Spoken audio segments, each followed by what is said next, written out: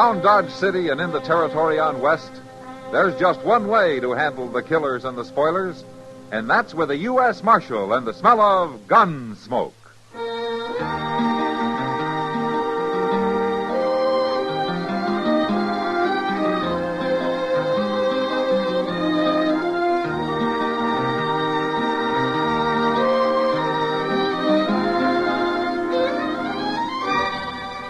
Gunsmoke, starring William Conrad. The transcribed story of the violence that moved west with young America. And the story of a man who moved with it. I'm that man. Matt Dillon, United States Marshal. The first man they look for and the last they want to meet. It's a chancy job, and it makes a man watchful. And a little lonely.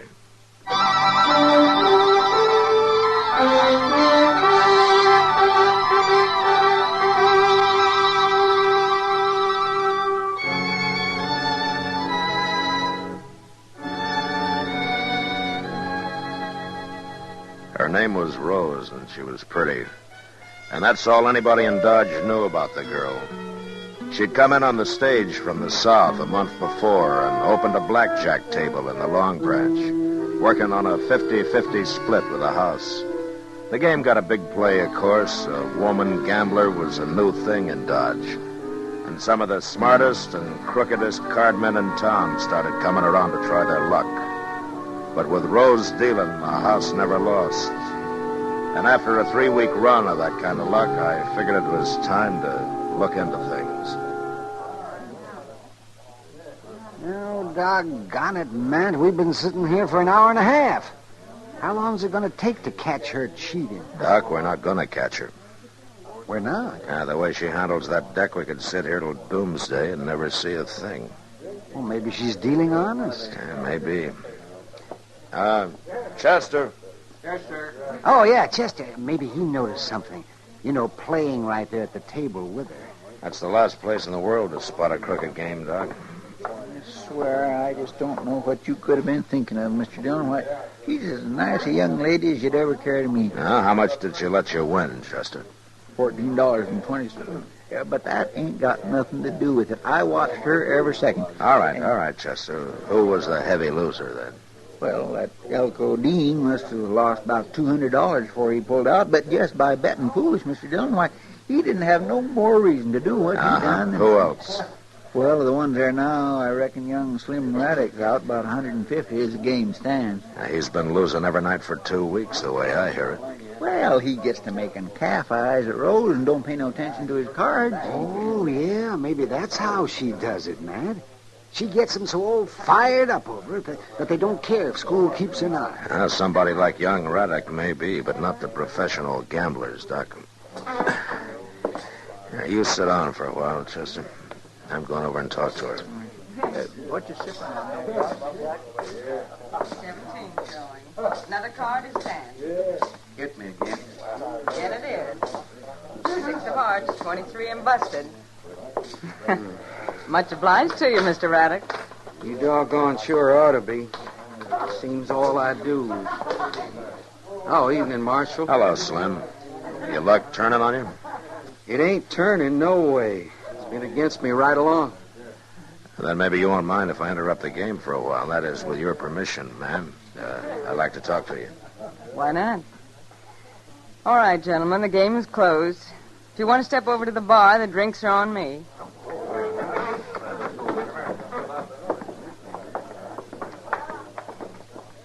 Well, how about it, Marshal? Do I get a clean bill of health? Along what lines, Rose? Running a square game. You've been watching me like a hawk for the last hour and a half. Every deal, every move I made. You see anything off color? Well, I saw Elko Dean slip a cold deck in on you. So did I. But I'll give you 10 to 1. You didn't see me slip it right back out. No, as a matter of fact, I didn't. Neither did Elko. And that mistake cost him $230. More eventually, because he'll be back here tomorrow night trying to get even. So the game is crooked, huh? Marshal, the man who taught me how to handle cards used to say, "You can't cheat an honest man, Rose, so don't bother to try." But a crook is fair game any day. Uh-huh. Tell me something, Rose. How does that fit young Raddick? Slim? Yeah. That's different. Different how? He's been losing steady here at your table. It can't all be bad luck. I've tried to keep him away.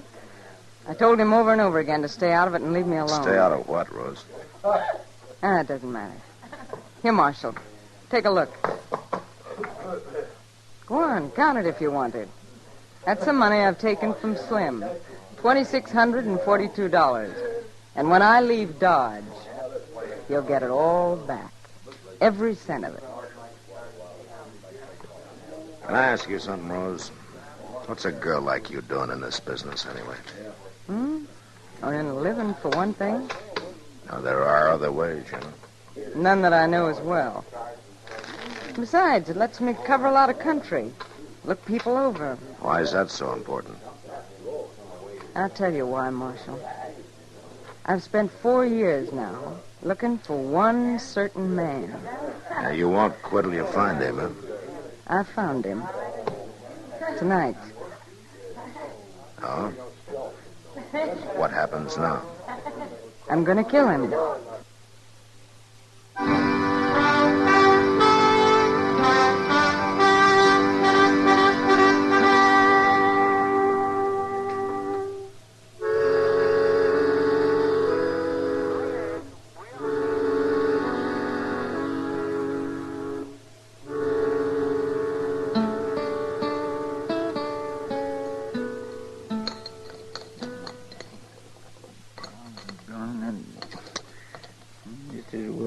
Jerky. You know something, Mr. Dillon?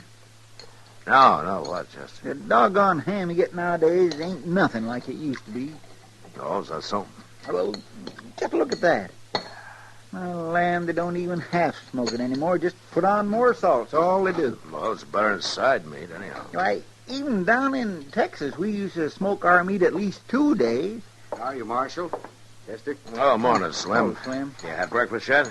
I'm aiming to right now. I'll pull up a chair and join us, huh? Thanks, Marshal. My, you must have made a night of it. Didn't even get back to the ranch, huh? Oh, ranch will keep. I have some eggs and ham, Jeff. Right away, Slim. Say, maybe if you ain't tried this ham before, you ought to think twice. I've tried it, Chester. Most every morning out at my place. Jeff here buys all his meat from me. Oh. Well, it sure is a whole lot better than side meat. How's the ranch coming along, Slim? Had a good year? Best one yet. Mm-hmm. First time the place has brung me any hard cash. Feels mighty good to hear a few eagles jingling in your pocket. You know, might jingle some louder if you stayed clear of that blackjack table. My luck's bound to change. Not with Rose dealing. She's warned you already, I understand. Told you to keep out of the game. I guess I'm a stubborn man, Marshal. Here's some coffee while you're waiting, Slim. Oh. Slim, what are you after? Well, it's like this. Been 5 years now since I took that leased land up there on Bitter Creek. I spent 5 winters out there all alone. That ain't good for a man. I need me a wife on the place. Huh? When'd you decide that? 3 weeks ago. First time I seen Rose. Oh. How'd she feel about it? Hard to say. She got something on her mind that won't let her think of nothing else. Yeah, I know, Slim. She told me that she aims to kill a man. That's so. You wouldn't know her last name, would you? I never asked her. You know where she comes from? Nope. Any idea who the man might be? Marshal, if I did, I reckon I'd up and kill him myself. Just to make Rose happy.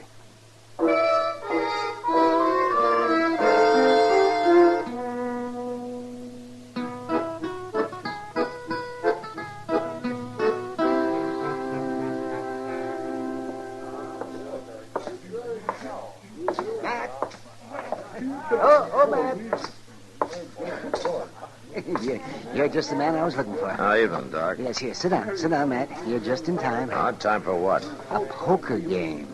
We got these 2 drummers here, fresh off the Santa Fe from St. Louis. Oh, Matt, they're as green as grass. So help me, Doc. If you'd sweat as hard over healing the sick as you do trying to clip some tenderfoot, well, we'd have This a lot... town's never been healthier, thanks to me. Matt, you got a minute? Yeah, sure, Kitty.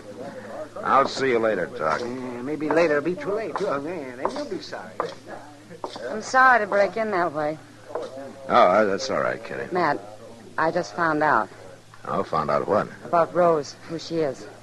Oh? Matt, she's Bill Prawley's daughter. Bill Prawley? That's right. The gambler who was killed in Liberal 4 or 5 years ago. Oh, yeah. Yeah, I remember. Rose Prawley, her name is. Bill Prawley's daughter, huh? Who told you, Kitty?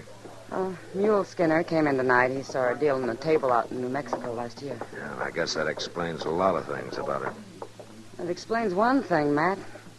I haven't told anybody, of course, but the word will get around. And once it does, she's through here. Nobody's going to buck a game run by Dirty Bill Prawley's kid. They'll know it's crooked. Maybe the word's already out. I noticed Slim Raddock's pulled out of the game. He's standing over there at the bar. And she threw him out, along with all the other players except Elko Dean. She said it was a private game. Guess Elko wants to get back the money he lost last night.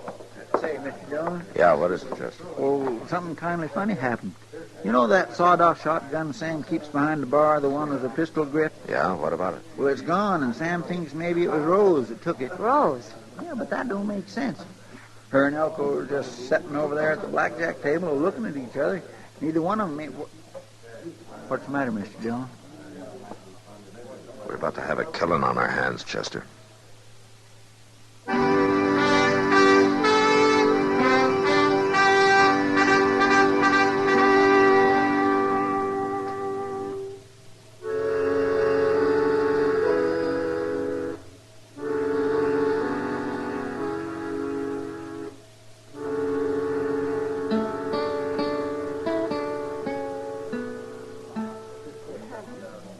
Matt, what are we going to do? I don't know, Kitty. What do you think she's planning? Well, I can guess. Chester, is Sam sure that Rose took that shotgun? He said she come back to the bar just before he missed it. Yeah. She could have hid it in the fold of her skirt. Elko's looking pretty white, Matt. Yeah, just look at them sitting over there facing each other. You know, 10-1, she's got that shotgun under the table pointed at him. Can't you slip up behind her, Matt? Grab her before she can use it? A shotgun's not like a pistol, Kitty. All you got to do is point in the general direction of your target. Yeah, but why she want to kill Elko? Revenge, I guess. Chester, did Slim Raddock hear about her having the gun? No, sir, nobody didn't. Sam called me to one side. Good. Word got around, somebody'd be sure to lose his head and touch the whole thing off. What's going to happen anyway, Matt? Elko's starting to get restless. He's sure going to make a move soon. Well, it'll be his last one if he does. Matt. Oh, Matt. These plums are just ripe for the picking. I can't hold up the game all night for you. I'm sorry, Doc. I'm busy. Oh, well, as long as you feel that way about Doc, you don't understand. Oh? Well, only one way to handle it, I guess. No, you stay there, Chester. Yes, sir. Be careful, Matt. Will somebody tell me what's going on here? Good evening, Rose. I'm sorry, Marshal. Table's closed. Oh? It, not closed to Elko, then. Marshal, she said it. Elko and me have a personal game going, Marshal. Yeah, I know. Better hand over the gun, Rose. Sit down. Sit down and put your hand flat on the table, Marshal. Same as Elko's got his. Good. Now keep him there. I guess you know this is a shotgun I'm covering you both with, underneath the table. Yeah, I know that. Well, why'd you come over here if you knew that? Keep your voice down, Elko. Why didn't you shoot her from where you was standing? She's aiming to kill me, Marshal. Yeah, I figured it was about the way things stood. I knew I'd find him someday if I just kept traveling and kept on dealing cards. And last night it happened. I recognized him the minute he sat down at my table. I knew he'd be back tonight, and I was ready for him when he come. Now you mean to kill him, huh? She's crazy, Marshal. She's out of her Keep head. your hands on that table. I mean to kill him. Why, Rose? If you knew me, If you knew who I am, you'd understand. I do know, Rose. You're Bill Prawley's daughter. That's right. Dirty Bill's daughter.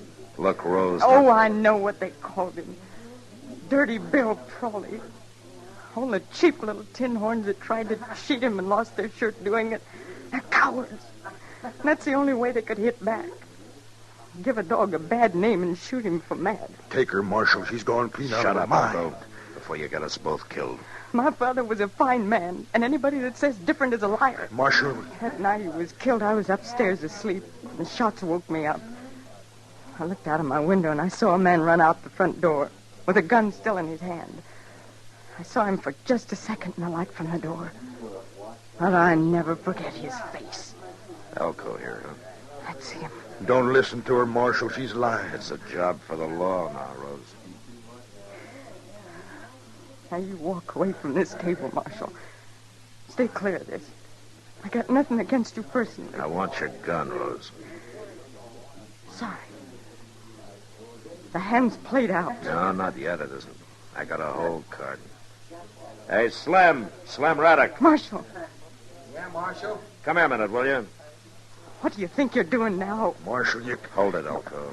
Keep your hands on the table. What's going on? Get away, Slim.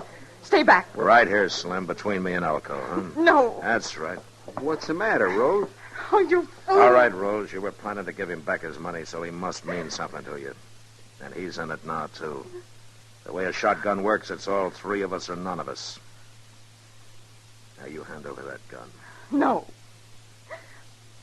Oh, Slim, why didn't you stay clear? Now, what's this all about? Rose, I want that gun, and I want it now.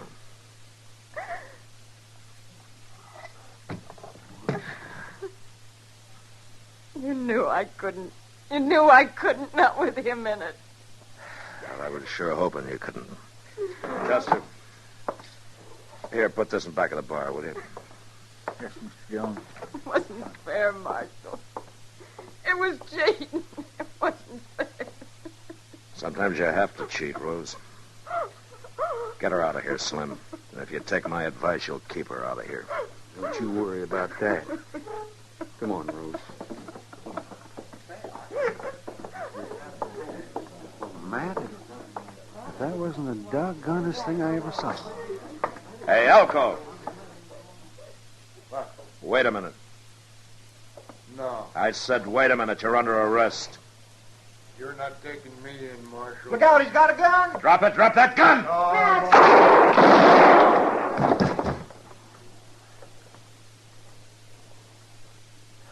Well, Matt, I guess a man's luck can't last forever. It sure didn't, did it?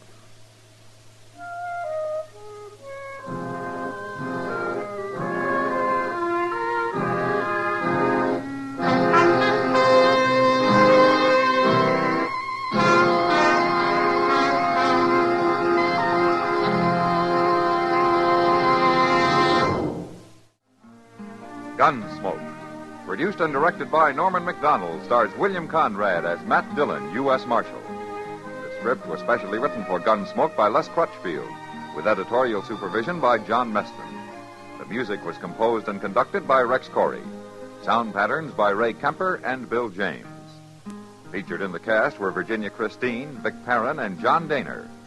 Harley Bear is Chester, Howard McNear is Doc, and Georgia Ellis is Kitty.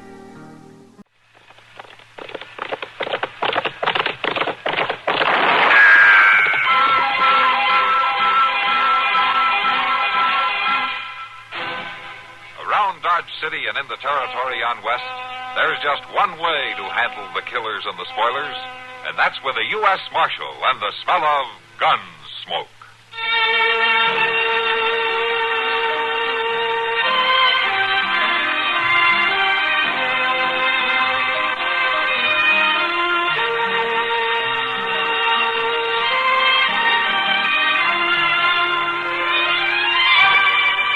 Gunsmoke, starring William Conrad, the story of the violence that moved west with young America, and the story of a man who moved with it.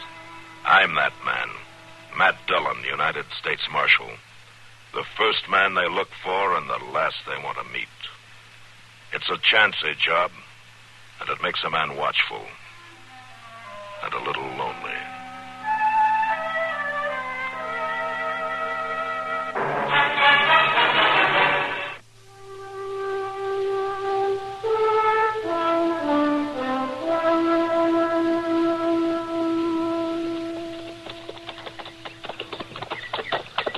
Mr. Dillon?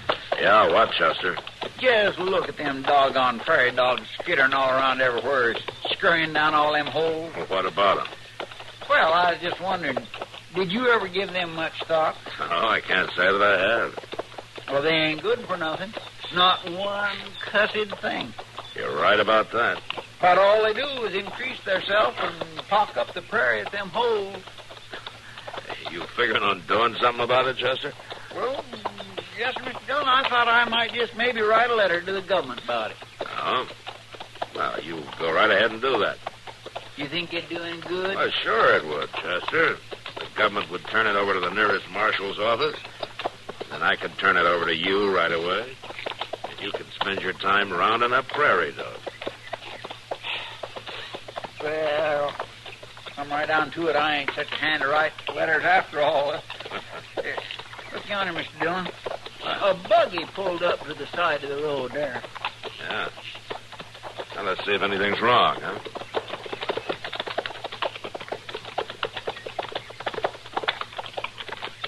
Well, what in the world would a lady be doing way out here all by herself? Now, let's see. You need any help, ma'am? It's that rear wheel. It just seemed to give way. We'll have a look. In Wichita, they said this was a down buggy. You come all the way from Wichita? Alone? Without no man? Well, I hope to meet him in Dodge City. Well, but it just ain't safe for a woman to go driving all over Kingdom Come without no man. Chester. Well, yeah, I know, but it's just plain foolish. Chester, let's have a look at the wheel, huh? Yes, sir. Yeah, let's see here. Yeah, look at there. The pin that holds the wheel on the axle's gone. Uh-huh. Wonder that wheel ain't rolling way across the prairie till yet. Yeah. No, there's not much we can do about it out here. No, sir. That needs some first-rate blacksmithing. Well, ma'am, looks like you're stuck here. Can you ride a horse? Well, I've ridden a horse, certainly, but never on a saddle like that. Well, don't worry about it. We'll lift you up and you can sit sideways. We'll walk the horse in. It's not too far to Dodge. I'm not sure. I'm not accustomed to traveling with gentlemen I don't know. Well, I'm the marshal out of Dodge City, ma'am. Marshal, I suppose it's all right then. My name is Sarah Howell. Oh, Mrs. Howell. Is Chester Proudfoot? I do, ma'am. It's Miss Howell, Marshal. I'm not married. Yet. As a matter of fact, you might be able to help me about that. Oh, how's that? I'm coming to Dodge City to find my fiancé, Marshal. And maybe you can help me find him. Maybe you even know him. Well, what's his name, Miss Howell? His name is Guy Porter. He's a tall man and very handsome. Do you know him, Marshal? No, ma'am, I'm afraid I don't. Are you sure he came this way? He told me he was heading west. I have reason to believe he may be in Dodge City. Oh, a lot of people come and go in Dodge, ma'am. You'll help me find him. I know you will. Well, a man can lose himself out here if he wants to, you know. Oh, Guy isn't trying to hide from me, Marshal. He said he was coming back, and I know he meant it. No, I'm afraid something's happened to him. I'm afraid there's trouble. Well, if there's trouble, ma'am, I'd stand a better chance of locating him for you. Yeah, come on. Let's get going.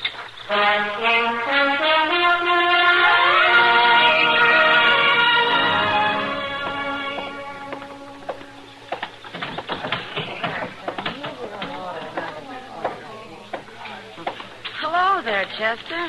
When did you get back? Just a little bit ago, Miss Kitty. And I don't mind telling you, if I don't never take that ride to Park City again, I won't do no belly aching about it. That is the one longest, driest, most no-count piece of country. Did Matt come back with you? Oh, yes, he did, Miss Kitty. He'll be in directly. He's seeing to a lady down to Moss Molly's. Oh? Where'd he find the lady? Park City? Well, no, that ain't exactly the way it was. It was more like that he found her along the way. curious thing. Oh, come on over to the bar, Chester. I'll buy you a beer to wash some of that dust down. Well, that is mighty friendly of you, Miss Kitty. This lady you brought in. Oh, do you want to hear about her? Chester will have a beer, Sam. Sure, Kitty. Sure do. Thank you, Miss Kitty. Go on about the lady, Chester. Here you are, Chester. Oh, thank you, Sam. Chester, the lady? Oh, yes. Well, she come from Wichita, Miss Kitty. And she wants Mr. Dillon to round up a man who's supposed to be out this way somewhere. Oh, does Matt know who he is? No, he don't, but he wouldn't have no trouble recognizing him if he seen him. Tall and tow-headed. Followed him all the way from Wichita, she did. I guess women folks can do that better than anybody. Do what, Chester? Recollect what a fellow looks like. Why, they can take just one look at a man's face, and they got it stored away in their minds forevermore. How his teeth was set, the way his hair growed out. Why, man don't hardly have a chance. Oh, I wouldn't worry about it. What do you mean? An awful lot of you get away. Oh, why, hey, there's a stage going down the street, ain't it? Oh, it sounded like it to me. Yeah, well, then I better get down for the mail. Thank you for the beer, Miss Kitty. All right, Chester. See you later. Yes, ma'am, I'll sure be back. Sam, I'll be upstairs for a while. All right, Kitty. Kitty. Huh? Can I see you a minute? Oh, sure, Rance. What's on your mind? Well, that woman Chester was talking about. Did he say what her name was? No, Rance, he didn't. Why? Well, I just thought I might know her. I got kinfolk in Wichita. They was talking about a cousin coming out here. Oh, well, I can tell you where she's staying. You could go down there and find out about it. That'd help, all right. Matt took her to Moss Smalley's, the boarding house in the south end of town. Thanks, Kitty. I'll go down there right off.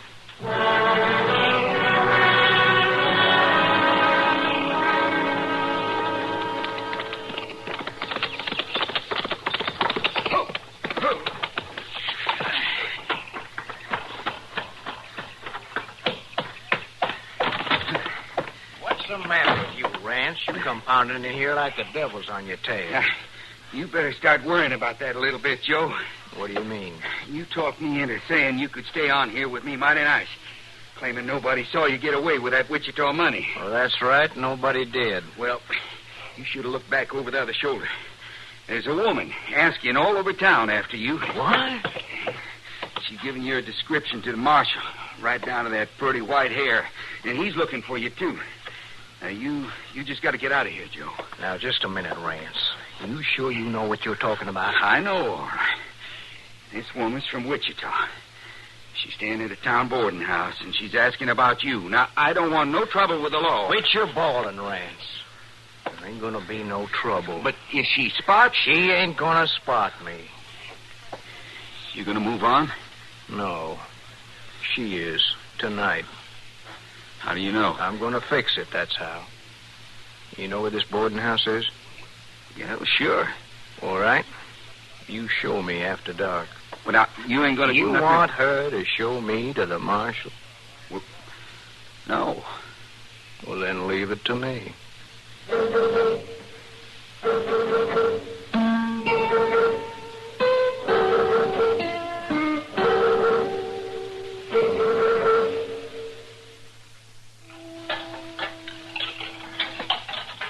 Oh, I tell you too, Miss Howell. Tain't often one of my lodgers takes it in mind to help out with the chores. No, I'd sooner not have idle hands, Mrs. Smalley. I am grateful to you. Would you care to come set a spell in the parlor when we finish up? Oh, that's kind of you, but I think I'll just take a little stroll. You're going out walking. Well, whatever for?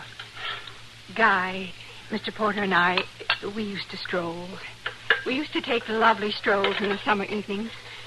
Perhaps I might even run into him. Stranger things have happened, haven't they, Mrs. Smalley? Well, it ain't likely. But there's always a chance in this life, Mrs. Smalley. Always a chance. Well, you watch that you're back before it's full dark. Dodge City ain't the safest place in the world for a lady after nightfall. Oh, I don't think you need to worry, Mrs. Smalley. I've never been troubled that way. I'm sure no one would bother me. Mr. Porter used to say a man can always tell a lady. I'm sure that's so, my dear, but in this town, they just ain't particular if you're a lady or if you're not.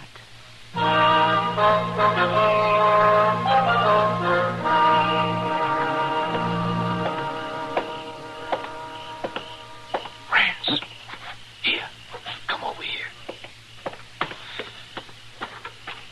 Did you find out who she is? You know where her room is? I know who she is, all right, Joe. Her name's Howell. Come on, then. Let's go. Now, wait a minute. She ain't there. Ain't there? You listen to me, Rance. It won't do you no good to try to trick me away from doing this. Now, that ain't it. I swear it ain't. She went out for a walk. That's what they told me. Out for a walk? Well, why would... Wait a minute. What's the matter? Quiet. It must be her walking alone. Now, don't you do nothing, Joe. Don't you... You be quiet.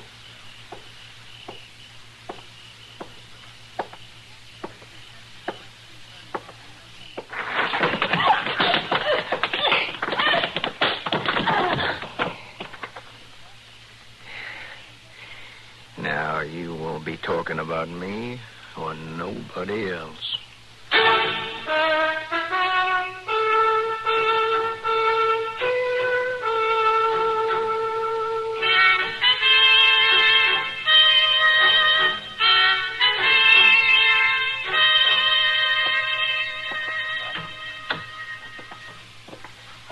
Hello, Matt. I was going to send somebody for you. Yeah, I just heard Doc. How is she? Well, man, I don't know. There must be something about this town. I'm continually being called in to take care of somebody who ought to be dead, but isn't. Not quite. Does she have a chance? Well, any doctor in his right mind would say no. She shouldn't be alive, but she is. I don't know. She just may stay that way. Any idea who did it to her? I didn't have time to ask. Could I see her? Oh, no, I wouldn't recommend it. Would it hurt her? Well, no, I guess it won't hurt her, but it won't do you any good. She's delirious, Matt. She just keeps moaning and calling for somebody named Guy. She's not able to tell you anything. Well, I guess that's the way they wanted it.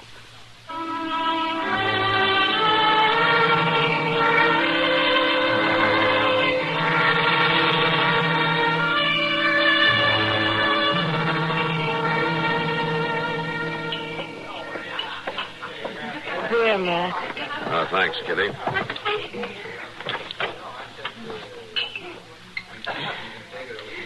Well, it's hard to figure why anybody would do such an awful thing. What could that poor woman have done to anybody? I don't know, Kitty. It's pretty bad, even for Dodge. She hasn't been able to tell you anything yet, huh? I don't suppose she will be able to, even if she gets well. It was dark, and whoever it was jumped her from behind. Dodge seems a strange place for a lone, middle-aged woman like her to come to, doesn't it, Matt? Especially when she said she came to find the man she was engaged to. Do you think he could have done it? I'm not even sure there is such a man, Kitty. Well, Rance Matson couldn't have been the one. He's much too young. Rance Matson? You know, that young farmer lives out of town away. Oh, yeah, I know who he is. Well, what's he got to do with this? Oh, maybe nothing, but he was in here earlier asking about the woman who came from Wichita. Thought she might be one of his kinfolk. Oh, what do you want to know? Her name, where she was staying. Matt, do you think... I don't know, Kitty, but I'm sure going to find out.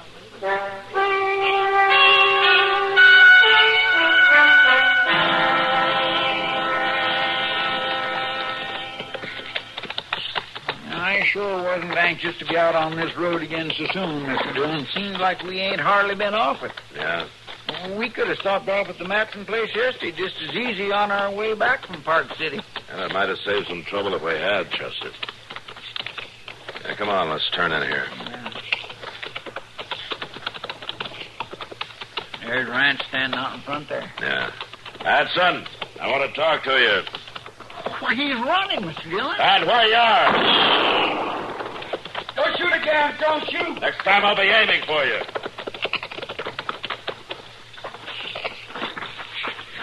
Get his gun, Chester. Yes, sir. Now, look, Marshal, I don't want no more trouble. Chester, keep an eye on him. I'm going up to the house. Yes, sir. There's nothing inside. All right, come on out of there. Come on. There are two of us here. Don't shoot anymore. I'm hit. Then come on out.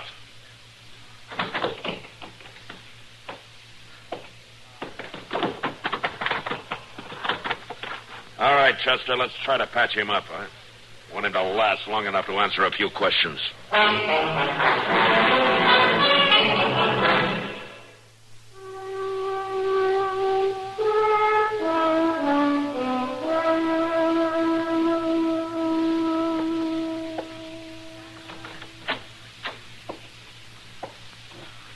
All right, Matt. Come in. Be as gentle about it as you can. She hardly has any strength left. Okay, Doc.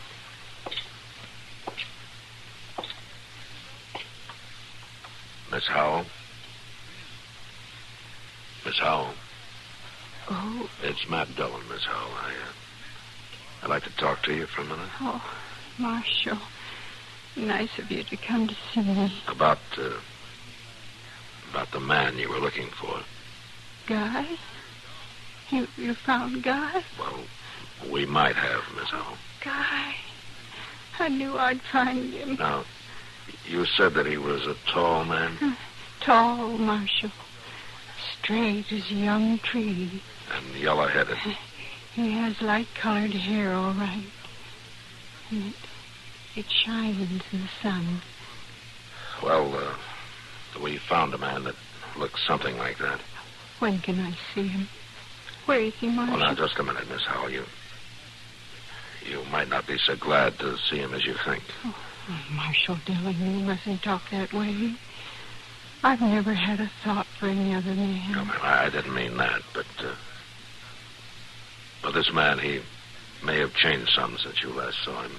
Oh, not Guy. He couldn't have. Besides, it was just a little while ago. I have to tell you, Miss Howell. This man is wanted for robbery in Wichita. And he may even be the man who beat you up. Oh, Marshal Dillon. I'm sorry, but that's the way it looks. What? Guy Porter never did a dishonest thing in his life. Where is he, Marshal? Let me see him. Well, I didn't know the way it turned out if you want to see him after all. Please, Marshal, bring him to me. All right, ma'am.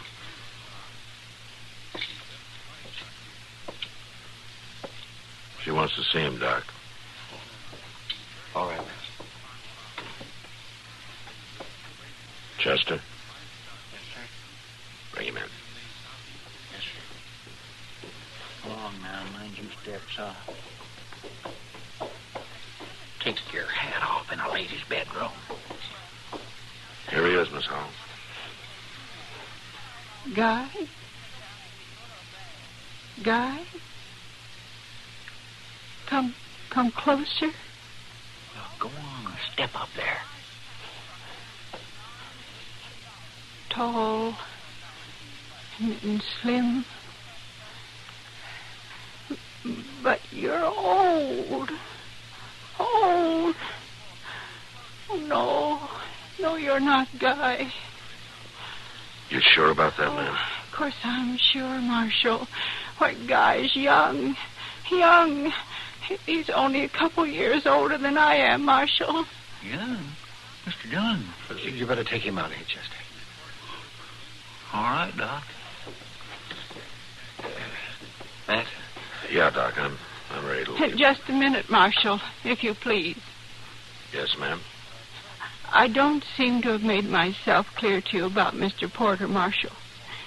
Perhaps in the interest of preventing another unfortunate error. You don't have to talk anymore. No. I prefer to get things straight, Doctor. Guy Porter is a young man, Marshal. We grew up together. That's all right, Miss Howell. No, it certainly is not all right. You clearly don't understand. Bringing in that middle-aged man in those rough clothes. White guy would never let his uniform look so tacky. His uniform? Of course, Marshal Dillon.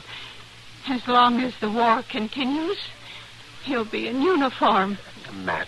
Even though his regiment was ordered into the western wilderness, he'd never let himself look like that. Well, you better leave, Matt. I'll give her something. Yeah, Doc, you do that. They ordered him west. And I waited and waited. And finally I came to find him. It was all right for me to come, wasn't it, Marshal? It was all right, ma'am. You won't make a mistake and bring me the wrong man again, will you, Marshal? Just Guy. No, ma'am. I won't bring you the wrong man again.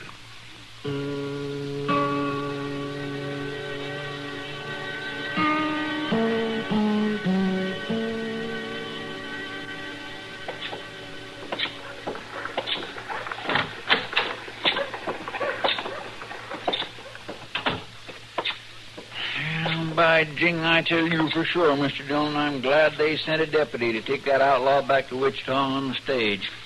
I sure wasn't hankering to ride that road again so soon. Yeah. He was an awful mean one, beating up a lady like that. Is Miss Howell going to be all right, Mr. Dillon? I guess she'll get over the beating, Chester. But Doc doesn't think her mind will ever be any better. How could she go on like that all these years, thinking that fellow was coming back to her? I don't know. Yeah, memory can do funny things. Yeah, but Doc says she was carrying around a telegraph the War Department sent her years ago, telling her this Guy Porter had been killed. Yeah, I know. But she didn't want to believe it. No, she didn't. And I guess she never will.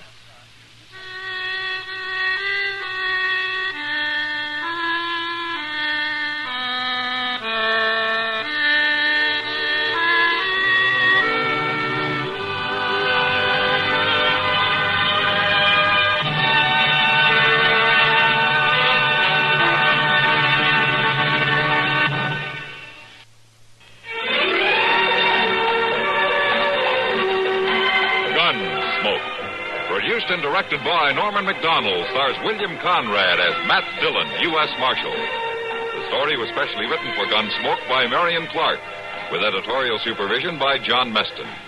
Featured in the cast were Vic Perrin, Clark Gordon, and Ann Morrison. Harley Bear is Chester, Howard McNear is Doc, and Georgia Ellis is Kitty.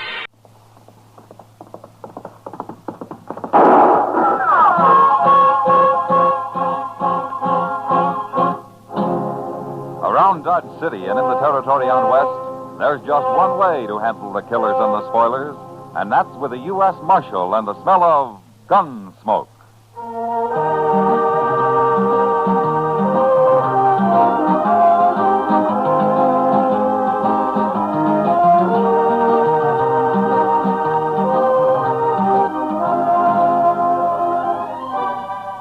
Gunsmoke, starring William Conrad. The transcribed story of the violence that moved west with young America. The story of a man who moved with it. Matt Dillon, United States Marshal.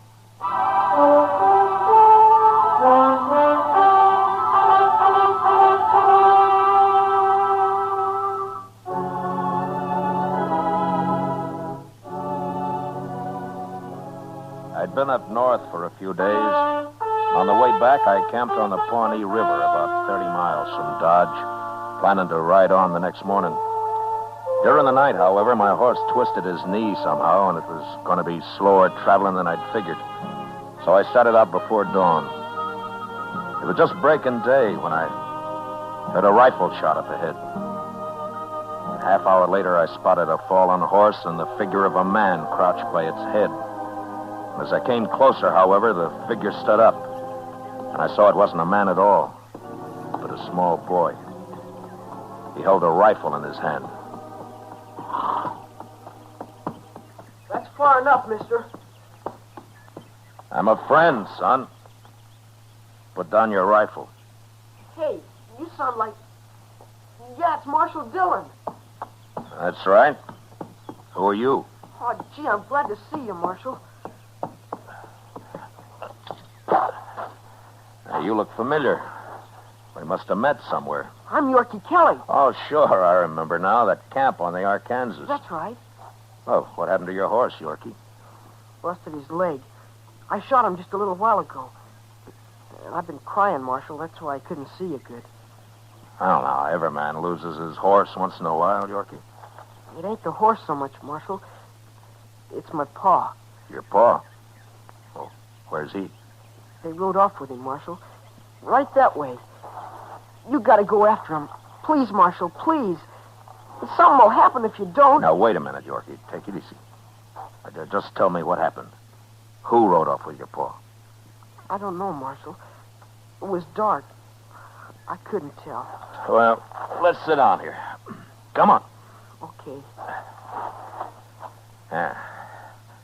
Now, take your time and tell me the whole story, huh? I was out hunting last night, Marshal. I sneaked off to shoot some coyotes. Yeah? And then I heard a lot of horses coming. So I hid and watched them. Those were our horses, Marshal. And 2 men were driving them. They stole them. I know they did. Well, what about your pa? He was with them. They stole him, too. Well, how do you know? It was dark, but I could tell.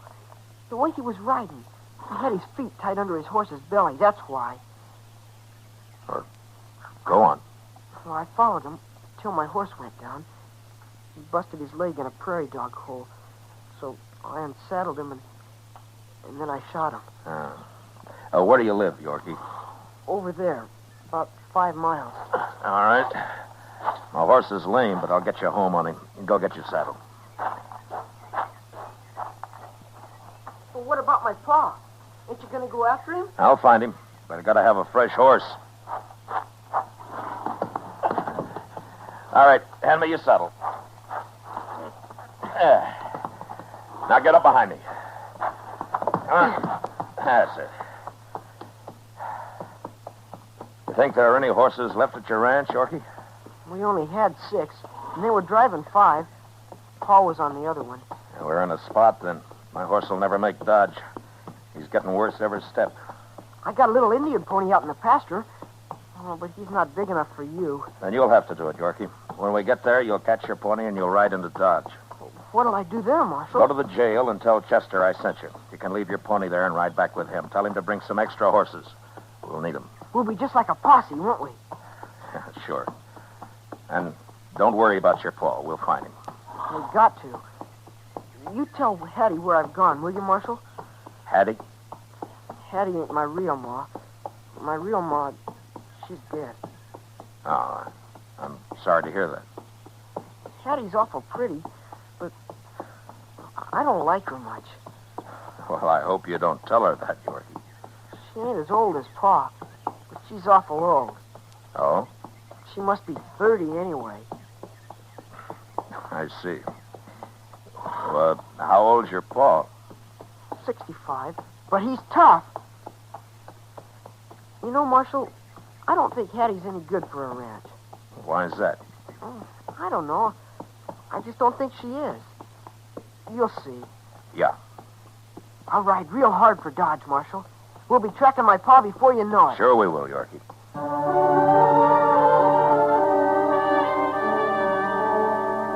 When we got to the pasture, I helped Yorkie catch his pony and got him started for Dodge. Then I rode on into the ranch, put my horse in the corral, and walked up to the house. Hattie came to the door. She was young, all right, and pretty. But she looked more like she belonged in a dance hall than on a ranch. What do you want? My name's Matt Dillon, ma'am. I'm from Dodge, U.S. Marshal. Marshal Dillon? I heard about Mr. Kelly from Yorkie. I ran into him out on the prairie.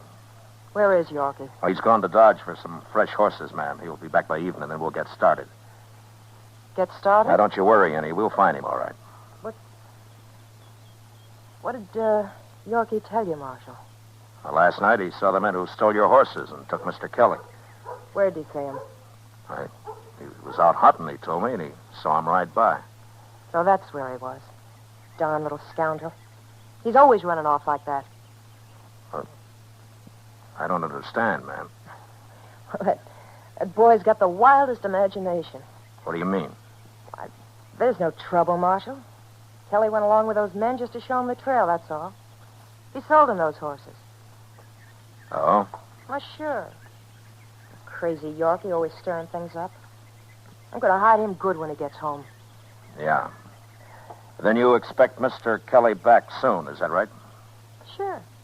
He'll be back. When, did he say? Today, I suppose. Who were the men he rode off with?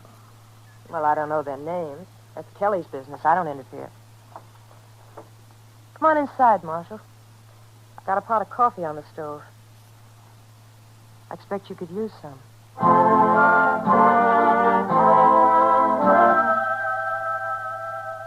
We had coffee, and she insisted that I call her Hattie, and we talked for quite a while.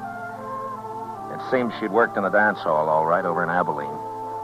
Then old Kelly came along a few months ago and offered her a home and respectability. She jumped at it. According to her, Yorkie was the biggest problem she had, aside from the fact that living on the prairie wasn't exactly her idea of a good time. Oh, I'm sick of it, Marshal. Nothing but work and wind and dust and that awful kid. Are you planning to stick it out? Oh, sure, I'll stick it out. Sure I will. You'll get used to it in time. Tell me, Marshal, how's Dodge these days? Pretty lively? It was when I left. You know, I was planning to move to Dodge once, before Kelly came along. I kind of wish I had. Oh. Now. One town's pretty much like another, Hattie. Yeah. But the men are different. Maybe. I'd have got along real fine in Dodge. Wouldn't I, Marshal? Sure. Why not? More coffee? No, thanks. It'll be night before anybody gets back here, Marshal. Yeah, I suppose it will. You sure you don't want any more coffee? No, thank you. I think I'll go see what I can do for my horse. He's pretty lame. I'll see you later. I'll be here, Marshal.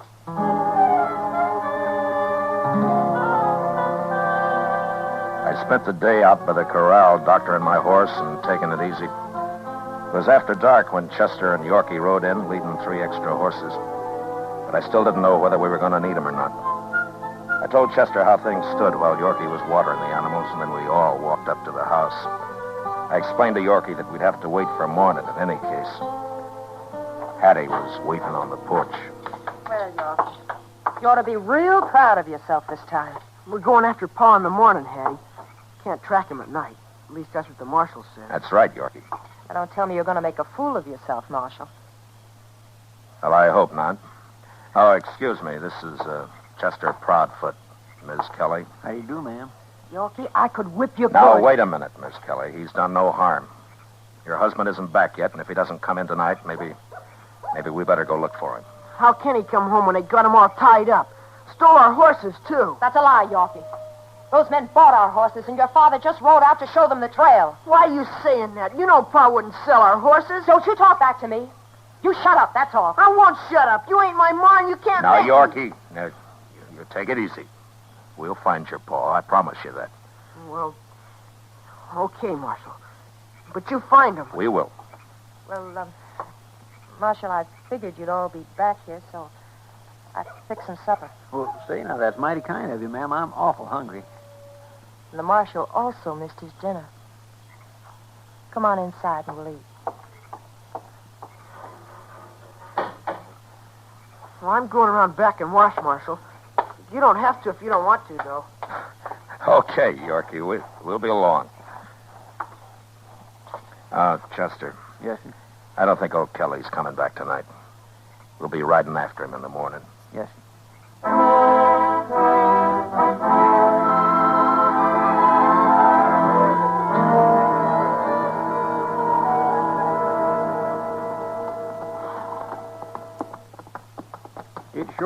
lot cooler now the sun's down.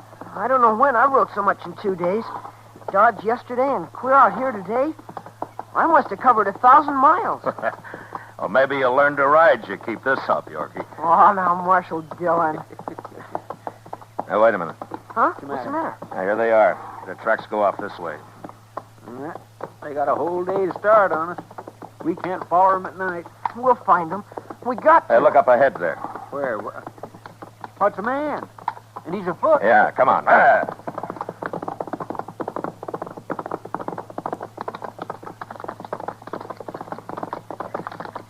It's Pa! It's Pa! Say, Pa!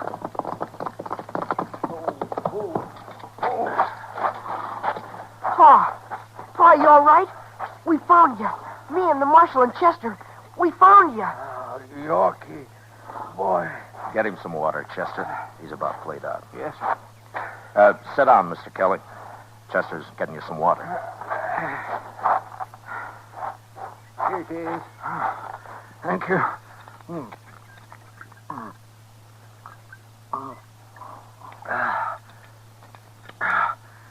I needed that. They didn't give me any water. Where are they, Mr. Kelly? They've gone. Camped near here all day. Then they left me. So as I'd die out here. Looked like I got lost and starved. They had it all planned. I knew it, Pa. I saw you with them and the horses. I knew it. Have you eaten anything? No, Marshal. They didn't feed me either. Wanted me weak so as I couldn't walk far when they left me. Chester, dig out the jerky. Yes. I'm old. Wouldn't have lasted very long. It was a good trick, blast 'em. You mean they were going to leave you out here to starve just so they could run off with your horses? No, it's more than that, Marshal. I'll have another drop of this water.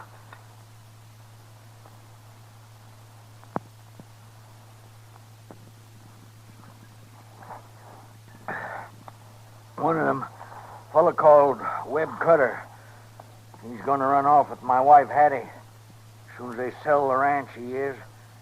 Hattie'd own the ranch with me dead. Oh. I never get like her nohow. Here, Mr. Kelly, chew on some of this. Oh. And I got some hard biscuits, too, if you want to soak them in the water. Thanks. I'll be all right once I get something in me. Pa's old, but he's awful tough. Ain't you, Pa? Yeah. And an awful fool, too, Yorkie. Oh, that's all right, Pa. We're better off alone, you and me, anyway. Who was the other man, Mr. Kelly? Rourke, he called himself. Friend of Cutter's. He's going to get his share of the money off the sale of the ranch. Did you know these men before? No. Hattie knew him back in Abilene. So they said. They had it all figured out before we got married. Oh, Marshal, there's nothing worse than an old fool. Well, you aren't the first man to be fooled by a pretty woman, Mr. Kelly. I was lonely, that's all. And I thought Yorkie ought to have a mother. Sure picked a good one. Just you and me, Pa. We don't need no woman around. Well, there ain't going to be one long, that's sure. Look, Mr. Kelly, what did they do with your horses? They going to drive them back to the ranch? That's what they said. Only thing that bothered him was Yorkie here. They weren't sure he was asleep. But Hattie said she'd take care of him. I sure fooled him. Didn't I, Marshal? Yeah, you sure did, Yorkie. But if they're headed back to the ranch, Hattie will tell them we're on their trail and they'll all run off. I got to stop them. They got a couple of hours start on us, Mr. Dillon. Yeah, I know, but those horses they're driving will slow them a little. Chester, you stay here. You can ride in tomorrow when Mr. Kelly gets his strength back. I'm going to take the horse Yorkie was riding on a fresh one. I'll go with you, Marshal. I'll fight him. No, Yorkie. You've done your part. You stay here with your paw. Yeah, I'm the one that ought to go, Marshal, but I just ain't up with that kind of ride. That's all right, Mr. Kelly. You take it easy and come on back when you can. I'll see you at the ranch. Mr. Dillon, you wouldn't have an extra horse, Chester, and you'd need it. Yes, sir, that's true. Well, good luck. Thanks.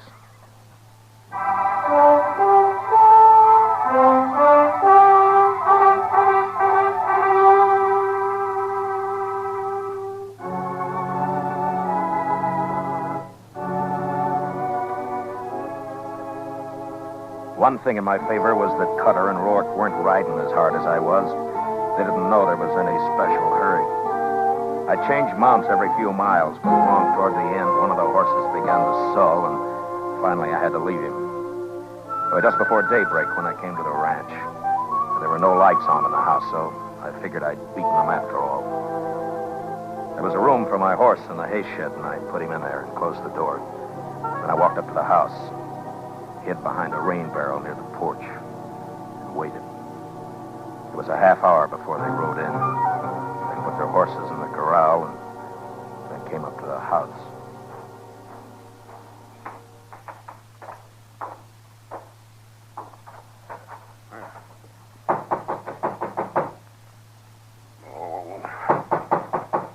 Take it easy, Cutter. She's awake. She's lighting a lamp back there. What's she need a lamp for? It'll be daylight in a minute.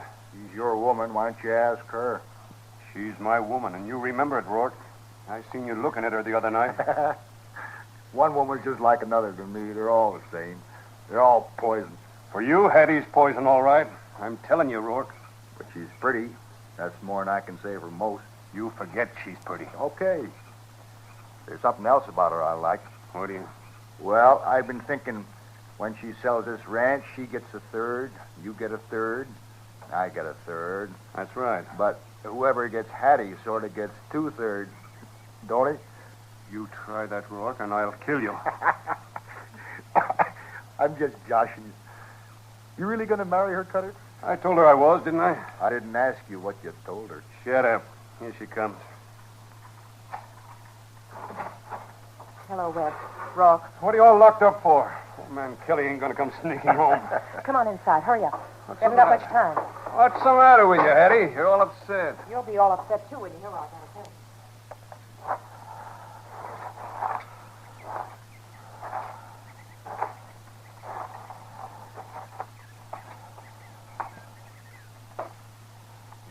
You mean that's Marshal Dillon from Dodge? It's just what I mean.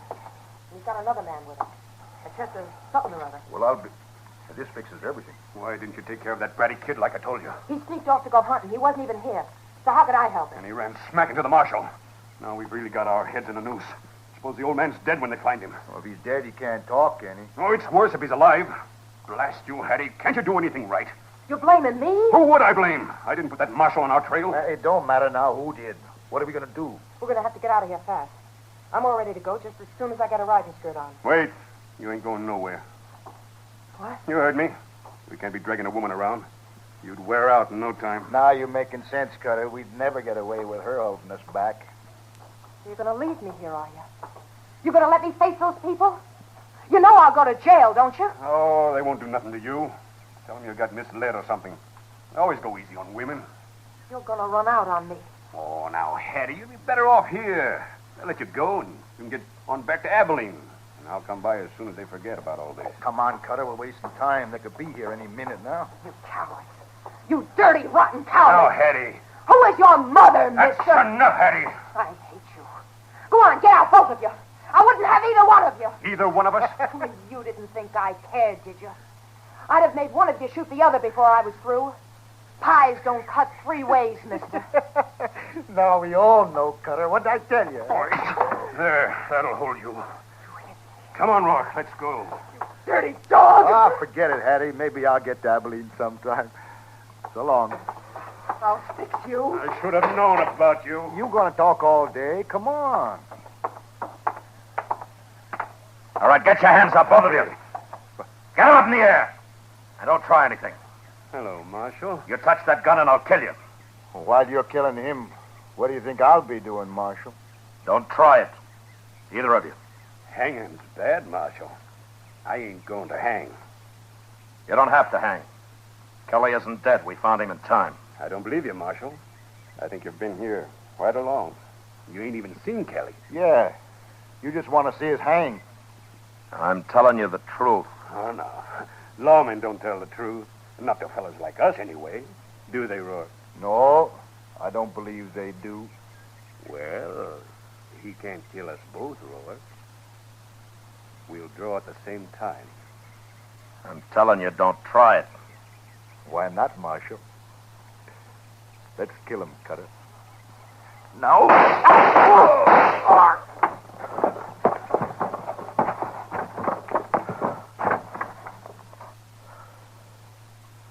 We killed him. We killed them both.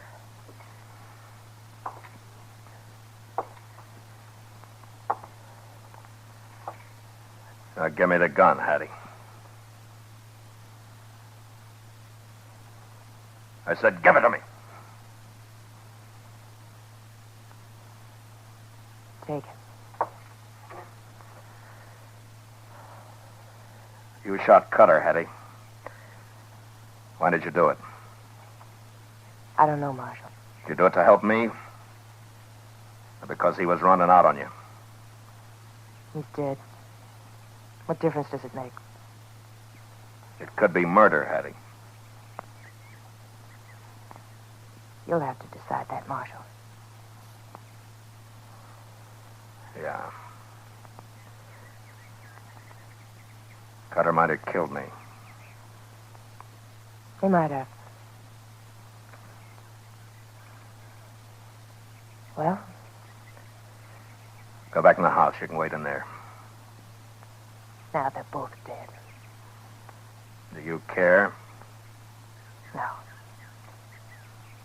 No, I don't care. What's going to happen to me, Marshal? I don't know. I think I'll let Mr. Kelly decide that. Where is he? He'll be here tonight, probably.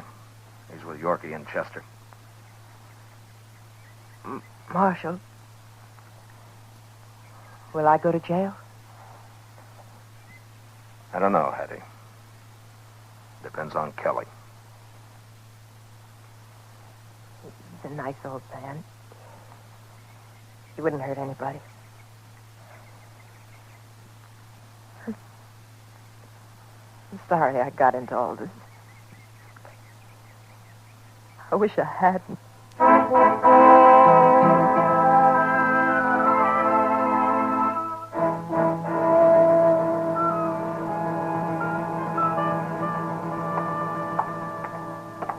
Marshal Dillon? Yeah? I just had a long talk with Hattie, Marshal. Well? She tried to kill me, you know. She had a hand in it. She'll go to jail for it if you prosecute her. I know. But, Marshal, I can't send anyone to jail. Not a woman. If she was a man, I'd shoot her, but... What do you want to do, Mr. Kelly? Yeah, I'll get her things and drive her to town, Marshal. I'll give her some money. And then Yorkie and I'll come back here. Yorkie will just have to grow up without a mother. And about me, it don't matter none. All right, Mr. Kelly. I guess I wouldn't want to see her in jail either. We need women out here, good or bad. We need them.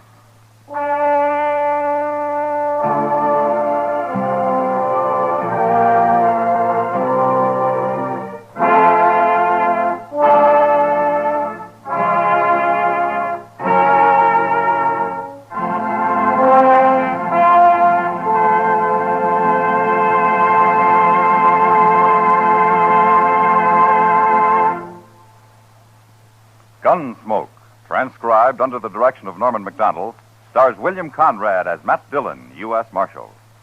Tonight's story was specially written for Gunsmoke by John Meston, with music composed and conducted by Rex Corey. Featured in the cast were Michael Ann Barrett, John McGovern, Joseph Kearns, John Daner, and Nestor Paiva. Parley Bear is Chester. Gunsmoke has been selected by the Armed Forces Radio Service to be heard by our troops overseas. Join us again next week as Matt Dillon, U.S. Marshal, fights to bring law and order out of the wild violence of the West in Gunsmoke.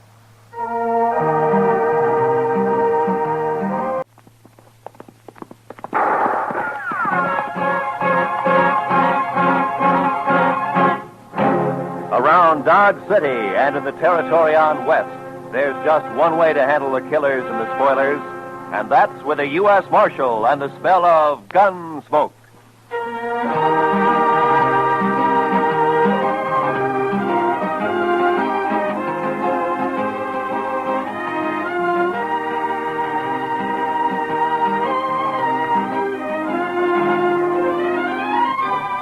Gunsmoke, starring William Conrad. The story of the violence that moved west with young America. The story of a man who moved with it. Matt Dillon, United States Marshal.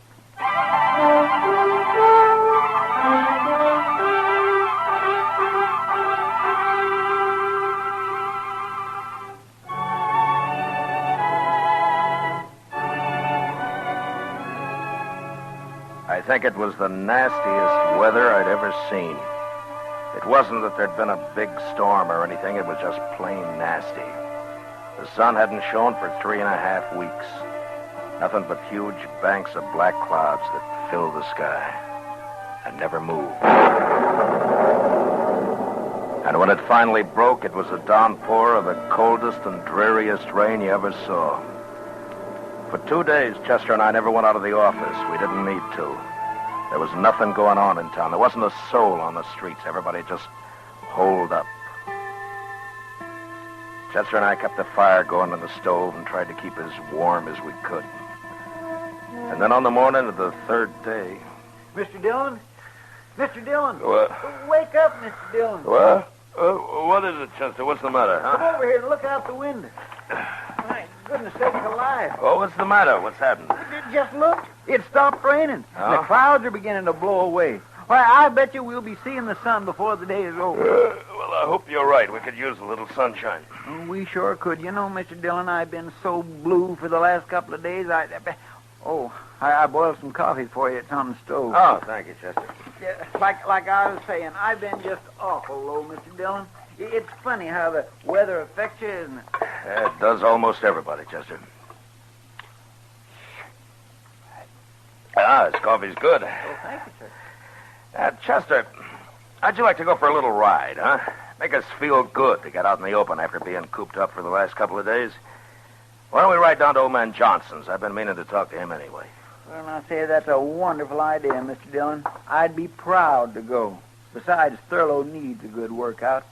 I don't know of anything that's worse for a horse than just standing around in a corral. All right, Chester. I'm going to take time to shave, and then we'll get some breakfast and ride out. Well, yes, sir, Mr. Dillon. Yes, sir.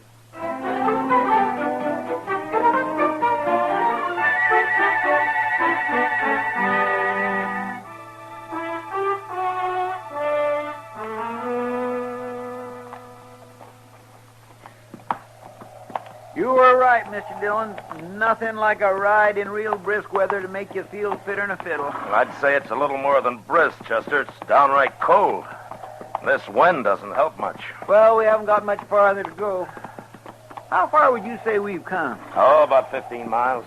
Well, then we should be there pretty soon. There. Look at there, Mr. Dillon. What to tell you? What? There's a patch of sunlight just come through. Over there to the right, see? My, isn't that pretty? Chester. There by that hackberry tree there in the sunlight. You see? What is that? Can you make it out? Where? Oh, yeah, I do see something, but I can't... Come on, let's ride over to it, huh?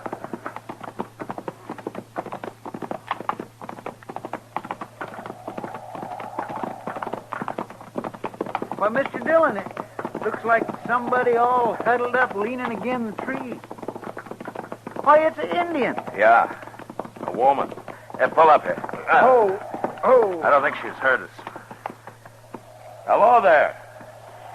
Well, she didn't even look up, Mr. Dillon. Hello. Is something wrong? Well, there sure must be. Let's walk up, Chester.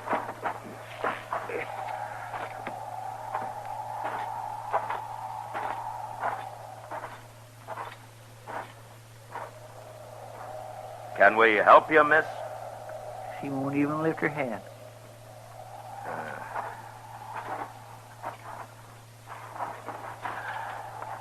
Miss, what's wrong? She looks sort of befogged, don't she? Yeah.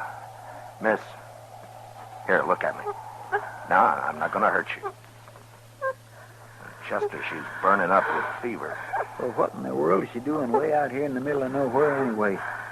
Being out here in all this weather, she's probably caught her death in the morning.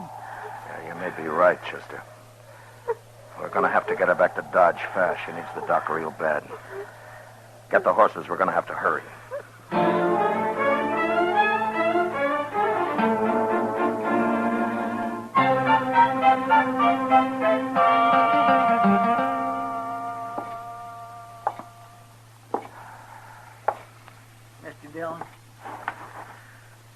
you notice what a pretty little girl she was? I declare I don't think I've ever seen a more beautiful woman. Yeah. And her hair. You know, I think Indian women have the prettiest hair in the whole world. Seems such a shame that such a pretty little thing should have to be all... Matt? Oh, hiya, Kitty. One of the boys at the Texas Trail told me he saw you and Chester riding up the street here to Doc's office, and that you were carrying an Indian girl in your arms. He said she looked like she was dead. What happened? Well, we found her out in the middle of the plains. That's right, Miss Kitty. She was just sitting under a big old hackberry tree. Well, what was wrong with her? I don't know. Exposure, I guess. Doc don't think there's much chance for her, Miss Kitty. Oh, that's too bad. Matt, you better come in. Yeah. Kitty. Doc? How is she, Doc? She just regained consciousness. I'm afraid I can't see how she's still alive. Well, you think I could talk to her? Well, you can try. Certainly won't hurt anything. But I'd like to find out who she is so that I can notify her people if... Well, you better hurry. Yeah.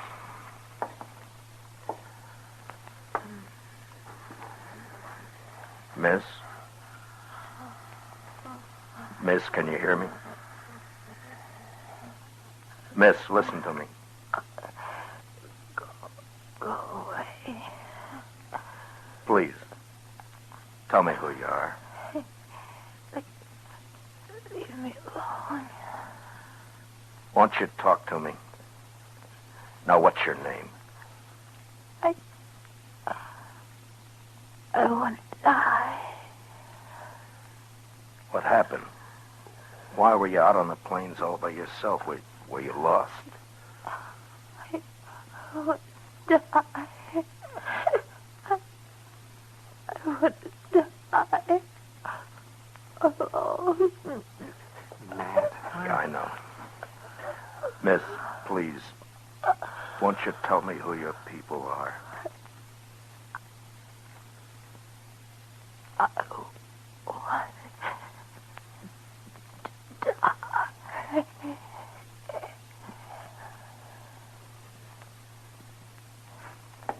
Well? Doc, I'll be outside with Chester and Kitty. All right. When you come out, would you bring me her ring and that necklace she's wearing? All right, Matt, if you want. But what... Just bring them to me, will you?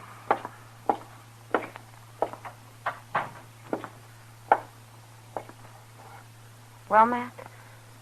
Yeah. Chester, we got a job on our hands. Yes, sir, Mr. Dillon? There's something wrong about this, and I'm going to find out what. What do you mean? She was wearing a gold wedding ring. Yes, but Mr. Dillon, Indians don't use wedding rings. I know. Then you mean you think she was married to a white man, Matt? Yeah. Here's the necklace, Matt. Thanks, Doc. Have any of you heard of anybody around town marrying an Indian girl in the last year or so? No, Matt. No? Well, there ain't but one squaw man in the whole town that I know of, Jack Benson. And he married his squaw some 8 or 10 years ago. Well, then we're going to have to start from the other end. We've got to identify her. We'll have to find out what tribe she's from. And she looks like an Arapaho, Matt, from her clothing. Well, I thought that too, Doc, but which camp? There are 3 Arapaho camps within 40 miles of here. Say, Mr. Dillon, maybe Great Eagle could help you. Yeah. He's camped down by Sandy Fork now, isn't he? He knows you. He's about the friendliest Indian around here these days. So, Matt, don't you think this might cause trouble if you let them know that a white man is mixed up in this? What? Wouldn't it be better to just bury her? Do you think that's the right thing, Doc? Oh, no, I guess not. But I was talking to Colonel Jackson out at the fort the other day, and he said he was expecting us to have some real Indian trouble any day now. And this might start something. I know there's that possibility, Doc, but I also know that there was something behind this girl's death, and I think it's my duty to find out what. I'm sure I can talk to Great Eagle and get what information I need without stirring up anything. I hope you're right, Matt. Yeah, I hope I am, too. Chester? Yes, sir, Mr. Dillon? Get our things ready. We'll start for Great Eagle's camp tonight.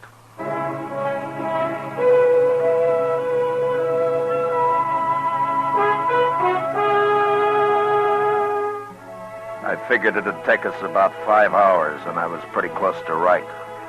The sun had been up maybe 30 or 40 minutes when we came to the crest of a range of hills. And there, spread out below us alongside the Sandy Fork, was Great Eagle's camp. We were spotted a good while before we got there, and when we pulled up, all the squaws had disappeared, and we were greeted by what looked like the entire male population. They just stood and watched us sullenly as we dismounted.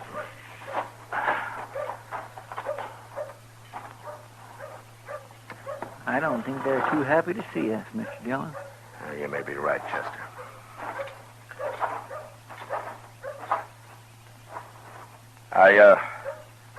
I've come to see your leader, Great Eagle. Tell him his friend Matt Dillon has ridden from Dodge City to see him. Maybe they don't understand. No, they understand, all right. Please tell Great Eagle it's of importance that I see him. You are not wanted here. Great Eagle will not see you. Why don't you let Great Eagle decide that? Now tell him I wish to see him.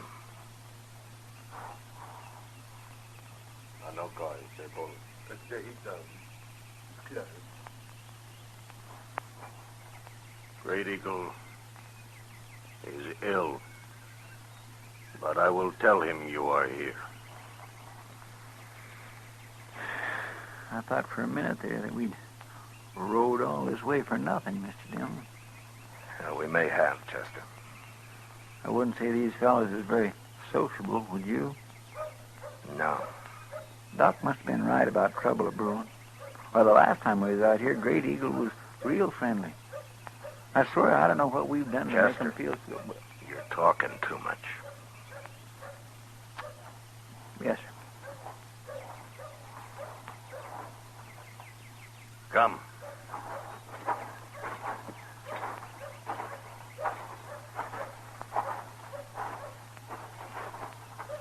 Here.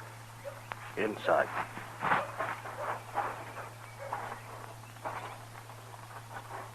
Matt Dillon, it is good to see you once more. And you, Great Eagle. You wish to talk with me? Yes, I do. I'm in need of your help. To be able to return your many kindnesses pleases me. I would first like to explain to you that I am aware of the unrest between your people and mine. And it's my desire that what I tell you be as a confidence between friends. If it were known, it might cause further trouble. It will be as a confidence. Thank you. Well, yesterday we found a young girl on the plains. She suffered from exposure. So we took her back to Dodge City for medical attention as fast as we could, but we were too late. She was of your people. Her clothing told me that, so I came to you to help me identify her. I can't tell you why, but I feel that there was evil behind the death of this girl, and I must find out about it. You see, she was wearing a gold wedding ring, the ring of a white man.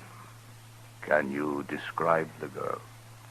Well, I can only tell you that she was a great beauty, and, well, here, she wore this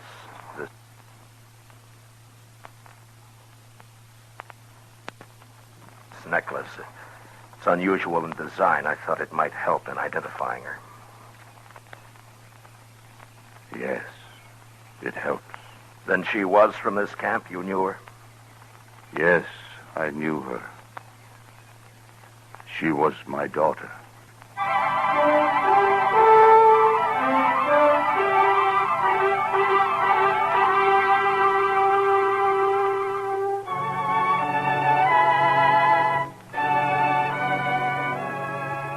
I looked at Great Eagle's face, and all of a sudden, Doc's warning came back to me. I saw Chester out of the corner of my eye. He looked exactly the way I felt, that hopeless feeling of not knowing what to do. I guess we must have stood for maybe a minute. Nothing was said. This man sitting before us, this man of great dignity, with his bronze face showing no emotion, just staring into nothing, holding the necklace in his huge hands. Great Eagle. We had no idea. Thank you. I understand. I'm sorry to have to ask this now, Great Eagle, but do you know what might have happened? I know nothing. Where is my daughter? She's at Dr. Adams' office in Dodge City. She will be buried here. I will come for her. You mean come into Dodge? I will be there before sundown of this day. Well, Great Eagle, with this unrest between our peoples, I don't think it would be but wise to come right into town. There are people there that might cause trouble. Before sundown, I will come for her. But isn't it running a chance unnecessarily? We could arrange to meet you on the other side of the river, or maybe... Before sundown of this day, with my braves, I will come into Dodge City for my daughter. But you can't bring your braves right into... All right, Great Eagle, I'll do what I can to see that there's no trouble. Before sundown, then.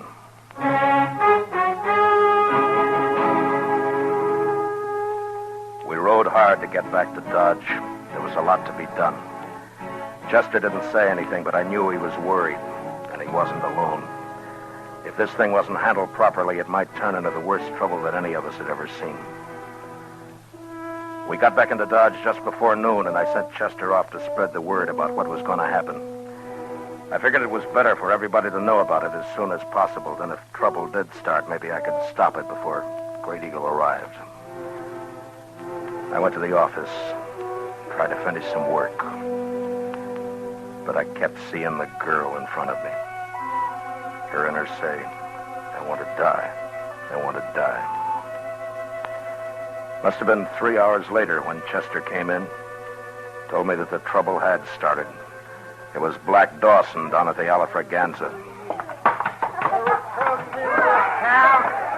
I'm going to... Wow! Wait a minute. If it isn't the big, brave U.S. Marshal himself. Look at him, boys. The man who's supposed to protect Dodge City. All right, Black. You've said enough. When did you start deciding how much people can say, huh, Marshal? Huh? I'm taking this from you, Black, because I got enough trouble right now, but don't say any more. Now come outside with me and simmer down. Come outside and simmer down. Why should I listen to an Indian lover? Yeah, a man who's going to let those dirty, stinking Indians come right into Dodge and take over. All right. All right, shut up. Now you listen to me. And this goes for all of you. I'll not tolerate any trouble. When Great Eagle gets here, I don't want one wrong move out of any of you. Anything that happens here today might start a whole uprising among the Indians, and if you're too stupid to see that, you're going to be awful sorry. Now, I'm telling you right now, while Great Eagle's here, I'll kill the first man that starts trouble. An hour before sundown, the crowd started gathering along Front Street.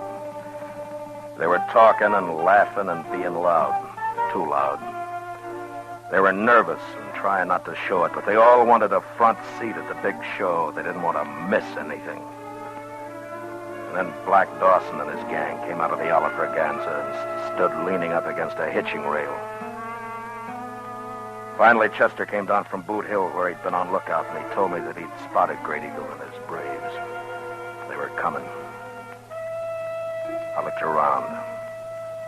Everybody started to turn quiet. They knew. I told Chester to keep an eye on Dawson, and I started down the street. I crossed the plaza and walked to the river. Before the Indians started to cross the bridge, I stopped them.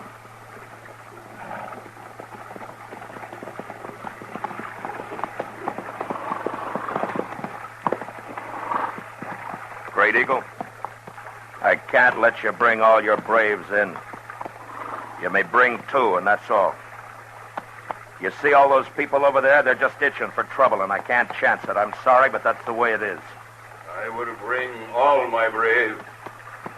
I'm sorry, Great Eagle, but don't try it.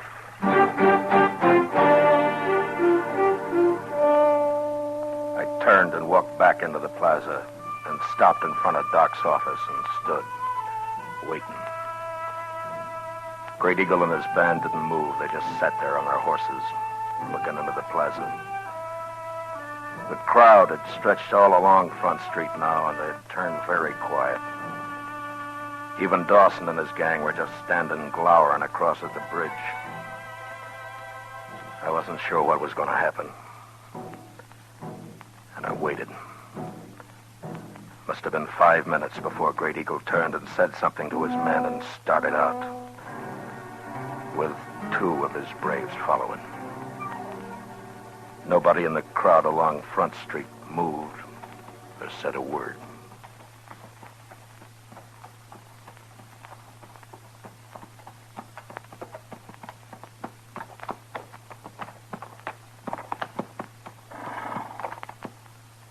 Where is she? In here.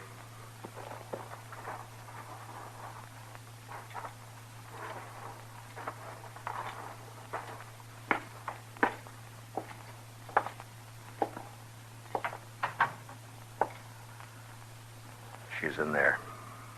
I want to talk. Come in with me. All right.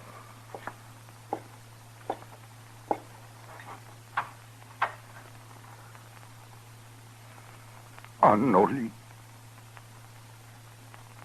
Her name means beautiful child. Is she not beautiful? Yes. She is, Great Eagle. Matt Dillon, I have done something today I have never before done. I have always thought myself a man of honor. But today I spoke a lie. To you. To me? Yes. I know of what happened to my daughter. I must tell you to regain at least part of my self-respect. All of it I can never regain. Many moons ago, my daughter disappeared. We searched for a long time, not knowing what had happened to her. 4 days ago, she came back. She told me of her marriage to a white man and how she was with child. Of how she had met this man on the prairie and had fallen in love with him. Of how they had gone to Hayes City. Of the great love they had for each other. And she told me of the slow change that came over him.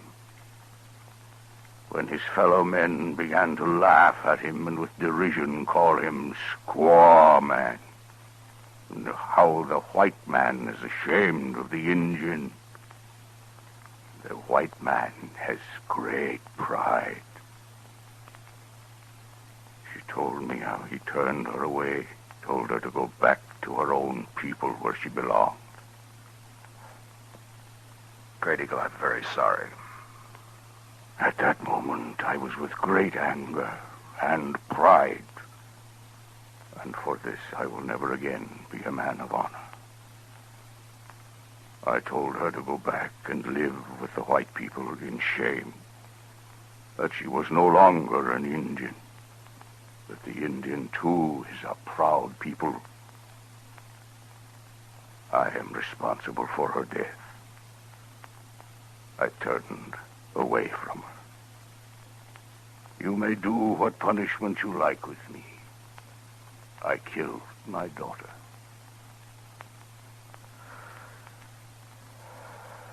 No, Great Eagle, you didn't kill your daughter. She died because of pride. Yours and the white man's. As to your punishment, I think you're getting it right now. Now take her and go.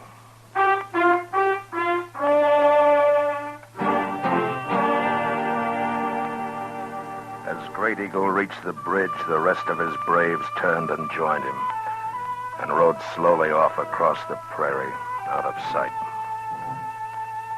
And along Front Street, the crowd started to break up and head for the bars to get drunk and laugh and brag about how brave they'd have been if anything had happened.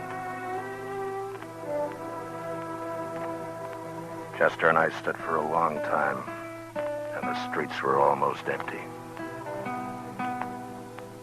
It was sundown. Mr. Dillon, I'd be right proud to buy you a drink. Chester, don't ever use the word proud in front of me again. Yes, sir. I'm sorry, Mr. Dillon. No, Chester, I'm sorry. Come on, I'll buy you a drink.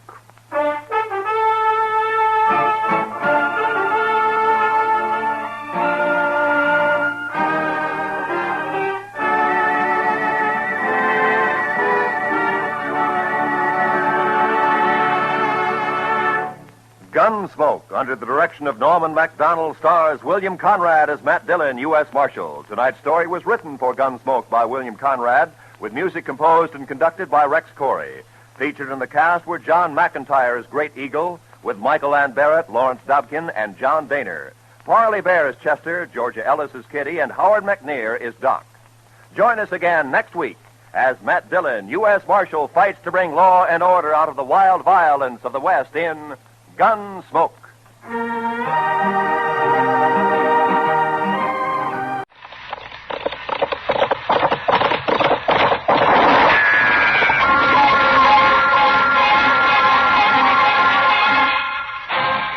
Around Dodge City and in the territory on West, there's just one way to handle the killers and the spoilers, and that's with a U.S. Marshal and the smell of Gunsmoke.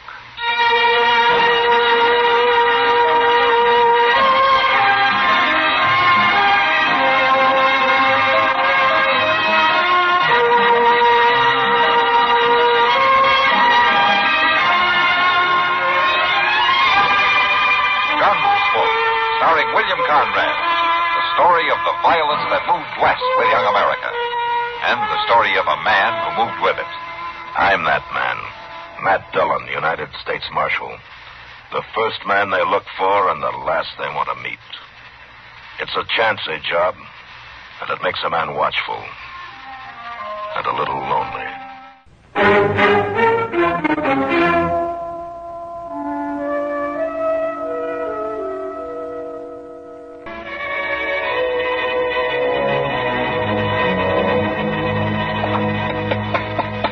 All right now, boy, you skedaddle out more shop. I'll have your supper on the table for you back. Tad, you hear me? In a minute, Mom. Ain't no minute about it. I gotta finish whittling this gun here, You Mom. finish it after supper. Get along now. I only got a little bit to go, and it'll be just like the one Pop. Tad Meadows. Yes, Mom. Mind you use the soap. Yes, Mom, I'm going. Mom, there's a man running toward the house. Get back inside. Close the door. What is it? I don't know. Just be quiet.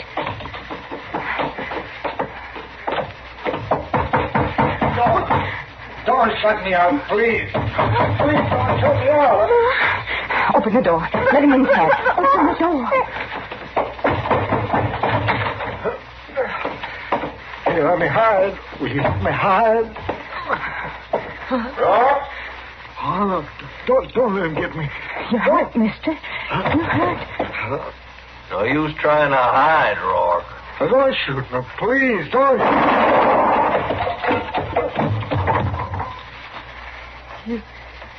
You shot a dying man. Yeah, he wasn't dying long.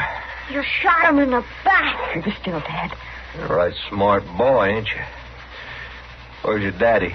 Tad. Let the boy talk. Where's your daddy, I said? He's dead. Hmm. You two living here all alone? We ain't scared. Of course you ain't. Yeah, too bad it had to happen right in your kitchen, ma'am. Rourke has had that coming a long time. What are you going to do, mister? Well, just nothing, man. Nothing at all, if you'll let me. What do you mean? You just remember this was my affair, mine and Rourke's. And now I'll walk right on out of here. Forget about it. As long as you two forget about it. Marshall's going to come after you, sure enough. Tabs. Yeah, like I said, he's a real smart boy, ain't he, ma'am? I guess you're right, though. I guess he does talk a mite too much. No, he don't talk. Don't. Well, I'm mighty glad to hear that. Because it'd be a shame for a bright boy like that to get his throat cut because he didn't know when to keep his mouth shut, now, wouldn't it? Wouldn't it? He won't talk. I promise. That's good. Real good. And both of you just stand quiet till I get away from here. Won't be no trouble. What about him? No, plumb forgot my manners. Well, I guess I better get him out of here.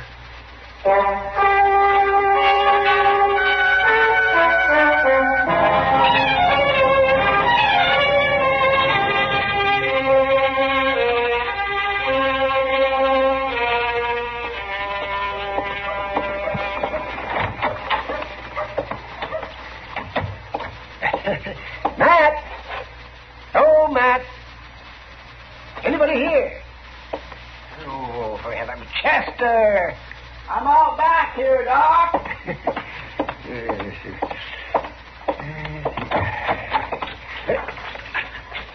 What in the world are you doing? Well, hold, Doc. Well, what are you digging there? A set of graves? Graves? My goodness, Doc, don't talk like that. This here's a garden. A what? A garden. Well, it looks more like a buffalo wallow. Does Matt know that you're doing this right outside of his back door? Well, no, we don't. I'm kindly surprising him. Besides, I ain't hurting nothing, Doc. Just spading up the dirt, son. Well, I can see that. Look, let me show you how my garden's going to be. Now, see, right here is where the beans is going. And here is the carrot. And yonder's the peas. I don't see anything. Well, they ain't planted yet, but I got everything ready. All I need now is the seed. Now, where did this garden idea come from? You. What do you... Me? Well, sure. Don't you remember that time you was talking to Mr. Dillon about how people eat out here on the frontier and how they might get scullery? Scullery? Yeah, from not eating enough greens and sour. Oh, yeah. Oh, that's scurvy, Chester, not scullery. No. Well, whatever it is, I got to thinking on it and decided to do something about it so I don't get that disease, Oh, that's fine, yes. But as I remember, that talk we had was months ago. That's right, it was. And I've been worrying about it ever since. Oh, you're a man of action. The trouble is, I'm broke. Plumb. I can't buy no seed. Well, see, let me...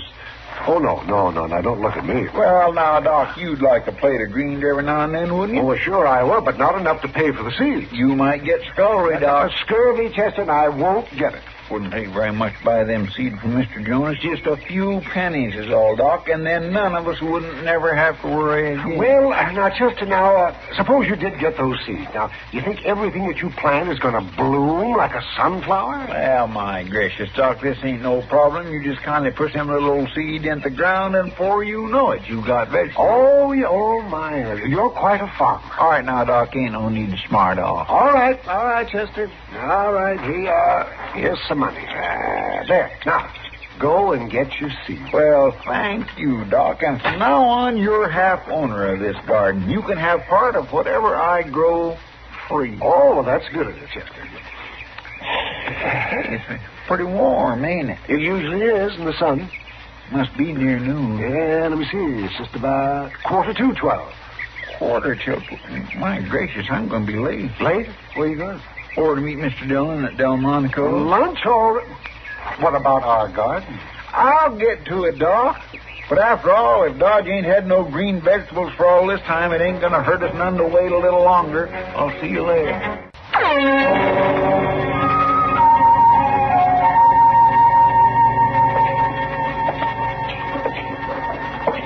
I I don't mind a man making money, Mr. Dillon, but by jing, I don't think he should be making it all off of me. Oh, what do you mean, Chester? Why, that Zach Holden charging 15 cents for a meal like that. I swear that steak still had a piece of the hide on it. Well, prices are going up, Chester. You just got to face it. But it's getting so the man don't hardly have nothing left after feeding himself a little, and that's a fact. Look yonder, Mr. Dillon. There's a lady going into the office. Reckon what she wants. And if she's like most women, we won't be long in finding out.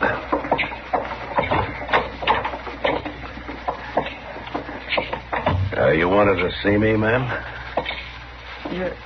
You're the marshal? Yes, and that's right, Matt Dillon. This is Chester Proudfoot. How you do, ma'am? How do you do? I'm Cora Meadows, Marshal. My boy and I live out west of town a piece. No? Well, won't you sit down, Miss Meadows? Thank you. Mr. Dillon? Yeah, what, Chester? As long as you and Miss Meadows is going to be talking for a spell, I believe I'll just go on back and see Zach Holden about charging that outlandish price for a meal. It's still sticking in my craw. All right, Chester, you do that. Excuse me, ma'am.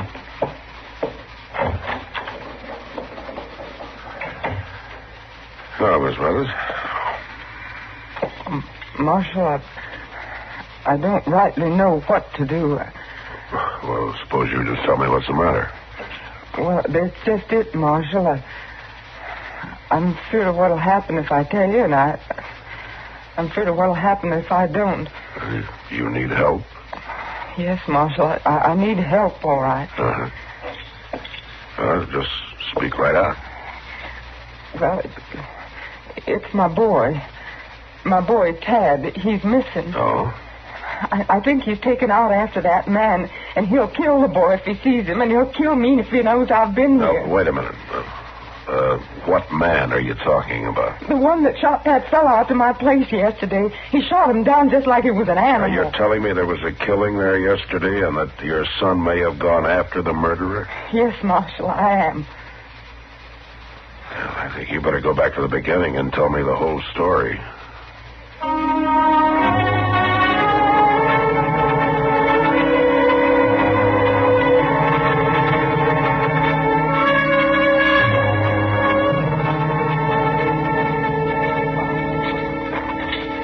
Tell you where the man was drugged from, Mr. Dillon? Yeah, out the kitchen door, Chester. The track should be along here somewhere. Yes, sir. Over here, Chester. See there? Looks like heel marks. Yeah. Leading over to them bushes. Yeah, they sure do. Come on.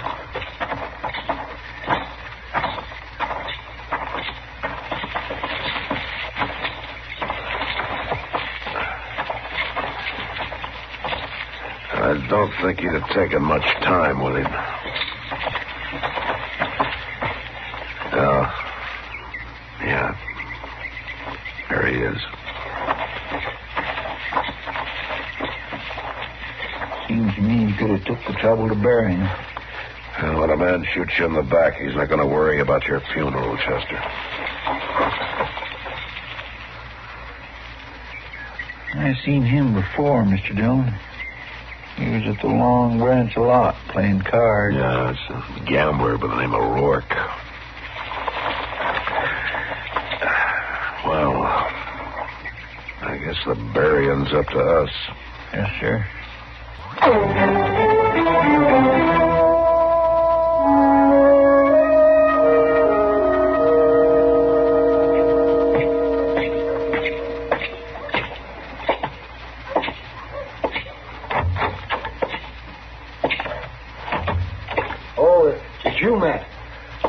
Glad you're here. Well, I came as soon as I got your message, Doc. Is there something wrong?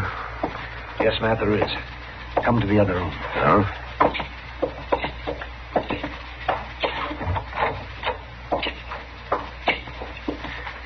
It's this youngster, Matt. I found him by the road. Oh, what's the matter with him? He's been beaten. Cruelly, brutally beaten. Look. Yeah. I didn't even know if I could bring him out of it for a while there. Did he say who he is? No, and that's a funny thing, Matt. He hasn't talked at all. He's been conscious most of the day, but he won't say a word. Yeah, I guess you can blame him. Whoever did this was trying to scare him to death, even if it didn't quite kill him. Is it okay if I try to talk to him? Oh, I guess it won't hurt him if he'll talk. Do you know who he is? Yeah, I think so.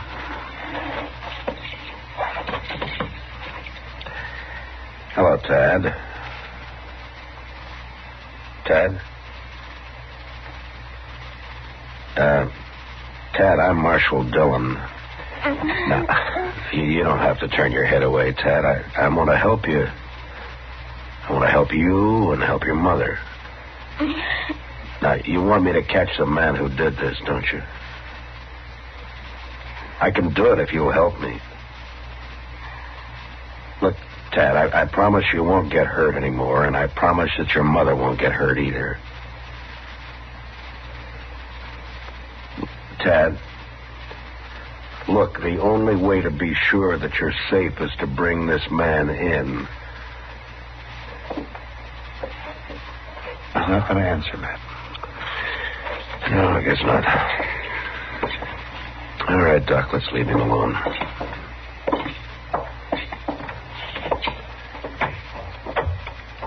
How long are you going to keep him here, Doc? Oh, I expect he'll be up by tomorrow if he's quiet. The boy recovers mighty fast. Mm-hmm. Would he be well enough to stay in town with Kitty for a few days? Oh, well, sure, Matt, I guess so. But if you know who he is, why don't you take him home? Well, I'll tell you later, Doc, but there are a couple of people I want to see first.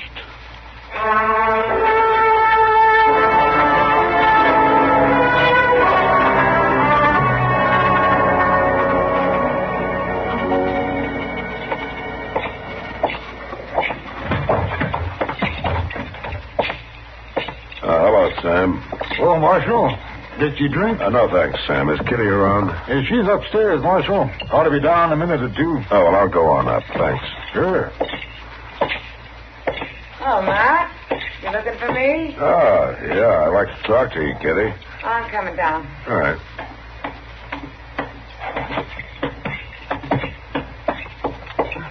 Come on over to a table. We can sit down. No, thanks, Kitty. I haven't got time. I want to ask you to do a favor for me. Well, sure, Matt. What is it? I want you to take care of a small boy for me for a couple of days. A boy? What is he, a runaway? No, not exactly, but I'd like to have you keep him around the Long Branch for a day or two and give him the run of the place. Doesn't sound exactly like the best surroundings for a young boy, Matt. Now, you're going to have to trust my judgment, Kitty. Will you do it for me? Well, sure. I guess so, if you want me to. I do want you to. I'll explain later. Yeah. Thanks, Kitty. Sure, Matt.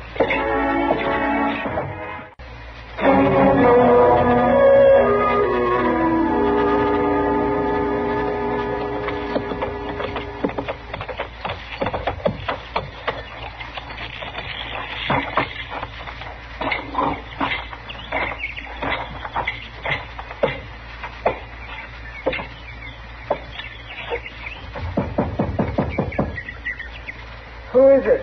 It's Matt Dillon. I'd like to talk to you, Miss Smithers.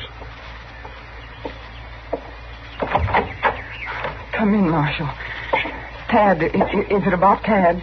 Yes, it is, ma'am. I'm pretty sure we found him. Well, where is he? Is he all right? He's at Doc Adams' office. Doc?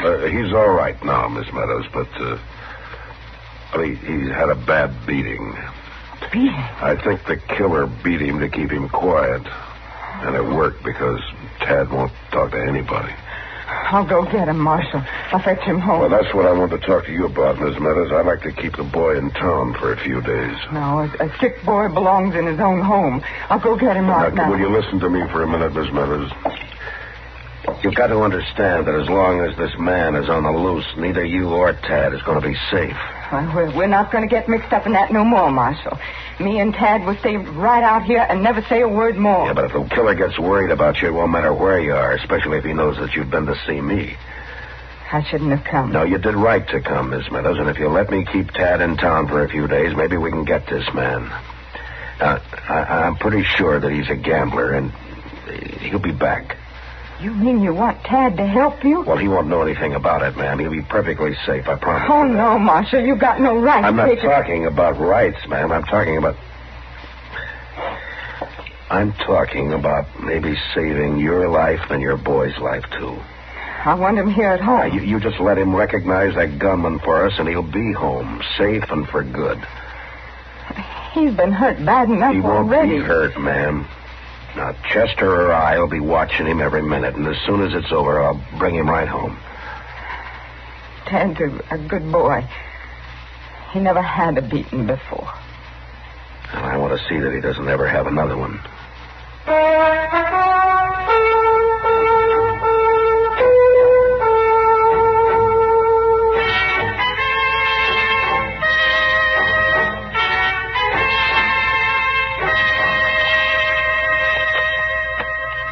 Now, Tad, there's one thing about playing poker that you might as well learn right off. It ain't so much what you've got in your hand as what folks thinks you've got. Now, you understand that? I think so, Mr. Proudfoot. Some folks just has a face for it, and that's a fact. Now, you know, lots of folks calls me Poker Face Proudfoot because nobody don't never know what I got in my hand. Give me one card, please. All right. Now, don't you let on what you've got. Yes, sir. Now, that's good. That is good. You ain't letting on one bit. Now, I'll take one myself. What's the matter? I was thinking like this wouldn't happen in 6 months of Sundays. But I thought you weren't supposed to let on. You ain't. But you take a hand like this, a 6 and a 7 and a 9 and a 10, and then you haul off and draw an 8, and mine are all blue. You getting hungry, Justin? Yeah, no, I can last it out on this kid till Mr. Dunn comes back. Oh, he ought to be here pretty soon. He went out to see your mother, Tad. He wanted her to know that you've been doing just fine these last few days. Oh, yes, I hope she's fine, too. I sure like to go home. Hello, Kitty. Hello, man. Hey, Mr. Dunn, you know what I just did? How's Ma? Oh, she's fine, Tad. She said to tell you not to worry about anything, and she sent you some clean clothes. Did she say when I could come home? That ought to be soon. Why don't you take those clothes on up to the room, honey? Yes, sir. And when you come down, we'll have Sam bring you some supper. Oh, thank you, Miss Kitty.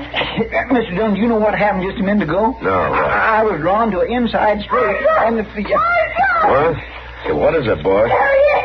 Don't hurt me, Michael. Don't hurt me. Kitty, that's our man. Take the boy upstairs. Sure, ma'am. Come on, honey. What's all the commotion, Marshal? Can men walk in here for a drink?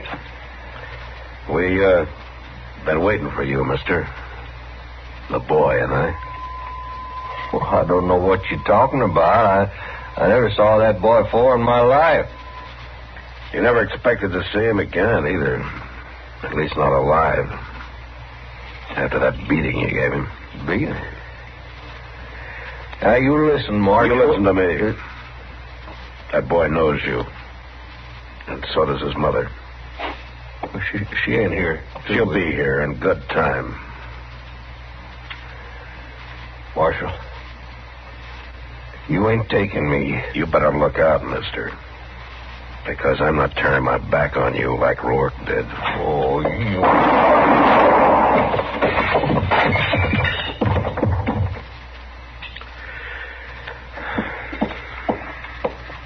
You got him, Mr. Dillon.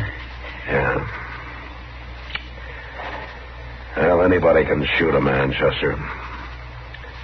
It's that boy's mother, what she did, that took real courage. Well, come on, let's take Tad home. I think his mother's waited long enough.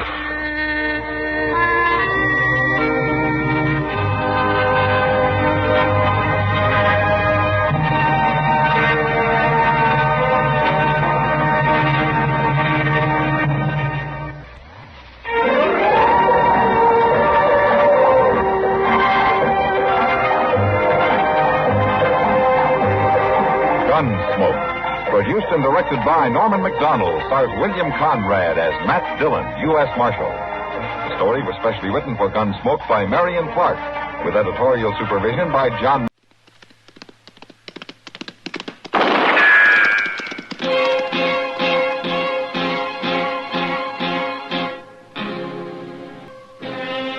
Dodge City and in the territory on West, there's just one way to handle the killers and the spoilers, and that's with a U.S. Marshal and the smell of Gunsmoke.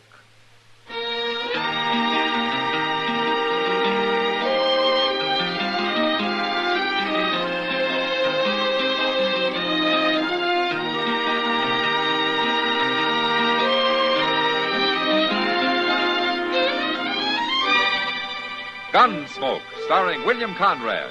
The transcribed story of the violence that moved west with young America. And the story of a man who moved with it. I'm that man. Matt Dillon, United States Marshal. The first man they look for and the last they want to meet.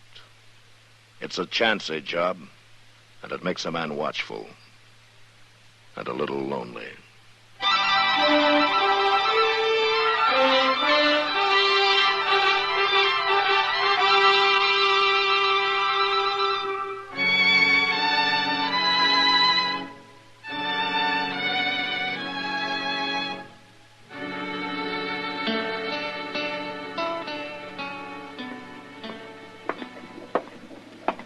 Miss Bell? Yes? I'm Jim Buck. I'm driving the stage from here on into Dodge. Oh.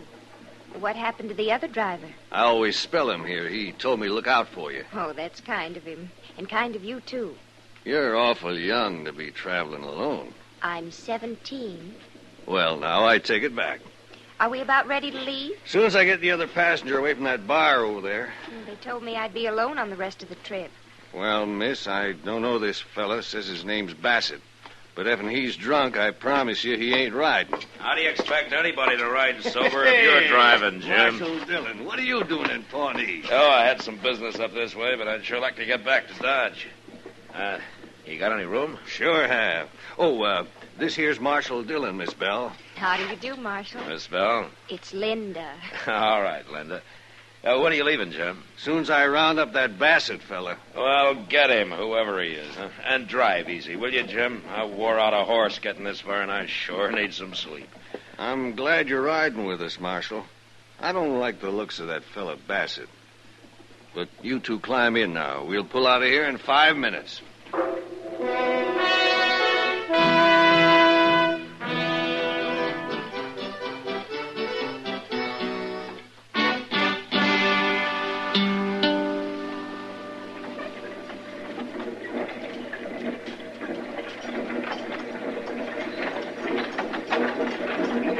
Nice day. The lawman's asleep. It's you I'm talking to, Missy. It's a nice day, ain't it? Yes. That's better. As long as we're riding the Dodge together, we better get acquainted. My name's Joe Bassett. How do you do? Well, there's no cause to be bashful, Missy. I ain't gonna hurt you. You staying in Dodge? Yes. Well, now, that's just fine. Please, I'm rather tired. Oh, you are. You have, dancing girl or something? Ah, you're too young for that, ain't you? Ain't you? Please. Hey, I know. I got a bottle here. Here, have a drink. No, Say, mister. What do you want? You're making it awful hard for me to sleep. Oh, I am, huh? And I'm pretty tired. Well, that's too bad. Now, it's going to be a long ride, so why don't you just sit there and look out the window, huh? Because I'd rather look at this pretty little girl here. Now, come on, honey, have a drink. No, I... Hey, Jim! Jim, pull up, will you? What for? You heard me. Pull up. Okay, Marshal. What do you think you're doing? What's your trouble, Marshal? There's no trouble. Your friend Bassett here wants to ride up on the box with you. What? He wants somebody to talk to, Jim. Are you crazy? He's waiting for you, Bassett. I'm staying where I am. You're holding us up. Now you get moving. All right. will. You like you broke my arm. You should have left your gun where it was. All right, now get outside. Hurry it up. I'm going. But you're gonna wish you'd never seen me. I'm wishing that already. Give me a hand, driver. All right. My arm's all numb where to kick. I'm sorry for the delay, Linda. Marshal.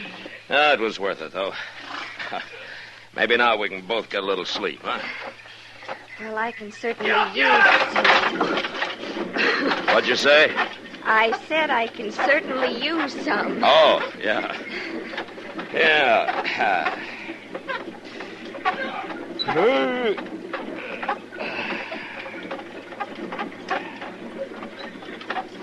You know, I feel as though I hadn't slept since I left St. Louis. Oh? You've come a long way, huh? Oh, it'll be worth it once I reach Dodge. How's that so? I'm meeting my fiancé there, Marshal. Oh, well, maybe I know him. Oh, he hasn't been there long. His name's Lou Paxson. Lou Paxson, huh? Yeah, well, what does he do? Well, I don't really know. I met him in St. Louis. It was only for a few days. Uh-huh. I see.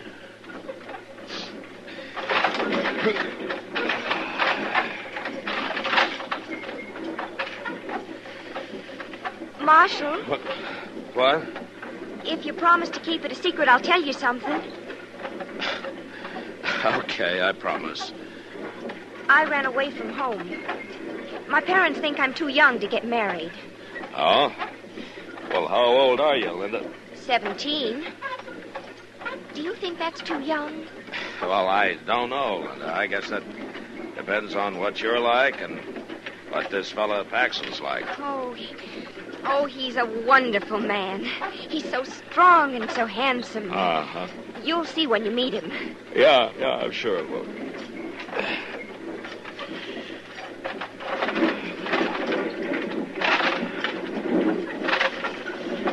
Marshal?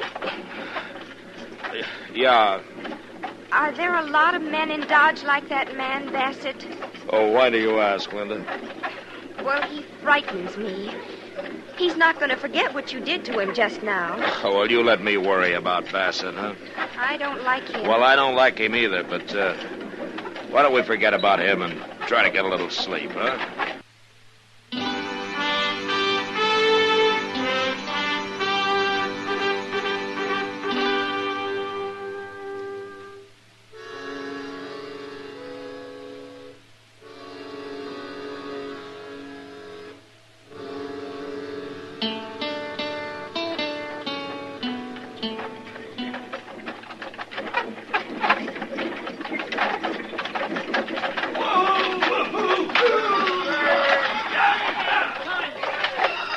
Well, here we are, Linda. I don't see Lou. Oh, we'll find him, all right. You want me to give you a hand? Yes, thank you. Okay. There we go. Welcome home, Mr. Dillon. Oh, hello, Chester. Oh, Linda, this is Chester Proudfoot. How do you do, Chester? Well, how do you do, Miss? It's Linda Bell, Chester, but she likes it simple. Oh, you look good. There he is, Marshal. There he is. Huh? Lou? Lou! Linda! Hey, how come she knows him? Why do you?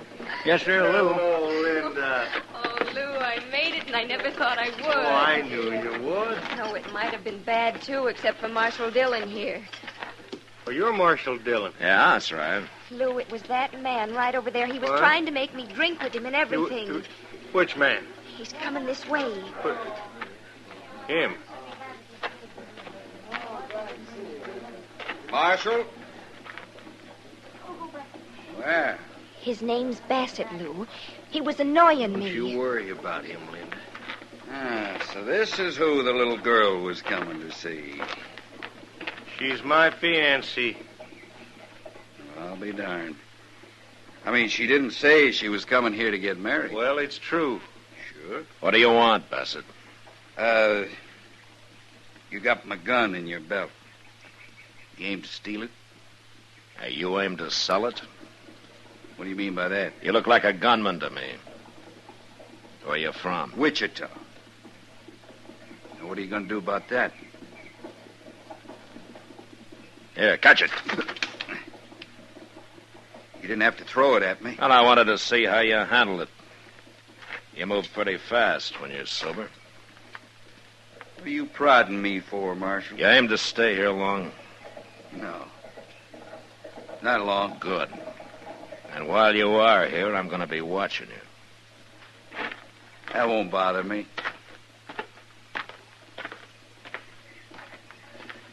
Well, Marshal, I got to thank you for taking care of Linda. Yeah, sure. Now, I don't know who that Bassett fella is, but he shouldn't have been bothering her. No, that's right. Well, come on, Linda, we'll get your stuff. They got a room for you over to the Dodge house. All right, Lou. Marshal, I hope I'll see you again. You too, Chester. Yes, thanks, Linda. We'll see you. So long, Linda. Bye. Come on, Linda. My, that Paxton acts kind of funny, don't he? He's trying to hide something, Chester. He is. He and Bassett didn't handle that very well. What do you mean? They know each other. You think so? And it was pretty clear that they don't want anybody to know it. Well, why? What do you know about Lou Paxton, Chester? Nothing. I just seen him around. Uh-huh. Any idea what his game is? No, sir. I don't. None at all. Well, maybe we'll find out now. I expect he's just been waiting for Bassett to get here.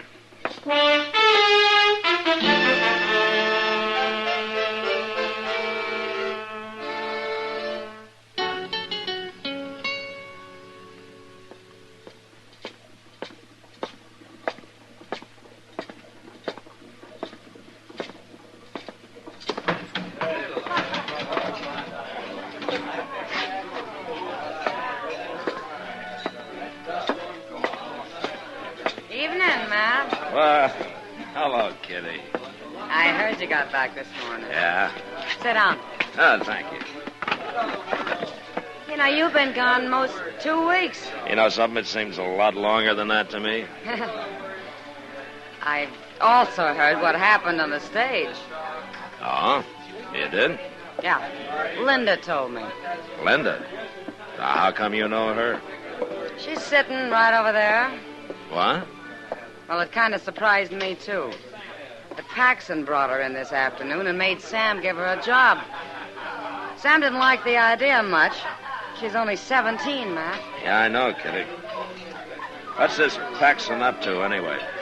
Well, I don't know, and I don't care. But you got to get that girl out of here. This is a terrible place for her. That's not my affair, Kitty. Since you're the only one who can do it, it is your affair. Now, Kitty, I can't interfere in a thing like this. Why? Because nobody's stolen anything or killed anybody? Because there's no law against it? Is that why? No, that isn't why, but... But nothing. You know what can happen to that little girl. Look at her, Matt. She's scared half to death right now. You wait till midnight. Wait till it starts to get really rough in here. You know what some of these horn-handed, drunken wild men are likely to do?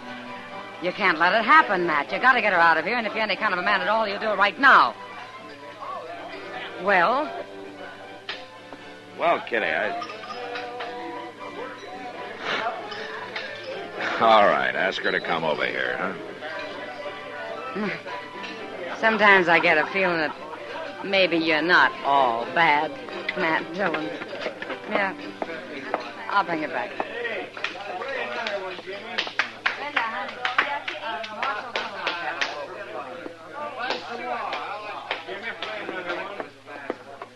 Here we are. Ah, hello, Linda. Kitty said you wanted to see me, Marshal. Yeah, that's right. Sit down, won't you? All right. You don't have to be scared of the marshal, Linda. Oh, I'm not really. But, well, tonight I feel scared of everybody. Then why do you stay here, Linda? Lou says I've got to. Why? He says it's to keep me out of the way. Oh? Out of the way of what? I don't know. But if I'm here, he knows where I am, and he can always come to find me. But I don't like it here, Marshal. I'm not used to men like these. Linda, I want you to go back to your room, and I want you to stay there. Oh, I can't, Marshal. Lou'd get angry. You don't have to tell him about it. But he'll find out. He'll find out all right, Linda. As soon as I explain things to Sam here, he'll find out from me.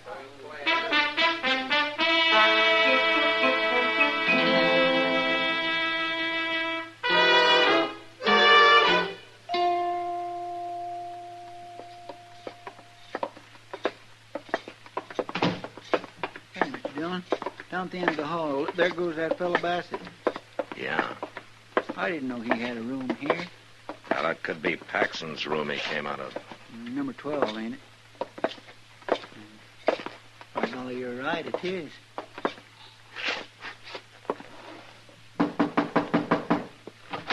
Now, listen here, Oh. Thought it was someone else. Bassett's gone, Paxton. What do you want, Marshal? I want to talk to you. Oh. What about? Why did you pretend you didn't know Bassett at the stage this morning? I don't know him.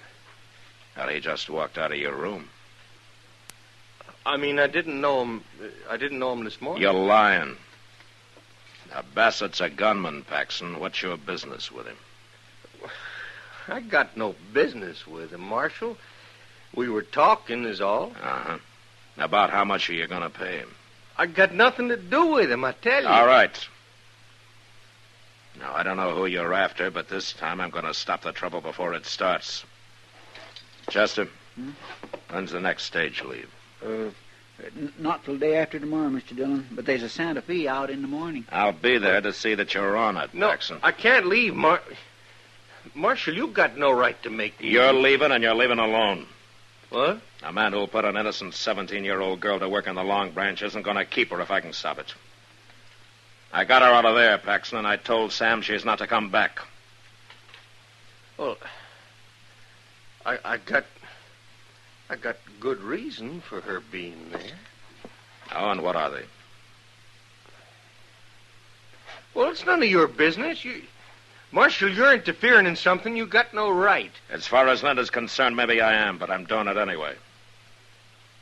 That you and Bassett are different. And I'm going to run him out of town tomorrow, too. You're making a mistake, Dillon. If I am, you can stop it. What's that mean? Start talking. No. Okay. Come on, Chester.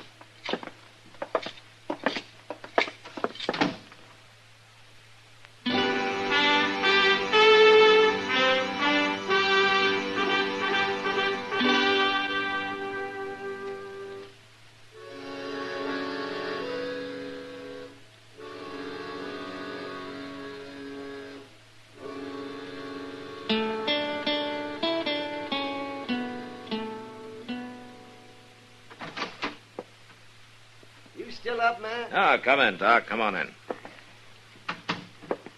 Say, do you know it's nearly midnight? Well, now, when did I start going to bed at midnight? Well, you should. A man needs to sleep. Then what are you doing up?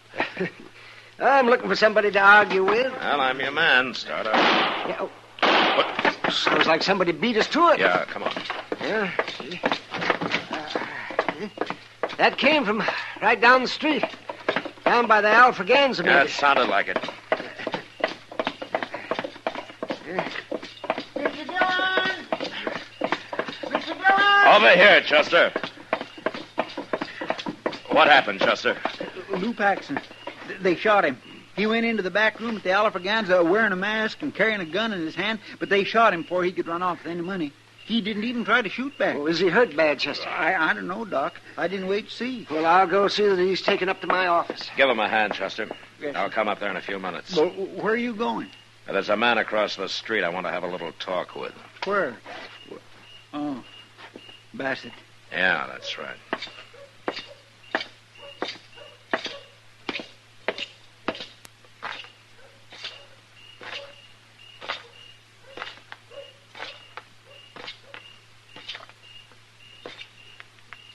Evening, Marshal. What are you doing here, Bassett? Watching. Watching for what? Not for anything. Just watching. You working with Lou Paxton? Why? He just got shot. Dead? Why don't you go find out? Ain't nothing to me, Marshal. You know, Bassett, I was going to run you out of town tomorrow, but now I think I'll keep you around till I find out what this is all about. I ain't done a thing. And you're not going to, because I'm going to lock you up right now. I never been in jail in my life, Marshal. A lot of men haven't, even men like you. But you're going now. No, I ain't. You leave your gun alone. Then get out of here and leave me alone. There's been one shooting already. That's enough. Now, I'll take your gun, Bassett. Not likely.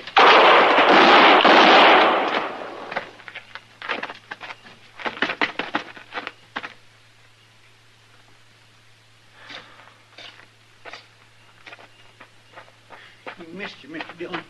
Thank goodness he missed you. He was in too much of a hurry, Chester. Is he dead? He died standing. I knew there'd be trouble. I just had to wait and see what happened. Go get Linda and bring her up to Doc's, will you?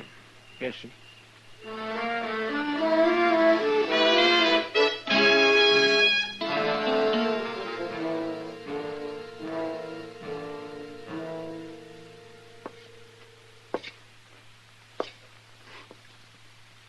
How is he, Doc? He's not good, Matt. One bullet in the neck, another in the chest. I'm sorry, Paxton. There isn't much I can do for him. No, I can't live this way. Not for long. Paxton, Chester's gone for Linda. She'll be here directly. That poor little girl. How did you expect to hold up the Oliver-Ganza like that? Was Bassett supposed to help you? Him? No. He was just waiting for the money. What? I tell you, it don't matter. It's what he come here for. We robbed a stage up north. And I run off and I spent the money in St. Louis. And he followed me here. He found me. No wonder you didn't want to tell me what it was all about. He said he was going to hurt Linda if I didn't get the money, so I figured she was safer where there was a crowd around. Bassett's dead, Paxton. Is he? So am I. Just a minute.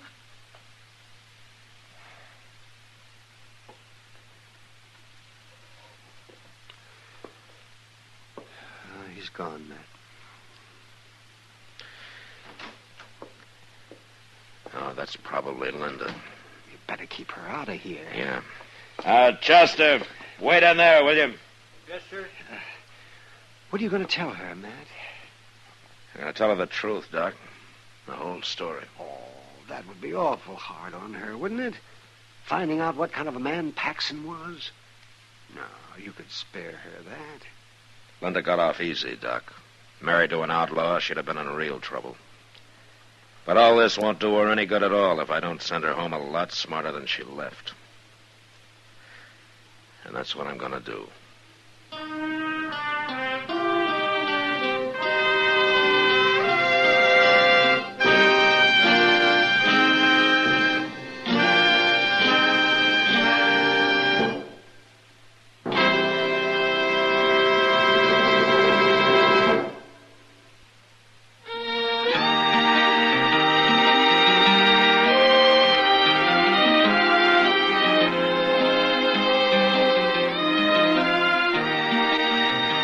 Gunsmoke, produced and directed by Norman Macdonald, stars William Conrad as Matt Dillon, U.S. Marshal.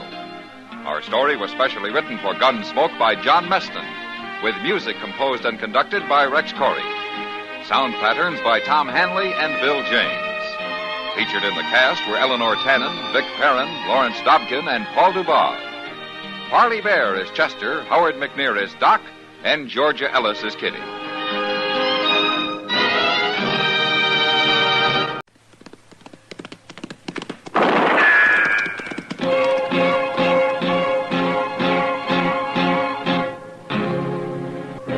Around Dodge City and in the territory on west, there's just one way to handle the killers and the spoilers, and that's with a U.S. Marshal and the smell of gun smoke.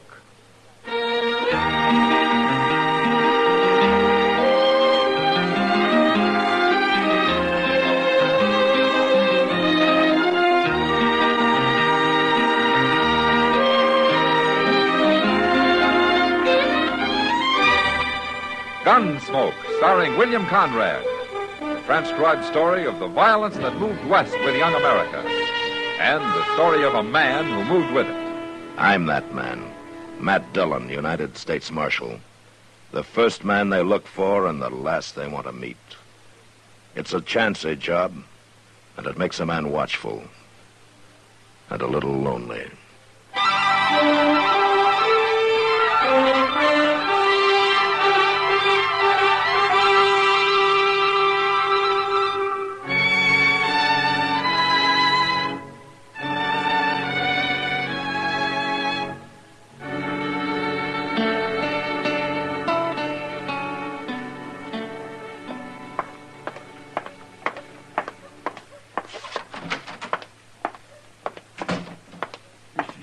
Yeah, what, Chester? Mr. Dillon, you better come. Emmett Bowers is out there in the street, and he's about to shoot a man down unless somebody stops him.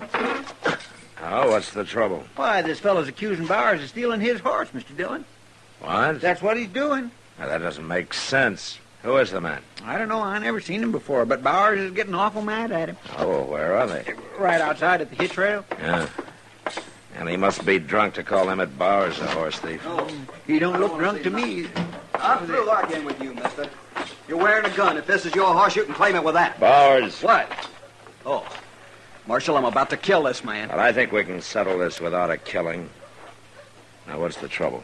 This idiot's been calling me a horse thief. I won't take that from no man. I'll blast him wide open. Take it easy, Bowers.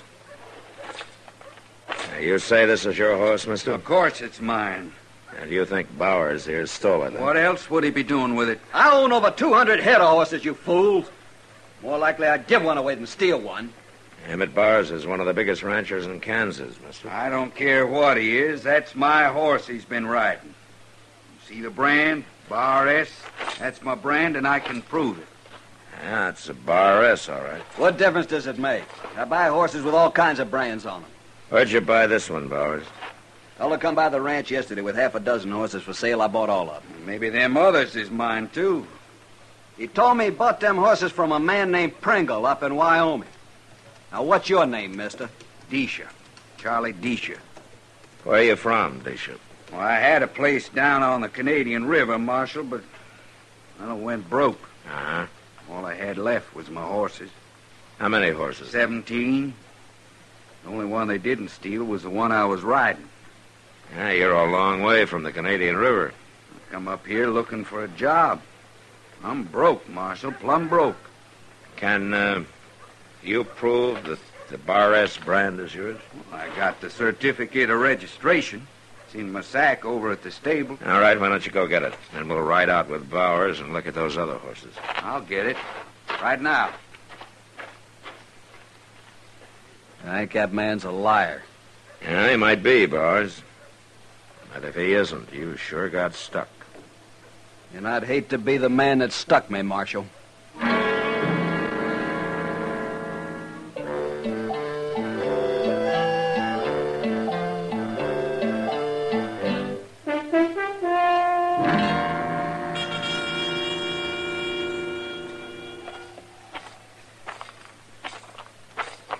They're in the little corral there, Marshal.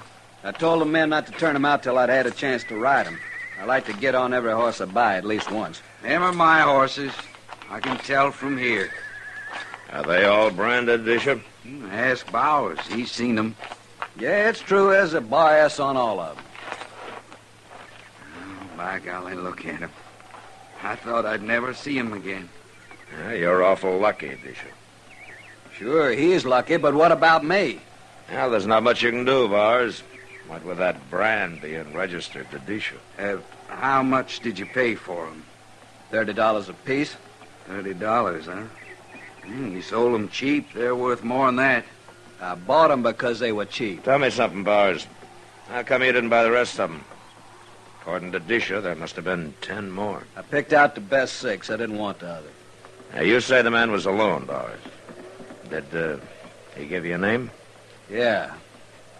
Vic Lowry. Vic Lowry. Well, did you ever hear that name, Disha? Vic Lowry? No. What do you look like, Bowers? Tall, thin fella. Black hair, kind of sharp-faced. Uh-huh. Well, does that mean anything to you, Disha? Can't think of anybody in particular. Well, he's gone now. Probably cleared out of the country. He'll sell the rest a long way from here. You ain't going after him, Marshal? Which way would I start riding, Mr. Bowers? It's mighty big land. Well, he's got to be caught. I'm real sorry about it, Bowers, but... Well, you can't blame me for... I ain't blaming you, Dish. It's the idea of a horse thief going unhung that don't set with me. He's probably 100 miles from here by now, Bowers. You might never find him, Marshal, but I got 20 riders working for me, and they cover a lot of territory. I'll get the word to everyone. Now, wait a minute, Bowers. You can't stop me, Marshal. You know there ain't a man in the country won't back up hanging a horse thief. That's not hanging, Bowers. That's lynching. I don't care what you call it. I care, and I'll hold you responsible for whatever happens out here. I'll be responsible for it, Marshal. And you'll go to jail for it, Bowers. Them riders of mine carry guns, too. Maybe I ought to lock you up right now. You'd look fine locking up an honest rancher and letting a horse thief wander loose. Disha, go get your horses. We'll help you drive them to Dodge.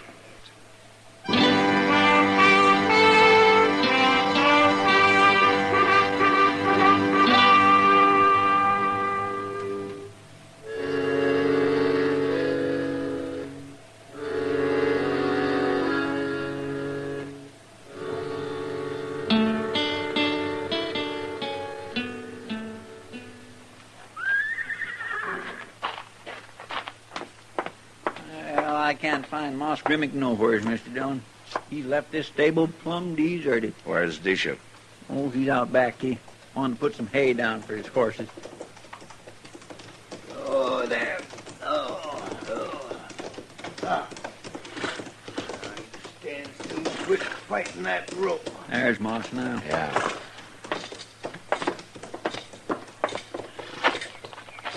Hey, Moss. Oh, hello there, Marshal. Chester.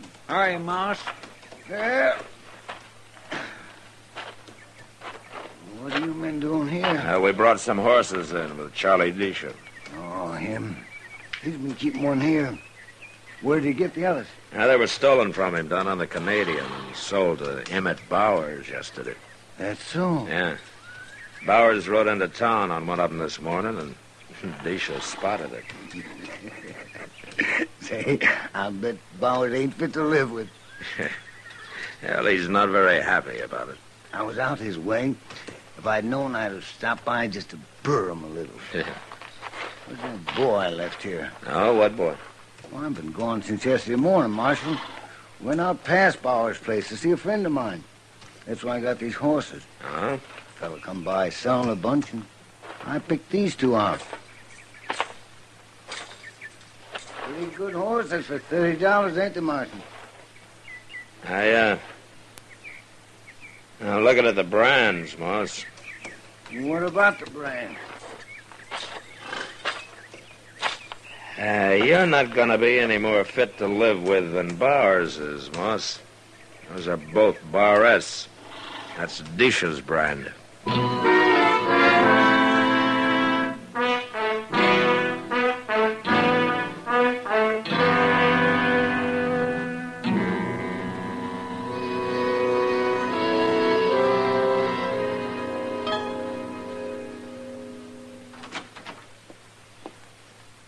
Why, Kitty. Well, come in. I don't know what's proper. Lady coming into the marshal's office this way. No, the only thing not proper about it is that it doesn't happen often enough. Sit down, Kitty, sit down. That is, if you can find a chair that isn't busted. Thanks, Master. Yeah.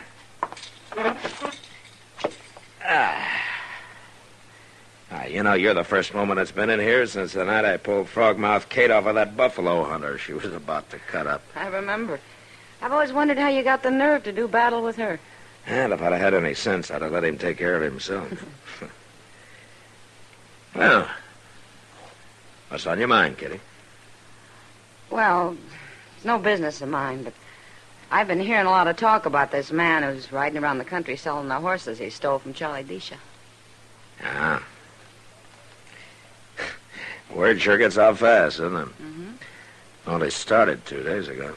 And, people are wondering why you haven't gone after him. I've even heard him say it's because you're plain lazy. You know something, Kitty? They're about right. I'm going to let somebody else do the work for me. What do you mean, Matt? Well, all I need's a little luck, and everybody's going to be real surprised. How? Mr. Dillon, Oh, Miss Kitty. Hello, Chester. Guess what, Mr. Dillon? I just run into Moss Grimmick out in the street, and he's headed for the Dodge House for a meeting. For a meeting? A meeting. Him and Bowers and Disha and Jake Worth. He said they're going to do something about that horse thief. What's Jake Worth got to do with it? He got robbed, too. He bought 6 head of them horses yesterday, and when he come to town today, he heard about Charlie Disha and everything, and Moss says they're going to get organized. They are, huh? Well, maybe we better join that meeting, Chester.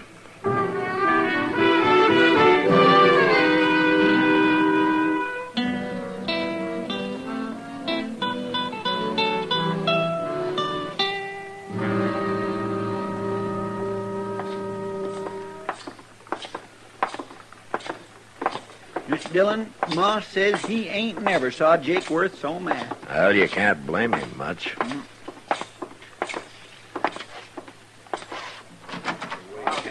There they are. Yeah. Oh, now hold it, man.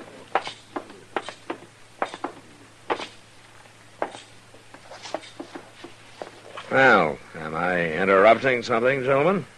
What do you want, Marshal? I heard that Jake Worth got stuck with 6 of those bar-ass horses. I'll get my money back, Marshal. No? How you planning on doing that, Jake? We'll handle this, Marshal. Sure. Between you and Bars, you got some 30 cowboys working for you. And Moss Grimmick here and Disha make 2 more riders, so you're going to fan out over the whole country and try to find this man, huh? Okay, that's what we're going to do. I don't see nothing wrong with it. I do. Why? Because if you do catch him, you'll put a rope on him and hang him. He deserves it. I don't care what he's done, Bowers. That's lynch law. And I'm here to stop it. How are you going to stop it? Well, I could throw all 4 of you in jail and hold you there. What kind of an idea? But I don't want to do that. No, it wouldn't help anyway. So I'm going to ask something of you men. Ask what? Give me a few days. Just a few. A week at the most. What are you going to do, Marshal? Nothing. Nothing? That's right. You don't make good sense. Look, Bowers, you've known me for a long time. You and Jake and Moss have. Sure. Of course we have. Well, do you trust me or don't you? Up till now we have. Now, this isn't over. I'm asking you to give me a chance to let me handle this my own way. All I want is 1 week. Well, I don't know. What do you men think? It's okay with me, as long as I get my money back. Bowers? I ought to know better, but go ahead, Marshal. We'll give you a week. No more. Good. Now, do you agree too, Disha? These fellas know better than I do, Marshal. All I want's the rest of my horse. Now, I'm not making any promises, Disha. It's too long a chance for that. Oh, sure. I understand. All right. Good day, gentlemen. Chester? Yeah, this crazy sounding idea. It may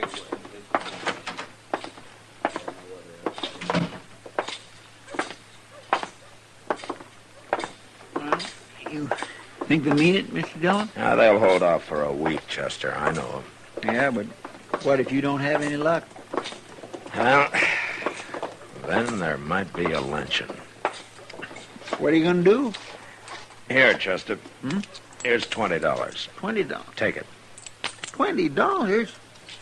What for? Look, you and Charlie Disha are going to get real friendly. Well, I want you to keep him out of the way. Get him drunk. Do anything you want with him. But what for? Now, there are only 2 of Disha's horses left to sell. And when it happens, I got to hear about it before Disha does. So you stay with him. And if you run out of money, let me know.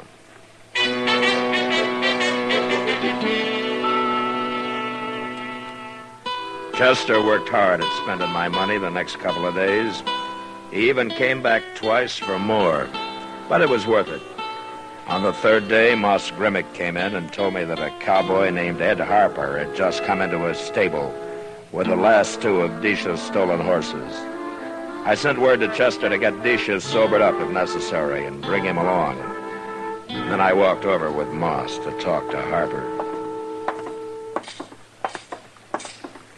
I give this fellow the bad news as soon as I seen that bar S brand, Marshal. It kind of broke his heart. That's not often a plain cowpuncher can afford a couple of extra horses, Moss. That's him, by the door.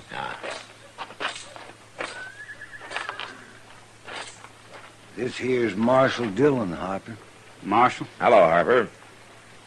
That true about them bar S horses, Marshal? Yeah, I'm afraid so. Who sold them to you? Said his name was Lowry. Hawk-faced fellow. Yeah, that's him. Where was this, Harper? I run into him on the prairie, some 30 miles west of here. Uh-huh. What did you pay for the horses? Only $20 apiece. It's all I had, and he seemed in a hurry to get rid of them. I might have known. Tell me something, Harper. How would you like to get your money back? I worked over 2 months for that money, Marshal. All right. Now, the man they were stolen from will be here directly. Now, I want you to tell him that you paid $90 apiece for them. $90? Tell him that you had a year's wages, that you got drunk. Tell him anything. I don't follow you. Well, just do as I say. Well, I guess somebody must have thought you had brains or they wouldn't have made you a marshal. I'll do it. Here come Disha and Chester already, Marshal. Oh, good. What did you want us for, Mr. Dillon? We was having a fine sleep out back at the Longhorn. Needed it, too. Disha, this is Ed Harper. Harper? Hello. Harper brought the last 2 of your stolen horses in. We did. Say, I got every one of them back now. Yeah? Oh, but I'm sure sorry for you, Harper. What'd you pay for them? $90. Oh, well, that's not bad. I mean, they're worth that. I paid $90 apiece. A piece? Well, you must be crazy. I got paid off my job, and I'd been drinking. Oh. Oh, well, that's too bad. I'm awful sorry about it. Yeah, but you're rich now, Disha, what with all them horses. Now you can sell them legal. I gotta sell them, Chester. But not here. No? Why not? Oh, 'cause I heard that up in Dakota Territory, horses cost near twice as much as they do here. That's true, Disha. I've heard that myself. I'm going to drive them up there and sell them. But I'll be back, Chester. I promise I'll be back.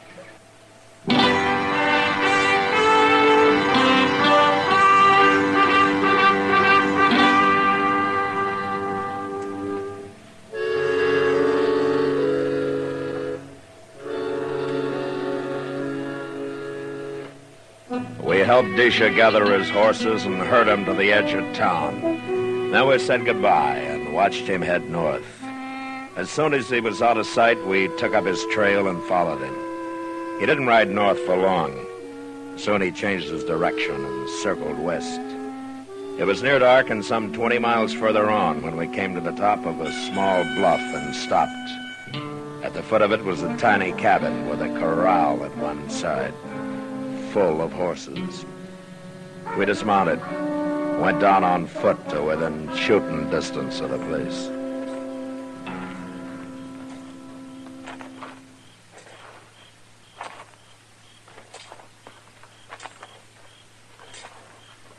He's got a lamp going in there now, Mr. Dillon. Yeah, well, this is close enough, Chester.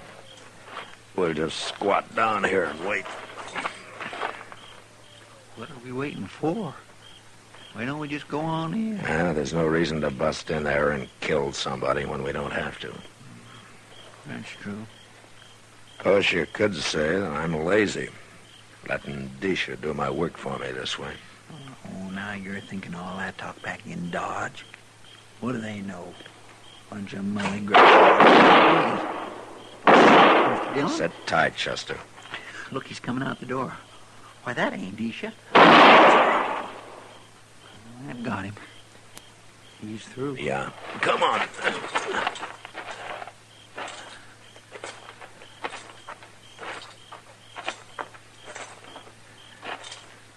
That fellow's dead, Mr. Dillon. He ain't moving none at all. Yeah. Who is he? I've never seen him before. Stand away from the door, Chester. It's Marshal Dillon, Disha. Come on out of there. I can't move. Sounds like he's been hit. Then slide your gun across the floor and let me hear it.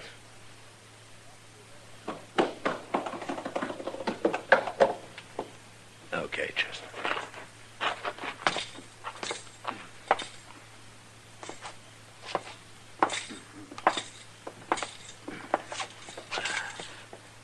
You hit bad, Disha? I don't care.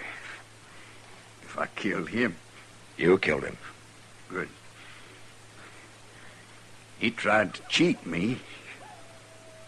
You don't believe in cheating, huh? Well, it's different with your partner. He told me that cowboy only give him $20 apiece for them last 2 horses. You heard him yourself. It was 90. Your partner didn't lie to you, Disha. I told that cowboy to say it was 90. You did? It was as easy a way as any to catch a couple of thieves.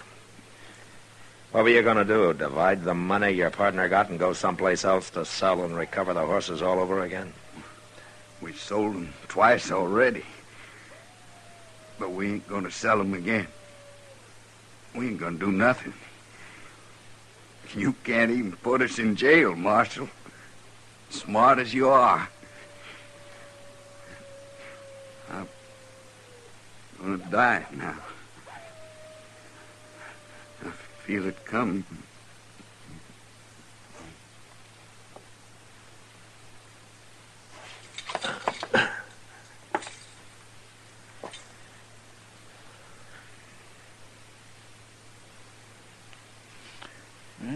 I guess he was right about jail, Mr. Dillon. Now they're both dead. Yeah. Well, at least we didn't have to kill him.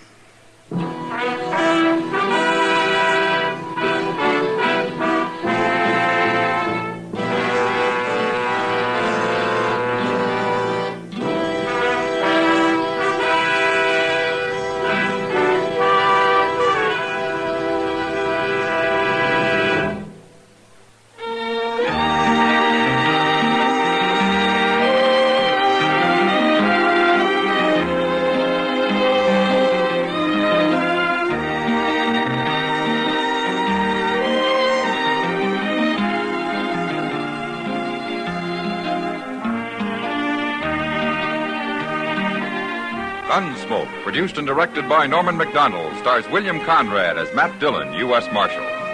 Our story was specially written for Gunsmoke by John Meston, with music composed and conducted by Rex Corey.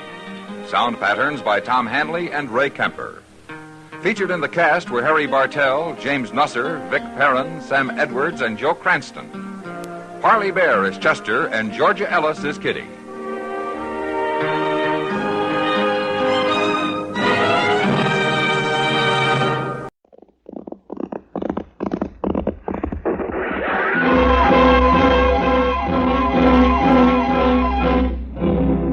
Around Dodge City and in the territory on West, there's just one way to handle the killers and the spoilers, and that's with a U.S. Marshal and the smell of gun smoke.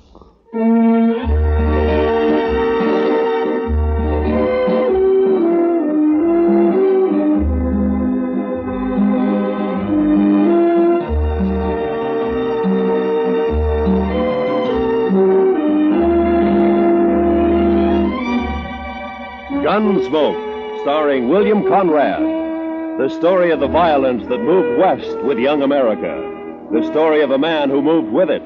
Matt Dillon, United States Marshal.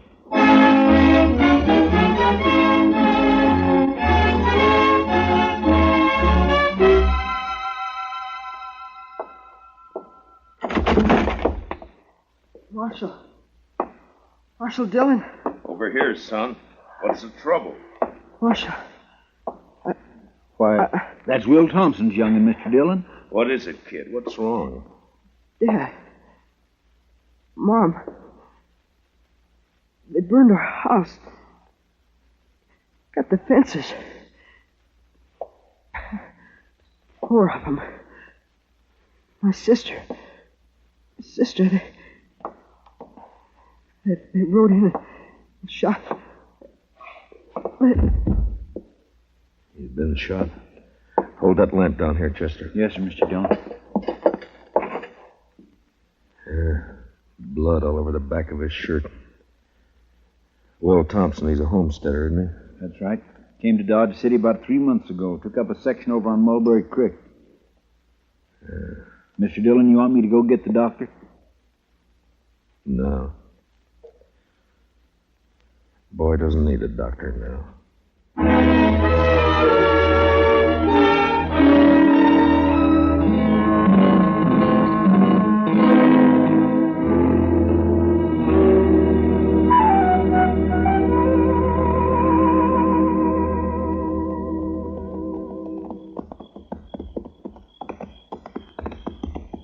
Burned the houses right, Mr. Dillon. It's still burning. Yeah, what's left of it is. Watch yourself now, Chester. Yes, sir. No sign of life, though. Whoever did it's probably long gone by now. No reason to hang around. Now, let's tie up here and look around on foot. Bring up your carbine, Chester. I got it, Mr. Dillon. Yeah, they even fired the corn crib. Now, why would anybody want to... What's there? What is it? It's a dog. Shot. A dog? When they even shoot the dogs, it's a... You see something? Yes, sir. It's Will Thompson. I think it's Will. What do you mean you think it's what? Scalped. You was Indians, Mr. Dillon. They couldn't have been Indians. Only tribe reported in 20 miles is the Kiowas, and they wouldn't do anything like this. They've been peaceful for years. Yeah, I don't know, but... Come on. Let's find out what happened to the rest of the family. Yeah. Besides Will and the boy who rode into town, there's Ms. Thompson and a daughter. Girl about 17, pretty as a picture. There's something lying over there by that cottonwood. Yeah, I see.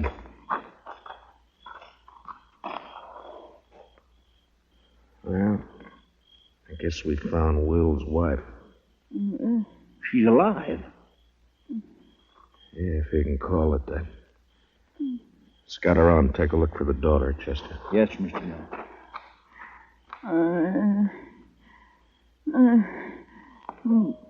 It's all right, Miss Thompson. It's all right. It's all right. Mary. My daughter. They took her and dragged her away. Dragged her. Easy, man. Easy now. I tried to stop them. I held on to one of them.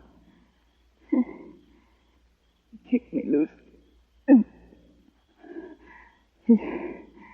his spur came off. It's here somewhere. It's on the ground somewhere. On the ground. Yeah, I see it. But my daughter. I took her away. The baby. There now. The baby. There now. It's all right. We'll find her, ma'am. We'll find her and then...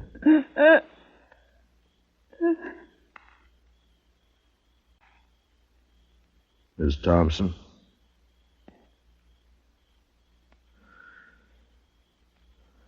Well, you're better off, ma'am. Mr. Dillon? Yeah. Over here in the Willis. I found her. All right, Chester.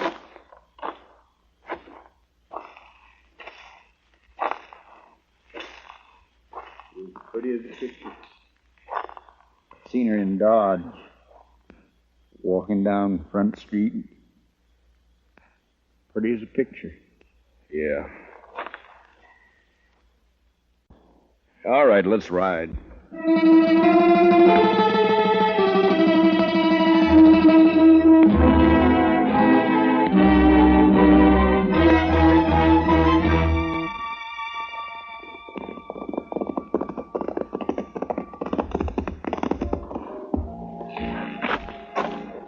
We'll look in the Long Branch first, then if Jalisco Pete's not there, we'll try the other saloons. I bet his boss is here.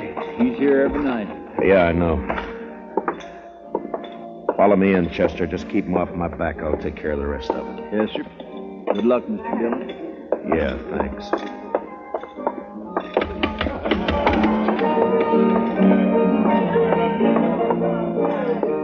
Well, look who's here. Matt Dillon. Hiya, Kitty. What brings you in, sweetie? Business or pleasure? It's not pleasure. Ah. Plenty of other men in Dodge, Kitty. Are there? They come in here, don't they? Sure. They come in. I talk to them, and I drink with them. That's my job. You follow me, Matt? I follow you. I'm off at 2 every night. Kitty, have you seen Jalisco tonight? No. He hasn't been in, Matt. Ben Rourke's sitting over there at a draw table, though. Good, I'll talk to him. I'll see you, Kitty. Sure, Matt. Sure you will. Well, I think I got a pretty good hand here myself. All right, boys, here's where money talks. I'm raising another 100 and I'll stand pat. Ben? Huh? Well, it's the marshal himself. I'd like to talk to you, Ben. All right, Matt, talk. Not here. We'll go over there by the bar. I'm sorry, I'm busy. I got a pat hand and a cinch bet. Maybe. This is official, Ben. Meaning? Meaning I want to talk to you. Now, come on. Take over my hand, Donnelly. I'll be right back. All right, Matt, let's have it. What do you want to talk about? One of your cowboys, Ben, Jalisco Pete. What about him? Know where he is? Around somewhere, I guess. Why? I'd like to know if he lost his spur recently. Tonight, in fact. It's pretty, ain't it? Mexican silver, needlepoint rowel, gold inlay. Pete's the only man I know in Dodge who's got a pair like this. All right, I'll see that Pete gets it. He'll appreciate your finding it. I doubt that. I found it lying beside a woman he'd just kicked to death. Will Thompson and his whole family were wiped out a few hours ago by 4 night riders. You know anything about it? How would I know about it? Your boys call you King, Rourke, don't they? Never heard of one of them pulling anything without being sure you'd back him up. Matt, are you claiming I was in on this? You're a cattle rancher, Ben, an open range man. You boys all hate the homesteaders coming in with their plows and fences. Been a lot of fences cut by night riders. Now it's murder. You haven't named me yet, Matt. A couple of months ago, here in the Long Branch, I heard you say you'd get the homesteaders out of Ford County if you had to burn them out. Well, did you? Sometimes a man gets known as a fast gunslinger and it goes to his head. I asked you a question, Ben. Then he gets himself a tin star and goes around bothering people.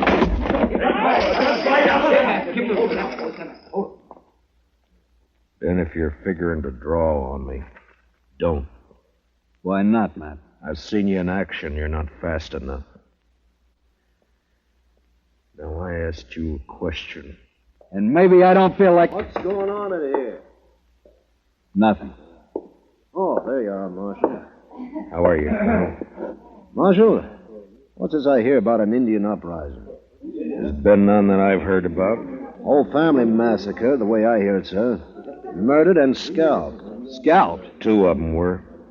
So it was Indians. What game are you playing, Matt? Indians don't cut fences, Ben. That's a cattleman's trick. Scalping, too? Could have been an afterthought. It wasn't an Indian who lost that spur. Well, we'll soon find out about it. I'm riding into the Kiowa country with Troop C tonight. I hope you won't do that, Colonel Blake. You know the Kiowas are peaceable enough when you let them alone, but if you push them, they'll fight. True enough, Marshal. We can't let them get away with it. The Indians weren't responsible, Colonel. I got evidence to the contrary. Give me 24 hours and I'll prove it. Well, I certainly don't relish stirring up a tribal war, but... Just 24 hours. Well, all right. Ben, if you know where Jalisco is, you better turn him in. It'll save trouble. When any of my boys need discipline, I take care of it. Not this time. Other people are involved. Homesteaders. Squatting on a measly 320 acres apiece. Ruining the whole country. They got rights, Ben. Who says so? I do.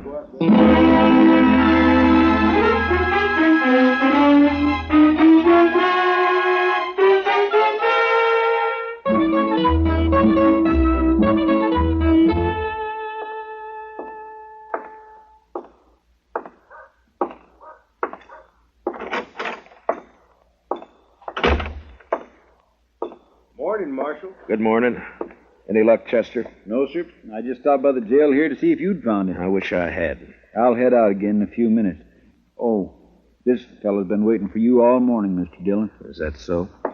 My name's Ezra Hawkins, Marshal. We ain't met before. I got a homestead up the river. Don't leave me much time to get to town. I see. Well, what can I do for you, Mr. Hawkins? Well, it's about what happened to the Thompson family last night. The other homesteaders sort of appointed me to speak for the whole bunch. All right, speak. Well, we want to know what you aim to do about it, Mr. Dillon. I aim to get the killers. When? Mr. Hawkins, I've been up all night trying to get an answer to that question. If you got any information to offer, fine. If you haven't, What's up, Chester? A trail herd's hit town, I guess. Hey, pull up, boys. Look at that pretty sign, Dodge City Jail. Come on, let's decorate it. Let's go, Chester. Yes, sir. All right. Hold it there. Hold it. My, the jail is occupied, boys. You men just blow into town? You ain't talking to men, Sheriff. These are curly wolves from the Circle Bar B, the roughest, toughest outfit in the Panhandle. And you're not talking to the sheriff. I'm the U.S. Marshal. You the range boss? That's right. Red Dudley. And what about it? Dudley, we got a new law here against shooting off firearms inside the city limits. Yeah?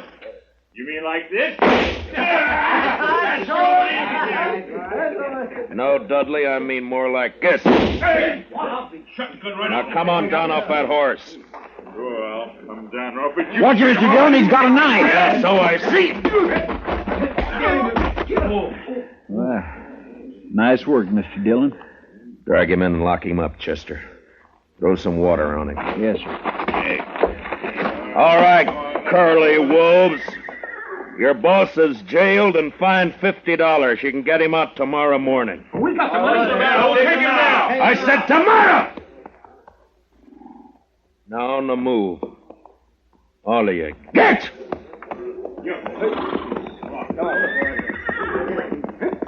I'll see you down at the bar. You handle things right fine, Marshal, once you get started. Thanks, Hawkins. Only trouble is some of us homesteaders are getting kind of impatient. The cattle ranch has been treating us pretty bad for too long. The boys are all meeting at my place today. I reckon I can hold them back till tonight.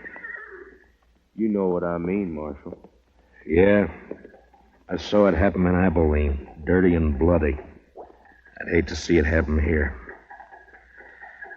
Sure, I know what you mean. Range war.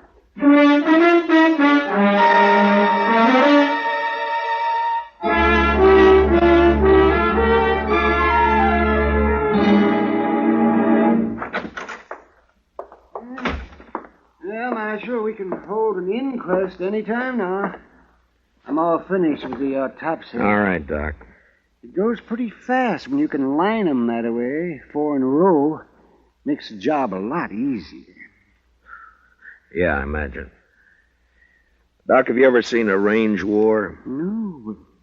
I hear there's one brewing. There is, plus Indian trouble. If I don't bring in Jalisco Pete before tonight and find out who his 3 partners were, you're going to have bodies lined up 20 in a row. Well, it'd sure bring in a lot of fees. I could retire and buy myself a ranch. Sure, Doc. Oh, that sounds like Chester, Marshal. Yeah, he's been scouting those thickets along the river bottom. Mr. Dillon, I brought in Jalisco. Where is he, Chester? Outside, tied on a pack mule. Good. No, sir. I'm afraid it ain't so good. He's dead. Been shot in the back and scalped.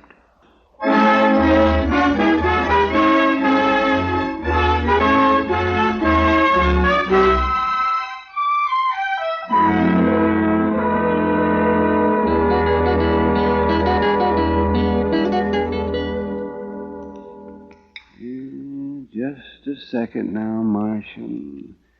Let's see. Here it comes now. There's the bullet, if it'll do you any good.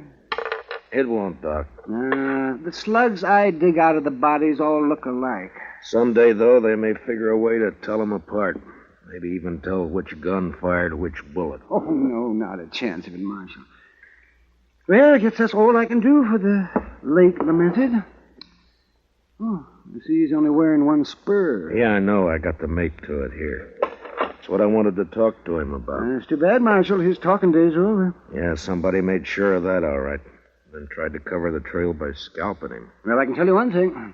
It wasn't done by Indians. That's my guess, too. I've seen how Indians do it. Down in the territory, up in the Dakotas, slick and clean. Nothing like this. Why, I could do a better job with my eyes closed. Yeah, I bet you could. Well, I guess I'd better get ready for the rush. Looks like a showdown, Marshal. And I don't see any way that you can stop it. Neither do I.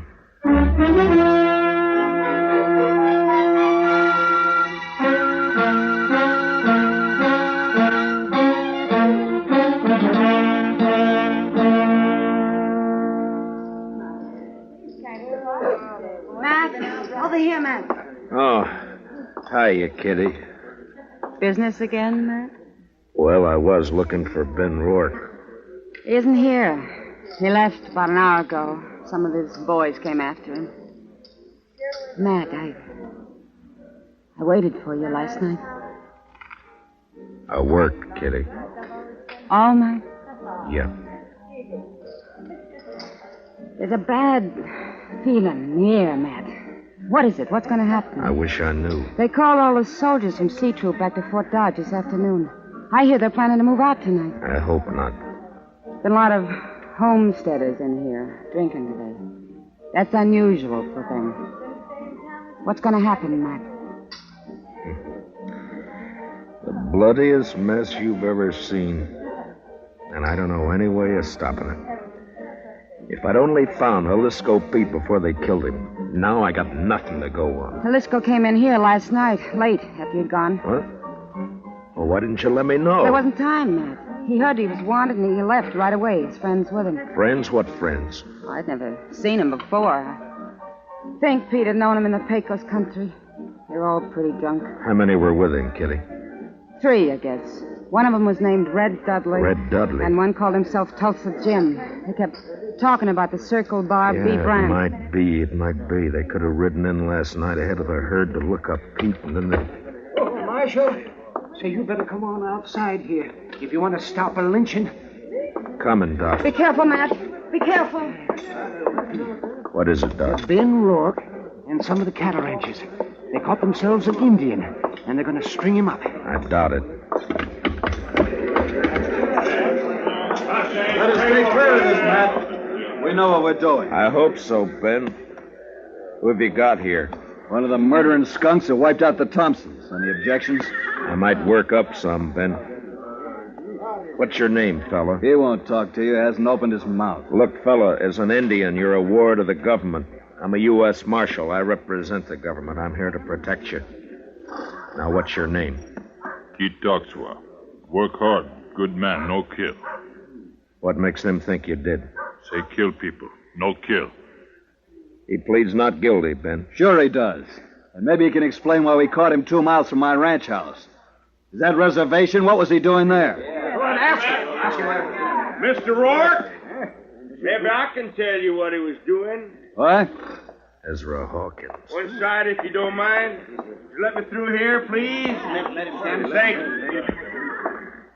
We got tired of waiting, Marshal. We come on into town. Maybe that was a mistake, Hawkins. Maybe. You have to play it the way you see it. Look, mister, let's have it. What's this all about? I'm a homesteader, Mr. Rourke. Well, I accept your apology. Weren't no apology. I just wanted you to know who those 100 men across the street were. They all got guns. 100, huh? Well, there's 30 of us, so the odds aren't bad. What's on your mind? This Indian's been working for us, Mr. Rourke. Tracking down fence cutters. Maybe that's why you caught him within 2 miles of your house. Got the nerve to come out and say what you mean, homesteader?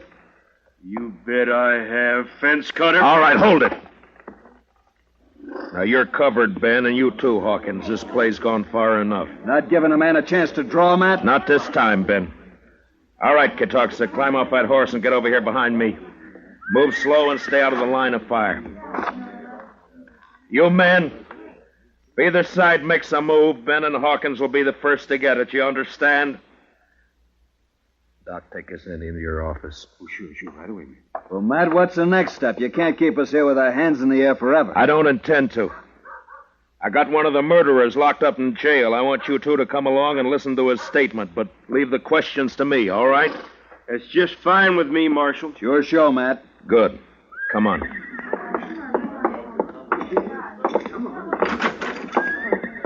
Chester? Chester? Looks kind of deserted, Matt. He may have gone back to the cells to see. Chester? Move on, Joe. Ben, Hawkins. What's the matter, Matt? Here, I'll get that gag off of him. You cut the ropes, Ben. Right. All right, Chester, here we go. Easy now. There. What happened, Chester? Oh, they slipped in and got the drop on me, Mr. Dillon.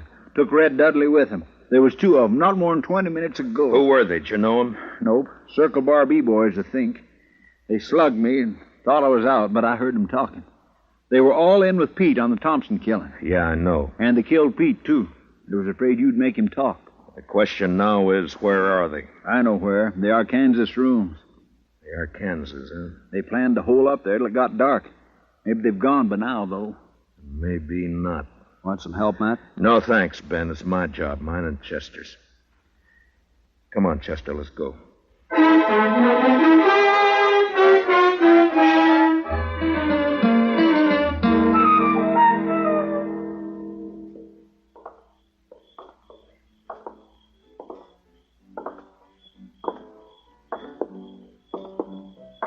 The rooming house is all dark, Mr. Dillon. That doesn't mean a thing.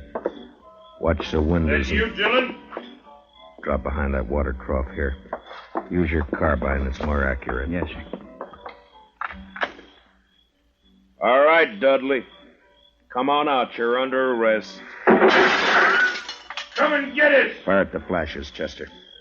That came from the side window, Mr. Dillon. And 10 to 1, there's somebody behind the other corner. So... Yeah, there was. Rake the front of the building, Chester. Yes, sir. I got one. He's hanging out the window. Yeah, it's 2 down Dillon! and... Hold your fire! I give up! All right, come on out. Be careful, Mr. Dillon. It may be a trick. It's up to him. Come on out, Dudley. Well, hurry it up! I'm coming. I got a bullet in my leg. I can't hurry very fast. You got me all wrong. Watch it, he's drawing. Wrong, Chester. He started to. See if you can find the doc and get him to help you pack these things over to the jail. Yes, sir. Right away, Mr. Dillon. Matt? Are you all right, Matt? Yeah. Yeah, I'm all right, Ben. Had a clean sweep, huh? Looks that way. Well, bullets are cheaper than rope. I guess so. Ben, you and your boys aren't murderers like Red Dudley, but this business of fence cutting can lead to a range war, too.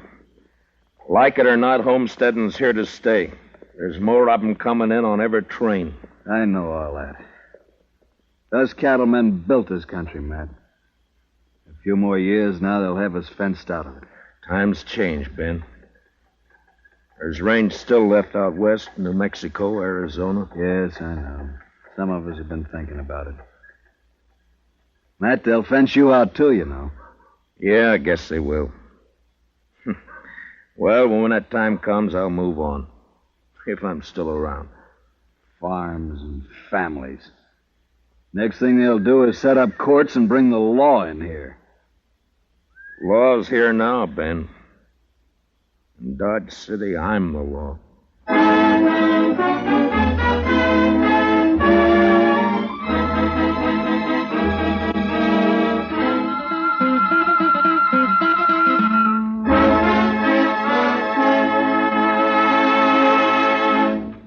Gunsmoke, under the direction of Norman Macdonald, stars William Conrad as Matt Dillon, U.S. Marshal. Tonight's story was especially written for Gunsmoke by Les Crutchfield, with music composed and conducted by Rex Corey.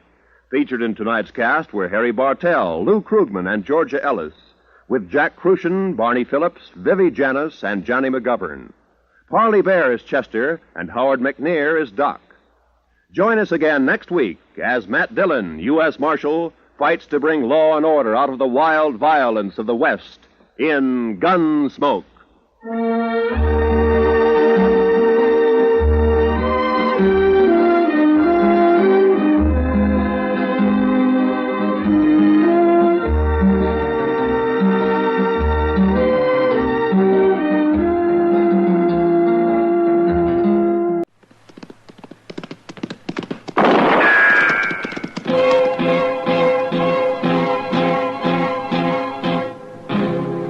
Around Dodge City and in the territory on West, there's just one way to handle the killers and the spoilers, and that's with a U.S. Marshal and the smell of gun smoke.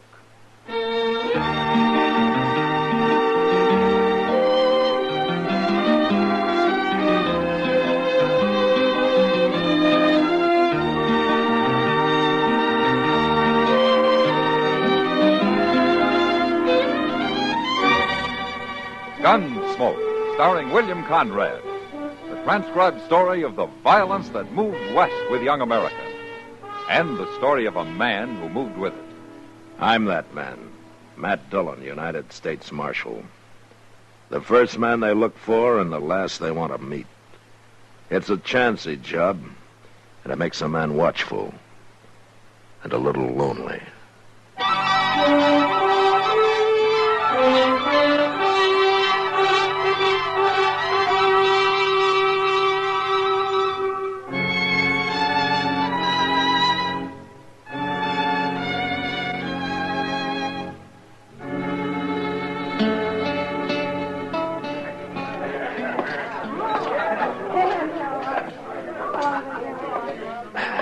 Evening, Matt. Hello, Kitty. You look a little blue. Oh, it's cold outside. Well, you sit down. Yeah. I'll have Sam fix you up a coffee grub. That'll warm you. Why do you think I came in? Well, you sure know the way to compliment a lady. Maybe I ought to just... What do you think you're doing? Matt, look. He's been spoiling for trouble ever since he came in here. I asked That's you a Murdoch, question, huh? mister. Do you know him? Yeah. Well, answer. Nothing. You don't need the whole bar. What'd you say? I got as much right here as you. Is that so? Matt, he's got a knife. Wait a minute. Murdoch!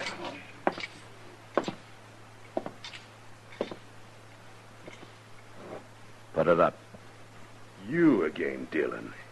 Just like the last time. You want more of the same? It's a little different now, Murdoch. So I see. You got a badge to hide behind now. Put up the knife. That's better. This man's crazy, Marshal. I didn't do a thing to him.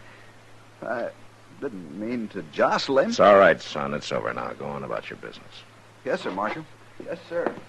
Yeah. What kind of a bone picker is that for the high plains? Times have changed, Murdoch. Nothing but settlers and dudes, bone pickers and trackmen, cow wranglers and bluecoats, and lawmen. There's something you better understand, Murdoch. When Dodge was full of you buffalo hunters, you could throw your weight around. Well, not anymore. I ain't changed, Dillon. Just stay out of trouble. I'll do as I want. He always did. What are you doing in Dodge anyway? There haven't been any buffalo around here for years. Well, maybe I came to see you, Dillon. And I thought you probably figured me for dead. Oh, no. I heard about you and your badge.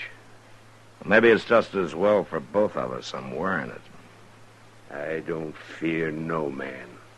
And least of all, you. All right. Just let me give you a little warning.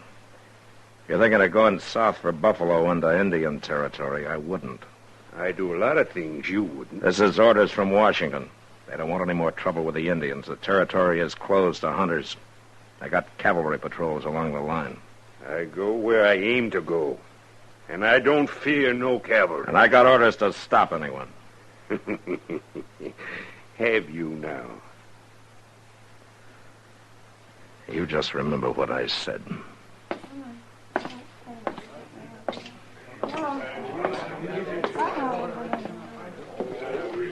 Matt, he's dangerous. There's a crazy look in his eyes. You know, Kitty, when the buffalo herds were running, Dodge was 2,000 like him, and not much else. Well, who is he? He's the one the Indians call Long Arm. His name's Jace Murdoch. Oh, I've heard of him. Yeah. Almost a legend on the frontier. Been on the plains maybe 30 or more years.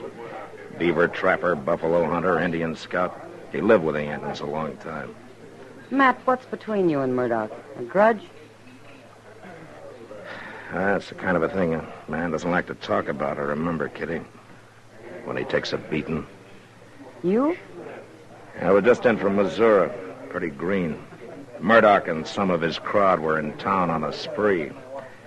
But when their fun threatened to include scalping a hide freighter they didn't like, I stepped into it.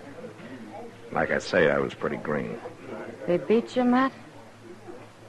Left me for dead down by the river. You watch out for him. He's a troublemaker. Yeah. But right now, I want to find out why he's here.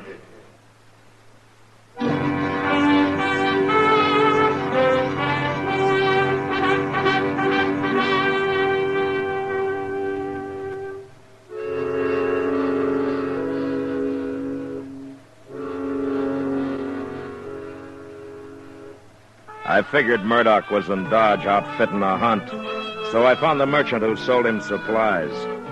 He couldn't tell me much, except that Murdoch had an Indian with him for a skinner, and that they were camped somewhere outside town.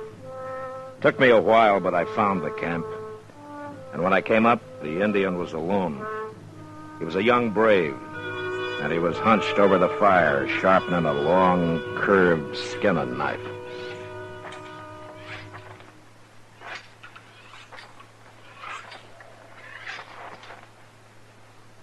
It's all right. Go on.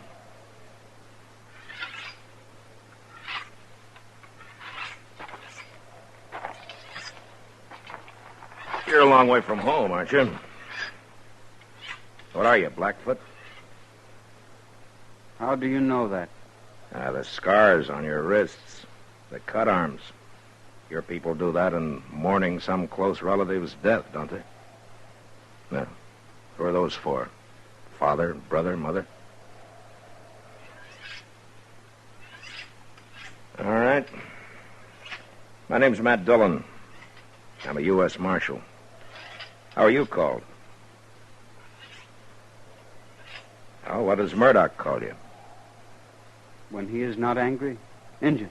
And when he is? Dog eater. Ah. And he knows his Indian insults. What do your people call you? It means golden calf. Now, you're a breed, aren't you? I'm an Indian. And then what are you doing here, so far from your tribe, skinning buffalo for a man like Murdoch?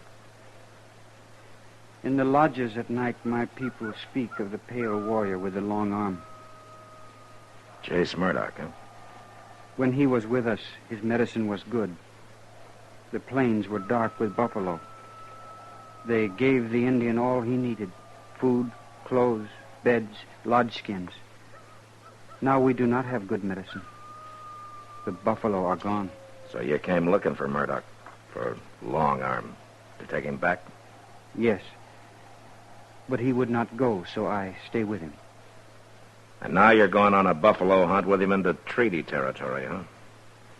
He does not tell me where he goes. Then I'll tell you. He's going to hunt among the few small herds that are left, given by the treaty to the Indian. I do not know that. Well, it's true. And if you do this, you're robbing your brothers of the little that's left to them. That's enough, Dillon. Hello, Murdoch. Stand up, dog-eater. Don't hit him again, Murdoch. I'll do as I please. You've got no right to come snooping, Dillon. Asking questions, trying to turn my skin agin me.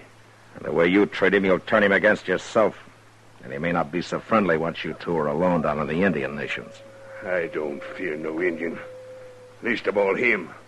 I know him. Lived with him plenty of years. So I heard. They thought you were good medicine then, huh? Sure. I brought him the long arm. The first gun they ever seen. Gave him more meat than they ever seen, too. Sure, I was good medicine. Yeah, but you've changed some. I'm not so romantic as I was. I can take him or leave him alone. Besides, Injun's day is done. A man don't need to walk easy with him no more. I wouldn't be too sure of that. With this, I can be sure. Well, you still shoot a big 50, huh? Yeah. And I can load and fire as fast as another man with one of them new repeaters. And I can drop a buffalo near a mile. Or a man. Hey, killed an Injun once at 1,200 yards. Like to took off his head. You enjoy killing, don't you, Murdoch? Oh, I don't mind it. You know, 30 years on the plains have done something to you. Something crazy. Maybe you were a pioneer once, opening up the West, a loner doing what you had to do, making your own law. But your day's finished, Murdoch. You have to abide by the law now. Are you through, Dillon? I see by your outfit you're going light and fast. That must mean south. Well, I'm warning you, don't try it. I'll go where I aim to go. No cavalry will stop me. And I just hope you try. All right, if that's the way you want it. You cross that line and I'll come after you.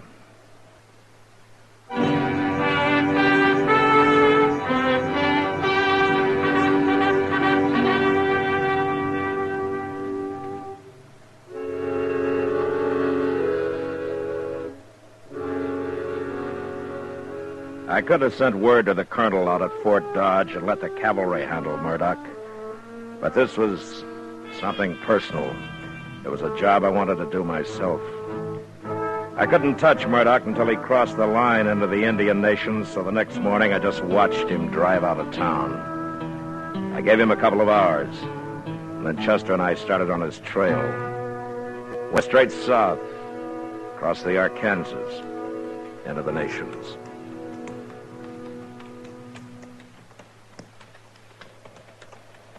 I don't know, Mr. Dillon. It seems almost too easy. His wagon tracks in the snow going straight as a board as far as you can see over the next rise. Yeah, I know, Chester. But we better keep our eyes open. We should be getting close to him now. Well, I guess ain't nothing to worry about as long as we can see his tracks up ahead. Now, maybe not. But we'll come up on that rise easy. Just might be waiting for us on the other side. Well, I don't know. The way he ain't bothering to cover his trail, it seems like he ain't expecting us to follow him. Maybe he didn't believe you. Don't count on it. Why, I swear this ain't the time of year for traveling, is it? Good time for buffalo hunting, though. Coats will be prime. And if I was... Mr. Dillon!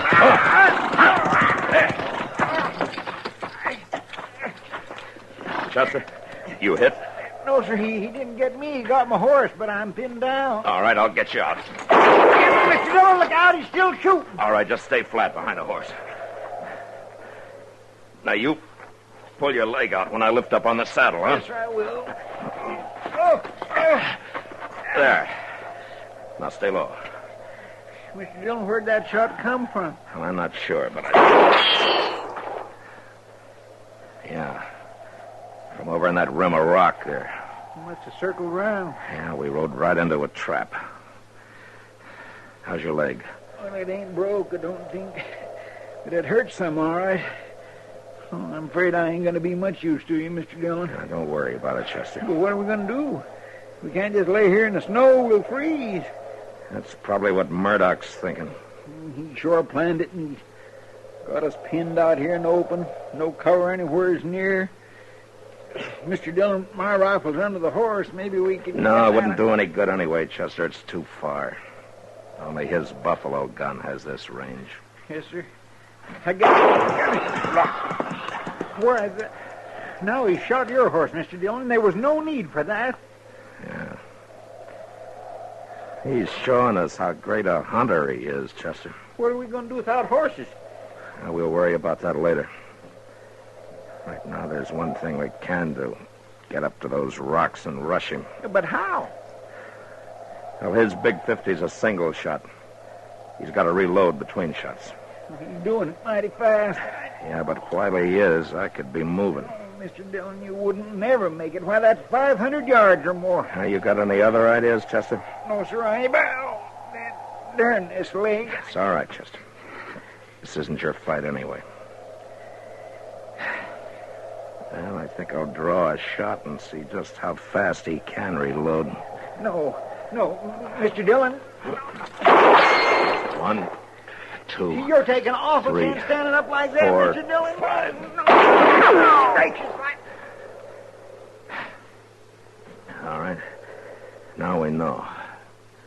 5 seconds. That ain't very long. Now, that'll have to be long enough. Oh, Chester? Yes, sir. Good luck, Mr. Dillon. Yeah. Same to you, Chester. Hey, Murdoch! 1, 2, 3, 4, 5.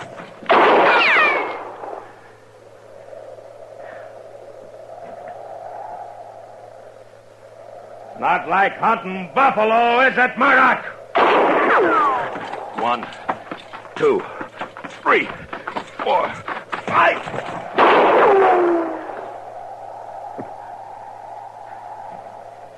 Well, you're getting closer, Murdoch. 1, 2, 3, 4, 5.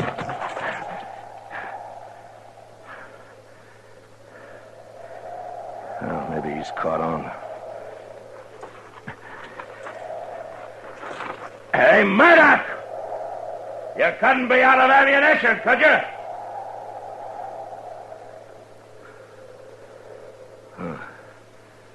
I wonder.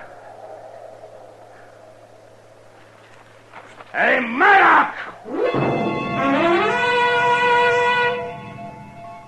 I lay there half covered by the snow, knowing Murdoch might easily be holding me in the sights of his rifle. But I also knew I couldn't lie there much longer. I'd freeze before darkness could give me the cover I needed. Then I saw movement among the rocks. It was Golden Calf. He walked to the rim, then started down toward me. The body of Jace Murdoch lifeless in his arms. I got up and went to meet him. And as I approached, Golden Calf stopped, and after a moment, he placed the body gently on the ground.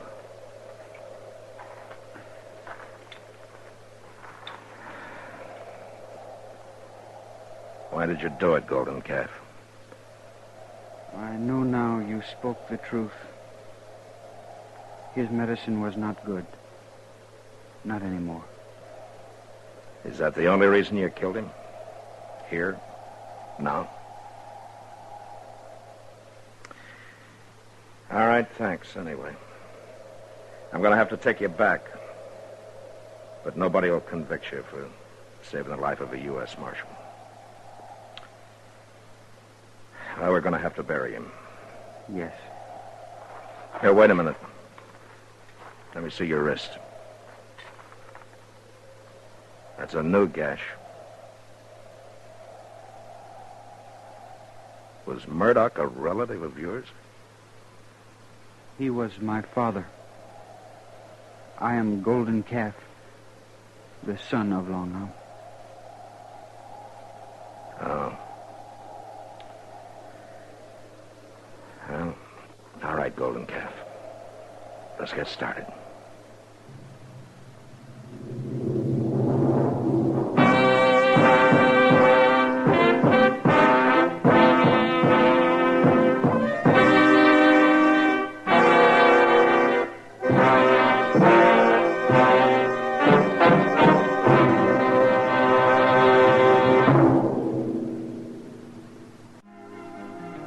Gunsmoke.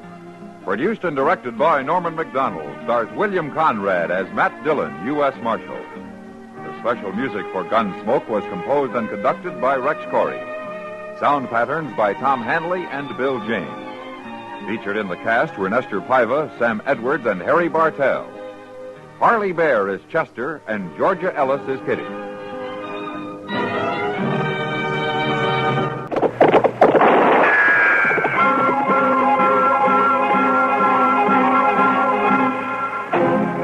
Around Dodge City and in the territory on West, there's just one way to handle the killers and the spoilers, and that's with a U.S. Marshal and the smell of gun smoke.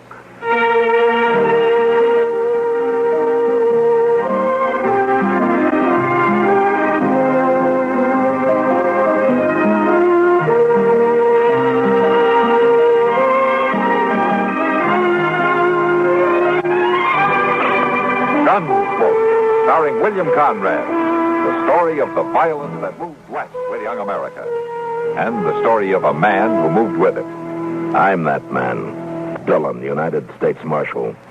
The first man they look for and the last they want to meet. It's a chancy job, and it makes a man watchful and a little lonely.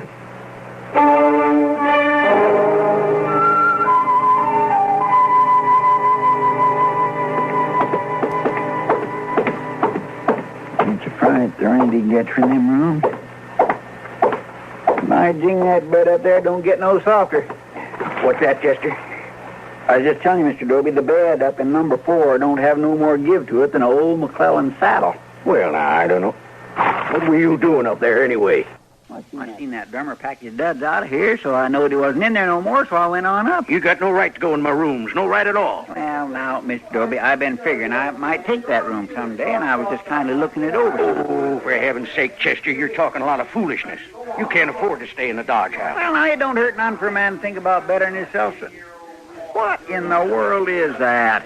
Oh, it's a fight. Right outside my hotel. Now, don't upset yourself, Mr. Dobie. You just sit there. I'll go on out. They'll pay any damages. You tell them that. Yeah. All right, old man. Here now. Yeah, old man, I think you better sit down. Here, you young greenheart. Just quit your jabbering.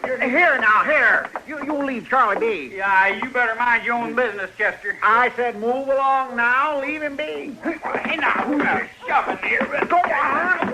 Wait a minute. Okay, Chester, okay, now just simmer down.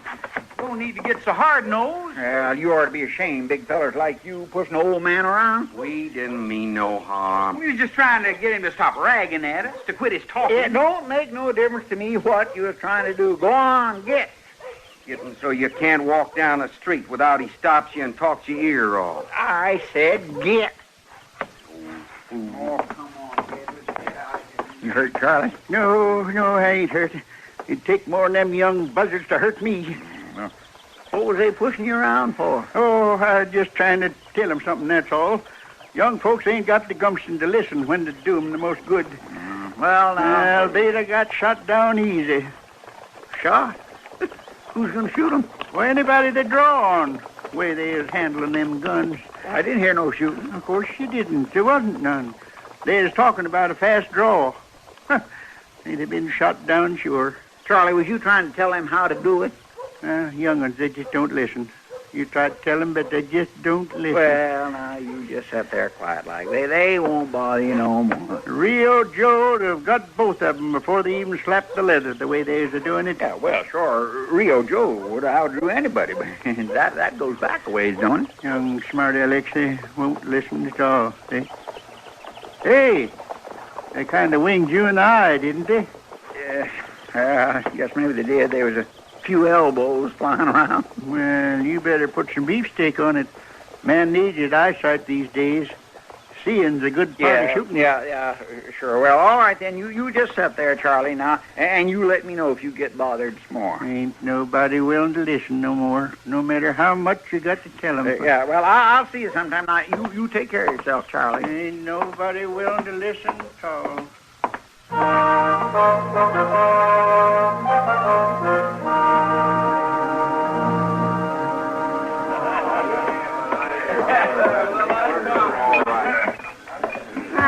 There you are. Thank you, Kitty.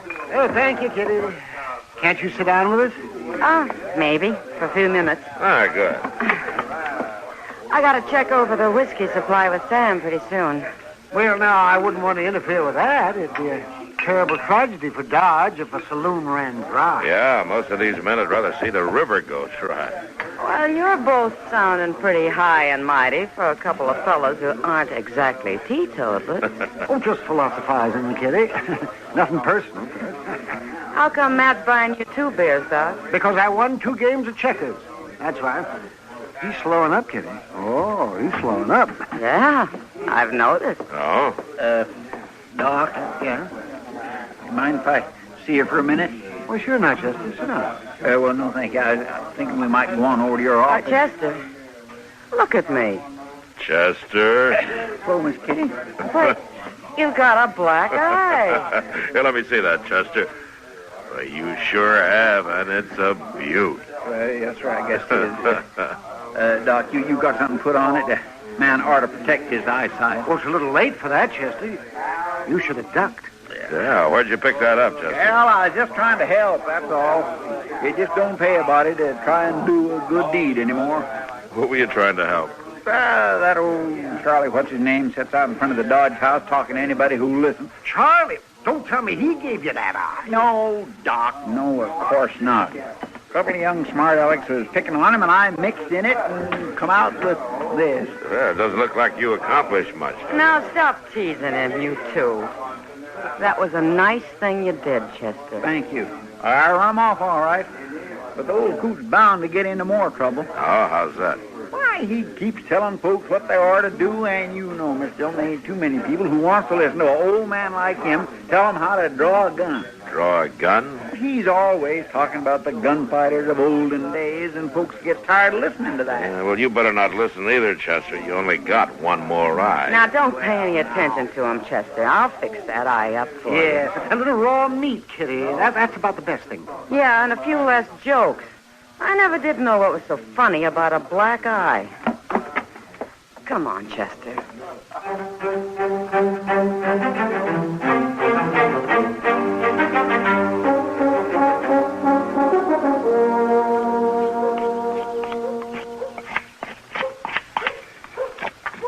Now, you see, boy, you got to be careful about how you work the barrel. You got to have a good, true barrel on your gun. You sure can whittle nice, mister. Oh, well, boy, it don't take much to do some whittling. All you got to do is have a sharp knife and a remembrance in your hand for what you're making. Well, you got a remembrance for that gun, mister? Oh, my. Like I have for the blaze of the Texas sun on my back. Man, don't forget them things. It don't look like my pa's gun. That part there is different. This here? Yeah.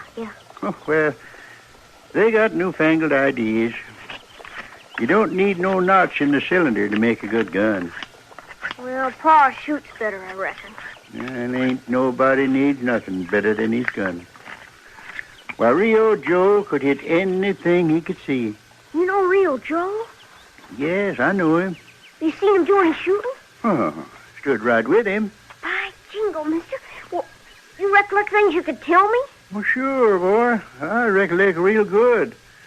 I recollect the time down in border country when he faced down 3 men using a gun like this. 3 men? Was they drawn on him? Well, yes, they drawed. But that was the last thing they ever did. It don't seem likely no man could do that. Rio could do it. He was good with a gun. Yeah, real good. Go on, mister. Tell me how he done it. Well, the way it was, Rio was coming along a trail by some cottonwoods. You still spinning them yarns, old man. He's telling me about Rio Joe. Rio Joe. He's telling you about Rio Joe. He's seen him. He stood with him. Ain't that so, mister? Of course that's so. Well, don't listen to him, boy. This here old fool just like to hear himself talk. He never seen a gunfighter like Rio Joe his whole life. Well, I did or see if he him, too. did, I he'd did. have run so hard it wouldn't have been stopped yet. He just talks so much the whole town's tired of it, boy. You don't want to get took in by no blowhard. Now, you look here. Oh, Rio Joe. Mister? I was telling you straight, boy. You believe me, don't you? Well, can you prove it? Well, I don't know, boy. I don't know.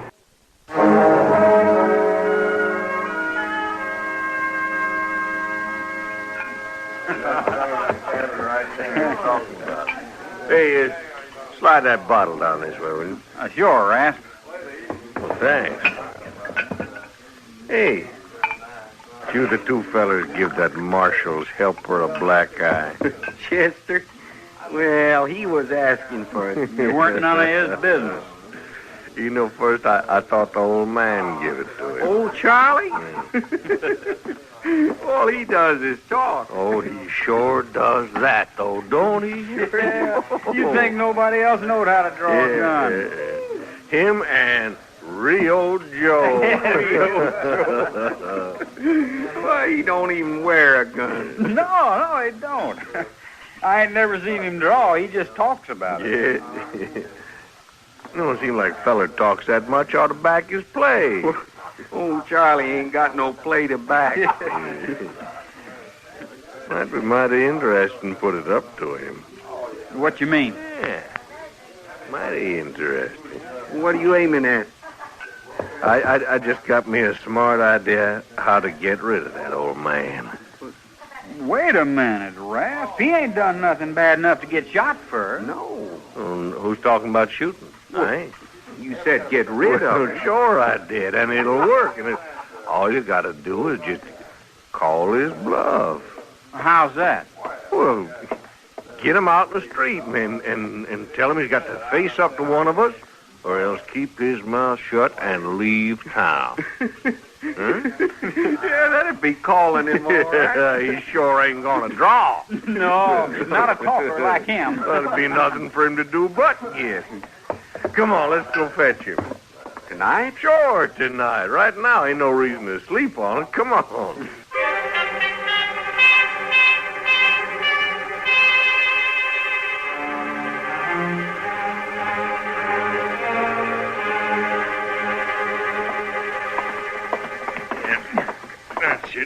Come on now.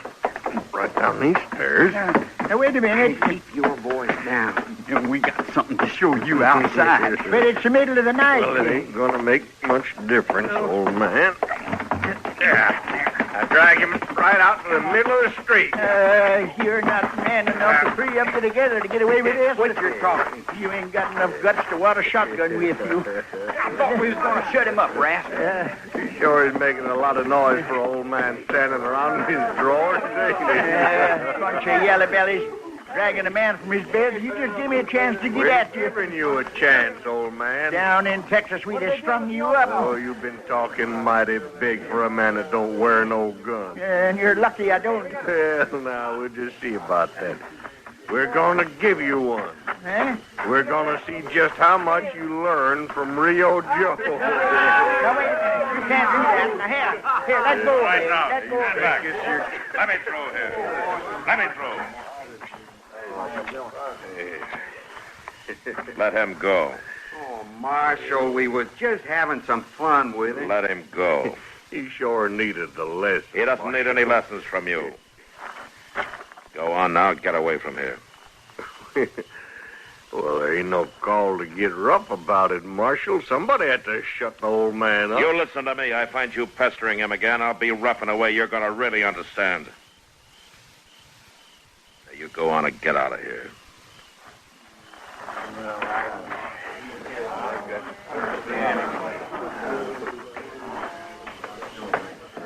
Come on, Charlie.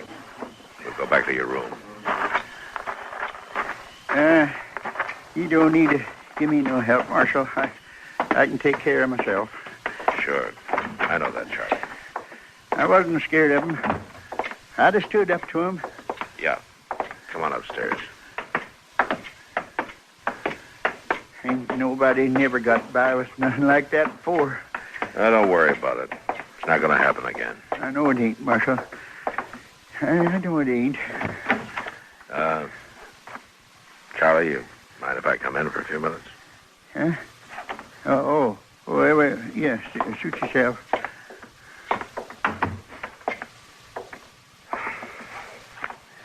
You figuring on staying in Dodge, Charlie? Well, I did kind of have it in my mind. Man likes a place to settle. Yeah. You don't need to change your mind because of those roughs, Charlie. I'll handle them. No need of that, Marshal. Would you step over this way? I'd like to get in that trunk. Oh, yeah, sure.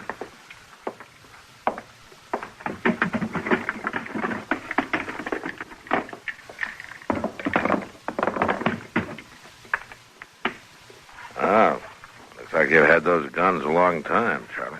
Yes, I have.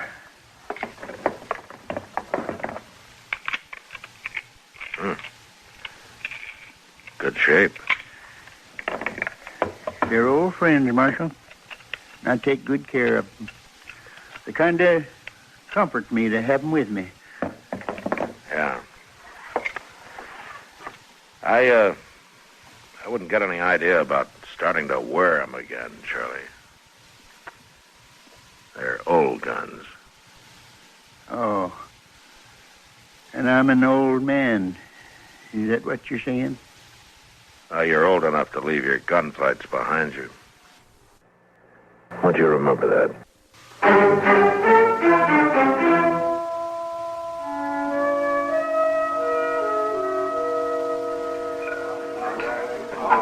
I hope they didn't hurt the old man. No, they didn't hurt him.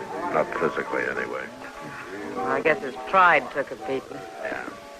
That's a terrible thing they did to him. You think he's going to leave town now? I don't know, Kitty. I wouldn't blame him if he did. No. But it'd really be a shame.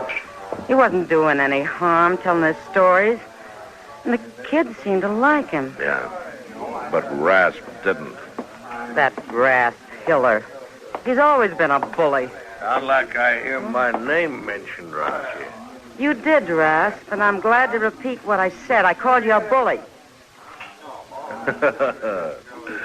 Well, now, that ain't real ladylike, Miss Kitty. Is it, Marshal? Why don't you move along, Rasp? I keep forgetting you're the big marshal taking care of the ladies and the old men around town. I have an idea that one particular old man can take care of himself. Oh, you've been listening to too many of his stories. I'm not so sure they're just stories. What do you mean? I saw a pair of horse pistols in his room last night. They looked like they'd had a lot of work. That old coot don't wear no gun. He's wearing one now. Old Charlie? I wouldn't get in his way if I were you. You mean that old geezer might draw on me? No. You've been took in by his talk. I'm just telling you to be careful. He's not going to forget what you did to him last night. All right, Marshal. I'll play along. I'll tell you one thing. That old man better not start nothing. I wear my guns all the time. So do I, Rasp. Well, you ain't scaring me none, Marshal. I'll be around. So will I, Rasp. So long, Miss Kitty.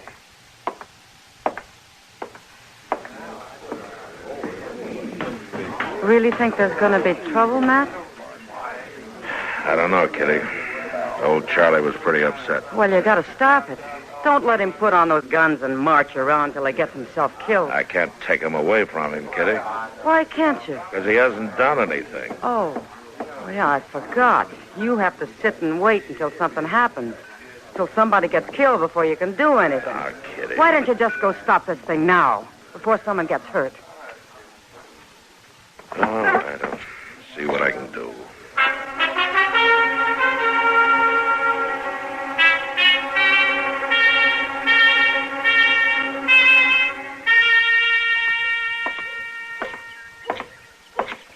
Oh, Matt. Huh? Oh, hello, Doc. Yeah, where you bound for? I'm going over to the telegraph office. Oh, well, I'll walk along there. All right. I've been waiting for a wire from Washington. About time I came in. Not taking your badge away, are they? On days like this, they're welcome to it. Hello, Ed. You got something for me? Well, now, that's a funny thing, Marshal. Something just did come in. I was going to bring it up as soon as I had my dinner. Yeah? Yeah, here you are. Oh, thanks. Yeah. Well, see you later, Ed. Sure, Marshal.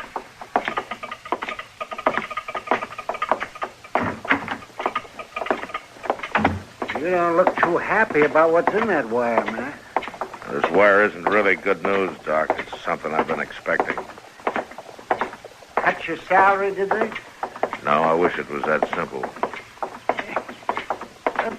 What's our hurry? Where are we going? I want to find old Charlie and take his guns off of him. You mean that wire was about old Charlie? Yeah, I'd ask a couple of questions. You better stick with me, Doc. You may be needed. Yeah, sure.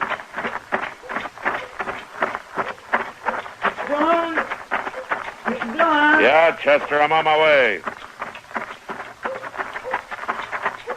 John, it's Rasp and old Charlie. Yeah, the wire was too late. What's that? Never mind. You look at Charlie over there, Doc. Sure. I'm pretty sure Rasp's dead, Mr. Dillon. Yeah, he's dead. That old man just stood there as cool as could be. Let Rasp draw first. Uh-huh. And he shot him down with one of them old pistols. I'm not surprised. Let's go see him.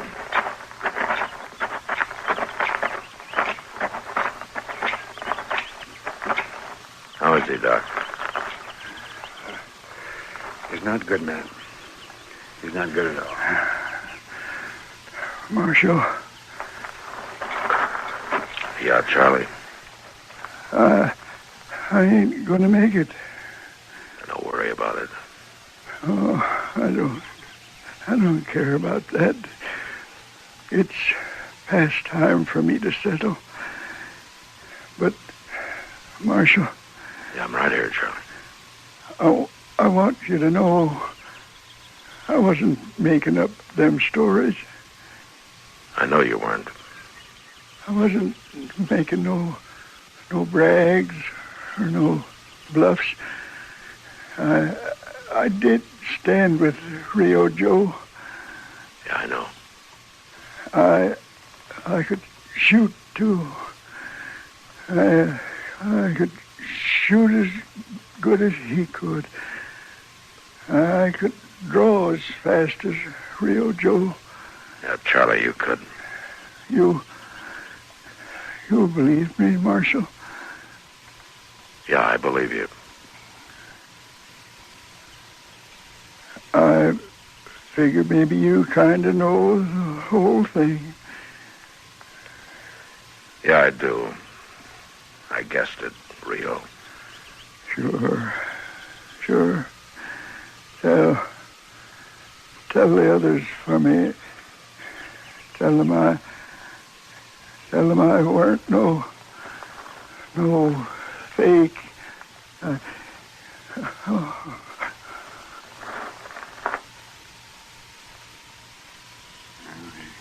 He's gone, man. Yeah.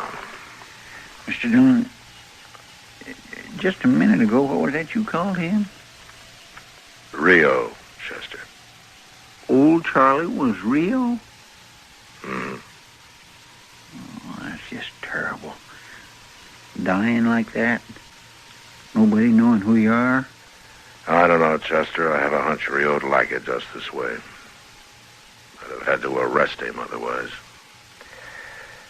Rio's been a wanted man for 20 years.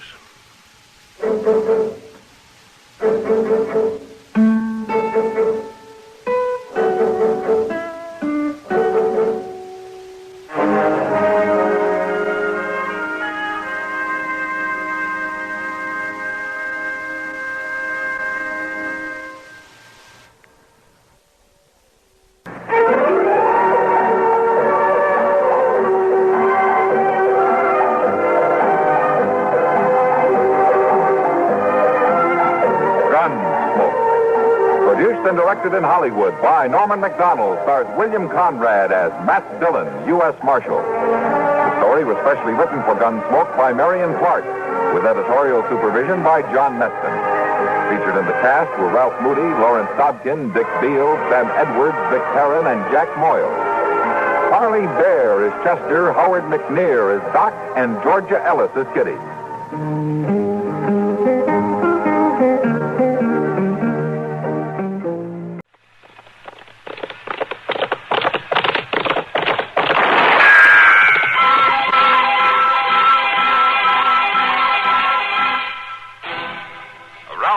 City and in the territory on West, there's just one way to handle the killers and the spoilers, and that's with a U.S. Marshal and the smell of Gunsmoke.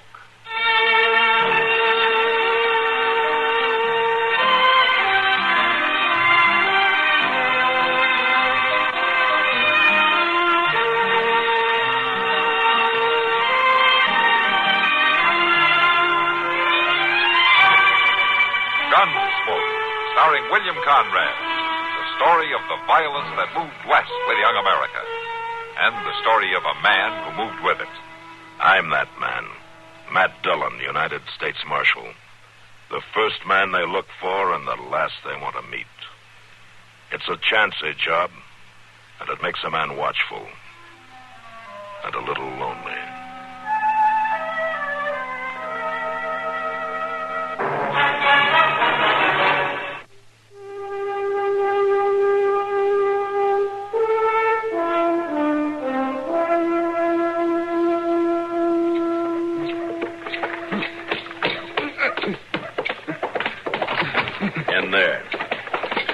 Easy, Marshal.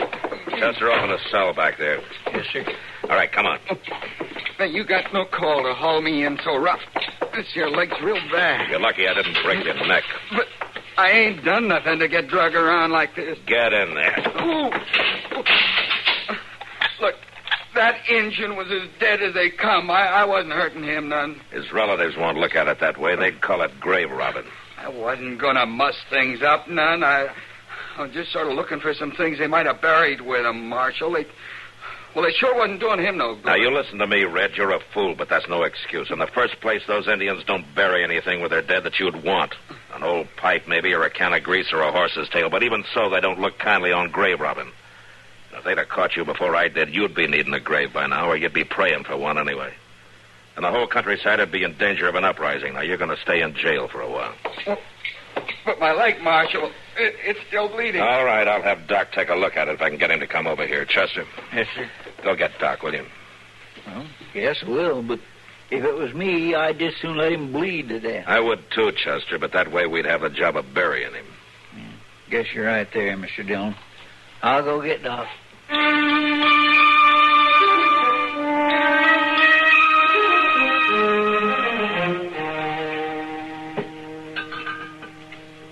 You better order some more of that whiskey, Sam. We're getting low. I'll do that, Miss Kitty, but it sure ain't very good, and that's the fact. That's the best we can get. Besides, the men who come in here wouldn't pay for any better. Most of them wouldn't know the difference anyway. Oh, hello, Miss Kitty. Hello, Chester. Hi. You want a drink? Well, that ain't exactly what I've come in here about, but... What's on your mind? Well, I've been all over town looking for Doc. Guess I have worked up quite a thirst at that. A beer'd go down real good. Give him a beer, Sam. Coming up.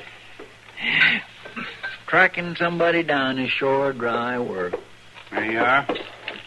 Thank you kindly for the beer, Miss Kitty. You should have come in here first, Chester. I could have saved you getting so thirsty. How come? Well, Doc was in earlier on his way out south of town someplace. He said he wouldn't be back till tomorrow.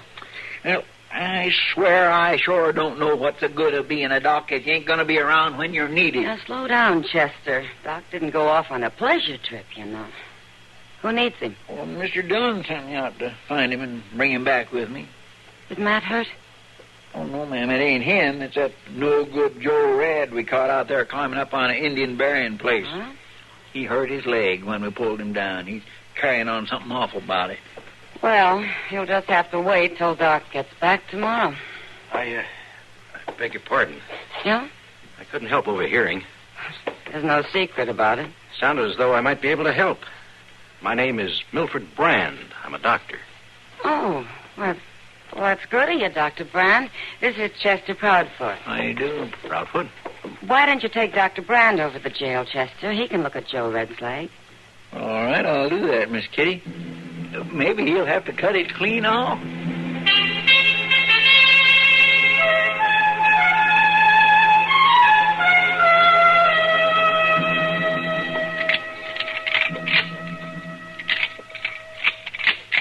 This rifle works a little slow, Chester. How long's it been since you cleaned it? Well, not too long. Well, look at it. You can see that it's dirty, can't you? Right after the last time we... It ain't too bad. Hello, Matt. Hello, Doc. Oh, hello, Doc. When'd you get back? Oh, about an hour ago. Hey, what are you doing? You figuring on starting a war? Yeah, just want to be able to finish it if one gets started, Doc. We was only checking over the guns, Doc. It don't mean we're planning to shoot nobody. Well, I'm glad to hear that. Oh, so you still got Joe Red locked up? Yeah. How's his leg? Well, he stopped complaining anyway. Well, that could mean it's better or a lot worse. You want to see him? No, just not. He's Dr. Brand's patient. Let him handle it. You mean that other doc is still in Dodge? He's still here, and he's going to stay here, Chester. Huh? He's going to take up doctoring here? That's what they tell me. Why, he can't do that. And why can't he? Well, this is your town, Doc. That's why he can't. Oh, now, wait a minute, Chester. Ain't no two ways about it. He can't come in here in his darn city suit and start drumming away your business. Matt, can you keep him going on like an old woman? Chester, will you quiet down and let Doc talk? Now, listen to me for a minute. This town is getting bigger all the time. We can use another doctor. We don't need no Lord knows doctor I don't mind a little help. And it's just plain foolishness to say that you don't want a doctor because you don't like the cut of your suit. Well, now, I never said I'm going to go to the Dodge house and see if I can help him to get started. What? And if you have any sense at all, Chester Proudfoot, you keep your mouth shut and give him a chance. You might need him yourself someday. Well, now, just what did you think of that, Mr. Dillon? Well, I tell you, Chester, from the way Doc just left here, I think you better stay healthy for a while.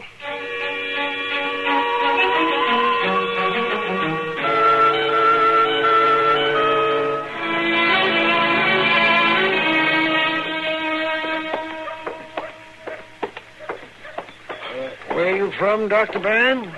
Philadelphia. Philadelphia, oh. I understand Philadelphia has developed into quite a medical center. Oh, yes, indeed. Several medical schools there. Newest methods and procedures are taught. Now, it doesn't look much like Dodge City. Oh, Dodge City. No, that's true. You'll get your hands dirty here, that's a fact. My office is just up those stairs. Oh, that's very kind of you, Dr. Adams. Oh, no trouble at all. You'll be welcome to use my office until you've had time to set up in a place of your own. Well, I hardly think... I've wished many a time there was somebody around to help with the load. Yeah, here we are.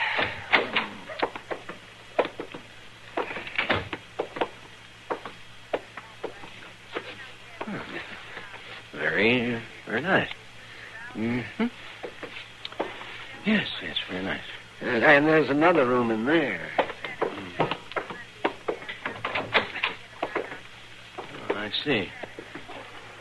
Mm-hmm. And where is your laboratory? Well, you're standing in it. This room? Well, it's hardly equipped. Most of my equipment, Doctor, fits right into that black bag. My laboratory travels with me. Well, how are you able to keep up on the current studies, on research? Well, Doctor out here doesn't give a man much time for study or research. You're too busy keeping folks alive any way you can, whether it's in the book or not. But maybe now that you're here and can help out with the work, I'll have a little more time. Dr. Adams. Yeah? Perhaps we'd better get something straight. I didn't come to Dodge City to be your assistant. I intend to practice medicine in a professional and scientific manner. Well, sure you do, Dr. Brand. Sure you do. I just hope you'll be able to.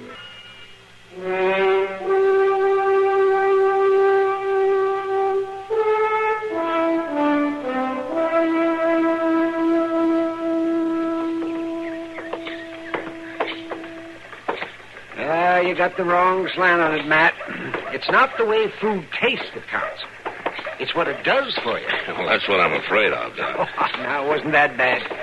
You know, you're pretty squeamish for a man of your heft. Well, maybe so, but I'd hate to know the bloodlines of that stew I just ate. Oh, wait a minute, Matt. There's Zach Willard. I want to ask him about his wife. Oh, sure, Doc. Zach! Zach Willard. Oh. Hello, Doc. Come on over here. I want to talk to you a minute. All right. Hello, Zach. How are you? Marshal? I wanted to ask you about Myrtle, Zach. Is she feeling any better? Why, yeah, Doc. Yeah, she's better. Good. That medicine we tried her must be doing the job, huh? I've been trying to get out there for a week, Zach. You tell Myrtle that I'll be by to see her real soon. Well, I'll tell her, Doc, but ain't no need for you to come by. Oh, sure, I'll come, Zach. I may have to neglect my patients for a while, but I always get there eventually. Well, the fact is, Doc, Myrtle's took to doctoring a little different. She has? Well, as long as she's feeling better, I'll come by and check on what she's doing. Well, you see, Myrtle's doctoring with the new doc now. He comes out every day. Oh, I see. Dr. Brand. Yes, sir. Well, you tell Myrtle that I'm glad she's feeling better, Zach. Sure, Doc. Come on, Matt.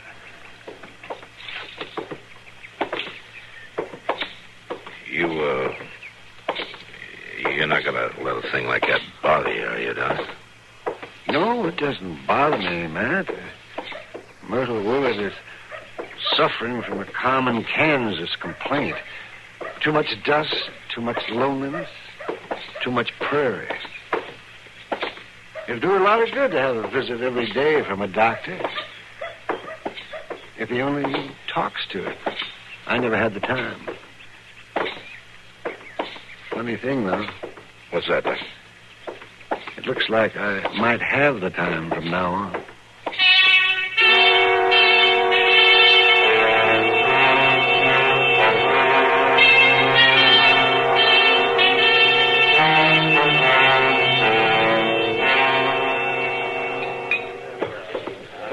I think you ought to do something. Well, what do you want me to do, Kitty? Lock him up, throw him out of town? I'm serious.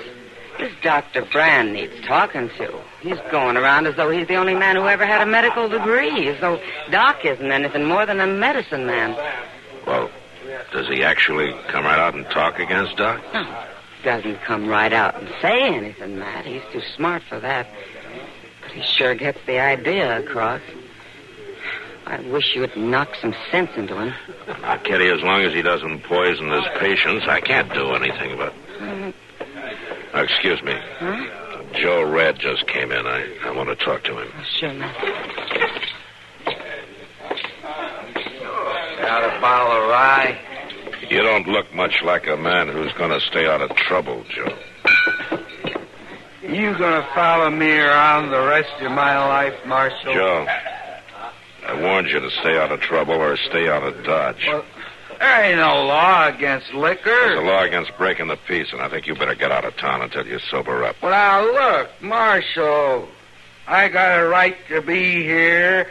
I got a right to be in Dodge. A man's got a right to see his doctor, now, don't he? Oh?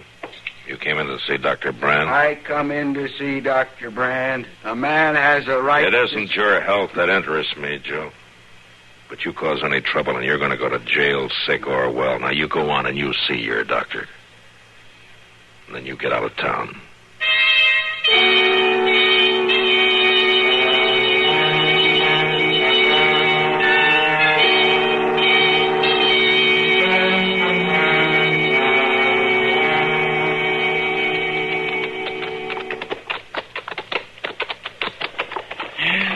Dillon, just look at that cussed prairie stretching way out there. What's the matter with it?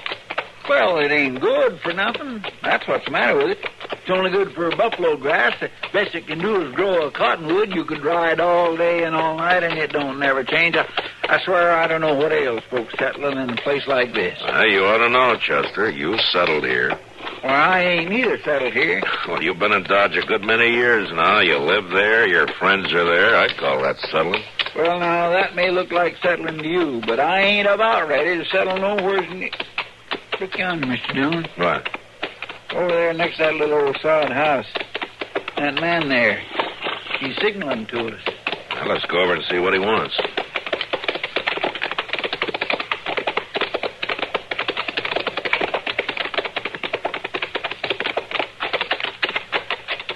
You wanted to see us, mister? You're the marshal, ain't you? Yeah, I'm the marshal. What can I do for you? Well, I'll tell you. I ain't much for cottoning up to the law, but right now it's a choice between the law and an Indian uprising. What are you talking about? Them Pawnees would go on the warpath if they found out about it. Sure, shoot. Oh, come on, mister. Tell me what happened. Why, it's that grave. A little grave out on the prairie. That Indian grave up on them poles. Well, what happened to it? Why, nothing happened to the grave, Marshal. It's still there, all Then right. what's the trouble? It's the body. Body? Yeah. Somebody made off with it, clean as a whistle. And them Indians are always stopping by. Chester, come on, let's get back to town. Yes, sir.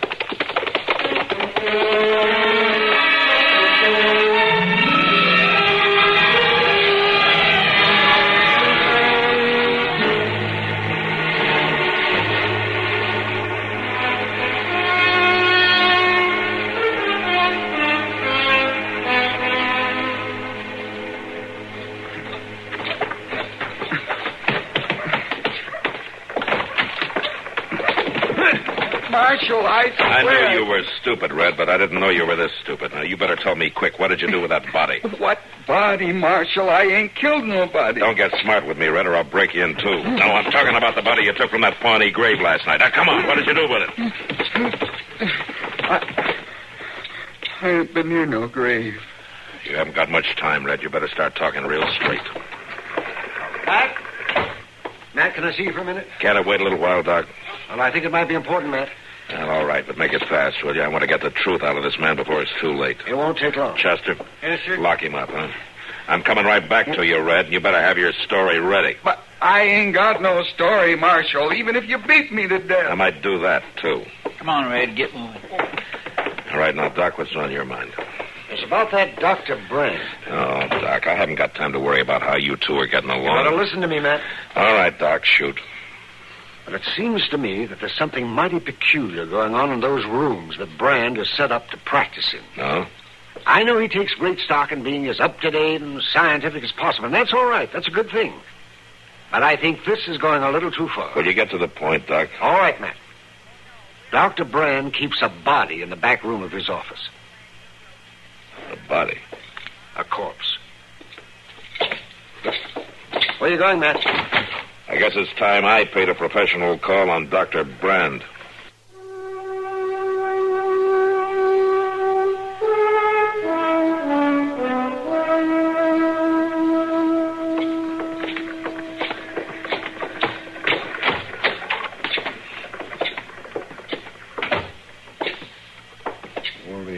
must be in the back. Please, just have a seat. I'll be right there. It's Marshal Dillon, Brand. I want to talk to you. Oh, Marshal. Oh, hello, Dr. Adams. Hello. Brand, Dr. Adams here has been telling me that you keep a body in your back room. Is that right? Why, it isn't exactly a body, Marshal. It's a skeleton. Yes, I do keep it back there. It's helpful in my study. Where did it come from? I'm not sure it's any of your business, Marshal. It's my business, all right. Where did you get the skeleton? Dr. Adams, as a medical man, is it necessary for me to answer these questions? I think you better answer that one, Doctor. Well, as a matter of fact, Marshal, it was a lucky find. I procured this skeleton quite near Dodge City. You better hope you're lucky. It came from an Indian grave, didn't it? Why, yes, it did. Who got it for you? I got it myself, Marshal. I took a wagon and got it myself. Joe Red told me about it, but he was afraid to go out there again. I managed all right without him. Well, that's the first time I ever heard of Joe Red being smart. Now, listen, Dr. Brand, as soon as it's dark, we're going to take that skeleton right back where it came from. We'll bring the wagon by, and you'll be ready. Oh, come now, Marshal Dillon. Aren't you making a mountain out of a molehill? Every good medical office should have a skeleton to refer to. You'll have to provide your own, Dr. Brand. This one is private property. But it was just an Indian grave. I don't know how you think about things where you come from, Brand, but robbing a grave, any grave, is considered a crime out here. More than that, you place the whole countryside in danger. These Indians visit their graves, and if they come and find the body gone, they won't like it, Dr. Brand. And if they came to me and asked me who stole it, I'd tell them. You must be joking, turning a man over to the Indian. Let me tell you something. If I had a choice of whether to turn you in or let the Indians start an uprising over something you did, it wouldn't take me very long to make up my mind. So you just be ready and bring that skeleton out as soon as it gets dark.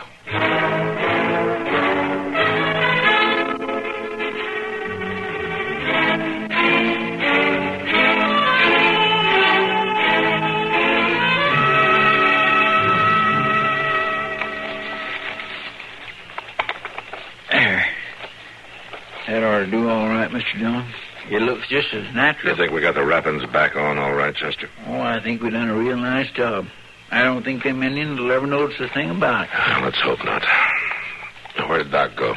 Oh, he's sitting down there in the wagon with Dr. Brand. All right, let's go. Mr. Dillon? Yeah? Look yonder on that ridge over there. The moon ain't too bright, but it sure looks like Indians to me. Yeah, and they're headed this way. Well, let's get down off of here quick, Chester, and get back to the wagon.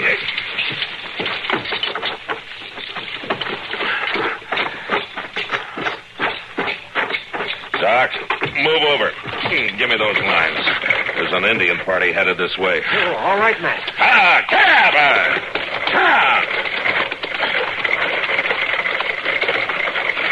Indians? Look, Marshal, maybe if we shoot at them, they'll go away. Put that gun down, Brand. Oh, well, what are we going to do? We're not going to do anything. I'm going to pull up now and let them come to us.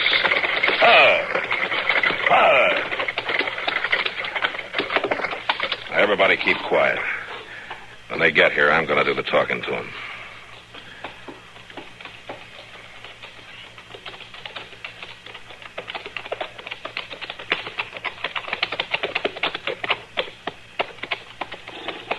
We come in peace. Is there a chief among you? Aye, Sharpnose. I don't think I know you, Sharpnose. Are you far from your village? Very far. Well, why do you come here? We come to pay respect to grave of my brother's brother. Oh, the one back there? The one back there. Why you come? Well, we were just passing by, so we stopped to pay our respects to the grave of your brother's brother, too. We go. Yeah, you go.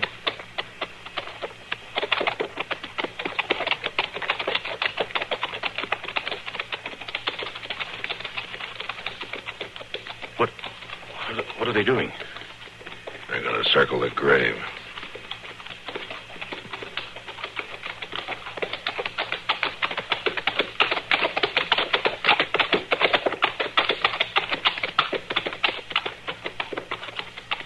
Is it going to be all right, Matt? Yeah, I think so, Doc.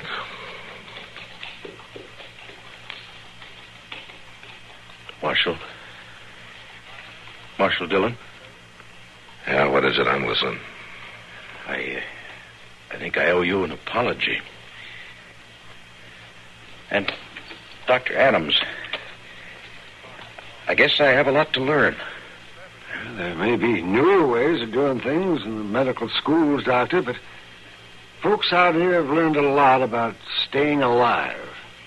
And they've had a hard way of learning it. I'm beginning to understand that, Dr. Adams. Good. Come on, Matt. Now, let's get back to town. Somebody might be needing us, doctors. All right, Doc. Hello, cow!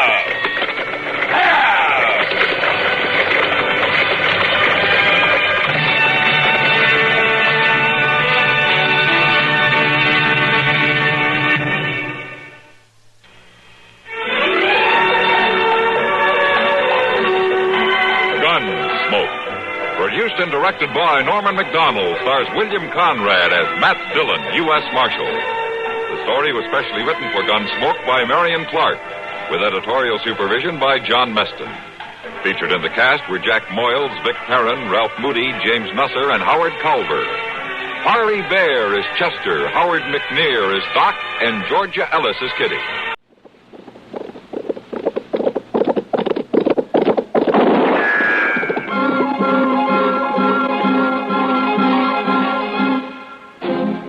Around Dodge City and in the territory on West, there's just one way to handle the killers and the spoilers, and that's with a U.S. Marshal and the smell of Gunsmoke.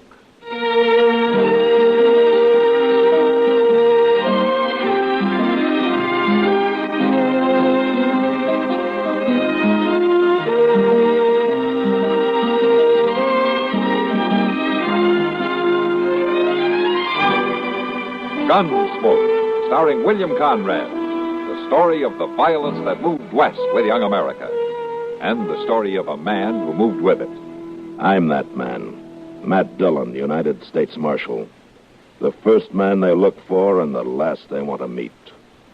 It's a chancy job, and it makes a man watchful and a little lonely.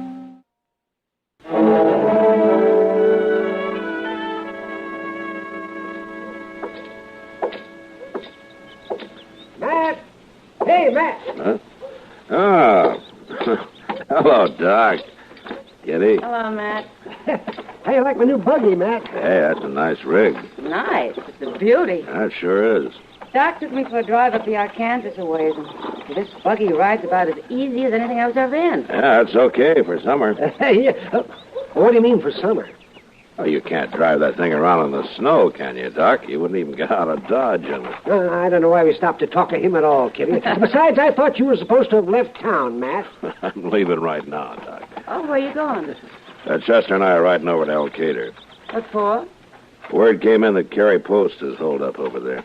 Kerry Post? I never even heard of him. Well, he's a killer from the Dakota Territory. El Cater's as far south as he's ever been. I don't know him either, Kitty. All I've got's his picture on a wanted poster. Yeah, I was in El Cater once, Matt. It's a nice little town. Yeah, so I've heard. Well, at least if you've never been there, well, nobody knows you. You see? And you can ride in free and easy. Well, that ought to help some. It will, Kitty. A lot. Well, good luck, Matt. Thanks, Kitty. I'll see you both when I get back.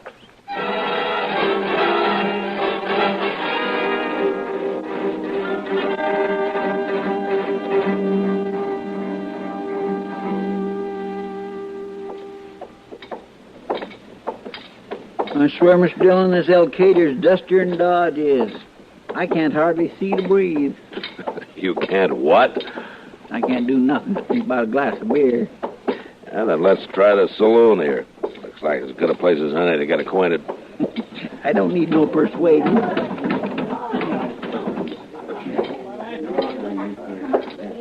Well, what do you have, gentlemen? You got some beer? Of course we have. Make it 2, bartender. Okay. Uh-oh. Looks like we're going to have company, Mr. Dillon. What? You fellas are strangers here, ain't you? Yeah. Yeah, we are. That's what I thought. Grimes is my name, Cicero Grimes. Now, I ain't asking yours. Don't get me wrong. We got nothing to hide. My name's Dillon. This is Chester Proudfoot. I do. Welcome to El Cater, gentlemen. I'll tell you something else. You buy me a beer, and I won't ask no questions. But I'll talk to you. Providing you're honest, of course, I won't talk to no crook. Well, we're pretty honest, Grimes. Cicero will do. Okay. Bartender, make that 3 beers, will you? 3 beers. I thank you, Dillon. And you too, Mr. Chester. Oh, Chester. Elkader, pretty lively town, Cicero? Yeah. 'Twas and tain't. What? Yeah, 'twas lively, tain't no more. Oh. Well, why is that? Joe Fye, he done it. Come here 2 weeks ago, and there ain't been a fight since. Right. Here, 3 beer. Ah, thank you. Here you go.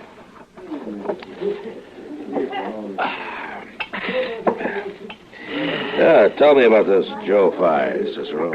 Yeah, well, Joe Fye, he don't bother me, Dillon. I'm a peaceful man. I don't even carry a gun. It's the wild ones, fellas like Cherry Post and such all that Joe Fye gets after. Did you say Cherry Post? Take it easy, Chip. That's all right. Cherry Post ain't here no more. Joe Fye run him out of town right off. He run 3 other fellas out, too. Oh, what for? Because he won't stand for no disorder, that's why. They was all gunmen, too. Bad. The Cherry Post, he said he'd wait till somebody shoots Joe Fye, and then he's coming back. This Joe Fye must be quite a gunman himself. Huh? Oh, my, none better. Ain't a man in the whole country to stand up to him. How's that so? Yeah, been here 2 weeks, and nobody's faced him yet. Oh, if nobody ain't faced him, how do you know he's such a good gunman? You'll find out, Chester, when you see him. It don't make no sense to me. What's his game, Cicero? Why does he want to run Elkader? Well, it's his job, Dillon. His job? Sure. Joe Fye's a United States Marshal. He's a what? He's a United States Marshal. Now, what's wrong with that? Cicero, maybe you don't know it, but there's only one United States Marshal in this whole territory, and he's standing... Hold it, Chester. We'll find out what's going on here soon enough. Yes, sir. Meantime, don't worry about Joe Fye. He isn't after you. No, he won't bother you none, Chester. But Dillon here, that's different. What do you mean? Well, Dillon looks like a gunman to me. And if there's one thing Joe Fye won't stand for around here, it's a gunman. Yes, sir. He's going to run Dillon out of town first time he lays eyes on him.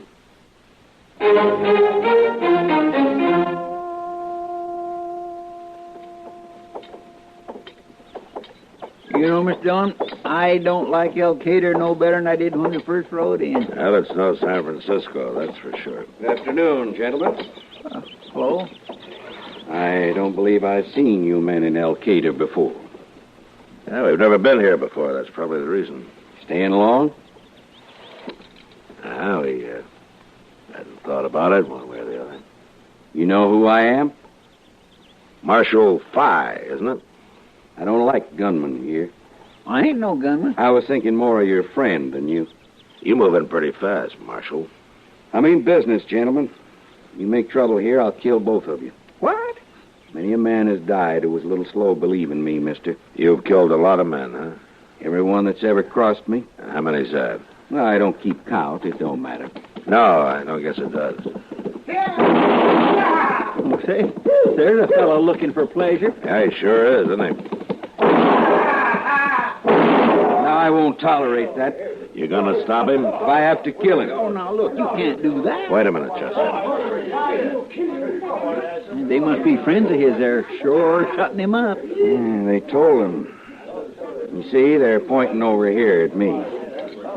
The man didn't know. He hasn't been to town since I took over. He sure did calm down fast enough. There he goes, mild as milk. Yeah, you should thank those men for that. They just saved his life. It's a pretty tight town you keep, Fye. And don't you forget it. Either of you. Good day. Well, of all the blowed-up, mean, hog-headed men I ever did see... I don't know whether it's his being smart or everybody else around here being stupid, but it's sure working. What do you mean? He's got them all buffaloed.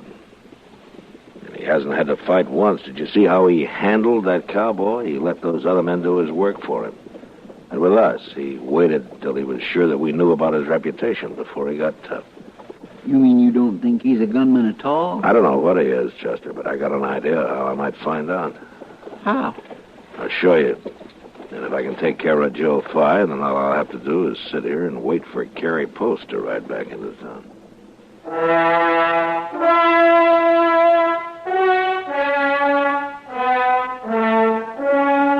The first thing I did was to go to the general store and buy an old Navy pistol and a worn-out holster and a cartridge belt. And from there, we went back to the Alamo Saloon and spent the next 2 hours talking to Cicero Grimes. This time, I told him who I was. And after I explained the whole deal to him a couple of times, he seemed willing to sit in. There's only one thing I don't like about Marshal Dillon. What's that? Supposing you guessed it wrong. Supposing Joe Fi is something of a gunman after all. I ain't got no bullets in my gun. Oh, don't you worry about that, Cicero. I'll be right there. Well, it still could go wrong. And if it does, I'll get shot. That's a chance you're taking to help the law, Cicero. You don't have to do it if you don't want to. Well, but you get paid for taking chances, Marshal. I don't. No, you don't. But there's one thing. You'll be a kind of a hero. Say, I will, won't I? Sure, and everybody will be buying you drinks from here on out, Cicero. Why, you'll be famous, like George Washington and all them fellas. Yeah. Say, that's getting paid kinda, ain't it? Why, sure it is. Say, Marshal, how come you picked me for this job? There's just lots of fellas could help you out. No, they're not. You're the only man in town that's least expected to stand up to Joe Fi. You've never even worn a gun before. No, sure ain't. I don't believe in guns. Yeah, but don't you see, Cicero, this way we're really going to show him up. Yes, sir, I guess you're right, Marshal. But I sure hope nothing bad happens. I promise you I'll do everything I can, Cicero. But in a deal like this, something can always go wrong. I won't try to fool you about that. You know, that's what I like about you, Marshal. You don't try to hide nothing from me. You all set then? Yeah, I guess so. I mean, I sure feel funny with this here gun on my hip. Well, you look fine, Cicero, even if it ain't loaded. Well, let's get going.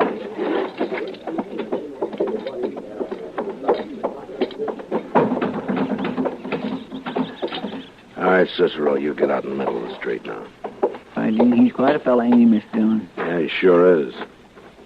I hope I'm right about this. I'd hate to see him get hurt. Or killed. Okay, you get up there to that alley and do his shooting for him, Chester. Then you come on back before anybody sees you. Yes, sir.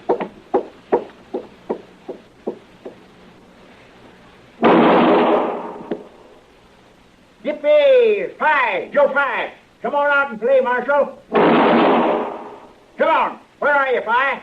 Come on out of the hole. Come on, get out there. Come on. All right, that's enough shooting, Chester. Come on back. Joe Fi's coming, Mr. Dillon, right across the street. Yeah.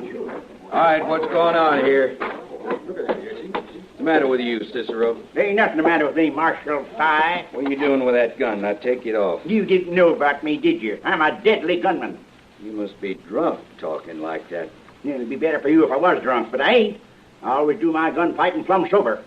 You gone crazy? I'll tell you something, Joe Fi. The reason I spend so much time in the saloon there is to forget all about the men I killed. But sometimes I can't forget. And then I put my gun on and go out and I kill me another one. Oh, Cicero ain't making much sense, Mr. Dillon. Now, you're drunk and you're lying. Oh, am I?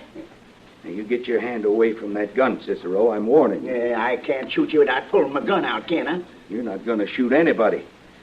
Especially me. Sure I am. I just told you, didn't I? I got to do it, Fry. I'm sorry for you, but I got to do it. Now, I've had enough of this. Cicero, you get your hands up before I kill you. No, you don't. No, you don't. Stay away from me. Now, I never saw a man so anxious to die. Now, you do as I say. No, I won't do nothing you say. You can't hurt me. You don't know it, but you can't hurt me at all. I can kill you. Yeah, go ahead. Try it. Go on, draw. Go on. Go ahead. Now, there's no man in the world can beat me, and you know it. I don't know it. I ain't never seen you shoot. Nobody has. But you're just about to see me. For the last time, you take your hands off that gun. Yeah, well, watch me, Fi. Watch me now. Watch me. I'm just about to draw. Watch me. I'm about to draw, everybody. Go on, shoot him, Cicero. Get it over with. Okay, I will. I'm going to do it. I'm going to do it right now. Don't pull that gun. Don't, Cicero. Now, wait a minute. I'll make it easy for you, Fi. I'll shoot you right in the head so you won't suffer so much. No. Right in the nose, maybe. No, not don't. Now, look, Fi. Look, now, I got you covered. Why, you didn't even try to draw. Don't you kill me. Please don't kill me. Now, don't shoot, Cicero. Don't shoot me. I wouldn't draw on you. I was only fooling. Yeah, sure, you was only fooling. But you're all through fooling out, Joe Fi. Please. Here, I'll take them guns. Give it to me. Come on out, everybody. I got your line too. Cicero. Hey, fellas, look here. My gun ain't even loaded, see? You're all through, Joe Pye. Go find your horse and ride him out of town. You ain't no U.S. Marshal anyways. You've been lying the whole time. Now go on, get going. You wait here, Chester. I want to talk to Five. Wasn't that short, man, Paul? All you got to do is take me by the windbag. Come on, sister. Come on. Five. Wait a minute, Five. I'd like to talk to you a minute. Leave me alone. I only want to ask you a couple of questions, then you can go. Ask me what? About this U.S. Marshal business. Was that your idea? Look, all my life, I wanted to be a lawman. Oh? Why? I don't know. Maybe so's everybody sort of look up to me. Well, if you wanted to be a lawman, why didn't you go be one somewhere? Why did you have to come here and lie about it? You don't understand. I couldn't be a lawman, not a real one. Why not? Well, you saw what happened with Cicero Grimes. I'm a coward, mister. That's what I am. Coward. I always have been. I couldn't be a marshal, not for long. That'd take somebody... With somebody like you, maybe you could be a marshal. Maybe. But you're saying that the only reason you came here and told everybody you were the law was just a kind of a game you were playing, sort of like a kid? Like a kid? I guess you're right. I thought maybe you had some other reason for wanting to run this town. Oh, no. No, I'm not a crook, mister. I never did anything bad. I believe you. I want to go now. I want to get out of this place. Okay. But there's just one thing. What? You go on wearing guns and somebody's gonna kill you, sure. I never wore a gun in my life till I came to El Cater. I always wanted to, but I just never dared. It was kind of fun while it lasted. Yeah. So long, Fi. So long, mister.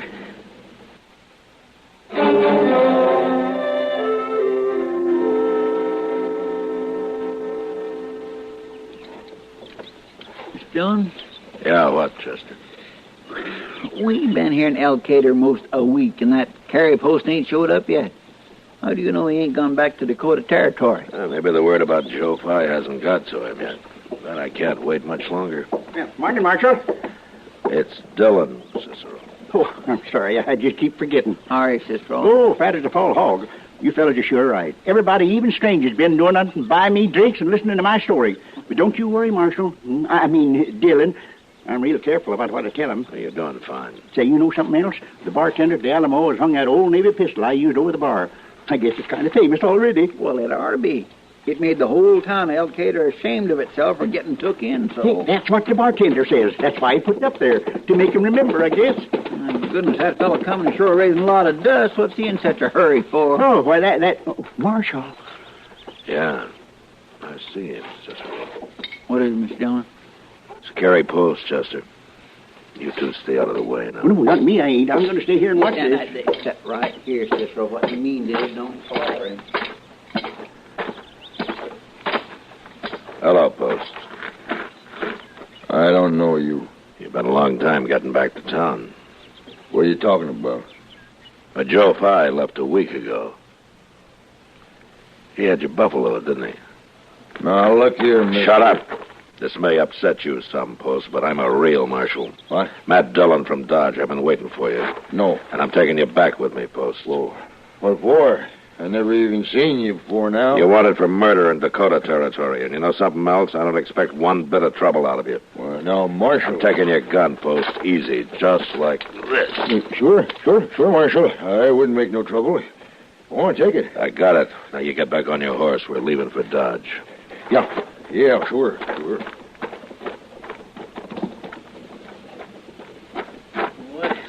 I declare, Mr. Dillon, that was the easiest thing I ever seen. How'd you know he wouldn't fight? Bo's nothing but a murderer, Chester. He's not a fighter. Well, you got him. And you got Joe Fye, too. Him pretending to be a marshal. It sure was worth it coming up here. I don't know, Chester. Joe Fye ran this town pretty well. But now the lid's off. It's too bad I couldn't have left him alone. He was doing fine.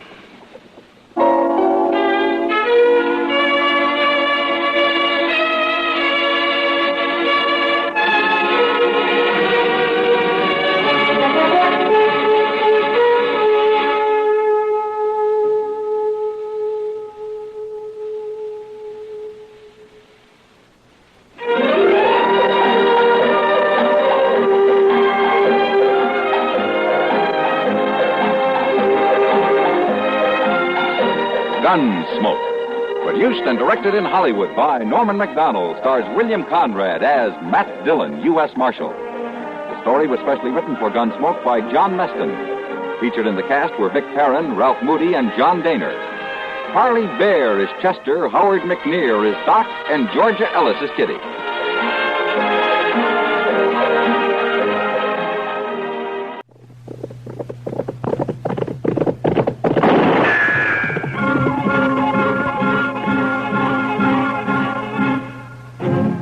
Around Dodge City and in the territory on West, there's just one way to handle the killers and the spoilers, and that's with a U.S. Marshal and the smell of gun smoke.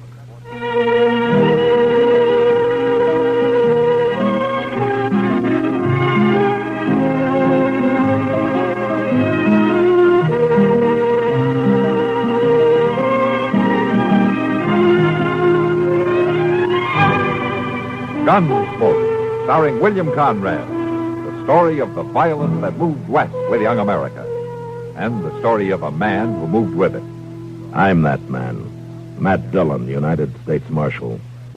The first man they look for and the last they want to meet. It's a chancy job, and it makes a man watchful and a little lonely.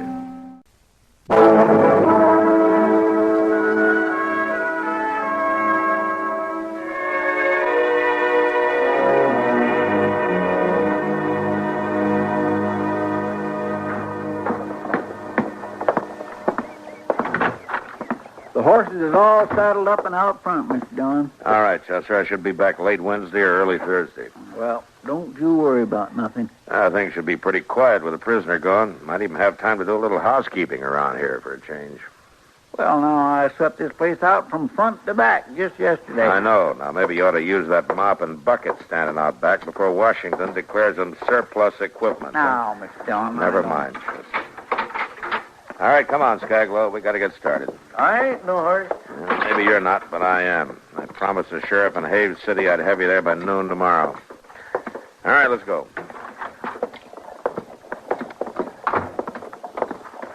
Mount up. Ain't you going to take the cuffs off? Uh-huh. At noon tomorrow, and I get up in that saddle. And Chester... Yes, sir? Don't take things too easy, huh? Oh, yes, sir. No, sir, I won't. All right. Bye, Mr. Dillon. Was that the marshal just rode off? Yes, it was. Oh, what time will he be back? What time? Well, if you'd ask me what day, it'd be a better question. This is serious, young man. How long will the marshal be out of town? Well, I expect him back of a Wednesday or Thursday. Oh, I'll probably be dead by then. Dead? Look, mister, I'm Mr. Dillon's assistant, and if you're in trouble... Are you good with a gun? Well, sure. Oh, I may not be as good as Mr. Dillon, but I do all right. I sure feel better telling all this to the marshal. Oh, what? You ain't told me nothing yet. I have to trust you. Can we talk inside? Oh, well, of course. You can come on in. Oh, what's this about? Here's my card. Professor Albert Cramston, Doctor of META... Metallurgical Research. Oh. Well, that sounds pretty important, but it don't sound very dangerous. Well, believe me, son, it is dangerous. If the syndicate has put a price on your head. Syndicate? The Silver Syndicate in San Francisco. You know, all those millionaire fellows who own the mines. You owe them fellows. Well, why should they want you dead? I don't want to tell you too much because it'd be dangerous information for you to have, but I will tell you this. They've hired 8 killers to track me down, and the one who catches up with me gets $10,000 for the job. Well, is any of them 8 men in Dodge now? I don't know. I don't know who they are or what they look like. I just know they mean to get me. Well, there ain't anything I can do, Professor. Thank you, son. And I just want to say, keep your gun close by, because the welfare of your country and mine may be resting in your hands.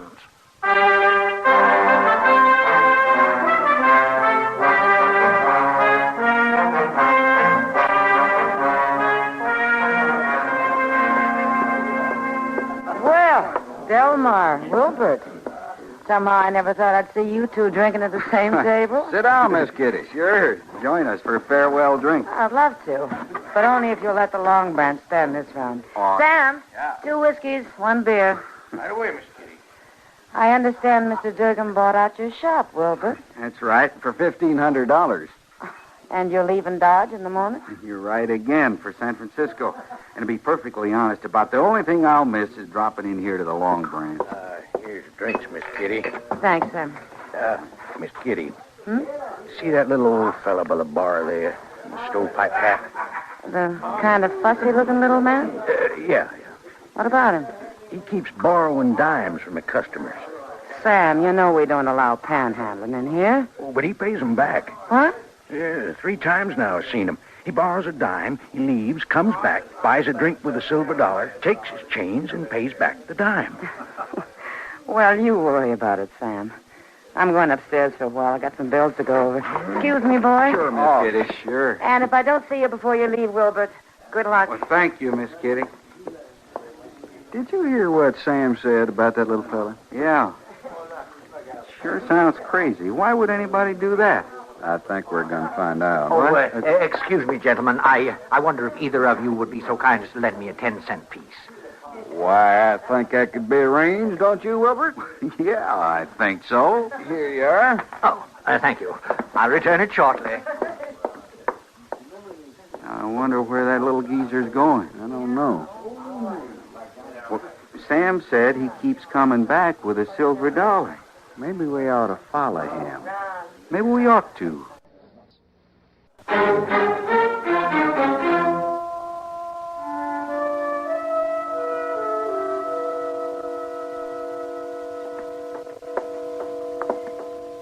Is that him? Yeah. Now, let's don't follow too close. Wait. Where's he going? Well, he's going in my shop. Your shop? Ain't it locked? Well, what for? There's nothing in there. I hauled every last speck over to your place. My own stuff's already in my wagon. What do you suppose he's doing in there? Well, I'll go in and ask him. No, wait. Let's sneak up on him. We might find out something. I didn't board up the side window between the buildings. Maybe we can see him through there.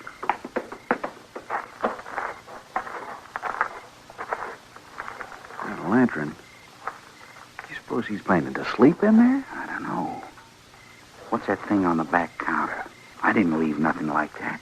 Taking the cover off. Looks like some kind of machine.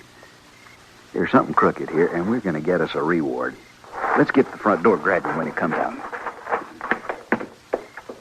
Now, you get on that side, and I'll stay here, and we'll wait for him to come out.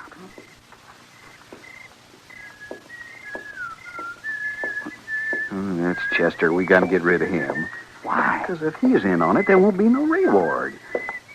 Oh, you know what? Durgaman got me. Chester?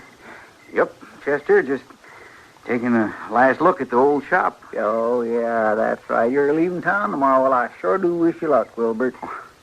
Thanks, Chester. Well, Chester, I suppose you have to get on with your rounds, being a peace officer and all. Oh, things is kindly quiet tonight, so mostly what I'm doing is getting me a little exercise before I go to bed.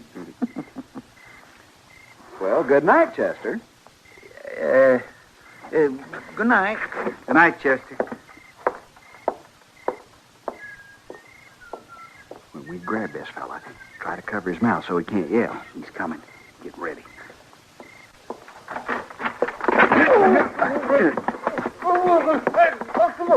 Hold him, Gatsby. Hold him. I got him. Get him back. into the shop. All right. Grab this over.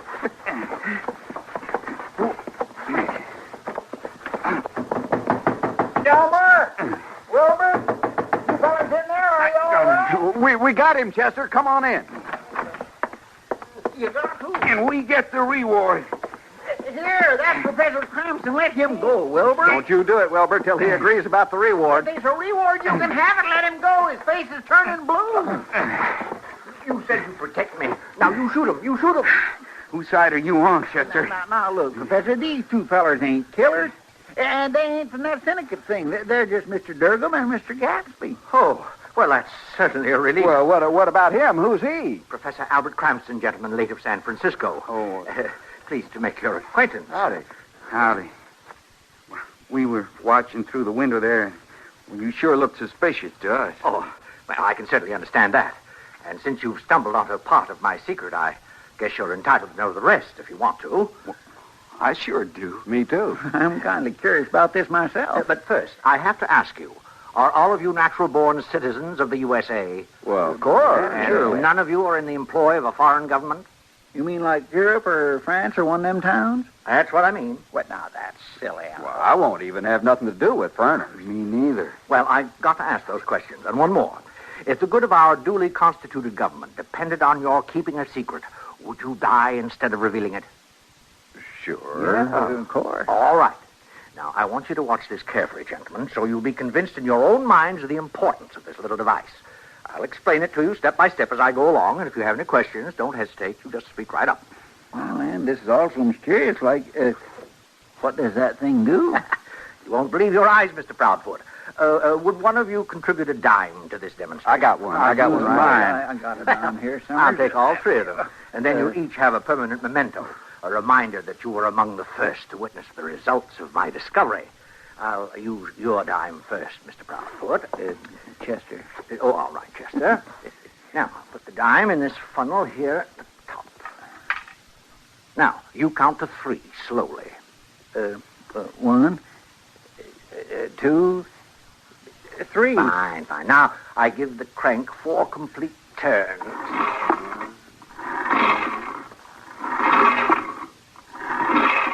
I turn this little spigot to admit 3 drops of mercury, that's quicksilver, and turn the crank one more time.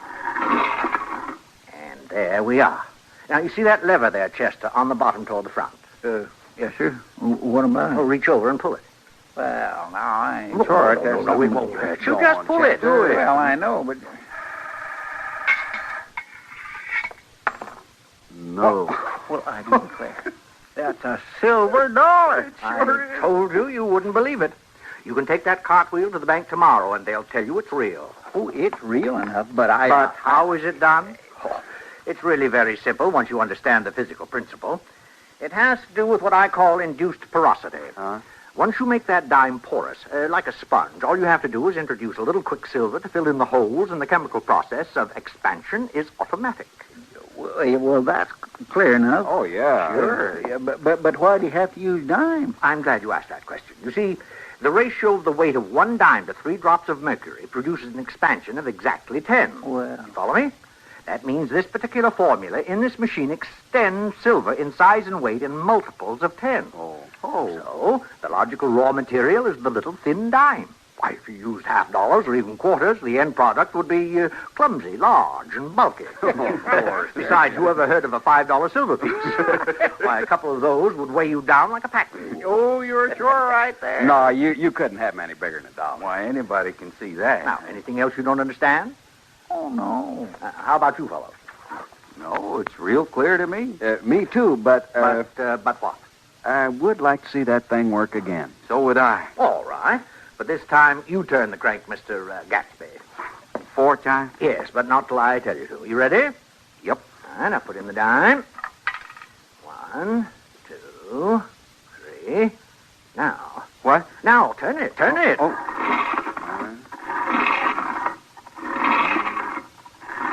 That's right. Now 3 drops of quicksilver. There. And I turn the crank once more. Right. Well, you boys catch on fast. Is it ready now? It should be. Pull the lever. I'll be doggone, I did it. Well, that sure is surprising. It sure is. It sure is. Can I try it? Now, I haven't had a turn. Can I try the whole thing? Well, I'd like to accommodate you, but I think I'd better cover it up and put it away before some untrustworthy person finds out what we're doing in here. Well, why don't you come have a drink with us, Professor? Yeah, we'd be proud to have you at our table. Well, that's very kind of you, gentlemen, but I do have a few little things I must do. If I finish in time, I may join you at the Long Branch. Well, whatever you say. Anyway, a pleasure meeting you. Yes, it was. Good night, sir. Good night, gentlemen. Good night. Good night. And the pleasure was all mine.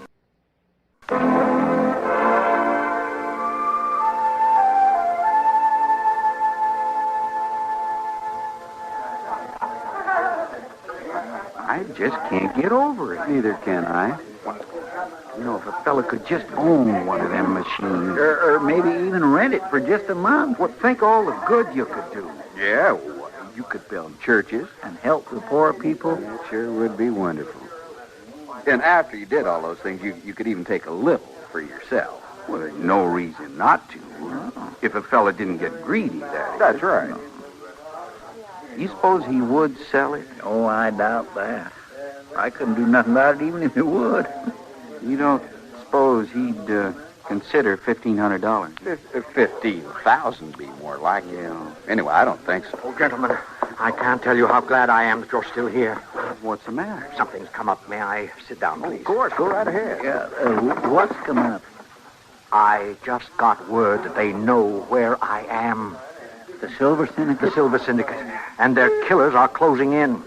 How many are they? I don't know. Could be just one. Could be all of them. Oh, I sure do wish Mr. Dillon was here. But he isn't. So I've had to come to a decision. I'm taking the train east early tomorrow, 8 o'clock. But I need your help, all of you. What do you want us to do? I want you gentlemen to destroy the Silver Extender. Destroy it? You mean bust? I mean blow it to bits. So there isn't the slightest chance of anyone piecing it together and figuring out how it was made.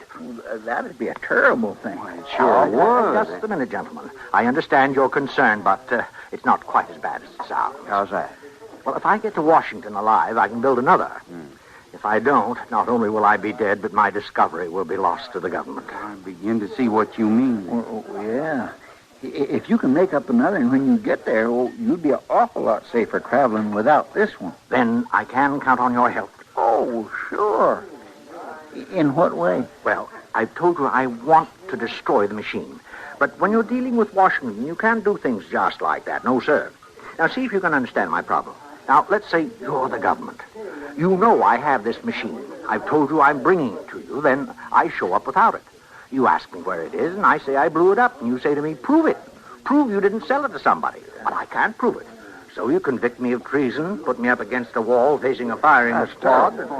That's the end of Professor Cranston. Oh, my lad, that'd be awful. Why, it sure would, but what can we do? You can be witnesses. Witnesses? If 3 honest citizens signed an affidavit that they saw the machine blown up, they'd have to believe me. Would you be willing to do that? That's certainly not asking very much. No, especially since you were so nice about sharing your secret. Well, I was planning to pull out early tomorrow, but there ain't no reason I can't wait till we're finished witnessing. You can wait that. Now, there's one other thing. What's that? Well, I've got it all crated, and only the 4 of us know where it is, so I'm sure it'll be safe there till morning. Now, can I count on you? Of course you can. We'll do it just like you said. I don't know how to thank you, gentlemen, but when I tell the government what you've done for your country, you can be sure the U.S. Treasury will find some way of rewarding you for your services. Well, I'll be at the Dodge House if any of you need me.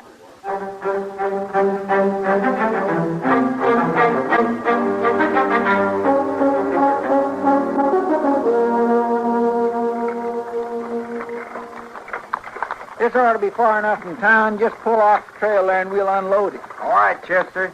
Yep. That's good. You get that tailgate open, Wilbert, and I'll slide the crate back to you. Now, just a minute. Let me help you, fellas.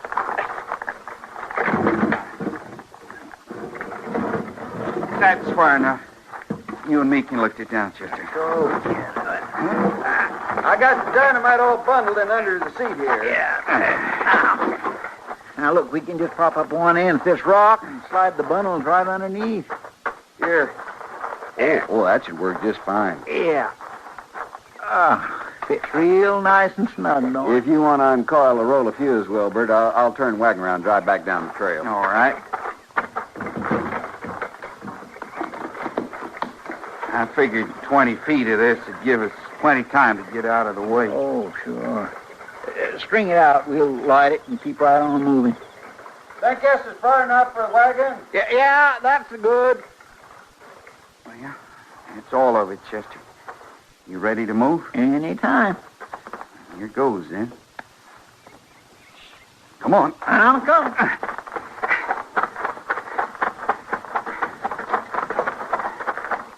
You got plenty of time. Oh, you keep a good hold on them horses. There's good 5 feet left before she blows.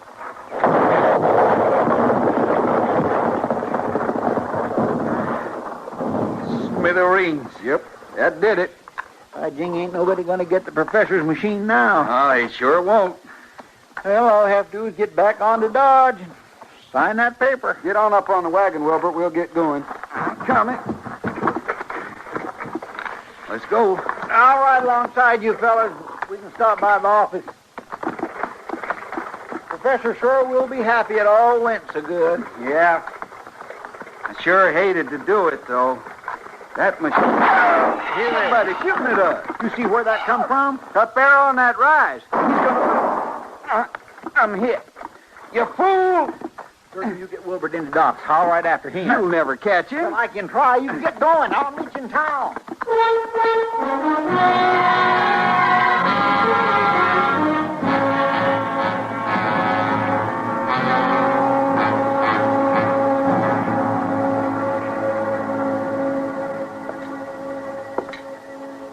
Well, I'm not blaming you, Chester. The professor has taken in people a lot brighter than you are. Well, if he'd have tried to sell that machine, I would have got suspicious, but he didn't. Out on a thing like this, people sell themselves. And you can be sure he got through to somebody. Or Gatsby and Durgam wouldn't be laying up in Doc's office with each other's bullets in them. Well, it all sure went over my head. Machines like that have been fooling people since the first day men stopped trading buckskins for flour and started using money. And as long as there's a man alive looking for something for nothing, it'll go right on working. Suppose. Matt, Yeah, Doc. If you want to talk to Durgam, you better do it now. All right. Come on, Chester. What about Gatsby? He never came out of it. Died a half an hour ago. Oh, my. Yeah, sure doesn't make much sense, does it? Few killings do. Oh, that's you, Marshal? Yeah, that's right. You're not laughing at me, are you? No, I'm not laughing. Something you want to tell me? Not much to tell. The stakes were big, but I lost. Just what were the stakes? Didn't Chester tell you? And he told me about the silver extender. He said you blew that up. That's what Chester was supposed to think. That's what I was supposed to think. But I knew better. Then it wasn't in that crate. Nah, just scrap iron. Gatsby had the machine. What? Sure. After we left the Long Branch last night, Gatsby snuck back and made a deal with the professor. Bought that machine with my money. Wouldn't go partners. Used the money I gave him and wouldn't go partners. Why, Marshal, 100 men could have got rich with that thing just using it an hour a day. He had to have it all. Couldn't share. Where is it now? If I tell you, will you promise to blow it up? Is that what you want? That's what I want. It's under the work counter in the back of my store. You know, a thing like that may be all right for the government, but it ain't for the people. The professor should have known that. Well, I think maybe he did. What do you mean? Nothing. Anything else you want me to know? That's about all, except about the gunman on the hill that hit Gatsby. What about him? I didn't hire him. Gatsby did. To shoot me. He just picked a man with a bad aim. So Gatsby got it in the shoulder. I think that's kind of funny. Gatsby tell you this? He did. When? Soon as Chester rode off after the gunman.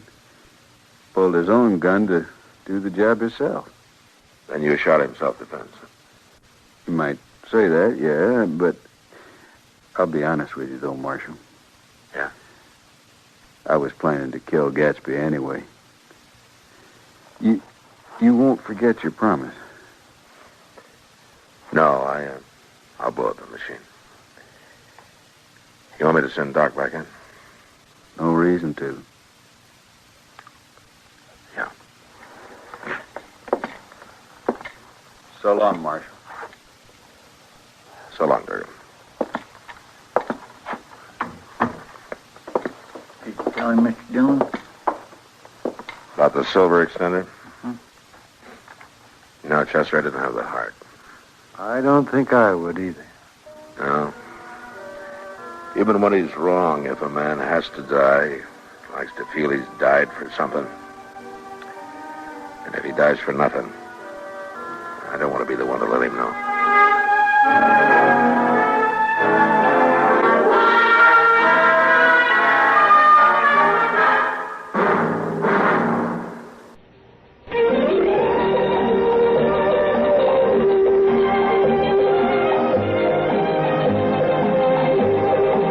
Gunsmoke. Produced and directed in Hollywood by Norman Macdonald, stars William Conrad as Matt Dillon, U.S. Marshal. The story was specially written for Gunsmoke by Vic Perrin, with editorial supervision by John Meston. Featured in the cast were Joseph Kearns, Vic Perrin, Harry Bartell, and Jack Moyles.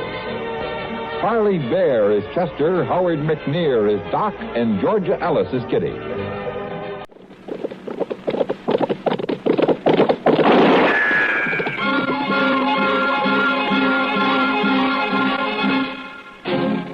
Around Dodge City and in the territory on West, there's just one way to handle the killers and the spoilers, and that's with a U.S. Marshal and the smell of Gunsmoke.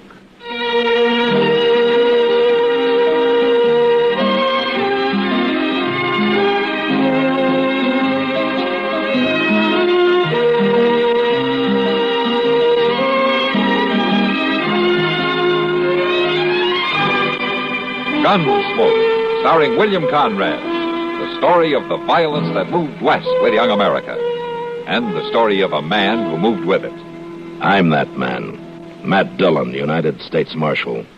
The first man they look for and the last they want to meet. It's a chancy job, and it makes a man watchful and a little lonely.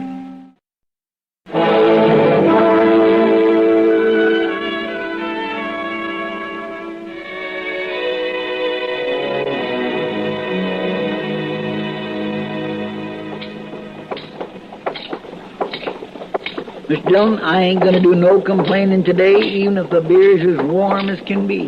That won't seem natural, Chester.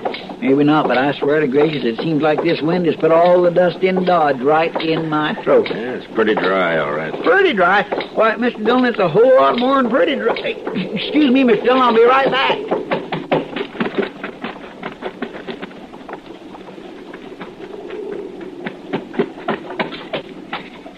Look here, Mr. Dillon. A lady's bonnet. The wind was carrying it right on down the street. I just did catch it. Oh, it's very pretty. Just what you need, Chester. Oh, I don't want it for myself. I don't see nobody on the street, though, who might have lost it. Yeah, down there in the wagon in front of Jonas's store, see? Oh, yeah, well, I'll just carry it on over to her. I'll catch up with you, Mr. Dillon. All right, Chester.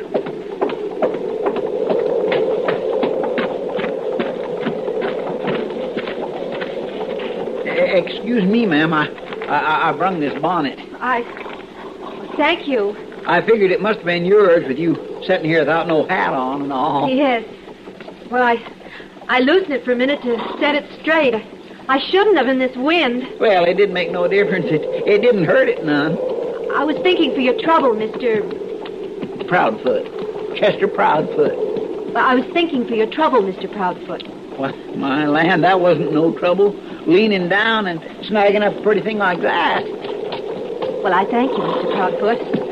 As a matter of fact, it gives me the chance to kindly pass the time of day with you, ma'am. I think that's real nice. A fellow like me, well, he enjoys meeting up with folks. Especially lady folks. Oh, I guess we ain't rightly met yet. I don't know your name. Well, my name's M. Feeney, Mr. Proudfoot. Well, now, that's nice. That's real nice. I ain't seen you around here before, Miss Feeney. We just come. Oh. Staying on, are you? I can't say for sure, Mr. Proudfoot. I'd be pleased if you'd call me Chester. Chester, I can't say for sure. We move around a lot, Pa and me. Oh. Well, you staying over at the Dodge house? Land's sake, no. There's a little place north of town a ways. It must have been vacant a spell the way it looks. Well, now, it'd be nice if you could stay on here. Maybe I can kind of... More you can sell me. Look out of the way. Oh, I'm sorry, sir. Here, let me help you load into that wagon. Here, just get out of the way now. Wait.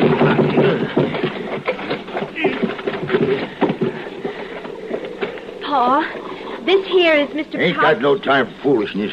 Come on now, get up. Oh, Pa. Goodbye, Chester. Goodbye, Miss M. It was nice talking. It was nice. It sure was nice.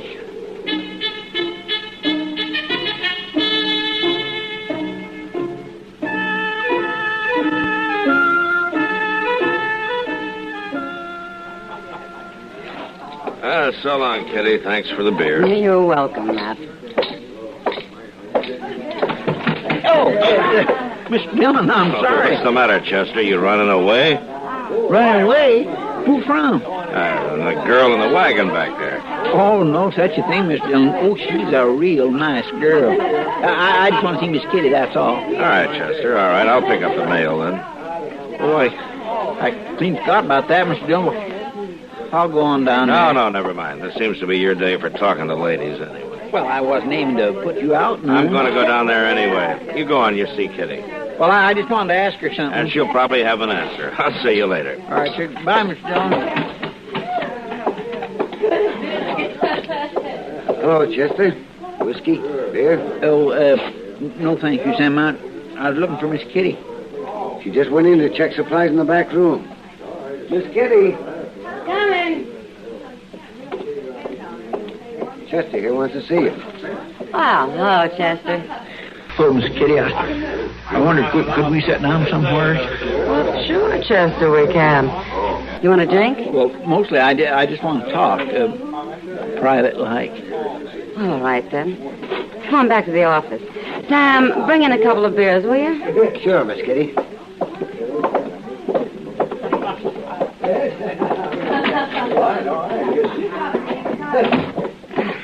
Sit down, Chester. Thank you. All right, now, Chester. What's on your mind?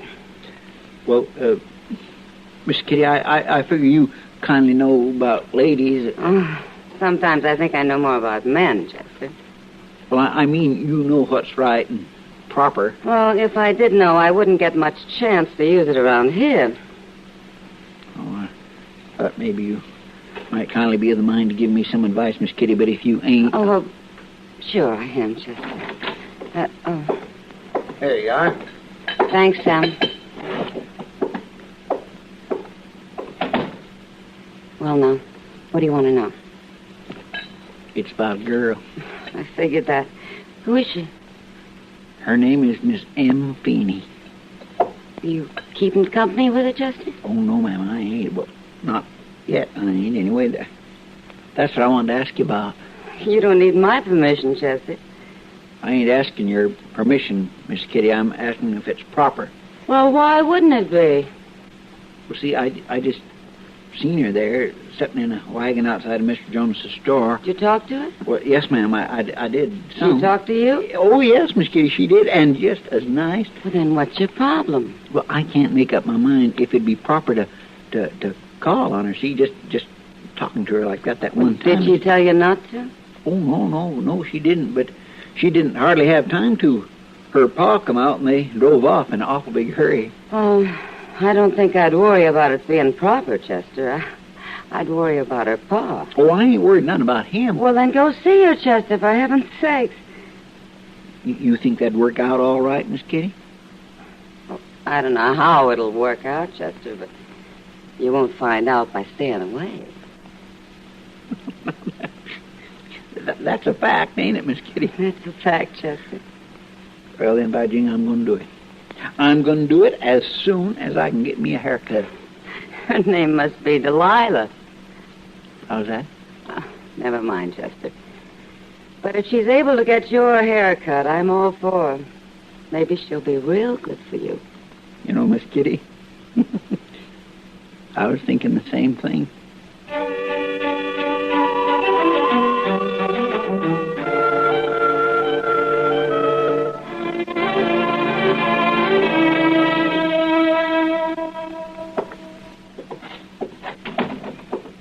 You get things packed up now, Em. We want to be ready as soon as Roop comes. I'm doing it, Pa. He's likely to come in any night now. Yes, Pa.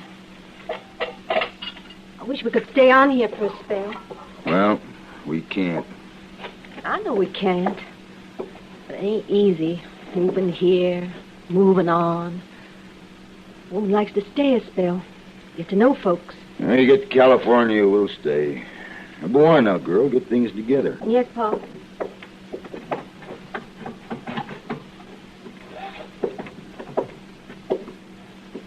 Now, who could that be? Somebody coming? Yeah.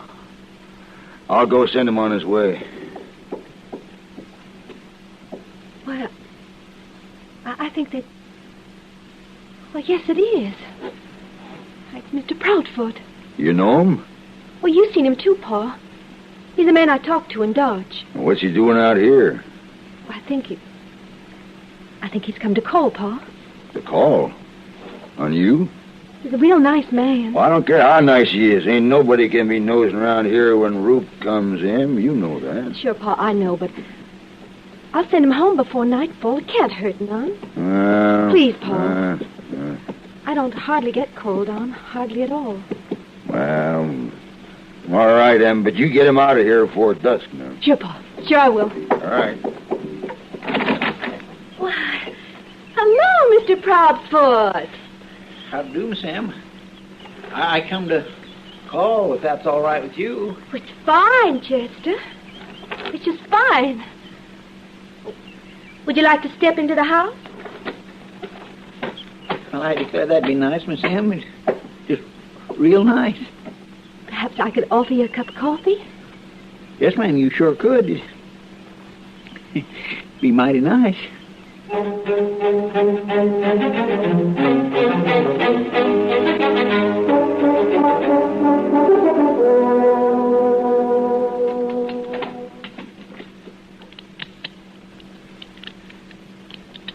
Matt, I thought Chester never wanted to miss one of your weekly gun inspections.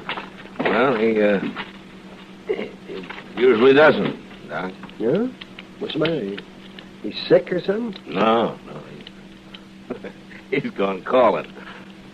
Calling? Chester? That's right. He's up north someplace calling on a lady. He must have been really smitten to Mrs. Chore with a gun. You know what, Doc? He even went to Kitty for advice. Well, yeah, I'll say this for him. He went to the right person.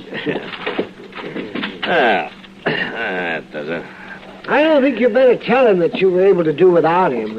It hurt his feelings. You know, his feelings aren't the only thing that's likely to get hurt if he keeps kiting around all over the countryside. Well, hello there, Doc. Mr. Dillon. Chester. Glad you showed up, Chester. I tell you now, it is a pretty day.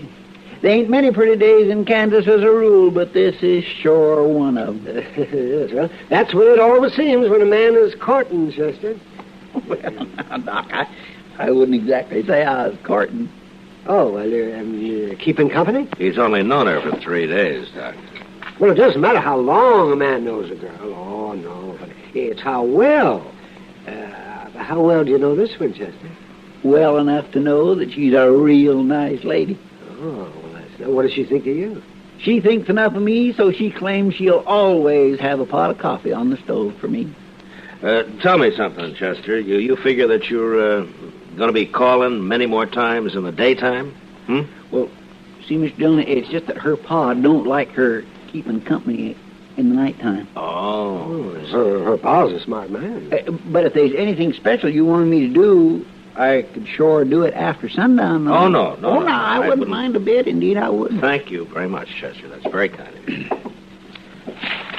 Well, did these wanted circulars come in today, Mr. Dillon? Yeah, I went down and picked them up. I thought you always took care of the mail, Chester. Well, see, Doc, I wasn't here when it come in. Hey, see what I mean, Doc? Yeah, I see. Well, it don't seem like none of these fellas on these circulars is any too important, would it? Oh. Well, what's the matter? Oh, my goodness. Well, what's the matter, Chester? Well, Well, stop standing there like a stricken calf and tell us what ails you. Well, it's this Army poster. Here, let me see it. An Army deserter? Yes, sir. Roop Feeney. Oh, well, do you know him? No, sir, Mr. Dillon, I don't know him. Well, then what's eating you?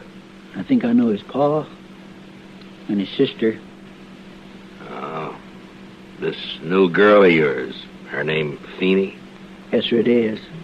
Well, now, Matt, it's no wonder he's upset. It isn't easy to find out that your girl's family has a wanted man in it. Now, here's a Chester. This Roop Feeney, he isn't out there now, is he, Chester?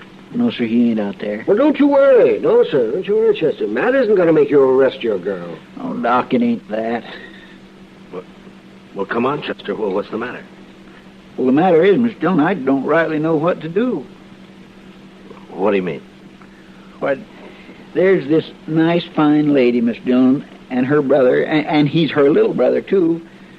He's went and got himself in trouble like that. Well, Chester, you don't have to tell her about it. No, sir. Well, what's the matter, then? Well, I just don't want her to have no bad feelings, that's all. Well, you can't help it. If her brother deserted, it won't be your fault if she has bad feelings. Yes, Doc, it will. There just ain't no way for me to help it because I got to tell you something, Mr. Dillon. What? You got to tell me what, Chester? Come on, speak up. What?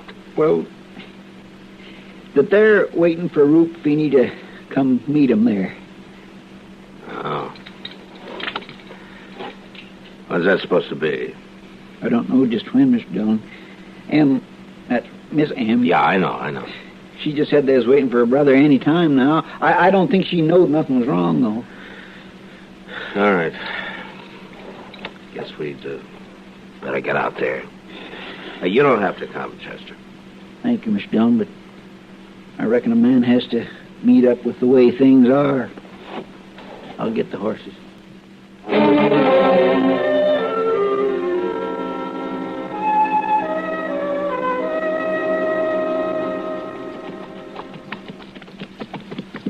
He must have came just after I left, Mr. Dillon. Yeah, they must have packed up in a hurry. That house was sure cleaned out. Well, I guess I wasn't thinking too good when I was there drinking coffee and all. Yeah.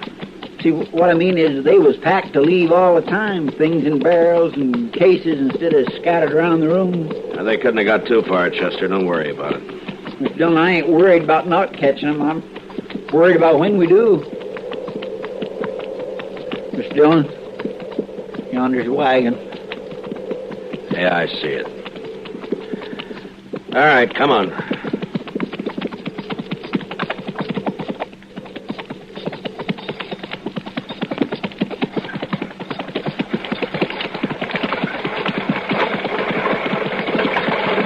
Hey, hold up there.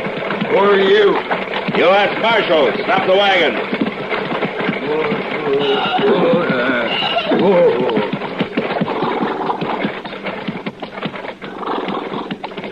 Why, Chester. Hello, Miss Sam. Your name Feeney? It is. I'm looking for your son, Roop. He's in the Army. No, he isn't.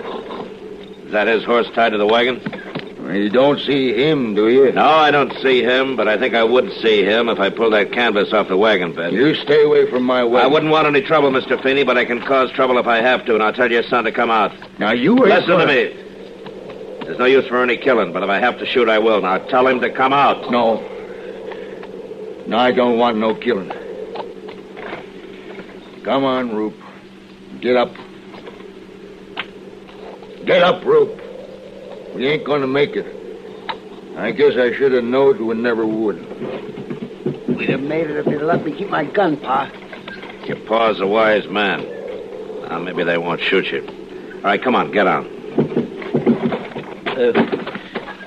Miss Sam? I don't think you have anything to say to me, Mr. Proudfoot. Oh, yes, ma'am, I do. I thought you was coming to see me just like any man coming calling. I didn't think you was just spying on my brother. Miss Sam, I swear to goodness. I know I ain't a pretty woman or a proud woman. But I thought this one time, just this one time. Can we go now, Pa? Yes, we might as well go on. Then go now, Pa. Go now. Oh, all right, Em. Roop. I should have had the gun, Pa. No. No, this is the right way. Now, you stay alive, boy. Come on. Come on.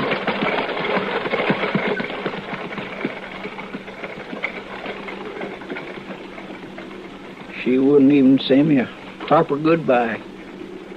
I'm sorry, Chester. Well, I reckon she couldn't help them bad feelings. Miss Dillon? Yeah, Chester.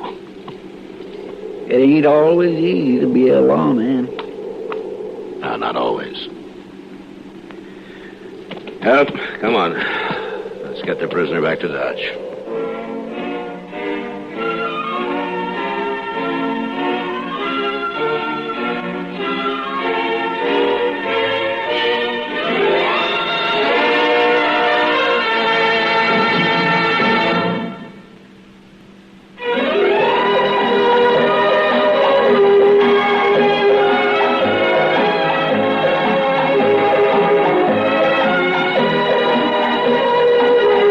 Gunsmoke, produced and directed in Hollywood by Norman Macdonald, stars William Conrad as Matt Dillon, U.S. Marshal. The story was specially written for Gunsmoke by Marion Clark, with editorial supervision by John Meston. Featured in the cast were Gene Bates, John Daner, and James Musser. Harley Bear is Chester, Howard McNear is Doc, and Georgia Ellis is Kitty.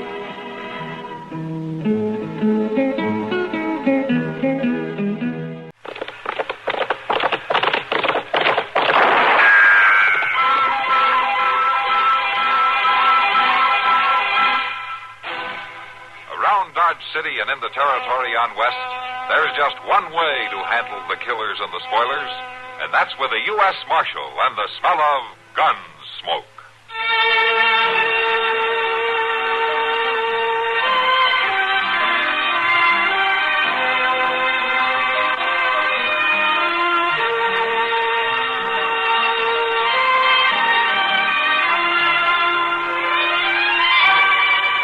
Gunsmoke, starring William Conrad, the story of the violence that moved west with young America, and the story of a man who moved with it. I'm that man, Matt Dillon, United States Marshal. The first man they look for and the last they want to meet. It's a chancy job, and it makes a man watchful and a little lonely.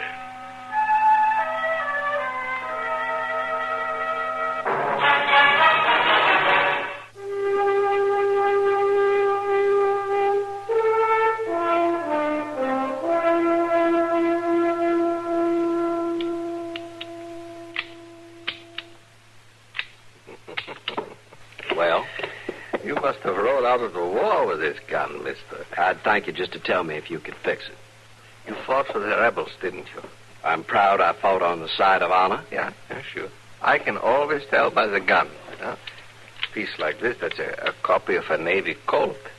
About all you rebels could get sometimes. Can you fix it? Can you put it in firing shape?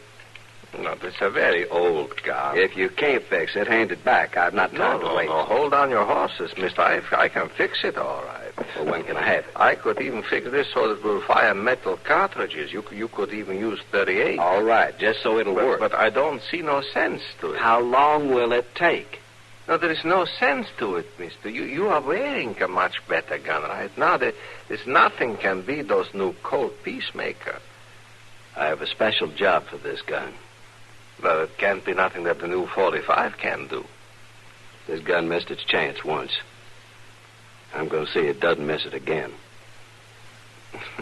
I'm not sure I know what you mean, mister. You just fix the gun. When it's in firing shape, bring it to me at the Dodge House.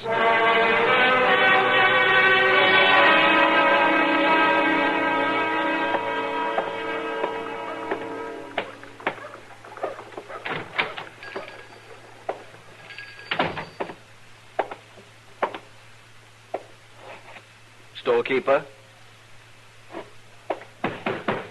Storekeeper? Just a minute, mister. I'm not accustomed to being kept waiting. I said just a minute. We'll see how you can keep your business going if you're not here to wait on customers.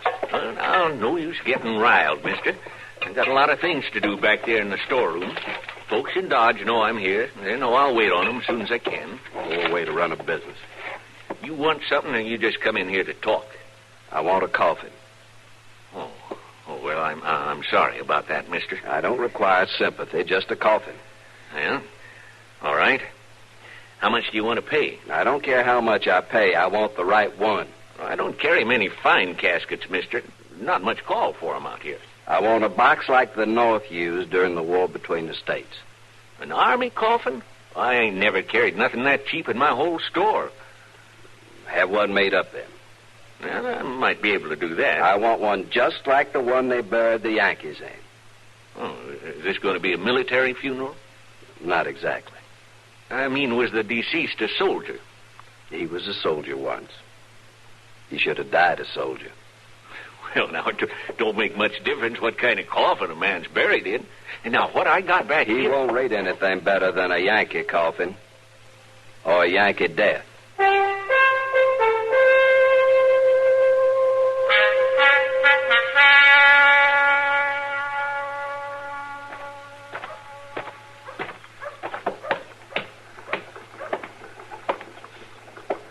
Sir?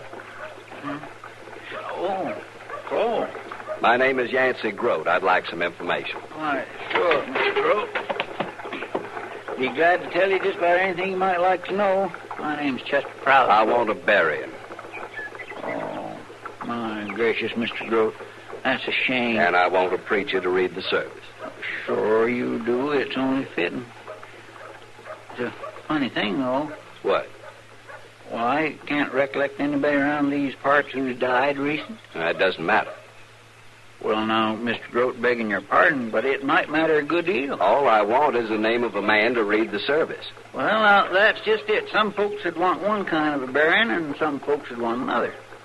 Folks around here who call for a preacher seem to like to be spoke over or sung over. Just give me a name. They either like a lot of words telling what a fine fella there was, or they like to be sung away, gentle-like. Is the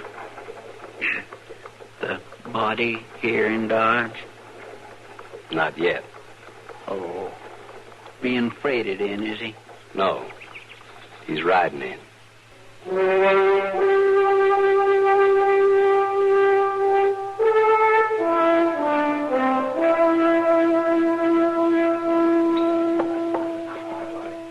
Matt, I don't know whether I ought to worry about you or not.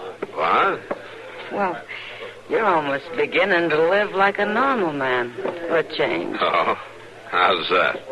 Well, you've been staying around town, not riding off all over the countryside. You've even taken time to eat most of your meals sitting at the table. Yeah, and I've let out a notch in my belt, too. You look fine, Matt. Oh, thank you, Kitty, but just so it doesn't go too far. What do you mean? That'd be a fine thing if I got up one morning and couldn't buckle my gun on, wouldn't it? Be all right with me. Kitty, it's because it's been quiet lately. There you are, Mr. Dillon. I declare I've been looking all I knew over it for couldn't you. last. What is it, Chester? Excuse me, Miss Kitty. Sure, Chester. Well, Mr. Dillon, it ain't exactly trouble. It's more amusing like. Oh, well, what's the story? Well, I guess it ain't a story exactly neither. Well, for heaven's sakes, Chester, say it out, whatever it is. Well, it's about that fella I met out on the street. What fella, Chester? Name of Groat, I think it was. Yancey Groat? Why, yes, ma'am. You know him, Miss Kitty? I've heard about him. Well, I tell you, it was real comical. He come up to me. Chester, what did he come up to you about? Well, that's just it. He come up to ask about getting a preacher for a burying. What's so funny about that? Don't you see, Mr. Dillon? He's getting pretty far ahead of himself. He wanted this preacher to bury a man who ain't even dead yet. He ain't even in town. Well, is he sick? No, sir, he ain't sick. He's riding into Dodge as fine as can be. This Groat says he knows he'll be needing a preacher when he gets here. Now, don't that beat all? Matt. Yeah, what is it? It may not be so funny. You mean you know something about this? Well, I've been hearing strange things about Yancey Groat. Well, what kind of things? Well, old Walt Dow was in here the other night.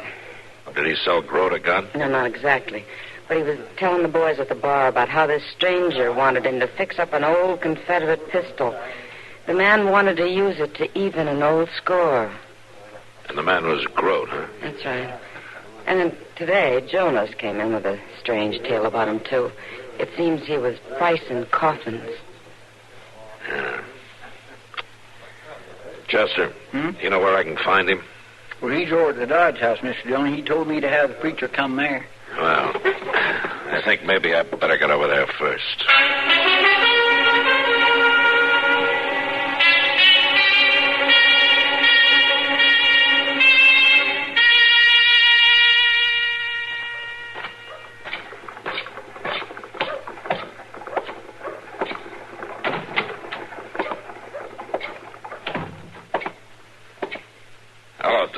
Oh, evening, Marshal. You, got somebody registered here by the name of Groat? Why, yes, we do. Yancey Groat, Southern gentleman. Uh-huh. Is he in his room now? Well, now, Marshal, I don't keep track of all the guests. Which room is his, Toby? Second from the top of the stairs. Thank you.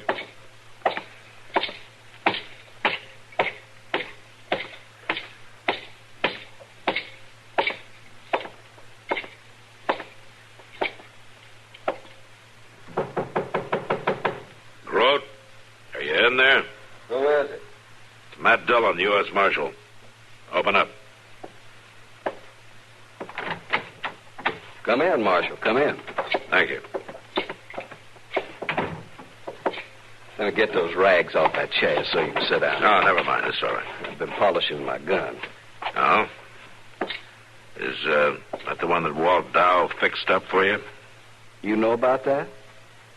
Well, half of Dodge knows about it. The old man talks a lot. You have to admit, though, it was no ordinary job.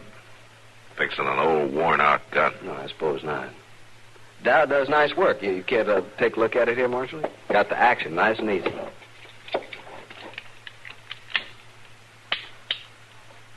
Yeah, it works fine.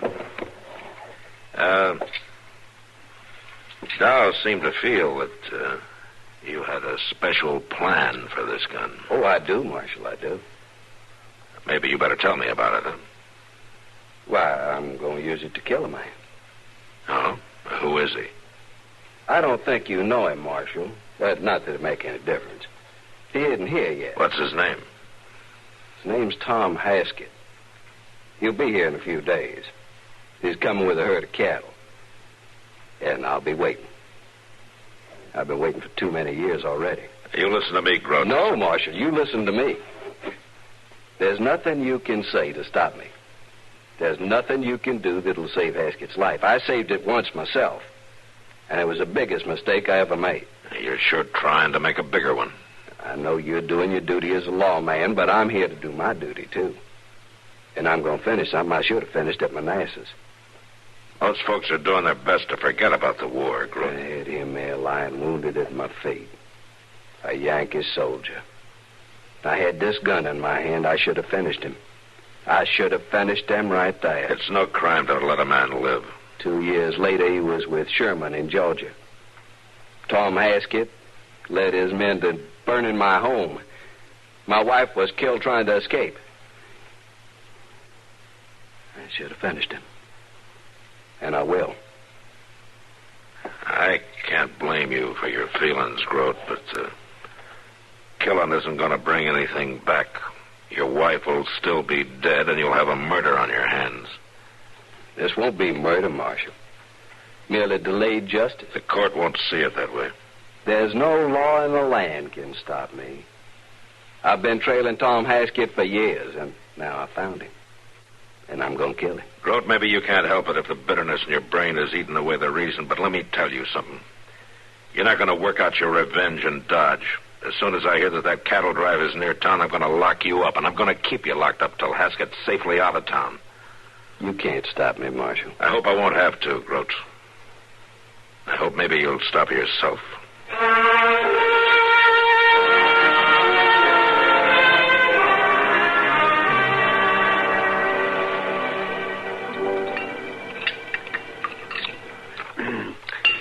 You know, Matt, it isn't the grudge that's causing the trouble. Oh, what do you mean, Doc? Well, lots of folks carry grudges. And some of them never get rid of them as long as they live. Well, Yancey Groat's sure never going to get rid of his. I know. And if you just stop and think, about half of this whole country is carrying a grudge it'll never get over either about the war. Yeah, I guess you're right, Doc. Mm-hmm. The trouble comes when folks can't control themselves about whatever's eating at them. When they're so riled up they have to hurt or shoot or kill to get it out of their system. Yeah, like Groat. Now, I'll tell you something else, man. You may be able to lock him up or chase him out of town and keep him from doing any killing this time, but it won't stop him in the long run. He's the kind that won't let himself be stopped. Ever. Maybe so, Doc, but I sure got to try. Of course you do. Yeah. Here comes Chester. Looking hungry. Well, he hasn't eaten for at least an hour and a half. Of course he's hungry. Hello, Mr. Dillon. Doc. Chester, come on, sit down. Have your dinner, boy. Thank you. I could sure use something, that's a fact. It's a wonder to me you had the strength to get here, Chester. It must be at least 5 minutes after noon already. Well, I would have been here sooner. You can count on that, but I was held up at the corner by Mr. Doby. Oh, what's on his mind? It's about that Groat fellow, Mr. Dillon. I swear he just about makes as little sense as anybody I ever run into. What's he done now? Well, it ain't that he's done nothing. It's what he ain't done that makes you wonder. What? Well, you know how he was going around town making all kinds of arrangements for a burying. Yeah, go on. Well, sir, he's left town. Left town? Are you sure? Mr. Doby says he packed out early this morning, cleaned out his room, and rode off. Well, does Doby know where he went? No, we don't, Mr. Dillon. Moss Grimmick does. Oh, come on, Chester, get it out. Well, Moss Grimmick saddled his horse for him, and Groat was asking which way the cattle drive would be coming from. Yeah, what do you have, Chester? Well, no. Bring him something to eat in a hurry. Well, no, I ain't in no special rush. Yes, you are, Chester. Meet me at the stable in 5 minutes. We're going to be riding south.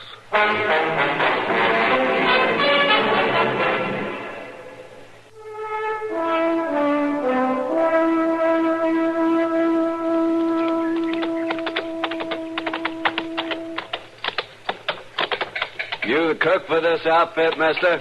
Well, I ain't no painted lady.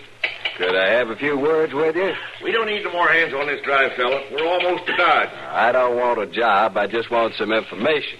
All right. You ask the questions, but I ain't promising no answers. Fair enough.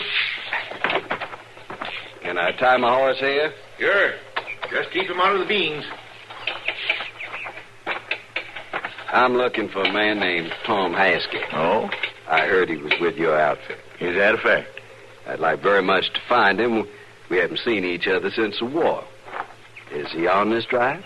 Well, why don't you hang around and find out, mister? I could do that, of course, but, well, to tell the truth, I'd like to surprise him. Well, now, ain't that pretty? I know it may sound strange, but I don't think he ever expected to see me again. Oh. And I'd like to work it so our meeting is sort of private. Well, there ain't much privacy out here on the plains, mister. Well, you could help me if you would. Well, what do you want me to do? Over at that creek bed where those bushes are, I thought I might wait for him over there, and then you could send him over when he gets back to camp. Now, why should I? I'd be glad to supply a little something to wash the dust down your throat. Oh? Drinking whiskey? Drinking whiskey. It's in my saddlebag. Okay, mister. And it don't make much sense to me, but I'll speak to Haskett when he comes in for his supper. I'll be waiting. It's been a long time.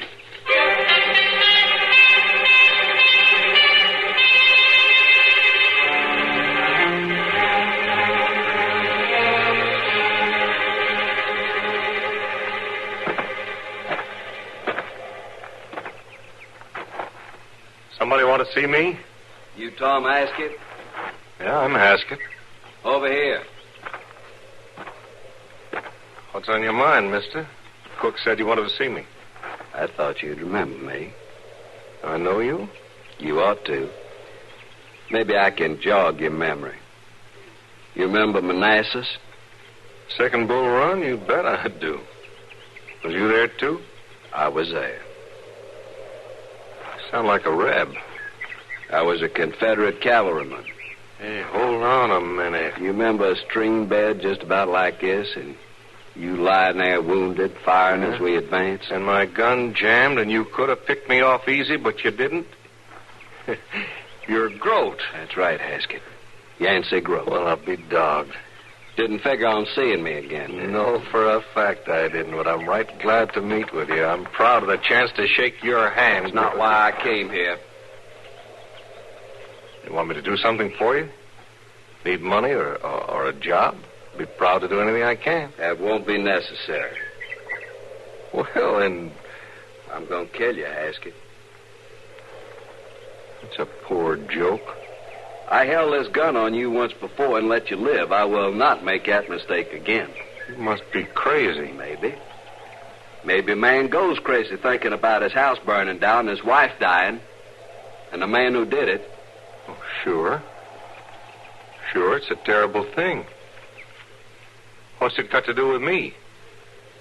You can stand there with the memory of that fire showing in your eyes and ask me a question like that. Well, now, listen a minute. You and your men on that march with Sherman, burning, looting, harming innocent women. You mean down in Georgia? I mean just outside Atlanta. Well, now, listen to me, Groat. Now, I was never in Georgia in my life. Not before the war, not during, not after. That's not what your sergeant said, Haskett.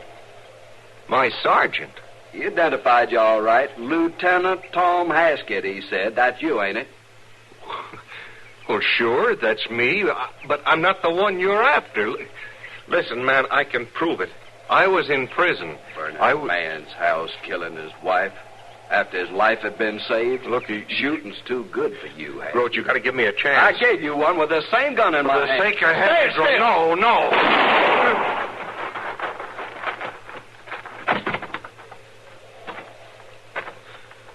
You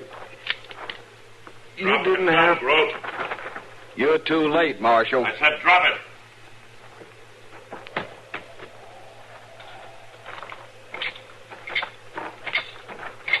Pick it up, Chester. Is this Haskett? That's Haskett. But you're too late, Marshal. Haskett? Can you hear me? He's crazy. He's stark crazy. Chester. Yes, sir. Get over to the cattle camp and borrow a wagon. We got to get this man to Doc. Yes, Mr. You save his life, I'll just get him again. I don't think you're going to have the chance, Groat, one way or the other.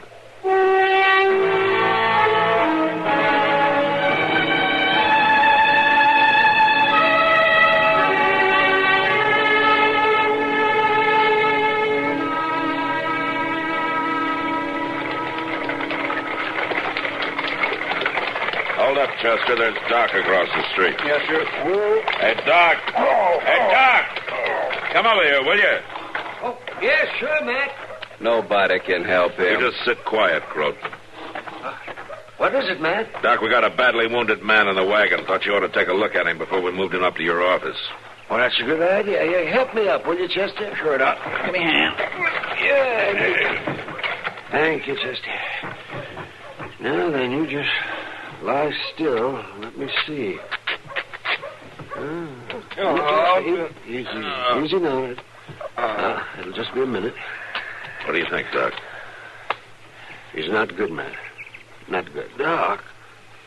Doc. We'll do what we can now, but just easy now. You're Doc Adams. That's my name. But you remember me? No, but it doesn't matter. Now, don't you worry about it. It does matter. Look at me, Doc. I'm Tom Haskett. Now, don't try to talk. You got to remember Libby Prison, Doc. You remember Libby Prison? Sure. I was there long enough, but you got to be quiet. Look at my right eye. Scarred. Scar? Let me see. You tell him, Doc. Tell him I was there. Why, I believe you're right. You mean you do remember him, Doc? Well, yes, Matt, I believe I do. I might forget his face, but I can never forget that scar. I worked hard to save that eye. He was in Libby Prison with you? Yes, he was. Right up to the end of the war. And he couldn't have been with Sherman in Georgia. I just said we were in Libby, didn't I? Groat. Did you hear that? I made a mistake. You can just bet you did. You spend years of your life planning a killing and then end up shooting the wrong man. I saved his life once, Marshal. You've canceled that score, Groot. What do you mean? He's dead. I didn't mean... You lived your whole life just planning this thing. Ever since the war. Now, there's just one thing about it. What's that, man? At least another part of the war is over. But like most wars, it ended too late.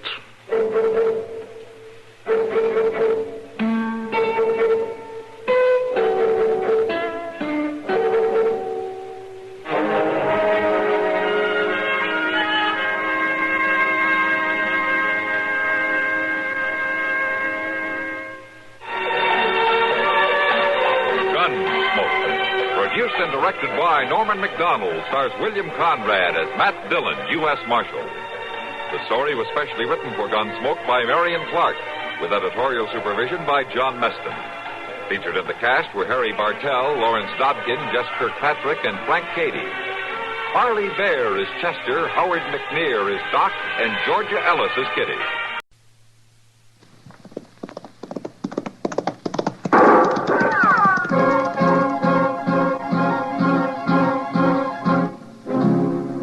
Around Dodge City and in the territory on West, there's just one way to handle the killers and the spoilers, and that's with a U.S. Marshal and the smell of gun smoke.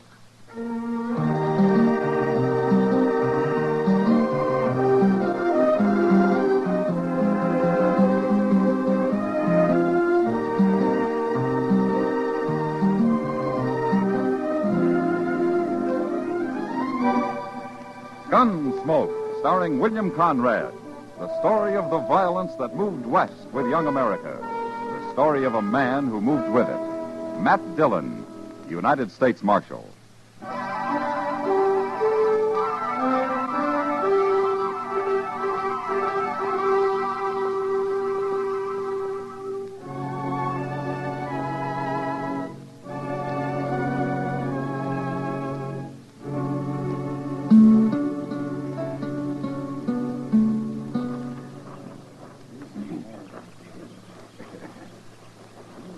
Go bring his horse over here, Benson. Sure, Jake.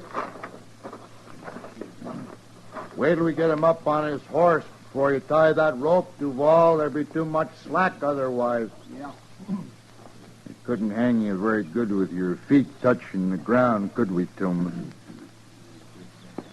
No, Jake, you couldn't. We've been neighbors a long time, Tillman.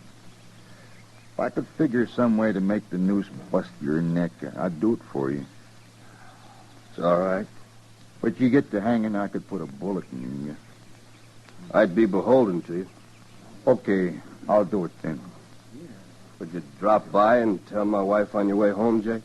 Sure. I figured on doing that anyway. Thanks. I always liked you, Tillman. It's kind of too bad about this. Sure. You're mighty calm for a man with a noose around his neck. You men got your minds made up. Well, we can't have no man stealing horses around here, but none of us feel safe less than we caught and hung him. I reckon I'd feel the same way, Jake. Of course you would. You'd hang me just as fast if I'd done it. I would. Only difference is I'd want to be awful sure it was you that done it. Oh, I'm sure. Heck, we caught you red-handed, didn't we? Told you 100 times I found them horses running wild. I was driving them back to you. Now, Tillman, you was headed in the other direction. He got away from me. I was trying to turn him back. Excepting we don't believe you. None of us do. Well, ask Jennings. He saw me rounding him up for you. Jennings ain't here. Well, why don't you find him? Can't take the time. You delay a hanging, the first thing you know, the man's got loose. It just encourage horse thieving. Like I said, you got your minds made up. We gotta protect ourselves, Tillman. Here's his horse, Jake. Get mounted, Tillman. Sure.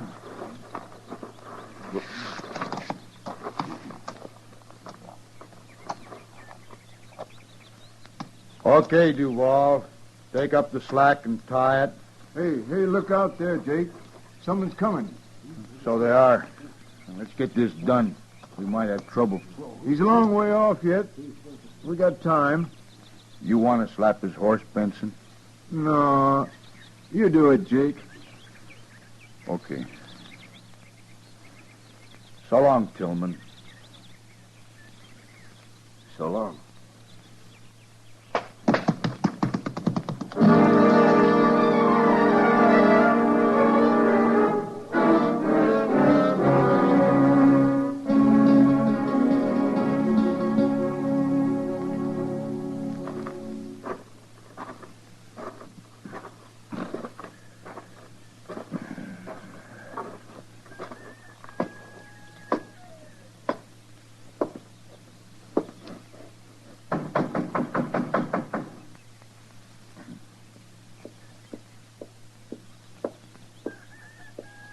Hello, Jake. Hello, Miss Tillman. Come on inside. Oh, thanks, ma'am. I'll stay out here. Suit yourself. My husband ain't here, Jake. He's out in the prairie someplace. I know. Clave's around, though. Want to see him? No. I wanted to see you. Me? What about? About your husband, Miss Tillman. Something's happened to him.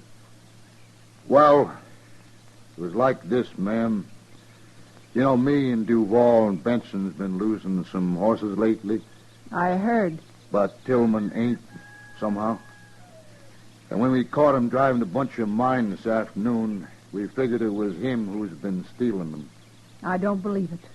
My husband's an honest man. I know that. Now, Jennings saw him rounding them up where he found them running wild on the prairie. I guess whoever had stole them got scared and left them there. Where's my husband, Jake? That's what I want to explain to you, ma'am. Jennings come and told us about it, but he got there too late. Too late? We'd already hung him. Hung him? Yes, ma'am.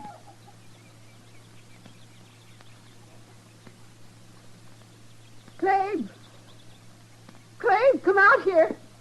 What is it, Mom? Well, hello there, Jake.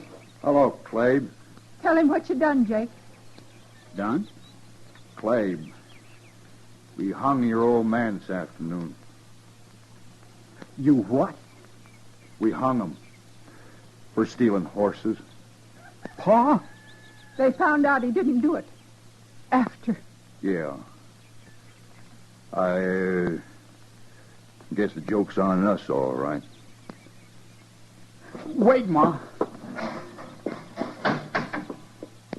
He's kind of upset, Clabe. You better go with her. Somebody ought to kill you, Jake. Now, don't talk like that. I said we were sorry.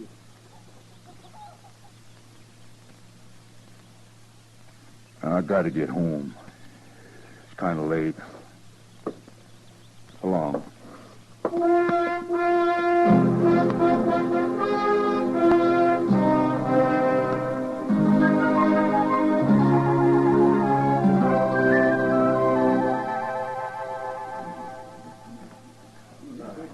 up, Matt. Spring will be here in a few months. Yeah, sure. You're still bothered by the Tillman hanging, aren't you? He was lynched, Kitty. All right, lynched. You'll never find out who did it now. That was nearly 3 weeks ago. Well, I got a pretty good idea who did it. That I can't be sure. No? Who? Probably some of the ranchers out there who've been losing horses. Benson and Duval and Jake Kaiser in particular. Benson? I heard he got shot the other night, right in his own house. Yeah, I did. Just a week ago. Maybe his conscience was bothering him, Matt. No? What do you mean? Well, maybe the other two killed him to keep him from talking. Maybe. Well, anyway, he had it coming to him. It's still murder, Kitty. You feel worse about Tillman, don't you? There's nothing I hate more than a lynching. And knowing Tillman, my guess is he was completely innocent. What about Mrs. Tillman and the boy? Do they have any ideas? Well, if they have, they didn't tell me. Well, you've done all you can, Matt. Yeah, sure. I might as well be in St. Louis. Huh? I like St. Louis, Matt. Well, why don't you go, then? I don't know. I guess I'm afraid of the dark. What? What are you talking about? Never mind, Matt. Oh, Matt. Oh, hello, Doc. Oh, hello, Kitty. Sit down, Doc. Oh, thank you. Don't mind if I do. Say, that fella Duval, Matt. Yeah, what about it? He's over in my office. What? Oh, what for? He's been shot, Matt. Shot, dead. What? His hired hand brought him in. What did this happen? Well, early tonight, he said, you know, it's a funny thing, Matt. Duval was shot through the window of his house with a .50 caliber rifle. I dug the bullet out. Just like Benson. Yeah, I thought it was kind of interesting myself. That makes Jake Kaiser the only one left, Matt. Why do you think Jake did it? I don't know. Well, he's been sitting right over there in a card game since noon. Are you sure of that, Kitty? Well, I was gone for an hour, but he was there when I left, and he was there when I got back. Well, he couldn't have done it in an hour, Matt. No. Look, Matt, he's leaving. Yeah, excuse me. I'll be right back.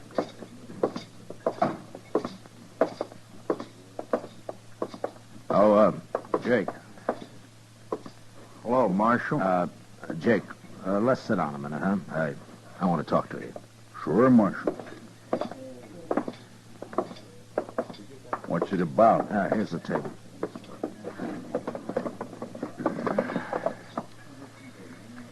I'm kind of late getting out home. Jake, Duval was shot tonight. He was? Yeah. Killed the same way Benson was. Same way, huh? Uh-huh. You, know anything about it? Well, I'm beginning to, Marshal. Is that Tillman boy, Clabe. I know it is. Why would he do it, Jake? Oh, he's crazy, that's why. Marshal, I'll tell you. Clabe's took it into his head that we hung his old man. Oh? How do you know he has? I saw him right here in town this morning. And he was here last Saturday, too, come to think of it. You talked to him? Sure. And he keeps saying that we done it. Why? Don't you believe anything he says, nor Miss Tillman either. They're both liars, Marshal. I've known them a long time to be liars. Jake, did Clabe threaten you? Sure he did. You go arrest him, Marshal. There's not much evidence. I just told you. Yeah, I know. You mean you ain't going to arrest him? No, not yet. Well, he ain't going to shoot me. I'm going to go kill him on the way home. Right tonight. You're talking to a U.S. Marshal, Jake. Oh, yeah. Well, all right, then you do something about it. I will. But you got any ideas of shooting him out of your head? If you'll arrest him, I will. And don't you forget what liars they are out there. You leave it to me, Jake. You hear? Sure. Not for long, Marshal. Not for very long.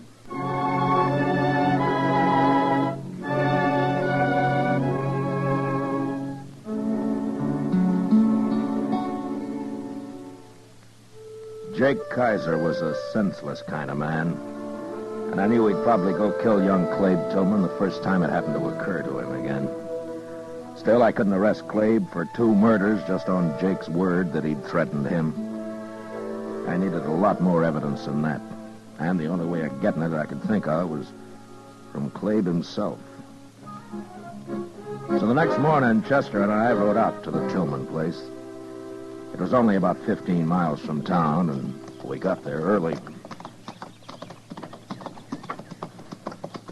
I just don't understand these people, Mr. Dillon. Oh, what do you mean, Chester? Well, sir, if young Clabe was sure enough about Duval and Benson to kill him, why didn't he come to you and have him arrested? He's taking an awful chance this way. Well, nobody came to the law when they hanged Tillman. But maybe someday they'll learn to. Well, they won't if they can go on murdering each other and get by with it. Well, let's tie up here, Chester. Pull up. Oh.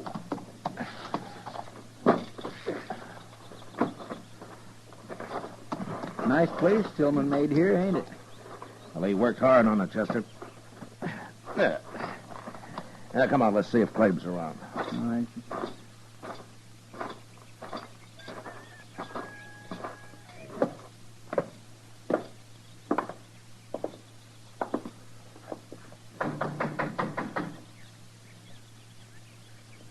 My, I'd like to have me a place like this. Well, he didn't build it on gambling money, Chester. No, sir. Hello, Marshal. Chester. Morning, Miss Hello, Tillman. ma'am. Come on inside. Oh, thank you.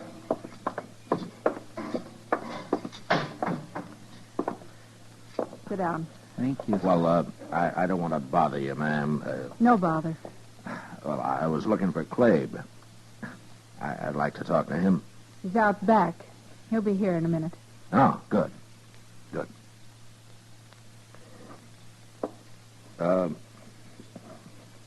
Miss Tillman, have you heard about Duval? He was killed last night. All right. Well, don't you care? Several people have been murdered around here lately, Marshal, including my husband. Oh. Well, you think Benson and Duval were in on that? I didn't say they were. What about Jake Kaiser? You're prying, Marshal. That's the trouble with the law. It's always prying. What do you want Clabe for? Well, I thought he might tell me what he knows. You won't. We don't know nothing. And Clabe ain't shot nobody. He was in Dodge yesterday. Yeah, I know he was. I wouldn't put it past Jake to have shot Duval himself. Well, I've thought of that, too. Do you have any idea why he might have? No. Here's Clabe now. We got visitors. Hello, Clabe. Marshal? Chester? All right, Clabe. You, been hunting this morning? No. Put that rifle back where it belongs, son. Okay, Ma. I was shooting hawks with it yesterday. Left it in the barn. You should have brought it in last night, son. Sure, but, well, it was dark when I got back, Ma. I didn't see it out there. Yeah. I should have brought it in myself. What are you doing here, Marshal? Duval was murdered last night, Clabe. He was? Yeah. Shot, same as Benson. Well, what do you know? Jake Kaiser thinks that you did it. He does, huh? Uh-huh. He also said that you threatened to kill him next. Maybe I oughta. Clabe, don't talk like that. Okay, Ma. How are you going to prove I killed anybody, Marshal? Well, if you have, I'll find out somehow. Go ahead. There's a law against murder, Clabe. They murdered my pa. Where was the law then? I'd have had him in jail right now if I knew who they were. Too bad you weren't there, Marshal.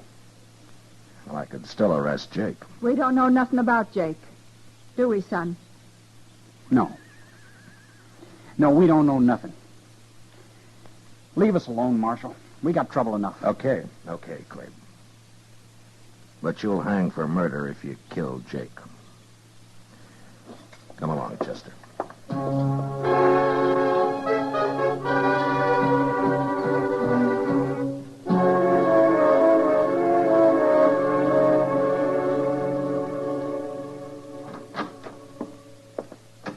I just saw him, Mr. Dillon, walking right up Front Street. Oh, Clabe? Yes, sir. It's Saturday, and he's back in town, just like you said he'd be. Well, I wasn't too sure, Chester. Jake might have killed him during the week. It must have slipped his mind somehow. I know what you're thinking, Mr. Dillon.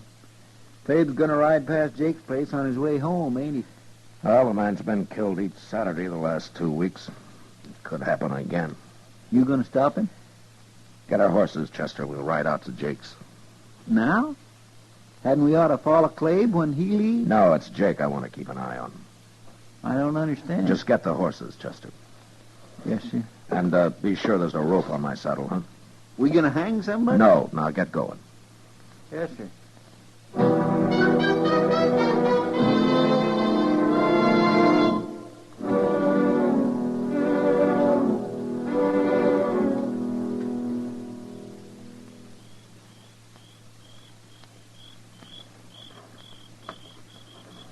Jake's just sitting in the house there. Plumb unconcerned, Mr. Dillon. Somebody just got off a horse out there by the corral. I thought I heard a horse. Gosh, I wish there was a moon tonight. Oh, it's better dark. Stay out of the way of my rope, Chester. You gonna rope him?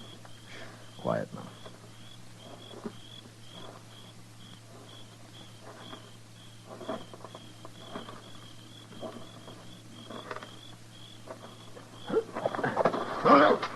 All right, now, Chester. All right, grab the rifle, Chester. Yes, I got it. No, don't let me go. Why, he's a woman, Mr. Dillon. Yeah, that's why I used the rope. All right, stand up now, Miss Tillman. Come on. Shouldn't have stopped me, Marshal. Won't do any good. 2 murders are enough, aren't they? I was saving Jake for the last. I wanted him to sweat. And I'll kill him yet. Who's out there? It's Marshal Dillon, Jake. Now put the gun down. What's going on here? Why, it's Ms. Tillman. Yeah. She wants to kill you, Jake. A woman? That's a .50 caliber Sharps. I think that'd do it. You sure would. You killed Benson and Duval with it, didn't you? And I'll kill you if I have to use a knife, Jake Kaiser. A woman? Going around killing people. That's terrible. You hung my husband. One of the best men that ever lived. I told you it was a mistake. I said we were sorry. That's what I've been waiting to hear, Jake. No. All right, get his gun, Chester. Here it is, Mr. Dillon. All right, throw it away. With pleasure. Now, you're both under arrest, Miss Tillman.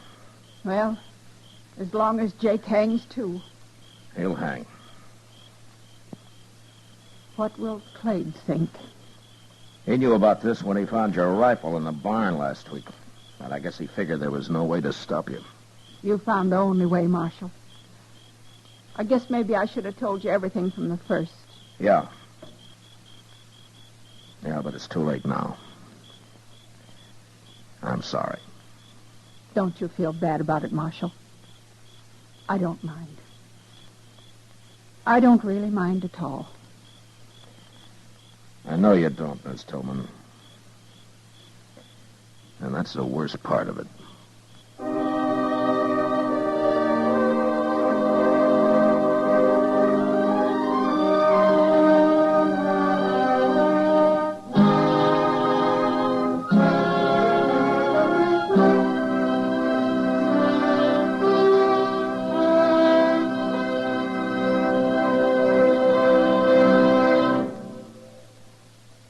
Gunsmoke, under the direction of Norman Macdonald, stars William Conrad as Matt Dillon, U.S. Marshal. Tonight's story was specially written for Gunsmoke by John Meston, with music composed and conducted by Rex Corey. Featured in the cast were John Daner, Helen Klebe, Sam Edwards, Ted Bliss, and Herb Ellis. Parley Bear is Chester, Howard McNear is Doc, and Georgia Ellis is Kitty. Gunsmoke has been selected by the Armed Forces Radio Service to be heard by our troops overseas. Join us again next week as Matt Dillon, U.S. Marshal, fights to bring law and order out of the wild violence of the West in Gunsmoke.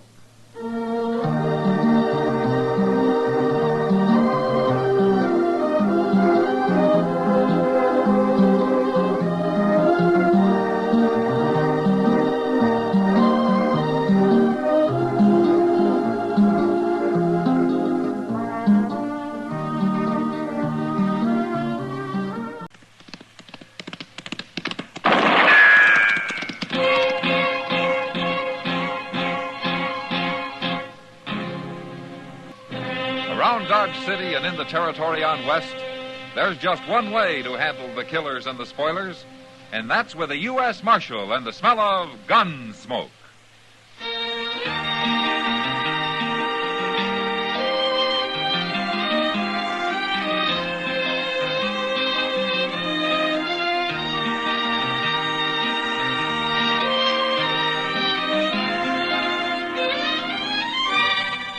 Gunsmoke, starring William Conrad. The transcribed story of the violence that moved west with young America. And the story of a man who moved with it. I'm that man. Matt Dillon, United States Marshal. The first man they look for and the last they want to meet. It's a chancy job, and it makes a man watchful. And a little lonely.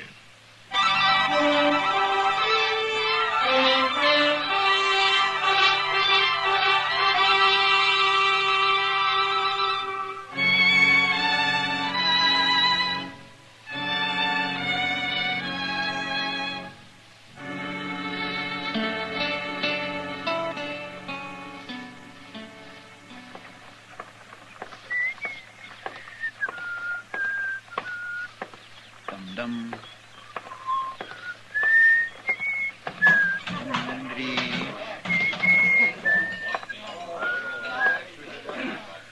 Hello, Chester. Well, hi, Miss Kitty. Hey, look what I got. Oh, what about it? Why, that's a whole $1, Miss Kitty. Well, congratulations, Chester. I borrowed it off Mr. Dillon. He's outside there talking to some fella. Huh? I'd be mighty proud if you'd have a beer with me, Miss Kitty. Well, you know I don't like to drink at the bar, Chester. Well, we can sit down. And I'm tired of sitting. I'll have a beer with you right here. All right, that's fine. Sam? Yeah? Draw a couple beers for me and this lady. Well, sure. Coming up, Chester.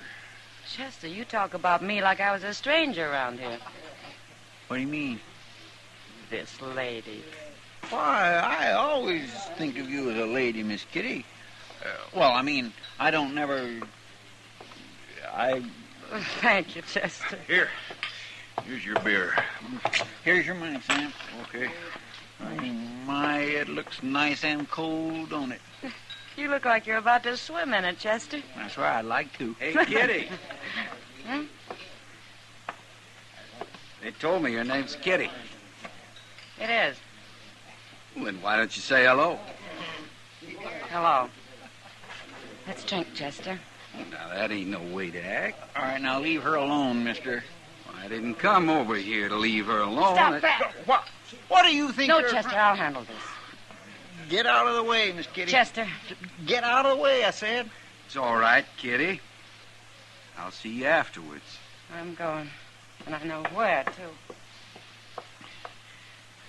Your move, stranger. Well, go ahead. I guess you don't know who I am, do you? Stranger is good enough for me. Don't be a fool. We ain't fighting over me. Wait till you hear my name. It's Shin. Hank Shin. Oh, mine's Chester Proudfoot. You mean you never heard of Hank Shin? No. Anybody ever hear of Hank Shin? No. Who's he? Yeah, nobody never heard of you. Now, fight or get out. There must be somebody. You heard him. Chester. No, sir. This is my fight, Mr. Dillon. I interfere in all fights. You know that. But he insulted a lady. Yeah, she told me. But there isn't going to be any gunplay over it. There better not be. That's right, stranger. So you get out of here. You don't know who you're talking to. Hey, Marshal. Marshal? Yeah, what is it, Davy? I followed you in here, Marshal. It's a good thing, too.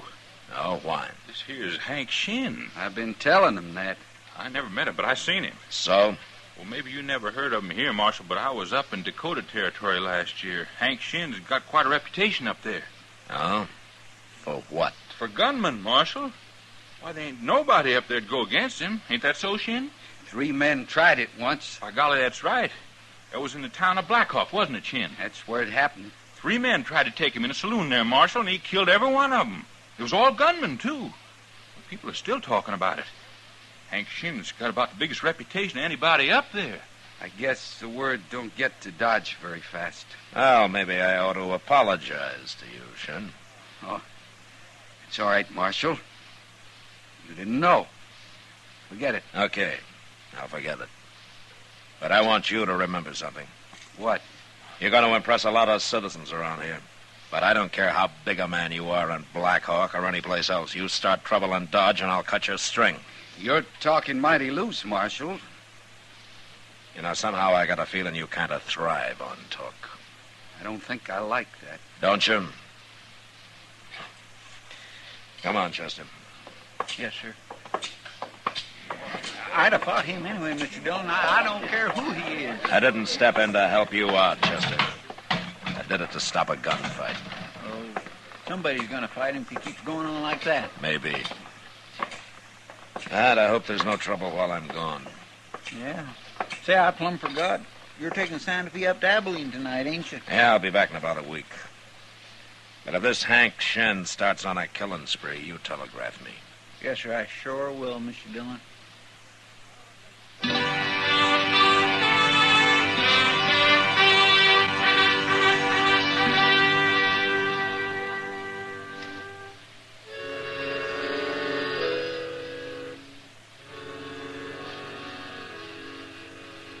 My business in Abilene didn't take as long as I thought it would. And I was back in Dodge 4 or 5 days later. And I found that the growth of Hank Shin's reputation hadn't taken long either. I heard about it at the depot, at the post office, and then at Delmonico's, where I stopped in for a cup of coffee. Kitty was there, finishing her dinner at a corner table, and she beckoned me when I walked in. Hello, Matt. Hello, Kitty. How are you? How's Abilene? Well, it's still growing. Bill Hickok sent his regards. That's nicer. Is he as handsome as ever? Yeah, he is. You know, I'm kind of worried about him, Kitty. Oh, why, Matt? That's his eyes. I don't think they're as good as they used to be. Well, that's bad. Yeah. Well, how are things around here? Well, the only thing that's growing here seems to be Hank Shin. Yeah, they tell me he's having a real fine time. Oh, he's acting mighty proud, Matt. But I've seen his kind before. Oh? Oh, how do you mean? Well, somebody who hasn't heard what a devil he is with a gun just might shoot a hole in him one of these days. You know, I got a feeling that you'd like to do it yourself. Matt, if women ever took to carrying guns, you men would have to start behaving yourselves. All of you. Uh-oh. Huh? Welcome back to Dodge, Marshal. Hello, Shin. We missed you. Didn't we, Kitty? Something you wanted? I declare you're as hard to get along with as she is. She won't even talk to me. Just 'cause a person lives around hogs, he doesn't have to wallow with them. I wouldn't take that from a man. From what I hear, no man's dared to talk to you like that, Shin. You bet they haven't. Yeah, you got the town pretty well buffaloed, haven't you? A little respect is all I ask for, Marshal. Uh-huh. The kind you got up in Blackhawk? The kind I'm getting here. From most people. But not from me. I got no quarrel with you, Marshal.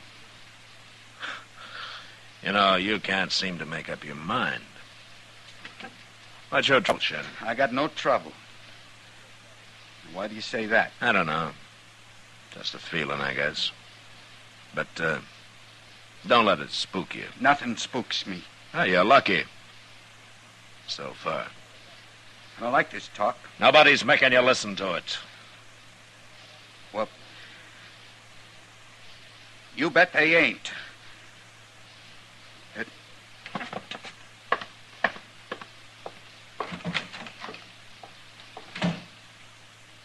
You know what I think, Matt? No, what, Kitty? I think Hank Shin's off center. Way off. Well, we'll find out how far, Kitty. Any day now.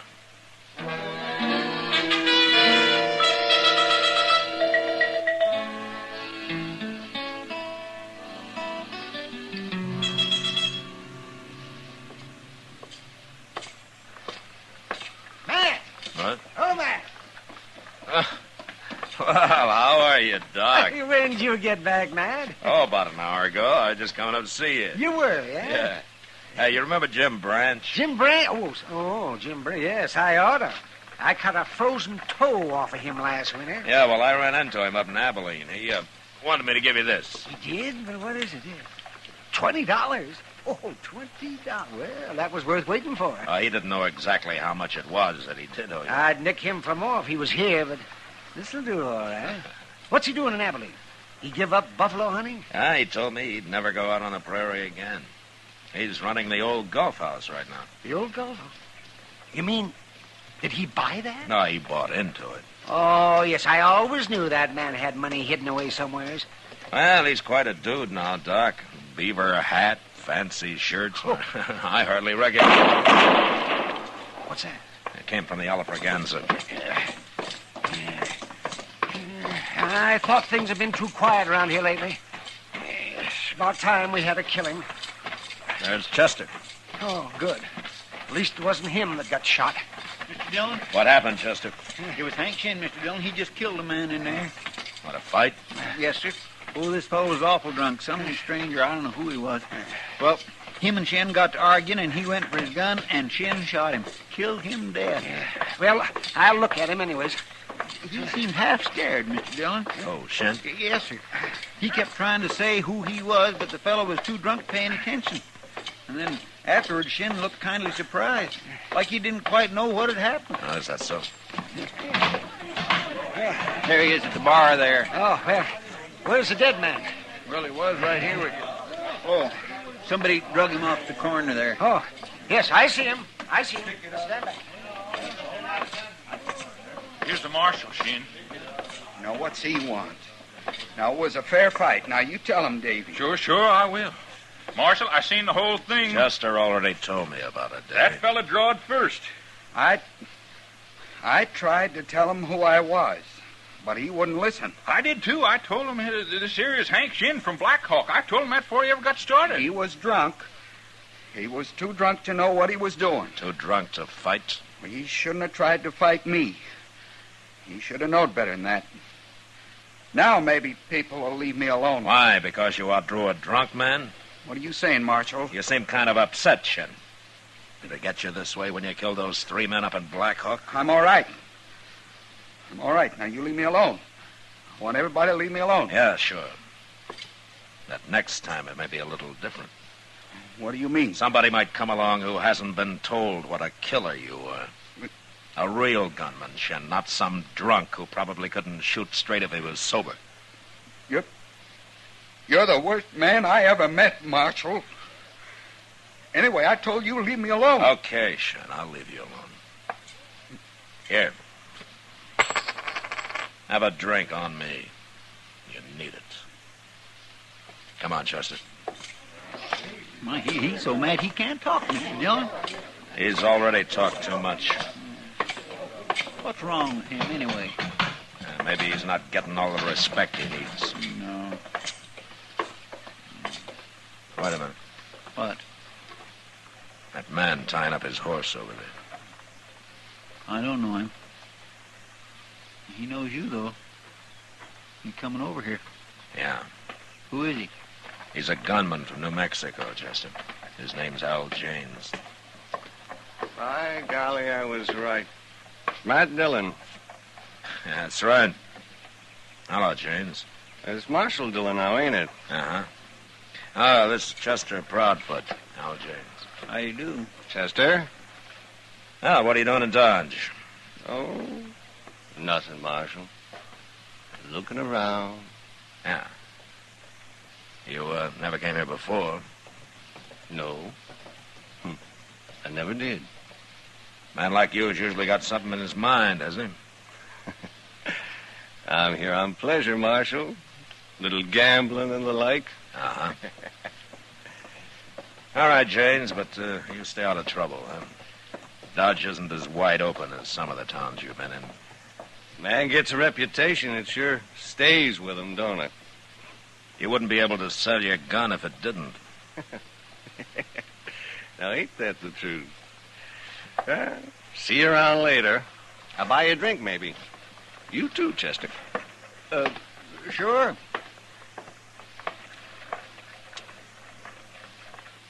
What do you suppose he is doing here, Mr. Dillon? Nothing, Chester. I believe him. He's a paid gunman, but I've never known him to lie. Yeah. Then there ain't nothing so much to worry about, huh?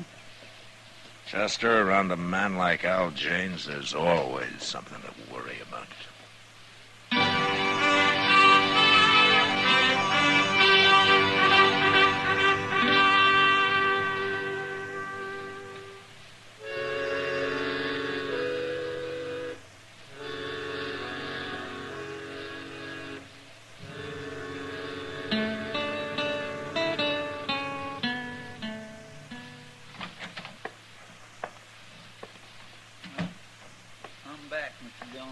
Did you have a good supper? Oh, just terrible. Oh, where'd you eat? Over at the Durango Cafe. Oh. Could have been chili beans. Yes, sir. Oh, I'll never go there again. Not after tonight. Why not? Well, they were sour, Mr. Dillon. Like they had been cooked a month ago. My, I had an awful time getting them down. Well, you didn't have to eat them, you know, Chester. Well, after putting out 15 cents, of course I had to eat them. Oh. If I wouldn't have been so hungry, I wouldn't have had them. I ain't one to...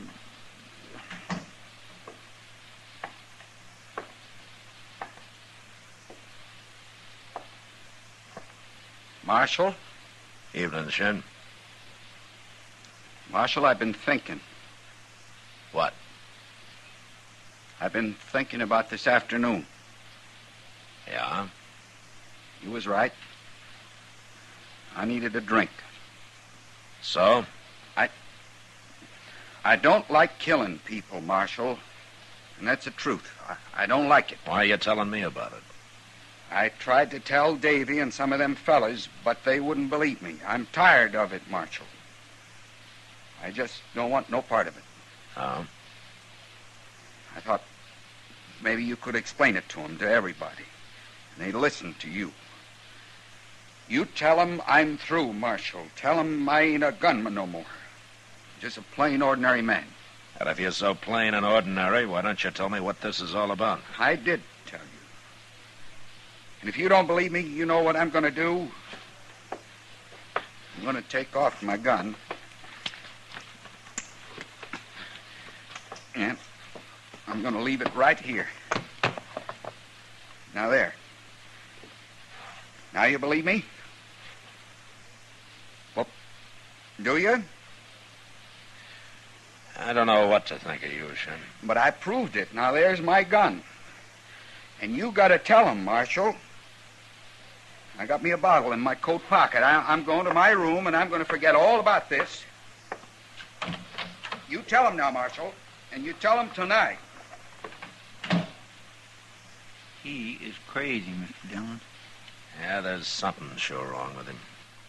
I don't believe any of that about him being tired of killing people. No. It's more like he's scared of something, ain't it? Chester. Yes, sir?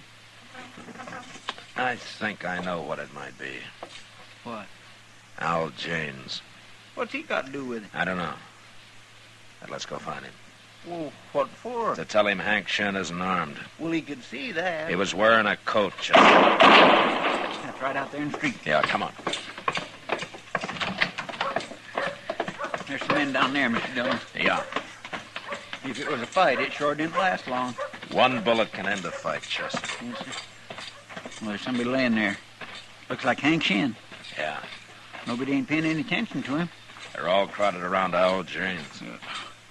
By golly, that is Jane's. I'm going to go take a look at Shin, Chester. You better go back and get Doc, huh? Yes, Mr. Dillon. I'll hurry.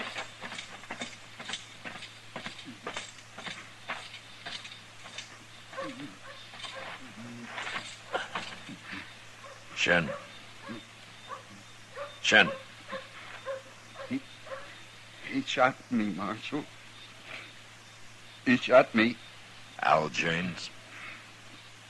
He run into me here, but I was so scared I couldn't say nothing. I tried to open my coat to show him I wasn't armed, and he shot me. Doc will be here in a minute, Shin. Marshal? Yeah. Marshal, I never killed nobody before today. No, I didn't think so. Them fellas up in Blackhawk, they had a fight.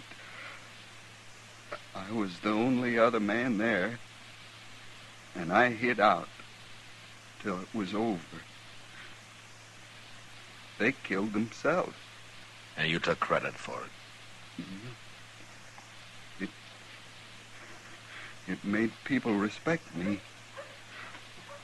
All kinds of people. You understand? Yeah, I understand. How's he doing, Marshal? I hit him twice. Marshal?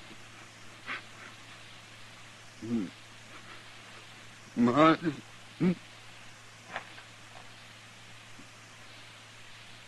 Well, he sure died slow.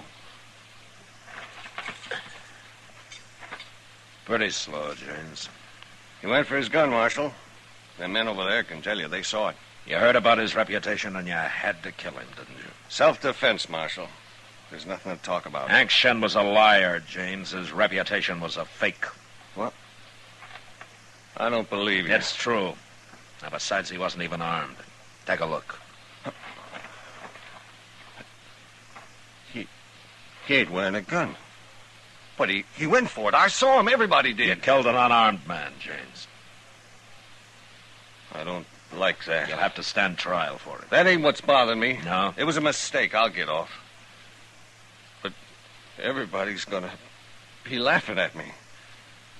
Especially if you tell them about him being a liar. He shot a drunk this afternoon, and that nearly scared him to death. You have to tell him that, Marshal? I don't like gunmen, James. What do you mean? After this, your reputation isn't going to be worth much. It won't be worth nothing. So it looks like Hank Shin got himself a gunman after all, doesn't it? All right, come on, let's go to jail.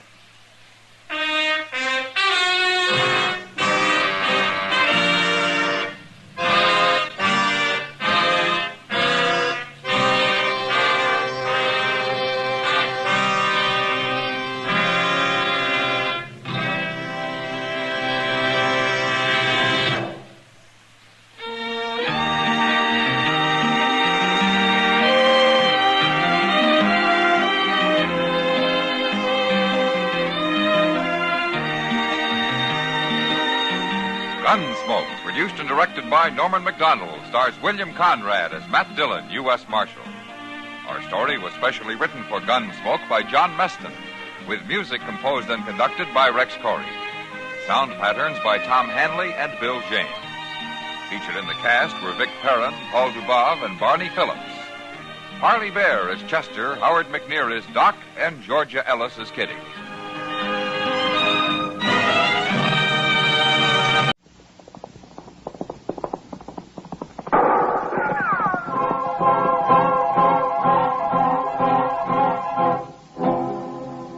Around Dodge City and in the territory on West, there's just one way to handle the killers and the spoilers, and that's with a U.S. Marshal and the smell of gun smoke.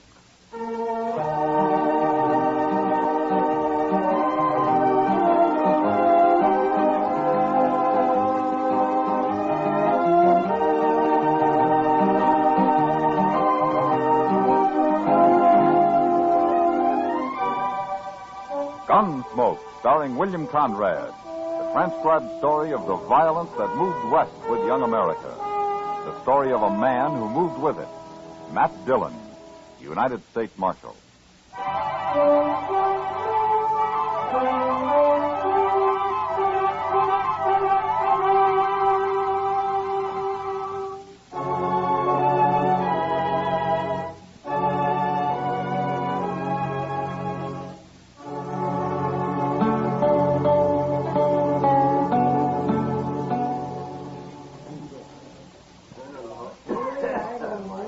Mind if I sit here a while, Marshal? Of course not. Sit down, Billy.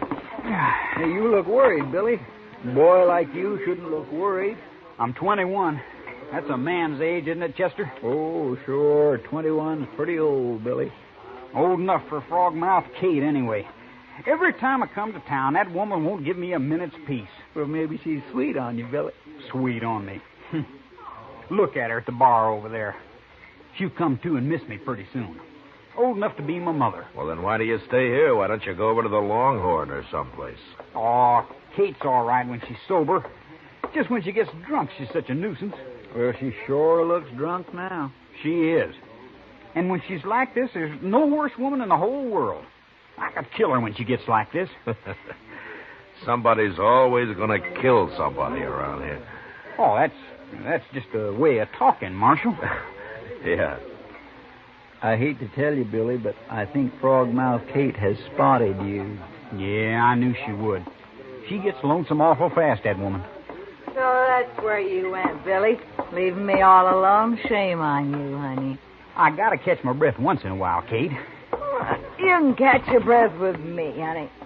Not with Marshal Dillon and Chester and all the rest of them. Now, Kate, take it easy. I'll take it easy. You and me'll take it easy in St. Louis, Billy boy. And quit talking about St. Louis all the time. I ain't about to go to St. Louis. I'm broke right here in Dodge. I got the money, Billy. Almost I got it. Almost enough. You and me, huh, baby? Oh, Kate. Why don't you pick on somebody who can at least buy you a few drinks? Well, they've been buying me drinks. I don't care about them anyway. Let's get married, Billy boy. What do you say, huh? You and me. See what I mean, Marshal? Ain't she awful? Well, she likes you, Billy. Sure. We're a couple of real lovebirds. Yeah. Hey, now stop that. Let go of me, Pete. I'll break your head open. You're cute, Billy. Lover boy. Oh, cut it out. Well, if you'll excuse us, we better be moving on.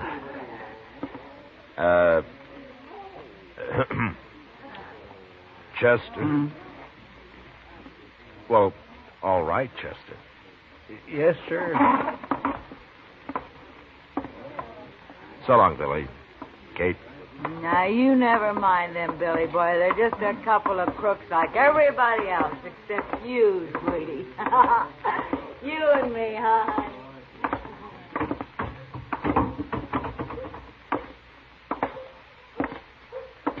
My. Poor Billy. Well, he's got to learn somehow. I suppose. The town seems pretty quiet, Chester. I think I'll go to bed. Good idea, Mr. Dillon. I'll sleep in the office tonight. All right, I'll see you in the morning. Good night, sir.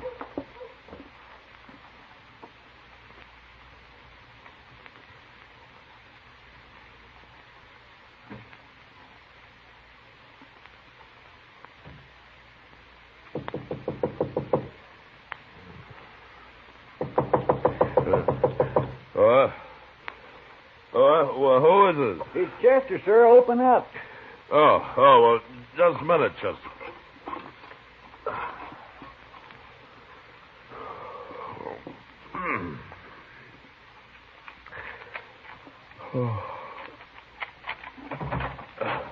Oh, what is it, Chester? There's been a shooting, sir, in that rooming house next to the Alfraganza. What? Oh, well, I'll get dressed. Come on inside. It's been raining a little, Mr. Dillon. Yeah, good. Light that lamp there, will you, Chester? Yes, sir. They sent for Doc, and he woke me up on his way out. He know what it was all about? No, sir. He just said it was in that rooming house. Yeah. What time is it, anyway? Oh, it'll be daylight soon. Must be about 4:30. 4:30. It's pretty late at night for a gunfight, isn't it? Yes, sir. That's what I thought. There. All right, Chester, I'm ready. Blow the lamp out. Yes, sir.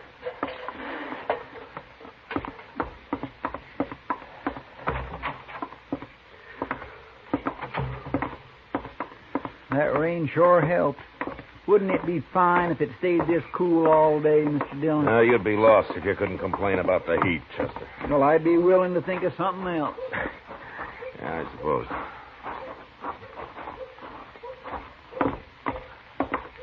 Ma Torvitzer still runs this rooming house, doesn't she? Last I heard, she did. Yeah.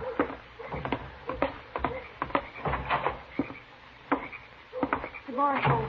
Down here, Marshal Dillon. It's Ma Torvitzer, all right. Hello, Ma. Right in here, Marshal. Who was it, Ma? Frogmouth Kate. She got shot. Kate.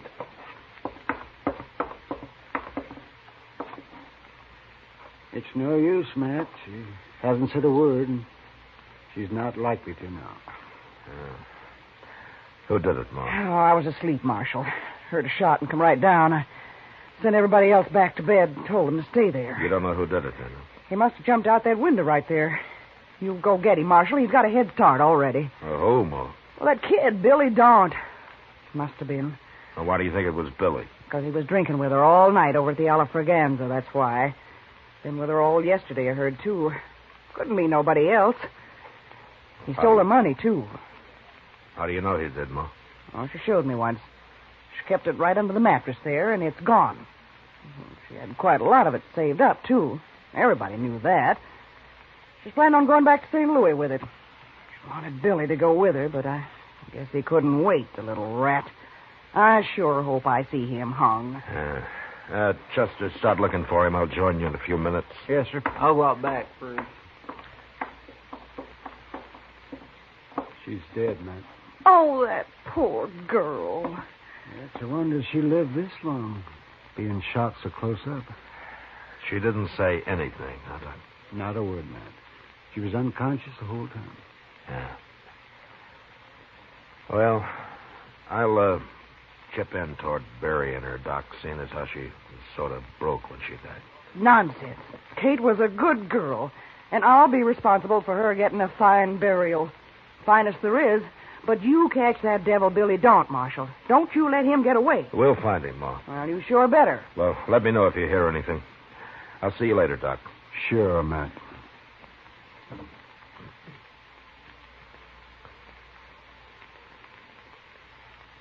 Chester and I spent the next couple of hours looking for Billy Daunt, but nobody had seen him since he and Kate had left the Alfraganza together the night before.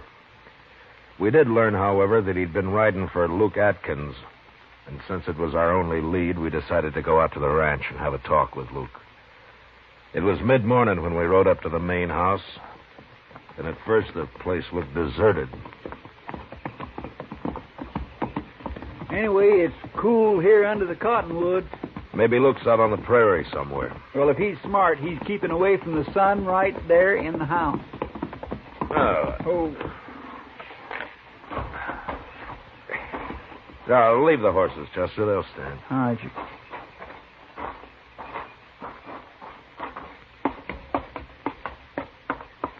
Who's there? It's Matt Dillon, Luke. Oh, just resting a little, Marshal. Hello, Chester. Hello, Luke. It's cooler out here. Sit down. My gracious, what happened to you? Does it look bad? Bad enough to skip church this Sunday, Luke. Black eye, huh? I ain't got a mirror. Your jaw's swollen, too. Fool kid, I never saw him like that before. He must have been drunk. Billy Daunt? He's been spending his pay in Dodge the last couple of days, and... Say, is that why you're here, Marshal? Billy get in trouble there? Maybe. What'd he beat you up for, Luke? Why, just rode in here this morning early and said he needed a better horse than his and wanted my buckskin gelding. He was all excited, and I started to argue with him. He jumped me before I knew what was happening. Knocked me out for a minute, I guess. He's gone then, huh? Sure, he's gone. I came up to the house here and got my rifle and watched him go. Funny thing, though, he didn't leave right away. What do you mean? He fooled around down there in the barn for most an hour. I don't know what he was up to, but I just sat here on the porch with my rifle in case he got any more crazy ideas. He finally rode off, though, headed west. Well, we're after him, Luke. Billy in bad trouble, Marshal? Yeah, it looks like it. I'm sorry to hear that. He's always been a pretty good boy. Where are the rest of your men, Luke? Still in Dodge, Marshal, spending their pay. Yeah. Well, you take care of that eye. So long. Goodbye, Marshal. Chester? Bye, Luke.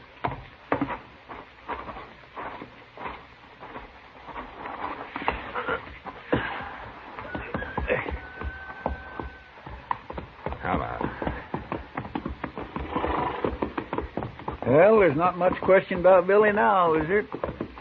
Yeah, there sure isn't. Start looking for tracks, Chester. Yes, sir, I have been. The ground's still damp from the rain last night. We ought to cut this trail easy. I don't see anything. Now, look there, over there. Those are fresh tracks. Yeah, they're fresh, all right, but they lead toward the ranch, not away from it. Yeah. Well, let's follow them anyway, Chester. What? Come on, let's ride. Chester figured either Billy was riding backwards or I was crazy. But he stopped arguing after a couple of hours, and we rode in silence the rest of the day. Long about dusk, I figured we were catching up with him, but we couldn't afford to lose the trail. And when night came, we made camp. Next morning at daylight, we went on. By noon, it was clear Billy hadn't taken any rest at all. A couple of hours later, we began to wonder how much longer his horse could hold out. This is the doggonedest hunt I was ever on. Billy just isn't very smart, that's all. Well, I must be half crazy. Beating up Luke Atkins like that? When a man's in a panic, he'll do almost anything, Chester. Well, you'd think he'd at least have sense enough to rest his horse now and then. That'll be easier for us if he doesn't. Chester. Look up ahead there. Hey, by heaven, it's a horse. Yeah. Huh.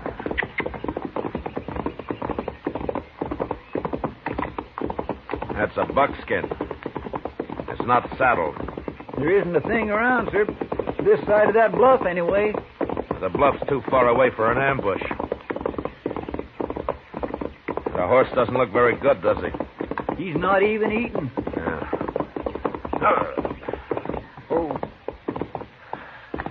He may never be any good again.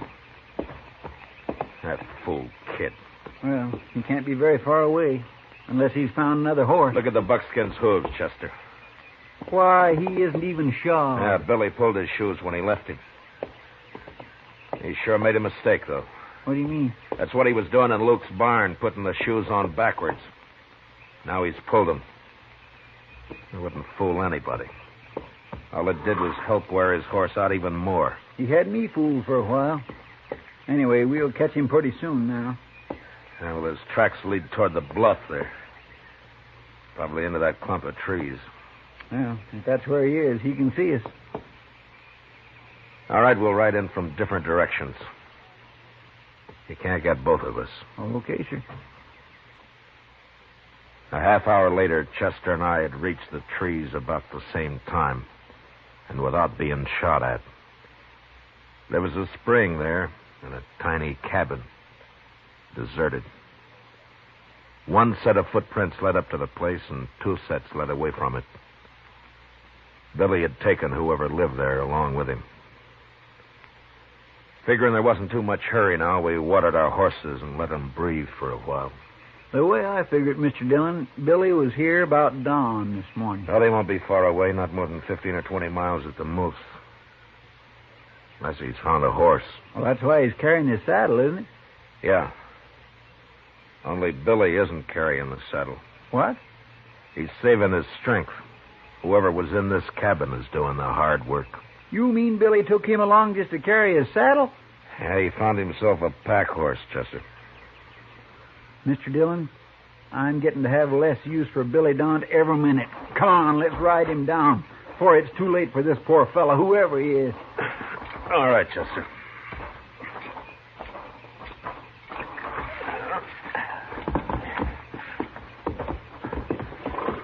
Well, our horses are in good shape. We ought to catch him in a few hours. I sure hope so. You take the side of the trail, Chester. Track about 10 yards behind me, huh? All right, sir. All right, let's go.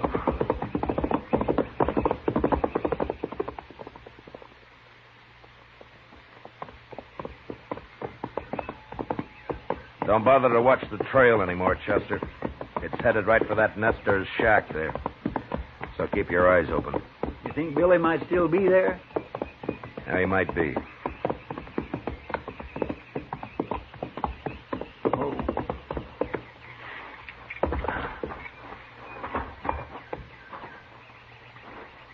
Maybe he's inside, Mr. Dillon.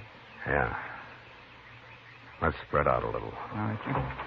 No, wait a minute. The door. Who are you?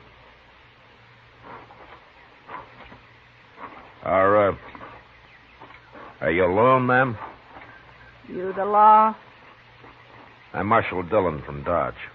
You're too late, Marshal. You mean he's gone? He's gone. Take a look around at the side, Marshal. Right around there. Go on, look. Both of you.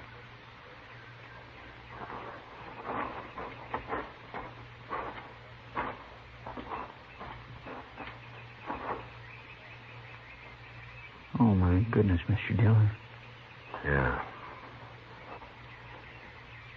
He was killed with a knife. Yes, sir, he sure was.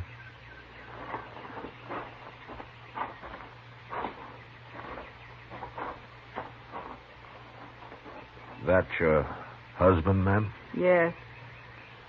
I'm sorry it happened, but if it's any comfort to you, we'll catch that boy. I promise you that. Don't matter now. He had another man with him. Where's he?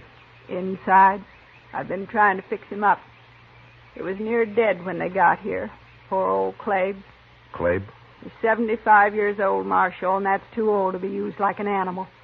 Rotten kid. I'd like to talk to him, ma'am.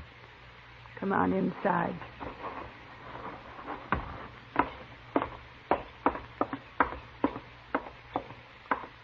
It's all right, Clabe's Marshal Dillon from Dodge. We've known Clabe for 10 years, Marshal, ever since we've been here. Never hurt nobody. Sure. Can you talk a little, Clabe? I'll be all right, Marshal. I'm just kind of wore out. 20 miles packing a saddle in this weather. Fast, too. Had me walk fast. How long ago did the boy leave here? 3 or 4 hours, Marshal. Took our mule, but he won't get far. Oh? Why not? Mule's too old. After 10 miles, just quit. Your husband tried to stop him, is that it? Yeah. He got mad when he saw what the boy had done to Clabe. And the boy knifed him. Never gave him a chance. He's wild crazy. He sure is, Marshal. Scared, too. I never saw anybody so scared. He's in a real panic, Clabe. But how come he used a knife? That doesn't sound right. Yeah, it's all he's got, that's why. What? He ain't armed, except for that knife. He doesn't have a gun? He took our rifle, but there's no ammunition for it. We run out. Took it anyway. But when he came to your place, Clabe, didn't he have a 6-gun? No, sir. Just that knife, that's all he had. I got an old Navy pistol, but it's busted. I ain't been able to get it fixed. I sure don't understand it, Mr. Dillon. He's like a wild animal, that's what he is. He oughtn't to be loose. He won't be for long, ma'am. Clabe, I hope you'll be all right. I'm just plumb wore out. Clave's going to stay right here, Marshal. Too old to be living by himself anyway. Good. Well, we'll be going now, ma'am. But, we'll bury your husband first. Now, if you'll just show us where you'd like to have the grave. Thank you, Marshal. The woman wanted her husband buried right where he'd fallen. So we dug the grave there and laid him into it. She watched, straight-faced, without a tear. Then she said goodbye and went back into the house. It was just after sunset when we caught up with Billy. Just as the woman had said, the mule had gone 10 miles and quit. Billy saw us coming, started running across the prairie on foot. His panic had made him as nearly brainless as a man could get. Look at him, Mr. Dillon. Did you ever see anything like it? He's still got a knife, Chester. Hold it, Billy. You can't get away. Right up on the other side of him, Chester. Yes, sir. You've run far enough, Billy. You have to shoot me, Marshal. No, we won't. Take your rope down, Chester. Good idea, sir. All right, Chester, let's rope him.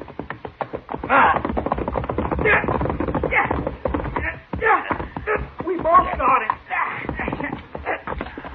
Now stay on your horse, Chester. Just keep your rope tight. No. I'll cut you, Marshal. Let go of the knife, Billy. All right, Chester, slack up a little. All right, drop your rope, Chester. I'll tie him up with No, it. you don't. Go on me. Hey, you're a wild one, Billy. You'll never get me back. Not alive, you won't, never. I think we will. Let's make him walk back, Mr. Dillon. I won't walk. You can drag me, but I won't walk. No, we'll throw him across your horse, Chester. You and I can ride double till we make camp. Maybe that'll calm him down. That Billy won't eat a thing, Mr. Dillon. He's just been crouched over there looking like a cornered animal ever since I woke him up this morning. Still pretty spooky, huh? Oh, he sure is. Well, let's go talk to him.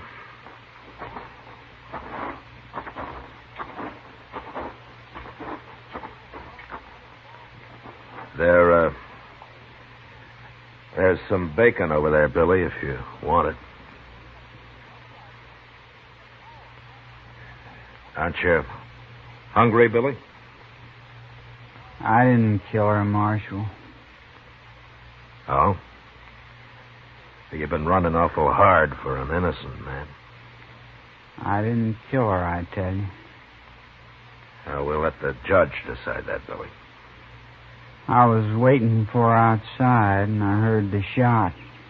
I went around, and her window was open, and she was lying there. I didn't kill her. Then why did you run, Billy? I knew you'd be after me. I had to get away. I ain't going back to Dodge. I ain't going. Yeah. All right, let's get packed up, Chester.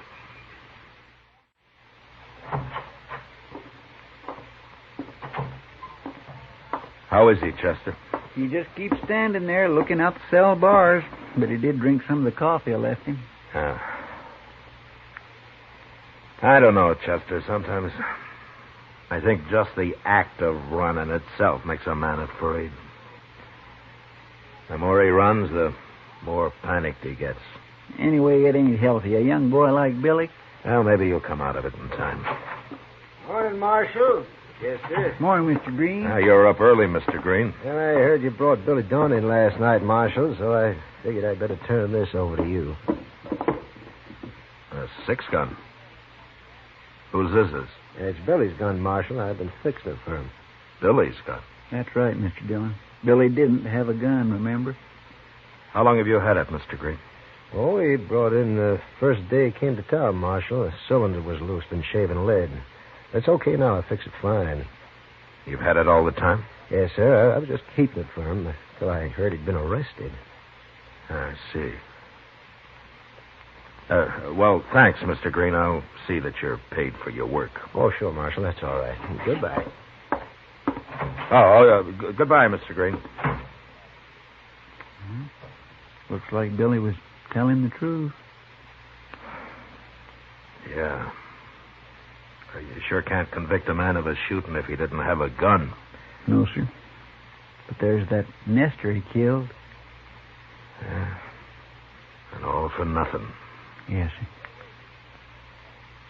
Well, Chester, it's pretty hopeless now, but let's see if we can find out who did kill Kate.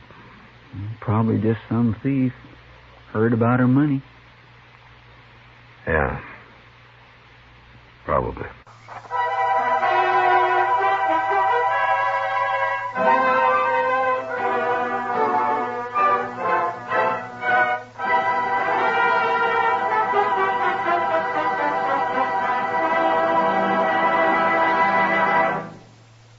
Gunsmoke, under the direction of Norman MacDonald, stars William Conrad as Matt Dillon, U.S. Marshal.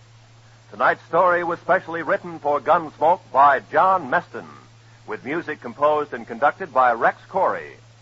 Parley Bear is Chester, Georgia Ellis is Kitty, and Howard McNear is Doc. Gunsmoke has been selected by the Armed Forces Radio Service to be heard by our troops overseas. Join us again next week as Matt Dillon, U.S. Marshal, fights to bring law and order out of the wild violence of the West in Gunsmoke.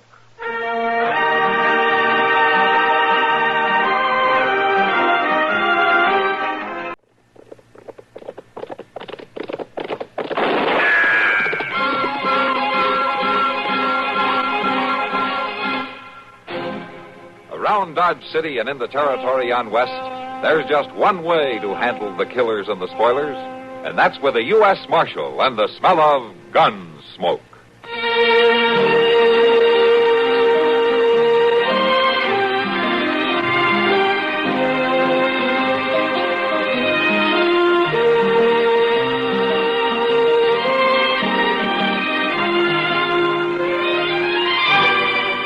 Gunsmoke, starring William Conrad, the story of the violence that moved west with young America, and the story of a man who moved with it.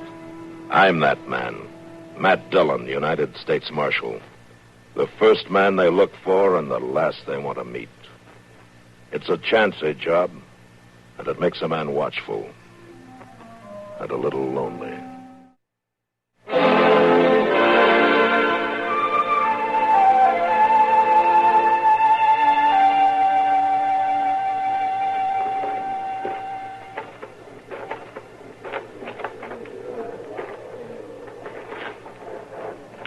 Lower it easy, boys. Earth to earth, ashes to ashes, dust to dust, in sure uncertain hope of the resurrection unto eternal life. Amen. I'll see if I can't help with the spading, Mr. Dillon. All right, Chester, I'm going to speak to Miss Henshaw.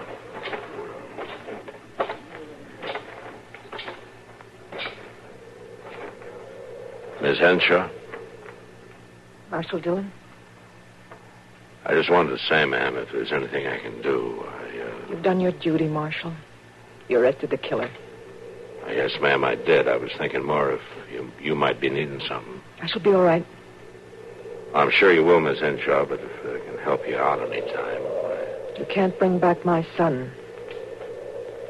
No, ma'am, I can't bring back your son. And you can't bring me any help. Don't worry about me, Marshal Dillon. I come from strong people. You do them credit, ma'am. We can bear things. In our way. Lorenda, I want to talk to you. I bid you good day, Marshal Dillon. Lorenda, please, wait a minute. Lorenda, Miss Meisner, I think I'd let her go. I just wanted to tell her. I'm sorry it was my son Jake that done it. Well, there'll be a better time. After you've hung my boy. You mean then? You better let me see you home, Miss Meisner.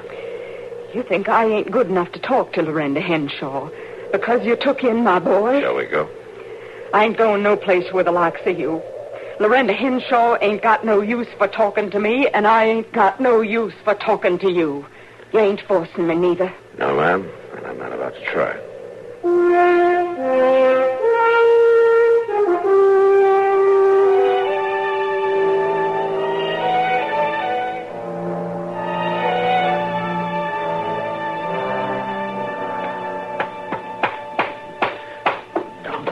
Folks and just sat on a chair straight, they wouldn't be forever twisting a leg off like this. As soon as I get it fixed, Doc will come in and lean back and rock and... Oh, Mr. Dunn. Hello, Chester. I didn't figure you'd be back so soon. Now, that doesn't take very long to turn a prisoner over to a sheriff. Well, no, sir, I guess not. Anything been going on here since I left? Well, no, sir, nothing I couldn't handle. There was a little ruckus last night. What was that? That old man Merton got thinking it was the 4th of July. He started out to give a few speeches. Well, a man can still speak his mind, Chester. Yes, sir. It wasn't the speeches, Mr. Dunn. They were stirring and patriotic enough. But he got to snorting at this whiskey bottle between talks, and next thing you know, he seen the British coming right down Front Street. Well, how about it, Chester? Was it the British? No, sir. It was the Calhoun brothers and me. Master Dillon? Oh, come in, Miss Meisner. I want to see you alone. Well, now, I was just... Well, I mean, I expect I could go and see if there's any mail again. Why don't you do that, Chester? Well, I ain't wanted no more. Fine, Chester. Why don't you sit down, Miss Meisner? I can say what I come to say on my feet. All right, ma'am. You took my boy away yesterday.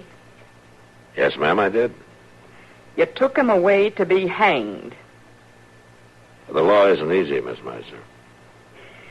Mr. Meisner and I lived here a long time before he died. We were law-abiding people. I know that. My Jake has always been a good boy.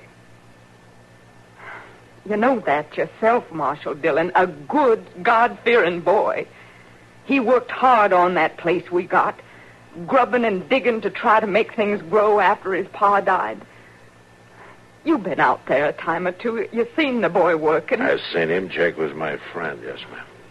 And then he come to town, and in one crazy night, it's all different. They want to hang him. Miss Meisner, your son killed a man. It weren't Jake that done it, Marshal. It was the drink, the evil, tempting drink. And they was brawling. Everybody says they was brawling. They were brawling, but Jake used his gun, ma'am, and he shot an unarmed man. Now, you know that, Miss Meisner, and you know the law, too. The law ain't merciful, Marshal, and you wasn't merciful neither. I did what I had to do. It wasn't easy, but I had to face it. You'd be better off if you'd face it, too, ma'am. I'm here to face it. I think you'd feel better if you went home. Maybe Doc can give you something to help. There's only one thing that'll help.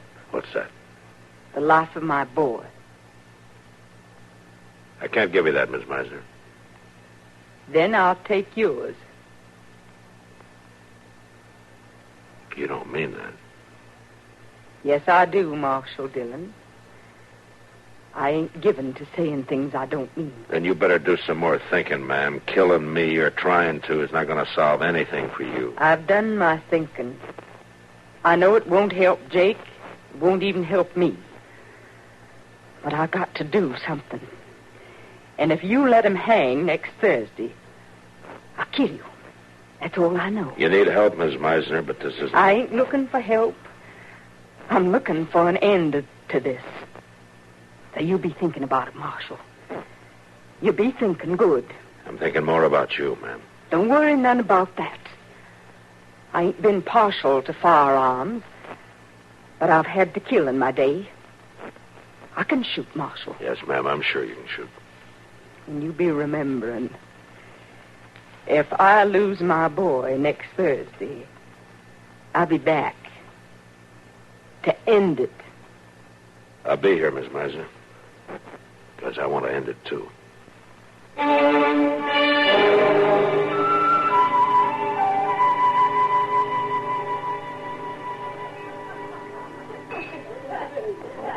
It just doesn't make sense, Matt. It's not supposed to. But Hattie Meisner, of all people, well, she's one of the steadiest, kindest women who ever lived around here. Yeah, I know it, Kitty, but this thing has thrown her completely off balance. It must have. Hattie's always been the first one to come when anybody needed help. First one to take in the visiting pastors. The first one to... Well, I just can't believe it. I wish you didn't have to. What are you going to do, Matt? There's not much I can do. I don't suppose there's any hope for the boy. No, it's an open and shut case, Kitty. His mother doesn't know it, and I'm not going to tell her, but he lost his wild temper in brawls a couple of times before. There wasn't anything else the judge could do. Seems awful hard. Yeah. It was hard on the Henshaw boy, too. Yeah, of course it was. Do you really expect Hattie to come after you with a gun? And I expect she's a woman of her word. And you'll have to handle it. Yeah. You got any suggestions? Well, I could shoot her down like an outlaw when I see her coming. No, Matt. Or I could let her shoot me. You got to think of something. Or I could leave town. Oh, you got to get serious, Matt. I am serious, Kitty. I don't know what to do. She's a good woman, but right now she's dangerous, and I got to protect her. I just as soon protect myself at the same time. Matt. Yeah? Have you talked to Doc? About this? No. It might help. He knows Hattie real well. He might be able to talk to her. I've heard she's not in a talking mood. It can't hurt to try. No, I guess not. Can't hurt to try.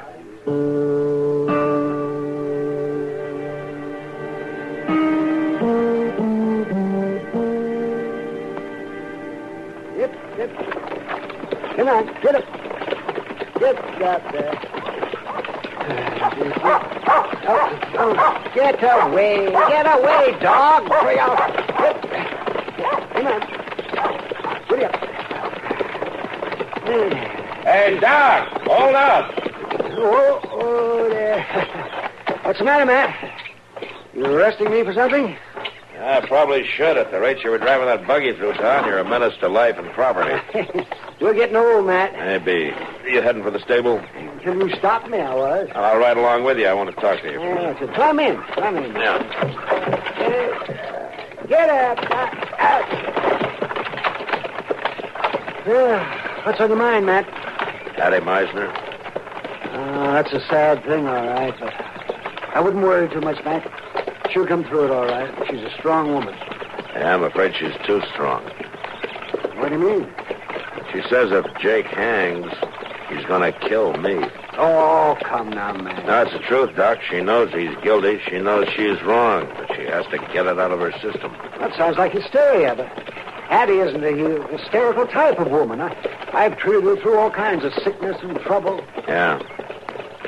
Well, I thought maybe you'd go out and talk to her. Oh, she's got you buffaloed, has she? Yeah, she's got me buffaloed, Doc. Now, do you want me to shoot her or knock her down and get the gun or lock her up? Which? No, wait a minute. I'm sorry, Matt. I shouldn't have taken it lightly. Yeah, well, I'll talk to her. I'm not sure it'll do any good, but I'll talk to her. Thanks, Doc. You want me to come along? No, Matt. I think I'd better try this alone.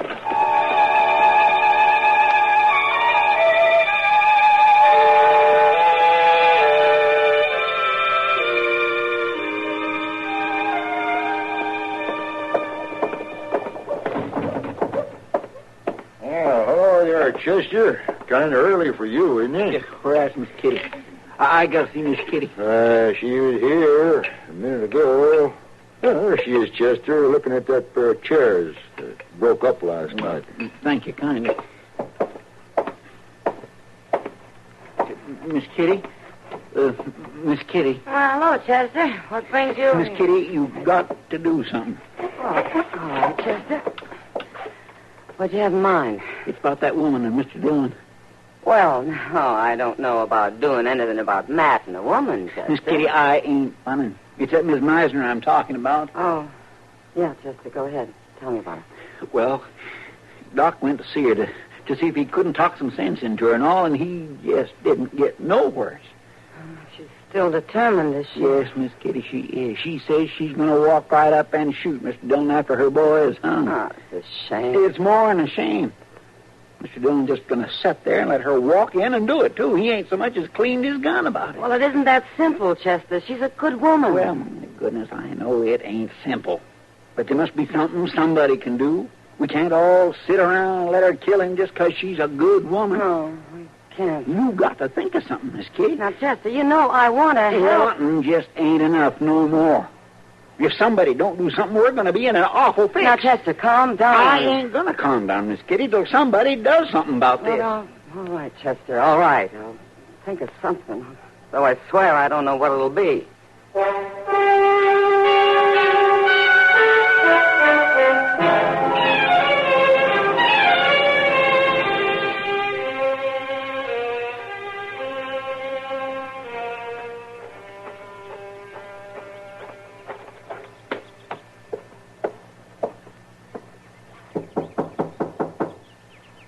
Mrs. Henshaw?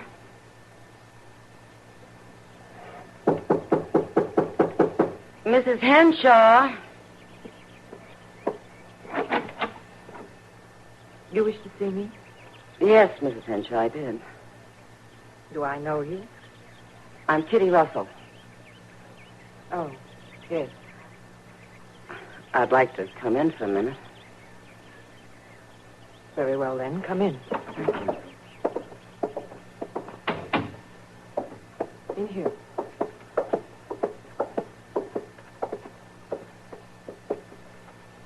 Sit down, Miss Russell, on the sofa. Thank you. Now, what did you wish to see me about? Mrs. Henshaw, I'm a great one for minding my own business. Commendable attitude. But, well, something terrible may be going to happen, Mrs. Henshaw. I think there's a chance you can stop it. Me? In what way? It's about Mrs. Meisner. Miss Russell, that name is not heard kindly in this house. I can understand that, Mrs. Henshaw, but I'm really not interested in anything you might have to say on the subject. I know the loss of your boy was a bitter thing, Mrs. Henshaw, but there's no need to add more trouble to it. It was none of my doing, Miss Russell. Of course it wasn't, but now you can help. Mrs. Meisner says she's going to shoot Matt Dillon. I assume the marshal can take care of himself. Well, of course Matt can take care of himself, but he doesn't want to have to hurt Mrs. Meisner. And if you would just talk to her, maybe you could make us I have nothing to say to Hattie Meisner. Now or ever. Mrs. Henshaw, what's done is done. She's going to lose her boy, too. There's no need for more suffering. Miss Russell, I can understand your concern for the marshal. I understand he's a particular friend of yours. Matt is a good friend. But it is no concern of mine. He has a job to do. I see no reason to interfere with it. Mrs. Henshaw... I'll show you to the door. I can find it. I will show you to the door. Yes, of course. Do it properly, Mrs. Henshaw. Do it all properly. But don't show a little kindness to another woman in trouble. Good day, Miss Russell. I'm not so sure, Mrs. Henshaw.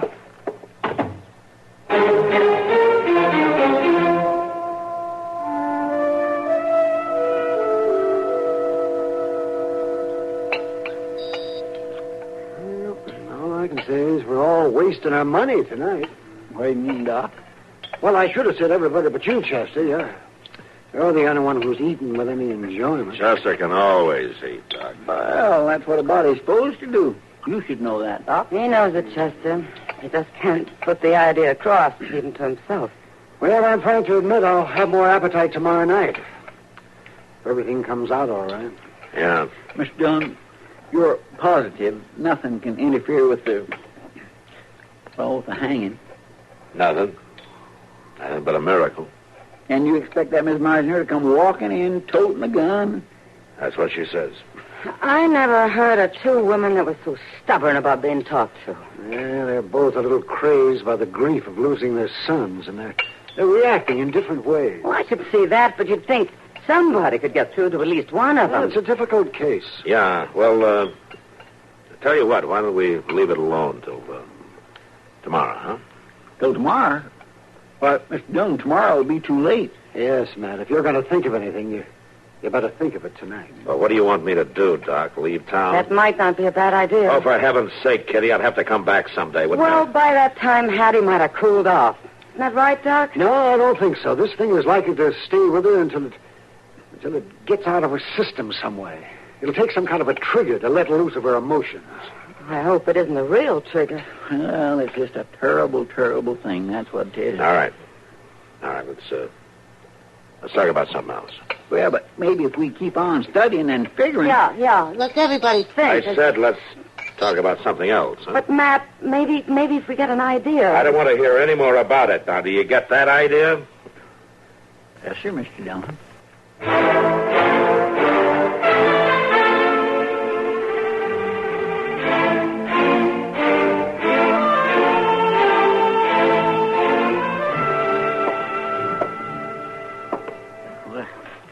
I declare. It's her, Mr. Dillon. Miss Meisner's driving up in her buggy. Huh? Oh, all right, Chester. You go on out back like I told you. Now, are you sure, Mr. Dillon, that you don't want me to stay? I'm sure. Go on now. I don't want her walking in here feeling she's surrounded. Now, go on. Get out. Oh. All right.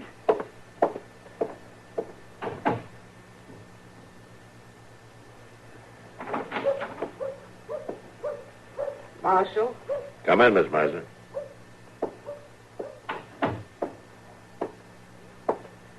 I come. Like I said. Oh.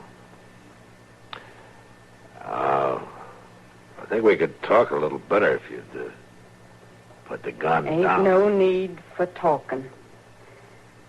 They hung my boy this morning. Yes, ma'am. You can let him lie in peace. There ain't no peace for me, Marshal Dillon.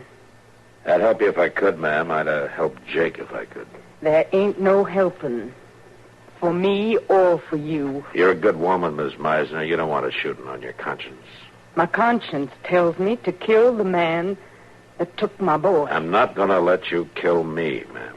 You ain't stopping me. I don't want to hurt you, but you put the gun down, Miss Meisner. Stay where you are, Marshal Dillon. I said put the gun down. I swear I'll... Hattie! Hattie, let it go. Let the gun go. It's no answer. Let me take it. All right, let me have it. I got it, Miss Henshaw. You got no right, Loretta Henshaw. You got no right. I wasn't even good enough for you to talk to at the burying. I was wrong, Hattie. I'm sorry. Being sorry ain't bringing my boy back. No. Not bringing my boy back either. But neither is being bitter, Hattie. Neither is being bitter. You ain't no one to talk. Maybe not. But I spent the night long on my knees about it. It's going to be hard, Hattie, without our boys. I've had hate in my heart, too. Surrender. But I learned in the praying that the only way to feel close to my dead son is to feel love for him and love for the world. Without it, he fades away. My Jake fades away, too. That's what I can't rightly bear. It fades away. Then give him a chance to stay near Hattie. Let the hate out of your heart. Let him in. I ain't been one to hate. I just didn't know nothing else to do. That's right, Hattie. Cry. I ain't letting myself shed no tears. Let them come. Let them cool your grief.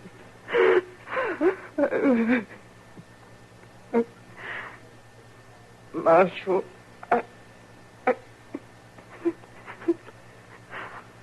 I'm sorry, Marshal. I'm sorry. That's all right, Miss Meisner. I'll take her home with me, Marshal Dillon. Thank you, Miss Henshaw. She'll be all right now. Yes, ma'am. sure she will. And I'll be all right, too.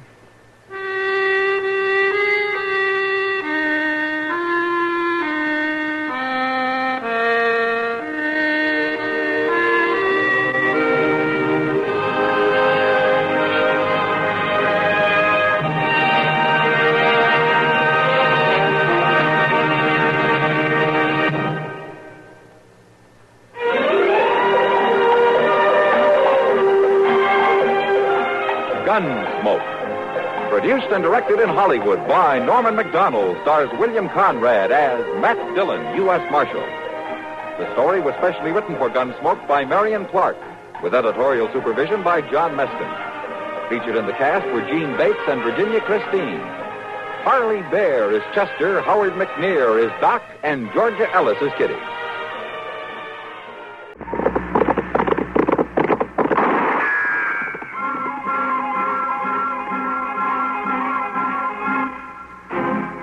Around Dodge City and in the territory on West, there's just one way to handle the killers and the spoilers, and that's with a U.S. Marshal and the smell of gun smoke.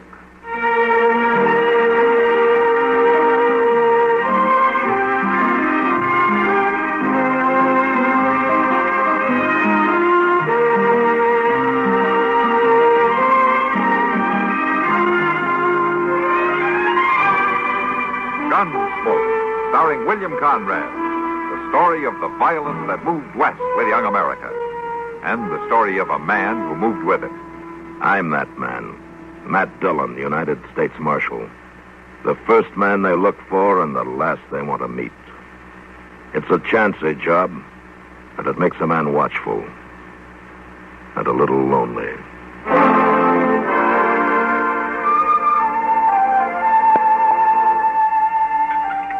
You know, Kitty, when you stop to think about it, Chester has a mighty easy life.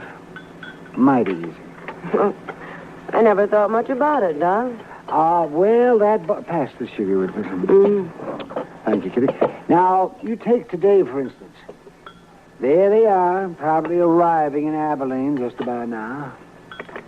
Nothing to do but pick up a prisoner and then catch the train back to Dodge. Well, according to Matt, that train ride to Abilene can be pretty unpleasant. Dust, heat, squalling babies. No, that isn't the way Chester sees it. He spent the last 3 days talking about how he was going to sit back and enjoy himself. I thought that boy would never stop talking about that trip. Well, Doc, I think you're jealous. Oh, no, Chester doesn't even have to pay for it. That's the thing. Yes, sir. That kind of... If I wanted to go to St. Louis or someplace like that, I'd have to pay, you see. Oh, but you don't work for a U.S. Marshal, Doc. No, I don't. I thank heavens for it, too. I've heard Chester say that you have it pretty easy yourself sometimes, Doc. Well, easy? Mm-hmm. Oh, no. Why, my life is nothing but a constant round of pills, colic, gunshot wounds, dyspepsia. Sure. Nothing but complaints, unpaid bills, and work. Yeah. I'm fed up with it, too. Stuck in that office of mine day in, day out. Well, what are you going to do about it? Go fishing. I figure the only thing that'll cheer me up is catfish stew. Doc, you're as big a fraud as any of them. Come on now, have some more coffee.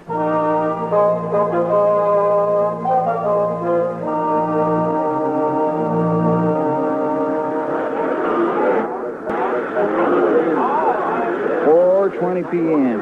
Got in right on time, Mr. Jones. Yeah, the railroad's getting better every month, Chester.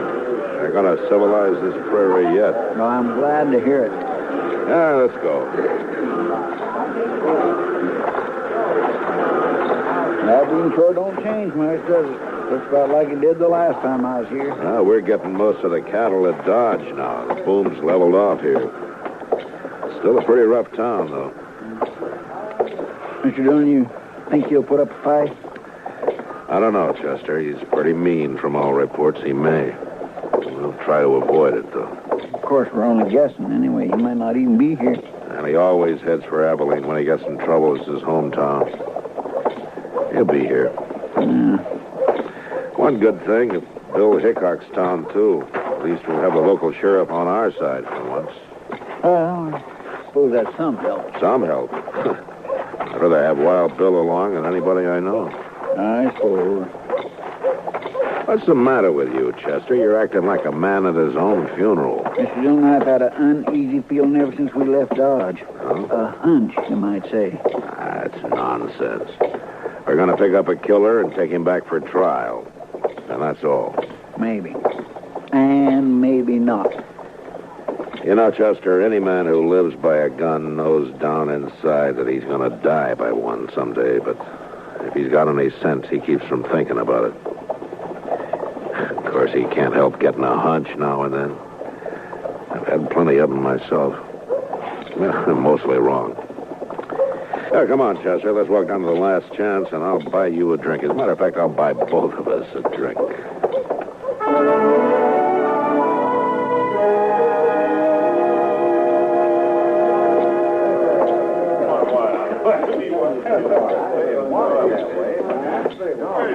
What'll you have? Rye for me. Yes, sir. Make mine the same. A bottle of rye and a couple of glasses. Well, there's quite a crowd in here for this time of day, ain't there? Yeah. Just looking around for Wild Bill, but I don't see him anywhere. Reckon the Daggett kid's in here? Well, he spent most of his time hanging around the saloons while he was in Dodge. Here you are. Oh, could I have a sugar bowl, please? Sugar? Drink up. Thanks. By the way, you happen to know a kid around town by the name of... Name of what? Never mind. He's here, Chester. Down there at the end of the bar. Yeah, it's him, all right. Well, Mr. Dillon? Well, he's what we're here for. Are we going to wait for Mr. Hickok? No. You come up on his left side, Chester, and watch his gun hand. Yes, sir. I'm telling you, it was the funniest sight you ever seen. The bullet knocked that scrawny hound dog end over end. The first shot I fired, he caught him right in the back of his... You're Jack Daggett, aren't you? That's right, mister. What about it? My name's Dillon. I'm a U.S. Marshal from Dodge. You're under arrest, Daggett. Well, you're kind of out of your territory, ain't you? A marshal's territory is anywhere. I'll take that gun of yours. You will, huh? All right. Drop it. Drop the gun. Let go of my wrist. Drop the gun, I said. I'll drop. Listen, you heard the marshal. No.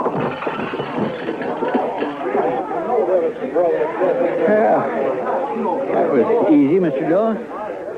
A lot easier than I thought it'd be. All right, Chester, put the cuffs on him. Yes, sir. Seems to me your partner acted a little high-handed there, Marshal. It does, huh?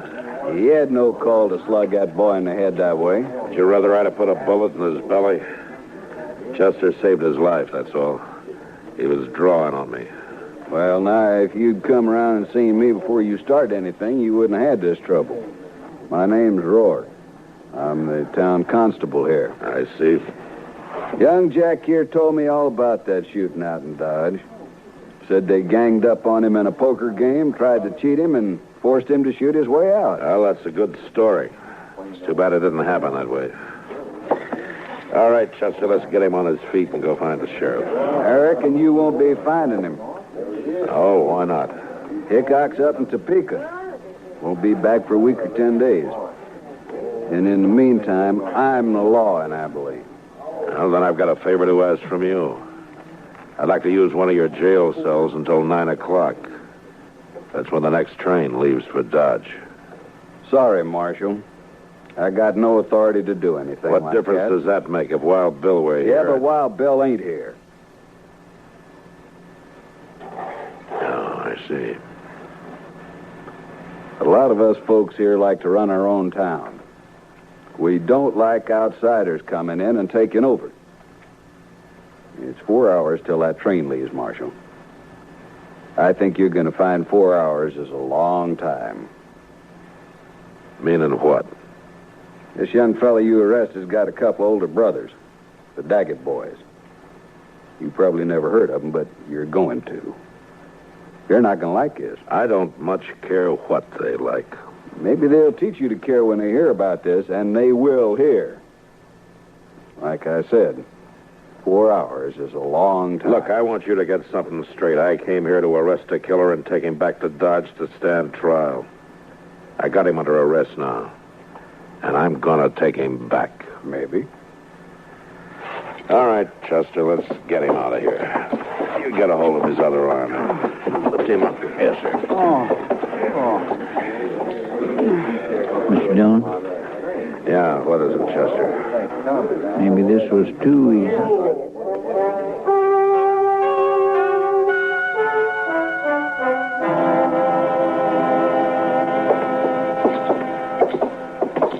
Yes, sir, gentlemen. What can I do for you? I'd like to get a room, please. Well, I have a very nice one right at the head of the stairs. If you care to take a look at No, it. that won't be necessary. We only need it for about 4 hours until the train leaves for Dodge. 4 hours, I see. There. You just sign the register here. Thank you. My, your friend seems to have suffered quite an injury. Yes, sir. He bumped his head. Really? Well, it's certainly a bad cut. Well, that's one of the Daggett boys, young Jack Daggett. That's right. I've got him under arrest for murder. Where's the room? You arrested Jack Daggett right here in Abilene? Yeah. And you're planning to keep him here in my hotel for the next 4 hours? I can't stand out there on the street with him. Marshal, do you know what's going to happen when the Daggett boys hear about this? No, but I understand they may not like it much. I'm sorry, sir, but you cannot stay here. I will not let my hotel be made the scene of a bloody massacre. Just a minute, mister. You've rented me a room. I've signed the register, and I've got the key. Well, yes, I'm I know. I'm going to use that room until 9 o'clock, whether you like it or not. Well, it's the second door at the top of the stairs. Thank you. Come on, Daggett, move. Oh, there's just one thing, sir. Yes? It's not a question of your honesty, you understand, but in view of the circumstances, I wonder if you'd mind paying in advance.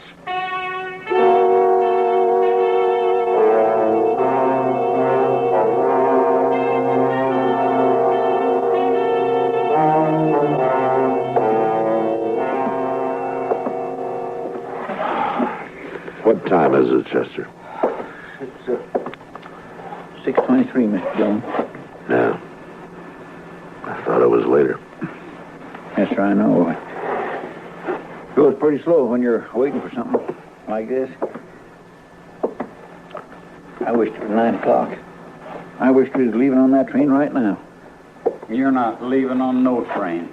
Not alive. Daggett, you've got a one-track mind. So have my brothers, Dillon. What they think about all the time is hands off the Daggets.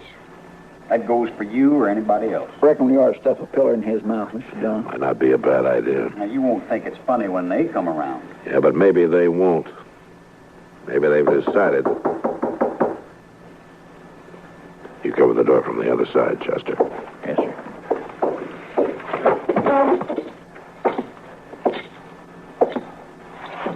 Yeah, who is it? It's me, sir, the clerk. What do you want? It's the Daggett boys. They're across the street at the last chance right now. You're hoping I'll go over there instead of waiting for them to come here? Huh? Well, All right. I'd rather jump them than have it the other way around. Chester, I guess we'll go over and talk to him. Well, but what about him? Well, he's cuffed hand and foot to a pretty solid iron bed. I don't think he's going anywhere. You ready, Chester? Ready whenever you are, Mr. Dillon. All right. Let's go.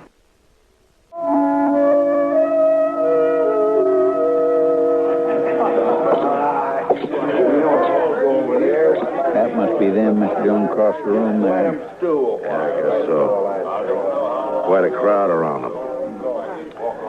Well, Chester, the only way to get it over is to get it started. Yes, sir. How will we do it, Mr. Dillon? I haven't got a plan, Chester. Just face them down, that's all. Yes, sir. You the Daggett brothers? What if we are? Jim, this is him. This is the fella. Shut up, Rourke. You've been glad enough to stay out of it this far. Stay out of it now. My name's Dillon, United States Marshal from Dodge City. I got your brother Jack under arrest for murder. You probably heard about it. Yeah. Rumors got around. Well, I'm taking him out of here on the 9 o'clock train. He's going back to Dodge to stand trial, and my guess is he'll hang. Now, the point is this. What are you going to do about it? Why didn't you wait? We looked you up. You didn't answer the question, Daggett. Still 2 hours and a half till 9 o'clock. Reckon we got plenty of time yet. We'll wait. Why wait? What's the matter with right now? We'd rather wait. Maybe you're trying to pick up some helpers among this bunch of hangers-on, huh? Now, you look at them. Each one trying to sneak behind the man next to him. You're counting on any help there, forget it. You're pushing your luck, Dillon. I don't think so. You boys are full of talk, that's all. You never even intended to start anything. You're a dirty liar. Hold it, don't move, either one of you. All right, now, take that gun. Thank you. Yours, too. Sure. It's your play, Dillon. The way it stands now. Thanks. Here, Chester. Kick those back under the tables. Sure. All right, now leave them lay. Don't nobody touch them. Here, Chester, hold on to my gun. All right, sir. And just keep them off my back. Yes, sir. All right, you. You come here.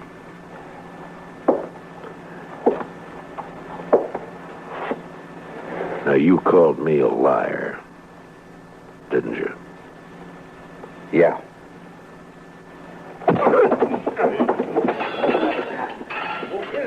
Why, you came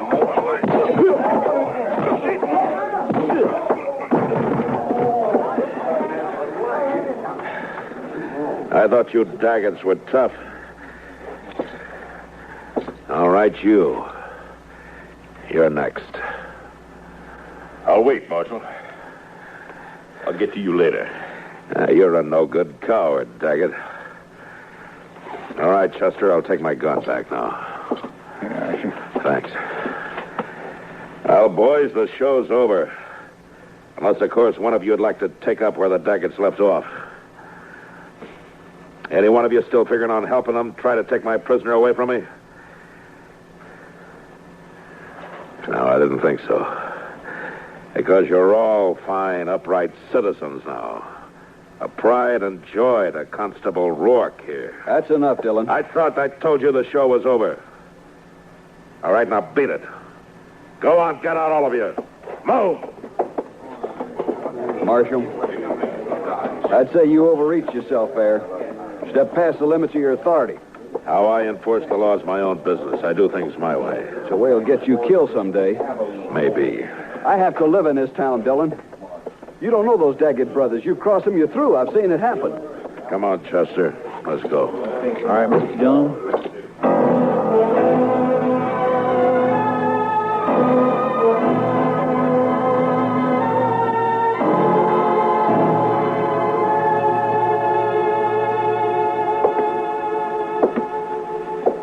What time is it, Chester? Quarterly. The time's dragging. Yes, sir. Still an hour and 15 minutes till that train leaves. What difference does it make? You're not going to be on it. Neither one of you are. Jack, the way I'm figuring, we'll all three be on it. Wait and see. You'll never get to that train. My brothers will take care of you. Well, they don't seem to be in any hurry about it. You wait. I sure do wish I hadn't had such an uneasy hunch about this trip. Forget it, Chester. They'll stop you. You just wait.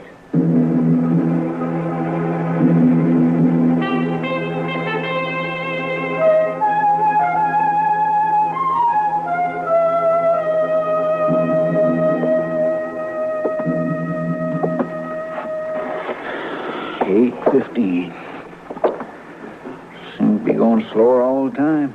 Heads up, though. It won't be much longer now. 45 minutes, if the train's on time. And if we're lucky enough to get on it. Oh, Chester, you're wearing yourself out. Why don't you sit down and relax? I just can't set my mind to it, Mr. Dillon. No Daggett will ever leave this town wearing handcuffs as long as the other two are alive. Well, that's up to them. Sure. And they'll take care of it, too. I swear, Mr. Dillon, I almost wish they would try something and get it over with. Well, waiting's always the worst part, Chester.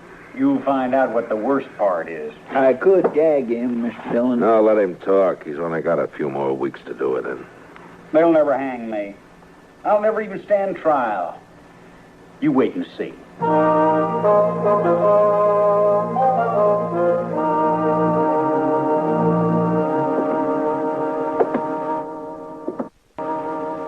Chester?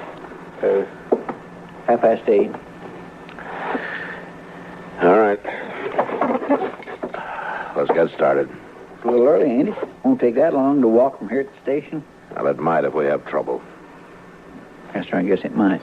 Oh, you'll have trouble. Don't you worry about Why don't you get on a new subject, Jack? How are we going to take him? Drag him? If he wants it that way, otherwise he'll walk, handcuffed to my left wrist. You keep him covered, Chester. I'll unlock these cuffs and get him loose from the bed. Dillon, if you're smart, you'll leave me here and run while you still got the chance. I've never been smart enough to run yet. Stick out your right wrist. All right, on your feet. You can put your gun away, Chester. Starting now, he's only going where I go. Come on, Jack. I got a train to catch.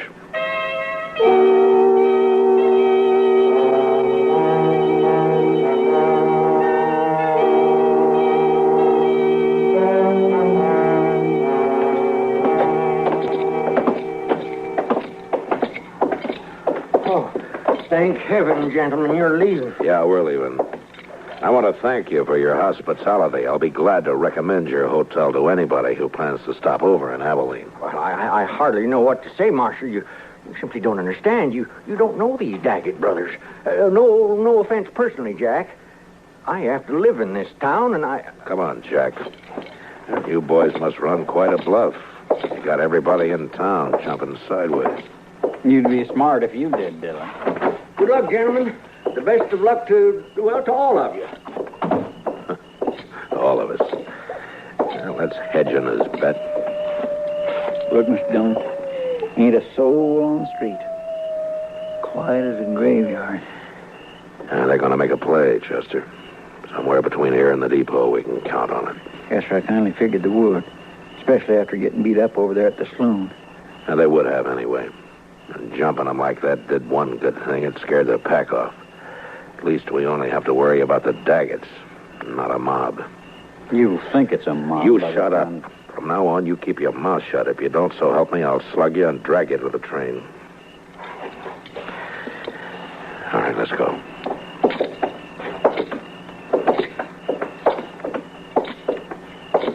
Not a soul. I never thought I'd see the main street of Abilene deserted at this time of night. It's not the deserted, Chester. They're inside behind the shutters. At least they're staying out of it. I wonder if Coyotes is as lonesome as they sound.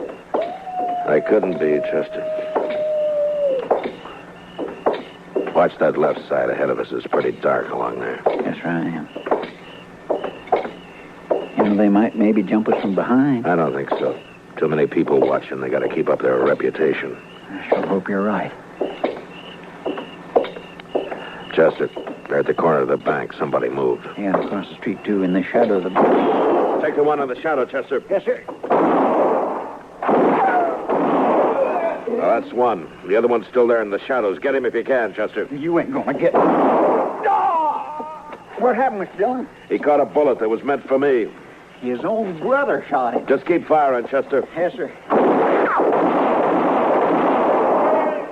All right, hold it, Chester. And I guess we got the other one. Here. Now get these handcuffs open. Yes, sir.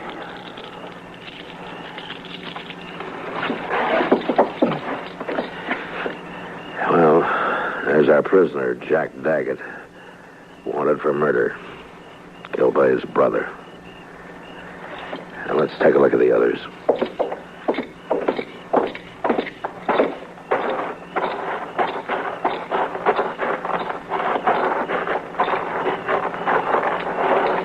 Three men. Dead. Look back down the street there, Mr. Dillon. All starting to crawl out of their holes. Sure. They're all on our side now. Oh, come on, Chester. The train's pulling in. Let's get on it and get out of here. Yes, sir. And let Rourke clean up this mess. He ought to be good for something. Yeah, that sounds more lonesome than the coyotes, Chester. There's a man that creeps. Yes, sir, it sure does. Well, you were wrong on that hunch of yours, Chester. It wasn't us. Not this time.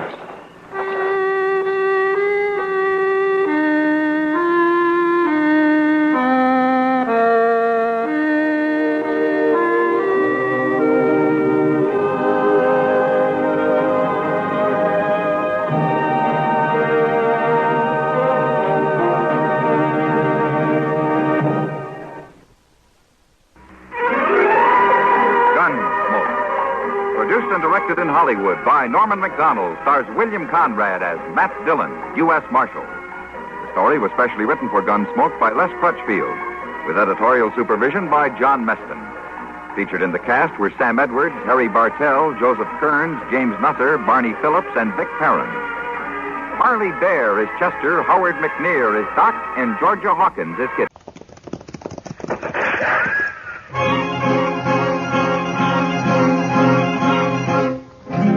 Around Dodge City and in the territory on West, there's just one way to handle the killers and the spoilers. And that's with a U.S. Marshal and the smell of gun smoke.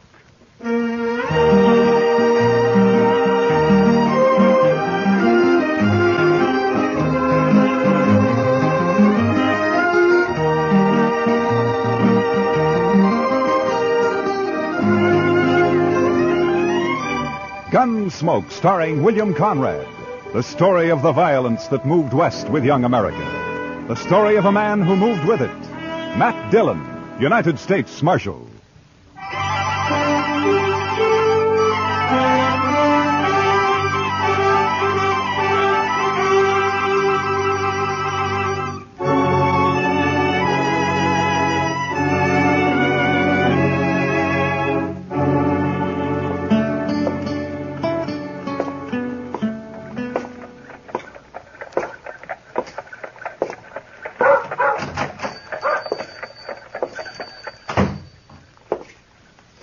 Hello, anyone here? Be right out. I was just in the... Oh, hello, Marshal Dillon. Hello, Ben. How are you? That shipment come in from St. Louis? They came in on the morning train, Marshal. I was going to send the boy over to tell you. What, have you seen it yet? I haven't had a chance to open it up. Here it is. Oh, good. Well, let's see how it looks. All right. There it is. Prettiest gold watch chain I ever did see. Oh, Chester will like that. Yeah. And look at the gleam on that elk's tooth. Yeah. Chester know you're getting this for him? Oh, no. It's by way of a surprise. He thinks he's got a birthday this month sometime. Saturday's about the middle of the month, so I figure it's as good a day as any to give it. Yeah, morning, Miss Tara. Oh, morning, Ben. Marshal Dillon. Morning, Tara. Oh, how beautiful. Is it yours, Marshal? Oh, no. It's for Chester. He's always wanted one. It's lovely. Ben, did my hand mirror arrive? Yeah, it came in this morning, Miss Tara. Can I take it now? Well, I don't know why not. It's paid for. Here. Careful now, Miss Tara. Came all the way from Boston, so don't drop it. Oh, I won't. Don't worry. Thanks, Ben. And goodbye. Goodbye, Marshal Dillon. Goodbye, Terry. That's a mighty pretty girl, Ben. Yes, sir. She's blossomed out since I saw her last. Well, what owe you, Ben? Oh, be just about $4, Marshal. $4, huh? Yeah. There we are, $4. Thank you, Marshal. And give Chester my regards. I'll do that, Ben.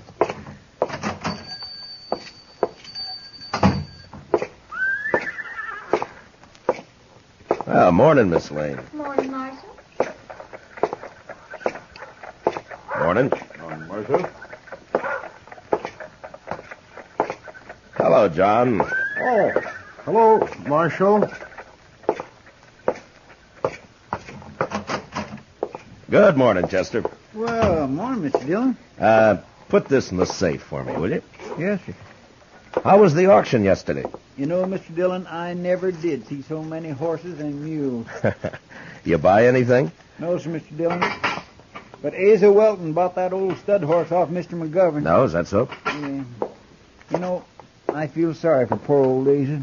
Why, that stud horse has got a ring bone so bad he can't hardly walk. Well, Asa isn't very smart when it comes to horses, I'm afraid. No, sir, he ain't. And I purely hate to see him lose good money on a horse like that. Why, he paid $19 for that horse. No? Well, he'll make out if the stud can get him some colts. Mm-hmm. Yes, sir, I guess. That is, if he's got a mare. Yes, Chester, if he's got a mare. And if he don't, well, sir, I just don't know. My. Chester, this evening I'm going to have supper with Kitty over at Dodge House. Will you stay here? There's no work to do, but you could keep an eye on things, huh? Why, I'd be proud, Mr. Dillon.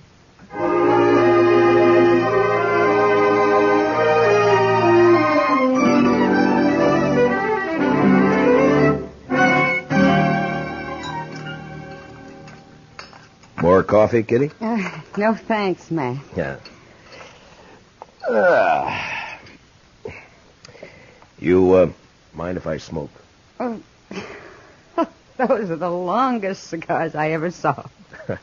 Well, if it bothers you, Matt, I will have... 6 nights a week at the Texas Trail, and you think I'd mind one cigar? Go ahead. Okay. Matt. What? There's something been troubling me. Oh? What's that? Well, I wanted to have supper here so as we could talk. Well, what is it, Kitty? Almost 4 months ago, you and Chester brought a little girl back into town. Daddy was dead, out in the plains. You brought her back because she couldn't stay out there alone. Well, go on. She was real sweet.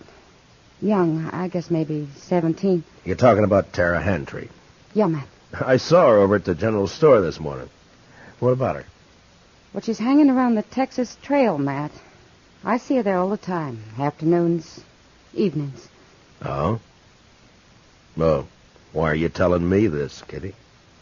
Well, it's no place for a girl. Not a young girl, not a girl like Tara. I don't have any say about how Kate runs the Texas Trail. If they don't want Tara in the place, Kate should keep her out. Well, Kate won't keep her out. Why should she? Tara's attractive. She's good for business. Kitty, when I brought Tara back to Dodge, Lawrence Kells and his wife took her in. They've been treating her like her own daughter. Now, it's not my place to interfere well, with maybe them. they don't know, Matt. They're church-going people, Kitty, Kells and his wife. They try to do what's right for Tara. I'm sure they do. Matt, people like the Kells don't know the Texas Trail. They don't know the saddle bums, the spoilers, the wild ones that hang out there. Even if they did, they wouldn't see too much wrong with the man Tara's taken up with. Well, who is it? Jack Grace. Jack Grace? Yeah. Tara's keeping company with him? She has been since he came to town a few weeks back. Oh, that little fool. Well, don't blame her too much, Matt. He cuts quite a figure. Long hair, buckskin shirt, Texas spurs. She's young, and his stories make for good listening. Yeah. Matt, I've talked with Grace, and there's something wrong with him. He's too cold, like he's dead inside. He can charm you with a smile, and he talks just fine, almost like a gentleman. But there's nothing inside him, Matt. He's empty, like a shell. All right. What do you want me to do, Kitty? Thank you, Matt.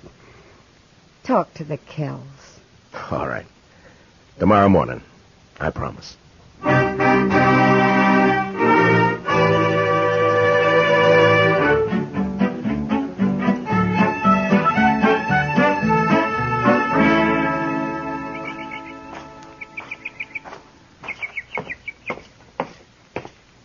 Morning, Marshal Dillon.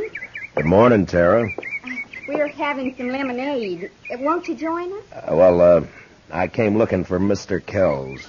They're both down at church, getting ready for the social tomorrow night. Marshal Dillon, have you met Mr. Grace? Mr. Grace? I know of you, Marshal Dillon. Down around Waco, several of the boys speak of you. No? What did you want to see the Kells about, Marshal Dillon? Maybe I could help you. I think I should talk to them, Tara. It's a matter of business. About Mr. Kells' business? The buffalo hides? No. It's another sort of thing. I better come back, Tara. They'll be home later? Well, you know how these church socials take planning. It may be late. Yeah, well, I'll come back then. Sorry you won't join us, Marshal. Thank you anyway, Mr. Grace. I'll walk you to the gate, Marshal. No, fine. I'll be seeing you again, Marshal Dillon? Maybe, Mr. Grace. I know why you came here today, Marshal. I know why you wanted to see the Kells. You do, Tara? It's about me and Jack Grace, isn't it? This isn't the time to talk about it, Tara. It's a fine time to talk about it. Now, look, Tara... The busybodies in this town sent you over here. They don't like my keeping company with Jack. Isn't that right? They're not busybodies, Tara. They're people who are fond of you. Older than you and know more about Jack Grace than you do. Blue-nosed old gossip. Now, Tara, listen to me. No, you listen to me. For as long back as I can remember, Pa and me worked that dried-up old homestead. Alone after Ma died. It killed Pa. Came near to killing me. Look, when I brought you into Dodge, the Kells took you in. They treated you like their own daughter. Mr. Kells is a wealthy man. He's given you everything he can. And I'm grateful to him.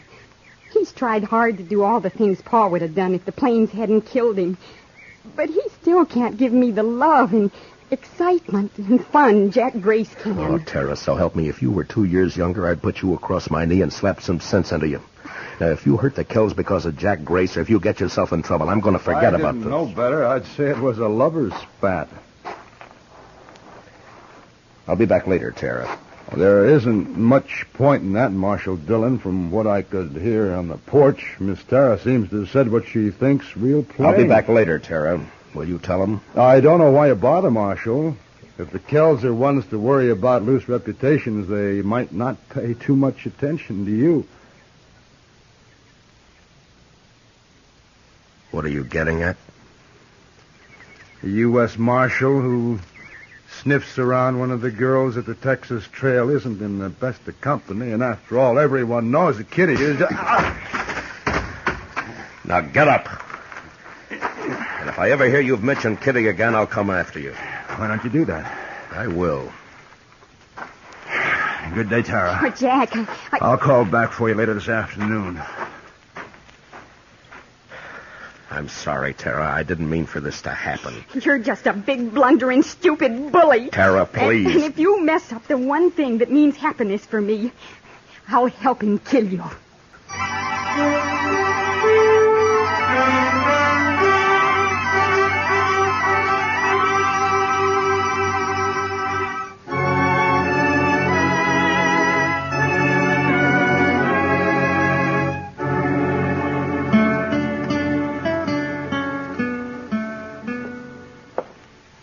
Chester told me you wanted to see me, Mr. Dillon. Yes, Mr. Kells. Won't you sit down, please? Yeah, sure. Hope it won't take too long. Gretchen and I are in charge of the box store tonight, you know. Wouldn't want to be too late. Well, it may take a few minutes, Mr. Kells. It's important. Oh? It's about Tara. And Jack Grace. You know about it, then? I've known about it ever since she came to town 3 weeks ago. They met, heaven knows where or how, and she's been seeing him most every day since. You know where she spends her time? At the Texas Trail. Yes, I know. Gretchen and I have tried every way we know, Marshal Dillon. We've both talked with Tara, but she's young and headstrong. I don't know what to do. I think she'd run away with him if we interfered again. Mr. Kells, as Marshal, this is no affair of mine, but as someone who's fond of Tara and... Well, I wish you'd try talking with her again. Well, we'll do everything we can, I promise you that. Perhaps Grace will get tired of her and leave Dodge. Perhaps. Well, anyhow, you know I'll sure try. Yeah. Well, thank you very much for coming over here, Mr. Kells. Sure, Marshal.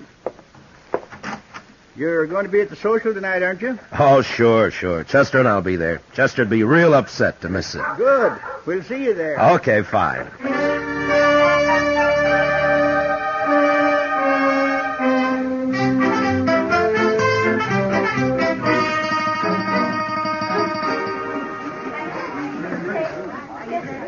Mr. Dillon, this is Miss Honeycutt. How do? I'm proud to know you, ma'am. I bought her supper box. Did you bid on any supper boxes, Mr. Dillon?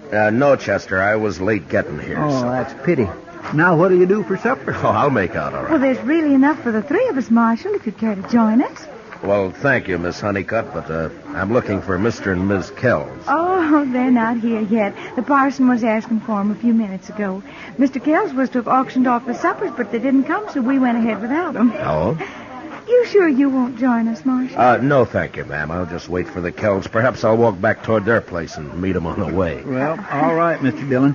Miss Honeycutt and I'll be right over there if you need me. I don't think I will, Chester. You just go ahead and enjoy yourself. Real pleased to meet you. Nice to have met you. Mind that bench, Miss Honeycutt. Yes, thank you.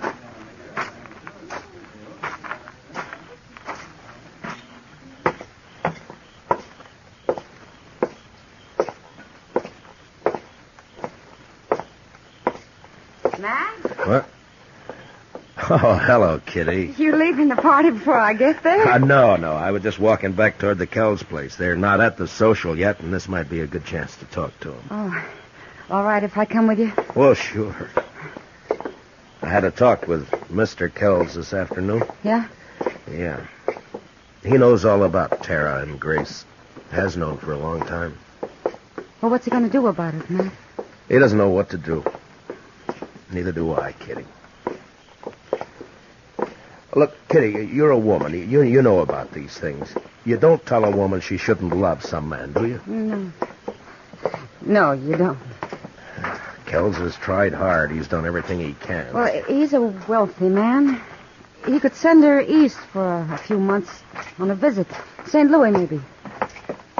To forget Grace? Yeah? Would it do any good? No.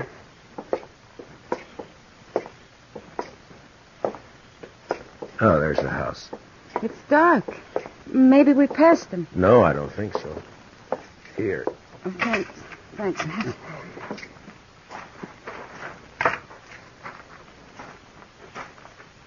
Kitty? Yeah? Maybe you better wait here, huh? Matt, what is it? The house shouldn't be dark. We didn't pass them. What are you going to do? I'm going inside. I'll come with you. All right, come on.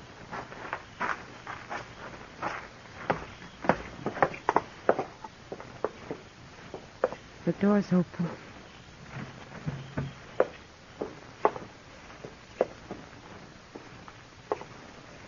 Oh, Matt. Matt, look. Stay here, Kitty. Shot, both of them. Oh. No wonder they were late for the auction. Kitty, go back to the church social. Find Chester. Have him meet me at the jail. Tell Doc to come over here. What are you going to do, Matt? I don't know. Look around, maybe. Why this? What for? Who knows why people kill, Kitty? Money, maybe. I don't know. But who'd do it, Matt? Who'd kill the Kells? Someone who hated him enough or thought they had something he wanted. Bad. Real bad. Grace? Will you please get Chester and Doc? Yeah.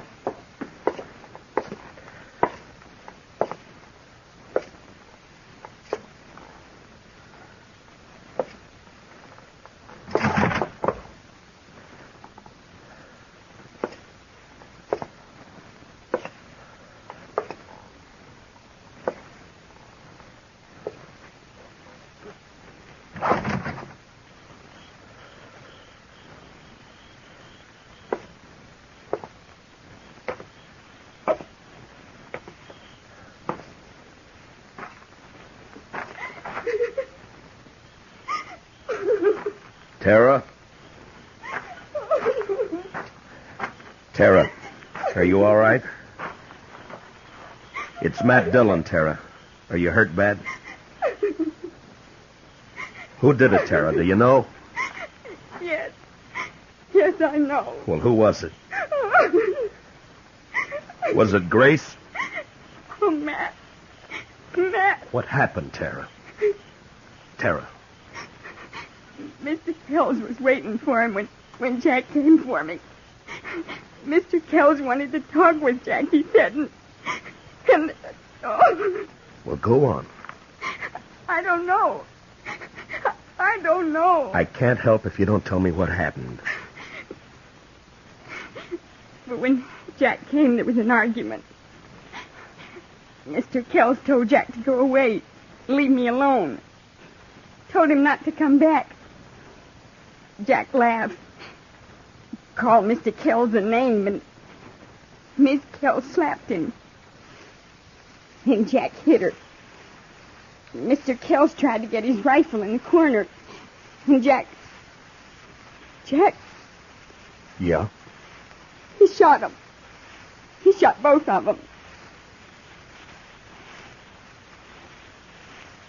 Then he turned and said it wouldn't have worked out for us. He was leaving.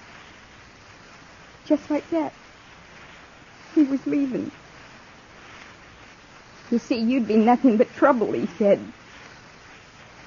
I'm leaving, he said. Then he hit me. And...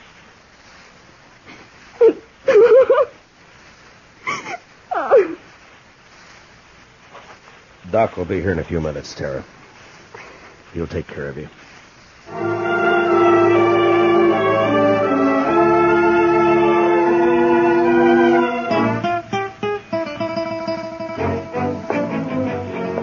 You want me to go with you, Mr. Dillon? No, you stay here. Get me that Winchester, will you? Yes, sir. Here you are. Thank you. How do you figure to trail him at night, Mr. Dillon? I don't. I'm taking a guess, that's all. You know where he's going? Like I say, it's a guess. It won't be back to Texas. He's wanted there. Might be Abilene. Ben Thompson would cover for him there. He'll have an hour or more start on him, Mr. Dillon. Yeah, I know, but I figure to take the back country and ride hard. Maybe he'll cut his sign by morning. You'll be riding 3 miles to his 1. I'll take the buckskin. He can last. Yes, sir. Don't you want me to follow you? I should be back by tomorrow night. You stay here and help Kitty and Doc with everything. And take good care of the girl. She needs help. Yes, sir. Good luck, Mr. Dillon.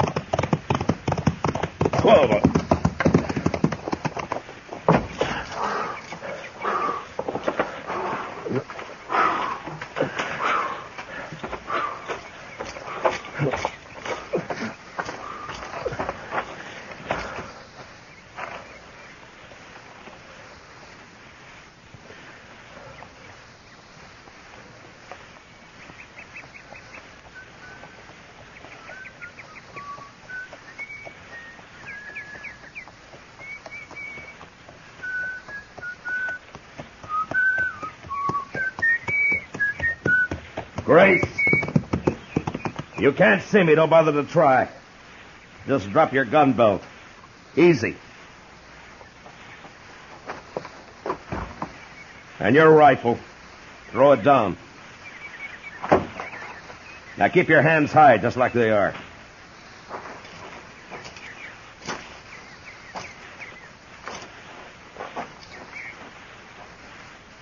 You travel fast, Dillon. I didn't waste time getting to here. I know this country better than you, Grace. Roads aren't always straight. Even so, that buckskin of yours must be quite a piece of horse. He is. We'll be starting back right quick, but meanwhile you just sit tall right where you are. Arms will get tired. Taking me back to jail in Dodge. Well, what do you expect? You murdered 2 people just last night, tried a third. I just hit Tara down. I don't know as I tried to kill her. You must have known I'd come after you. I figured maybe you'd start tracking me toward Texas.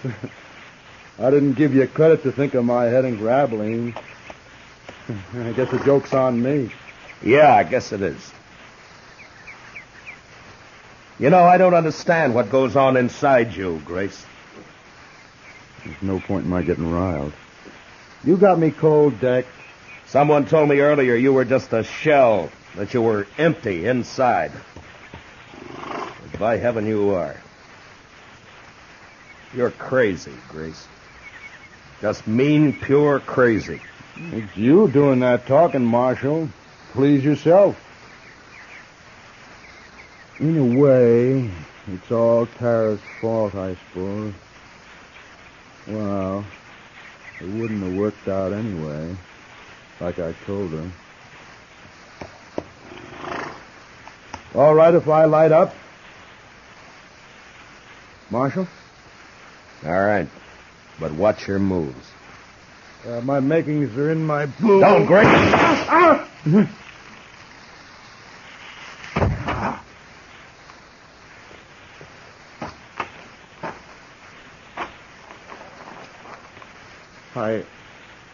I didn't know Kansas marshals were so fast. A derringer up the sleeves, an old story, Grace. Yeah, but they sure are.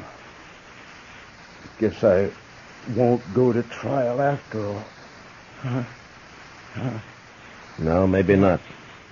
But you're going back to Dodge. Like they say on the posters. Dead or... Yeah.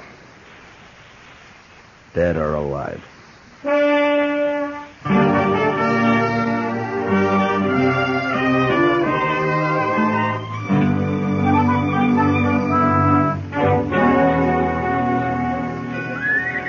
Marshal Dillon, I want to thank you and Miss Kitty for everything you've done for me since... Sure. You got everything in the stage, Tara? Yes, Miss Kitty. It's a long trip, Tara. You sure you won't change your mind? I think I'll like it back east, and St. Louis won't be as big as all this. Marshal Dillon will be late into Haines City if I don't get away now. Okay, driver. Well, goodbye, Tara. Good luck. Goodbye.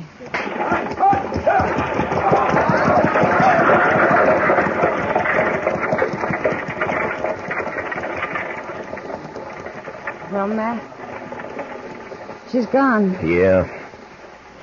I don't blame her for wanting to leave, Kitty. The West took nearly everything she loved. Her ma and pa, and the Kells. And her true love? What, Jack Grace?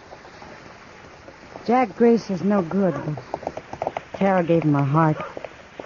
And she never got it all back. Perhaps you're right, Kitty, but Tara's young. She'll mend. Will she, Matt? I hope so, Kitty. I truly do.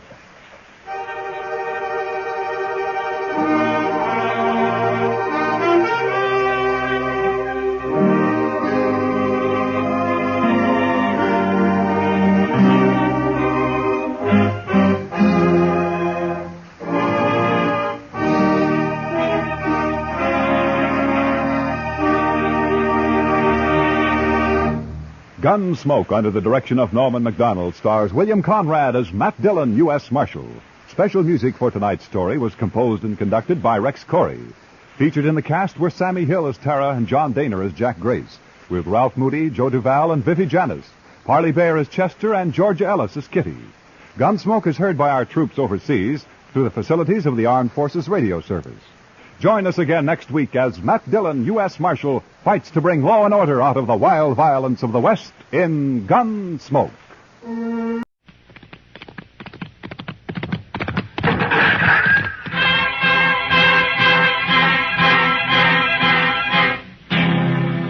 Around Dodge City and in the territory on West, there's just one way to handle the killers and the spoilers, and that's with the U.S. Marshal and the smell of Gunsmoke.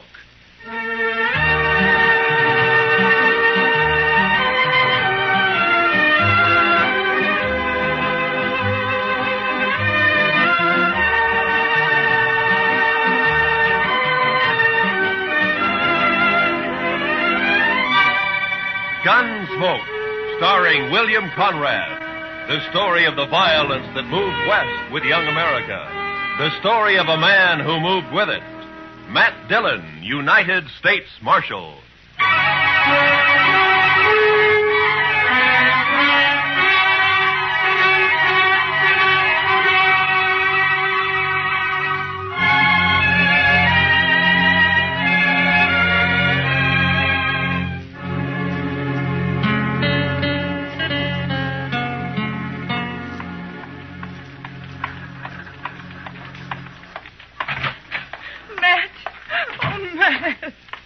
Jeannie, what's the matter? Good morning, Miss Wells. Good morning, Chester. Matt, I've got to talk to you. Sure. Chester? You folks will have to excuse me. I can't be puttering around the office all day. I'll be in the back if you want me. Yeah? Matt, he's here in Dodge City. I just saw him. He came in on the morning train. You mean Ed Beaudry? Yes. It's been 4 years, Matt. I'd begun to hope he'd forget. Hope he wouldn't find us. From what you've told me, Beaudry doesn't sound like a man who ever forgets. He's come here looking for Bert. To kill him, he swore he would. Matt, what are we going to do? I don't know. What's Bert think about it? He doesn't know yet. He's busy at the blacksmith shop. Matt, you've got to help us. You're the only real friend we have out here. It might make it easier if I weren't, Jeannie. I'm supposed to maintain law and order in Dodge. That's my job. Doesn't leave much leeway to mix in on personal quarrels. Well, there's no quarrel. It's just that Ed Beaudry's a hot-tempered fool.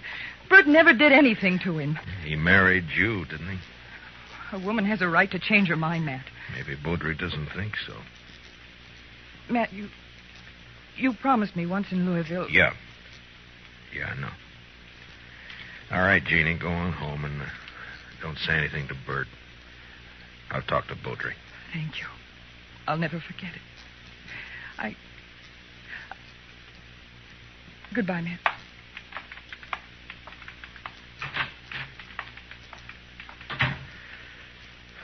Chester.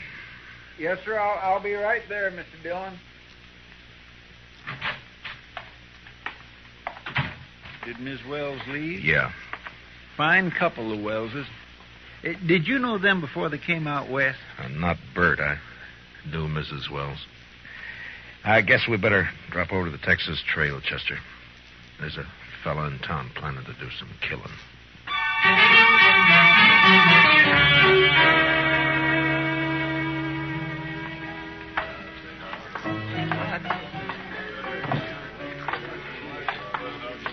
Matt, it's been a long time. Hiya, Kitty. Hello, Chester. Miss Kitty? Come sit down, Matt. Tell me about things. I can't right now, Kitty. We're looking for a fella. Thought he might have come in here. Sooner or later, they all do. Stranger, Matt? Yeah. He came in on the morning train. His name's Ed Beaudry. Oh, him. There, the bar, Matt. Third from the end, next to Tulsa Jim Nixon. He's buying Irish whiskey for everybody. Thank you, Kitty. Come on, Chester. Yes, sir. Watch yourself, Matt. Yeah, sure, Kitty. I'll see you later. All right, bartender, set up another round of Jamesons for the house. Your name, Beaudry? Well, that's right, mister. Matt Dillon. I'm a U.S. Marshal here. I'd like to talk to you. Fine. Go ahead and talk. Tulsa, suppose you'll move on down the bar for a couple of minutes, huh? Oh, what's the idea, Marshal? This man's a friend of mine. You're not very particular about your friends. Now go on, Tulsa. Drift. Mr. Beaudry, you came here to kill Bert Wells, didn't you? Did I? Well, here's some advice. Don't do it. Take the next train and get out of town. Is that official? Just what's the charge, Marshal? None. Yet. Murder if you go through it. Well, not the way I understand it. Murder's one thing. Calling a man in a fair fight, that's another thing. Beaudry, I'm the law here in Dodge, and I don't see it as a fair fight. Bert's a blacksmith, and he's not used to handling a gun. You are. Or so I'm told. Who told you, Marshal? I don't know anybody here. Wait a minute. Dillon? Yeah. I heard Jeannie mention you. You knew her back in Louisville before she ran off. We'll leave her out of this, Beaudry. So that's it. This isn't official. You're just doing a personal favor for an old friend. Probably a very close friend. Jeannie always did have a weakness. I warned you once. All right, hold it. Now get up, Beaudry.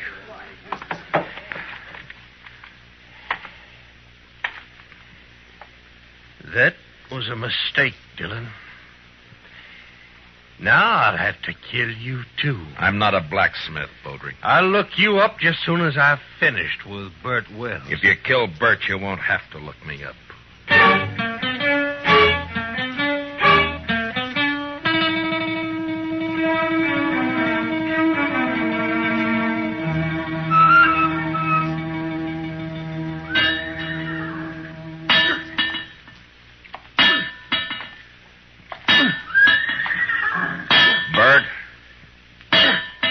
Bert. Huh? Oh, Matt. I didn't see you come in. I wanted to talk to you, Bert. About what, Matt? Ed Beaudry's in town. Beaudry? Well, it was bound to happen sometime. Has he been bothering Jeannie? No, she just happened to see him get off the train this morning. She came and told me. She shouldn't have done it, Matt. It's not your problem. Maybe it is, Bert. I'm the law in Dodge, and the law doesn't like the idea of personal grudges ended up in a killing. What do you aim to do? Prevent it if I can. Well, I wish you luck.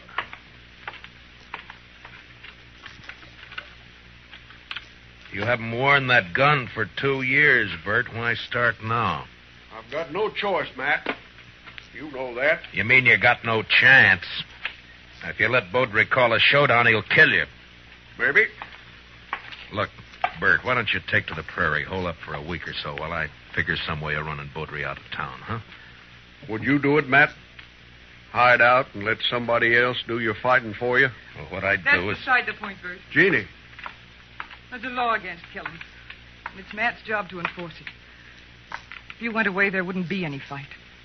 Wouldn't be much honor either, Jeannie. Man can't run and still call himself a man. He can run from a mad dog. And that's what Ed Beaudry is. He never had any claim on me. It appears he thought he did. Matt, you know where Beaudry's staying? I talked to him in the Texas Trail. He probably took one of the rooms upstairs. Like to walk over there with me? Well, if that's the way you want it. No, Bert, you... I'll get my hat. Be right with you. Matt, you've got to stop it. Yeah? How? I don't know. But there must be something you can do. Yeah, there is. The way it's shaping up, I can probably arrest the survivor.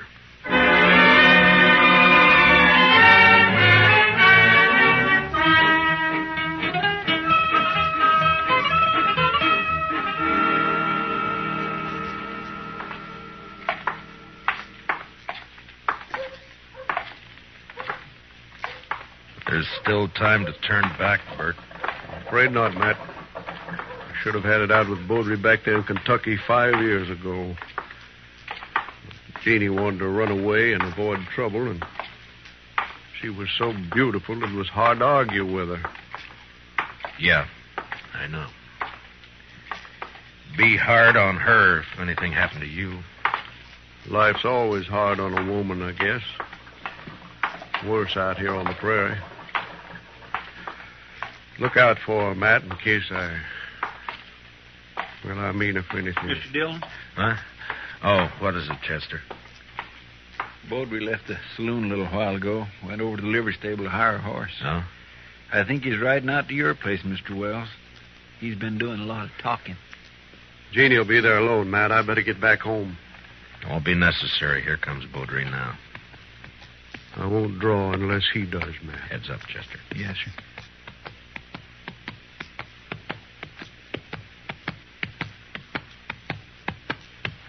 Oh, boy. Oh. Just riding out to call on you, Wells. I decided you'd had plenty of time to look me up. No reason to, Bowdry. Most men would figure they had reason. Somebody been in a local saloon, telling their wife's history. What? Bowdry, you... All right, hold it. Don't draw, Bert. Chester, cover Bowdry. Just keep your hands still, Mr. Bowdry. You're fast with that gun, Dillon. Fast enough, Mr. You make Bowdry. a good bodyguard. Too bad you can't ride her 24 hours a day. I told you what to expect if you keep pushing this thing, Mr. Bowdry. Now use some sense and get out of town while you're still alive. I've been in lots of towns, Dillon. I left them all alive. Wells, I've been planning to kill you for 5 years. Plans don't always work out. Listen, Will. You got till sundown. After that, I'm going to shoot you on sight. All right, Mr. Bowdry. If you've finished speaking your piece, move along. Why, surely, Mr. Dillon. See you later. Well, still a couple of hours before sundown. I think I'd like to spend them with Jeannie. I'll see you, Matt. Yeah, sure. Goodbye, Bert.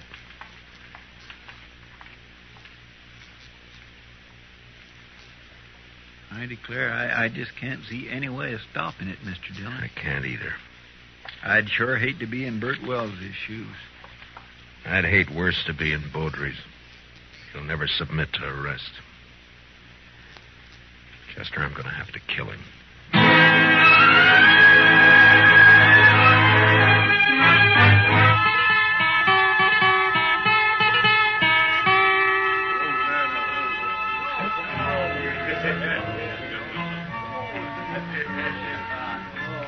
Why don't you relax, Matt?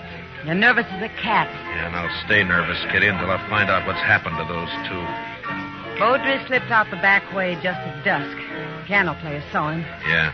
Well, Bert pulled the same trick. I had a couple of boys watching the blacksmith shop, but he managed to give them the slip. There's nothing you can do now, Matt. Well, Another killing. And you in the middle again. Why, Matt? Why do you do it? it's a job, Kitty. Somebody's got to do it. But why you? There are other things in life if you look around for them. Well, maybe I will someday. Will you look my way, Matt? Well, Matt, I brought my kit. I'm all prepared. Where are the victims? No victims yet, Doc. You're jumping the gun. Well, I understand it's going to be a real showdown. The boys at the bar are offering 2-1 on Bowdry. That's about the odds I figure if the shooting really starts. Oh, it'll start all right. Oh, there's not a thing in the world can stop it. Chester, what are you doing in here? I told you to watch that street. Yes, sir, I know you did. The fight's as likely to start out there as any place else. No, sir, Mr. Dillon. I guess there's not going to be any fight. What? They just found Bowdry lying in an alley down the block. Matt.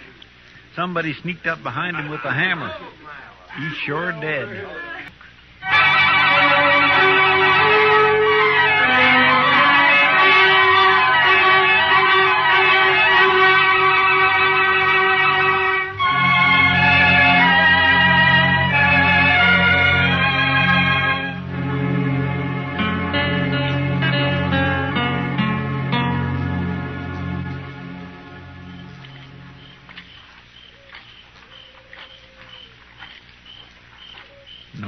Showing around the house, Mr. Dillon. No. Nor the shop either. He might have skipped out. Well, what about his wife, though? I don't know, Chester. I can't figure any of this. It's not like Bert to pull a sneaking trick like that. Hold it. Don't move. He's there by the tree, Chester. Yes, sir. Bert? Who is it? Who's that? Matt. Chester's with me. You better put away the gun. All right, Matt. I thought it was somebody else. Who, Bert? Well, you know who. Beaudry, of course. Guess I better take your gun. Official, Matt? Official. Well, I got no quarrel with the law. Here. Thank you. Now, why did you do it? What do you mean? If it had been a gunfight, the law couldn't have touched you. The circumstances are all in your favor.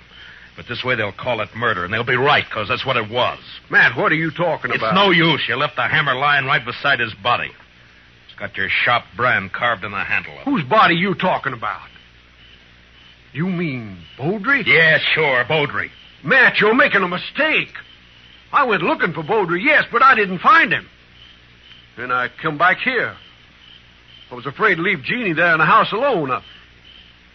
I didn't do it, Matt. You're wrong. It's not up to me, Bert. It's the court's job. All I can do is take you in. The evidence is too strong, and I got no choice. No choice? I didn't have a choice either. We must have had a choice somewhere back down the line. When?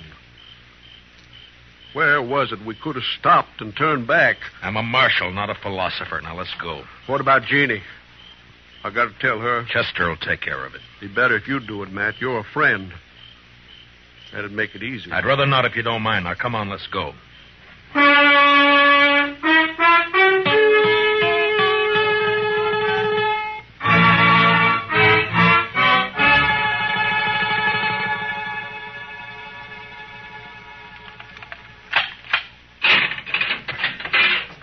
All right, Bert, step inside. 4 years we've been friends, Matt. I never thought it would come to this. Neither did I. You said you didn't find any money on him. It could have been robbery. Or made to look like robbery. But either way, there's nothing I can do. Now, you better step inside.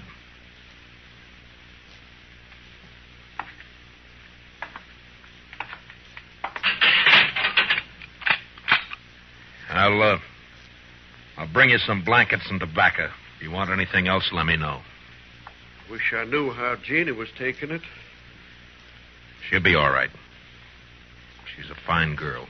Matt, look out for her, will you? Bert, a man's job is one thing, friendship's another. This prairie country is rough and tough and wild at the best. And without the law, nobody could survive in it. And that means putting friendship aside sometimes.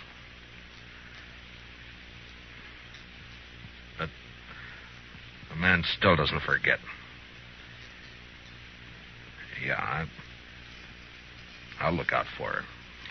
Thanks, Matt. I'll see you later.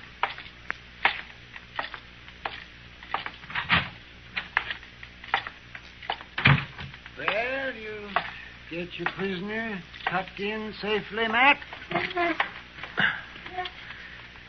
What about Beaudry? He's dead. Absolutely dead.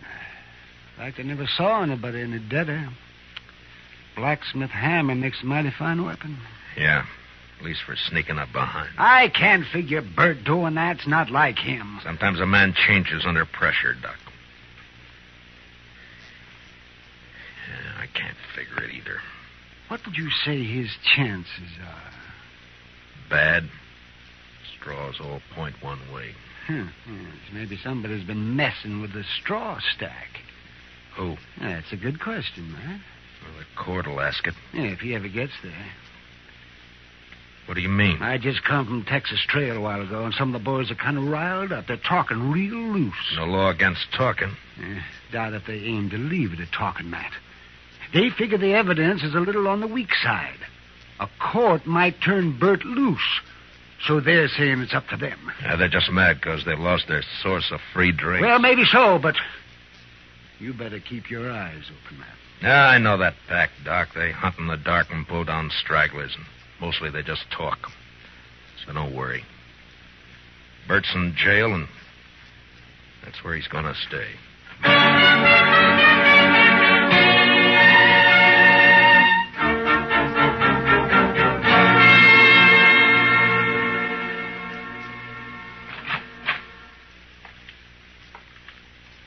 Matt? Matt, are you here? Yeah, I'm here. Wait a minute, I'll light the lamp.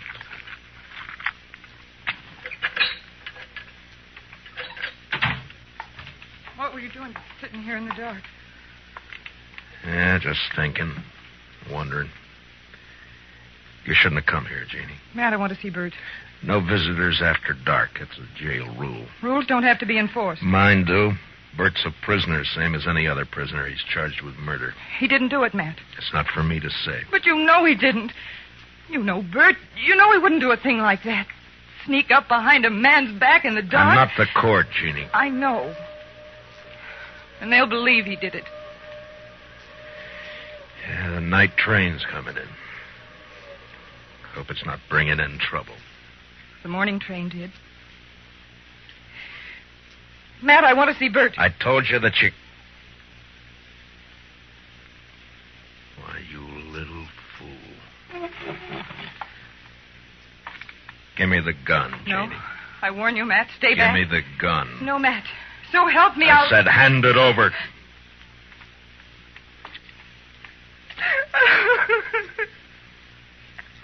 You knew I wouldn't shoot. Yeah. Now, what did you hope to gain by that? I don't know. Get Bert out. Maybe I don't know. None of this is his fault. Something's got to be done.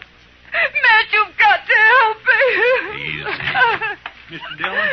Yeah, what is it, Chester? I just come from the Texas Trail. I think there's going to be some trouble. Trouble?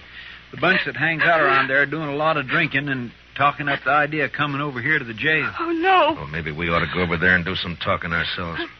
Jeannie, I think the best thing for you to do is to go back home and stay there till morning. Now, don't worry about this. Nothing's going to happen. Oh, but, Matt, you can't handle that crowd alone. I've been handling things alone for a long time. All right, Chester.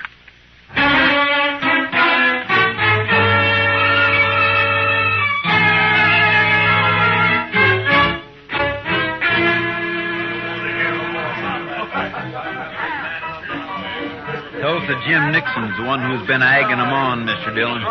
Over there at the end of the bar. Yeah, he struck up an acquaintance with Beaudry when he first got off the train. Guess he figures he's an old partner by now. Well, come on. Yes, sir. Matt, wait. Later, Kitty, I got some business with the boys at the bar. That's what I mean. Tulsa Jim's been buying them drinks the last 2 hours. They're in a real nasty mood. So? So be careful, Matt. That's all. Just be careful. Kitty, I'm the carefulest man you know. Sure. We got the law here in Dodge. Supposedly. But what kind of a law is it that lets a man sneak up behind somebody in the dark and murder him in cold blood? I don't know, Tulsa. Suppose you tell me. Dillon. Now, don't let me interrupt you. You were doing fine. Well, this is quite an audience you got. All the panhandlers, bums, and barflies in Dodge. It's quite a collection. Well, calling names won't change the facts, Dillon. What facts? A friend of yours, Bert Wells, that sneaking cowardly murderer. That's for the court to decide, Tulsa. The court? They'll turn him loose. They work hand in glove with you. Dillon, we're not going to stand for it. All right, shut up! So you're not going to stand for it, huh? Well, just what are you planning to do? You'll find out in due time, Dillon. Oh, I tend to set them up again all around.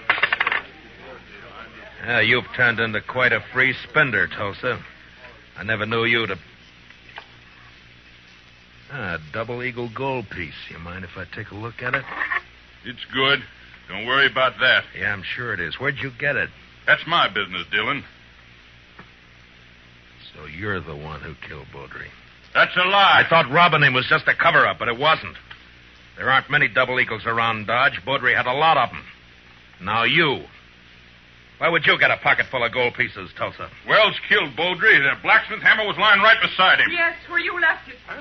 What does she mean? Tulsa Jim came into my husband's shop late this afternoon. His horse had thrown a shoe. He had plenty of chance to steal that hammer. She's lying. Where did you get the gold, Tulsa? A lie. I won it in the poker game. Last week when the trail herd would... Tulsa, you're under arrest for murder. Oh. No, you'll never take me! All right, Doc. You better get up an inquest. Confound it, Matt. You never give me any chance to practice on live people. You wouldn't know what to do with them, Doc.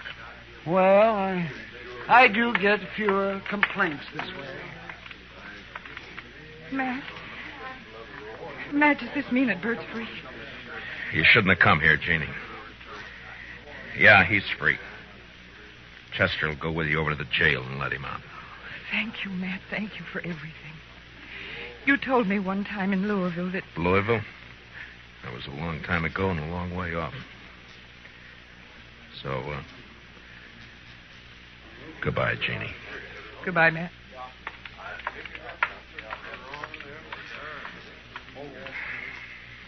What's it all about, Matt? What? What's anything all about, Kitty?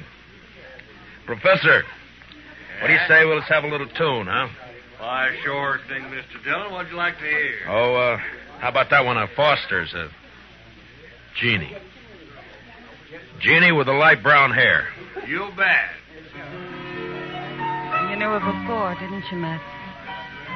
Yeah, I met her in Louisville one summer. Saw her quite a lot for a couple of months.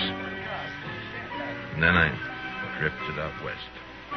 A man misses out on things by drifting. I told her then if she ever needed help to call on me. Well, she called, and you helped her. Yeah, I guess. Anyway, that's that. Matt. Yeah. Yeah, Kitty. When are you going to help yourself?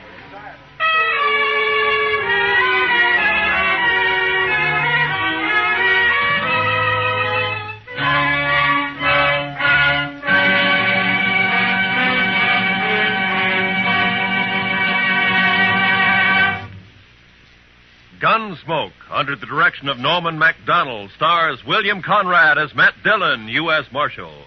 Tonight's story was specially written for Gunsmoke by Les Crutchfield, with music composed and conducted by Rex Corey. Featured in our cast were Tom Tully, Lynn Allen, Larry Dobkin, Georgia Ellis, and Barney Phillips.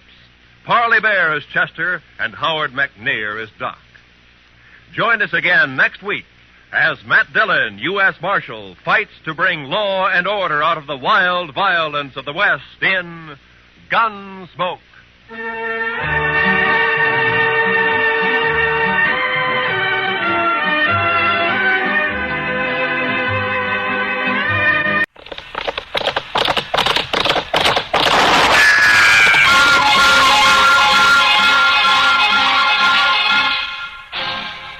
Around Dodge City and in the territory on West, there's just one way to handle the killers and the spoilers, and that's with a U.S. Marshal and the smell of gun smoke.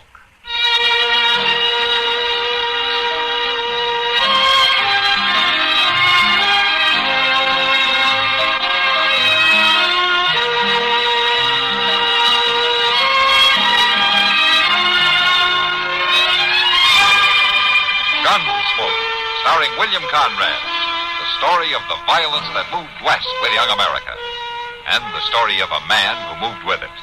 I'm that man, Matt Dillon, United States Marshal. The first man they look for and the last they want to meet. It's a chancy job, and it makes a man watchful and a little lonely.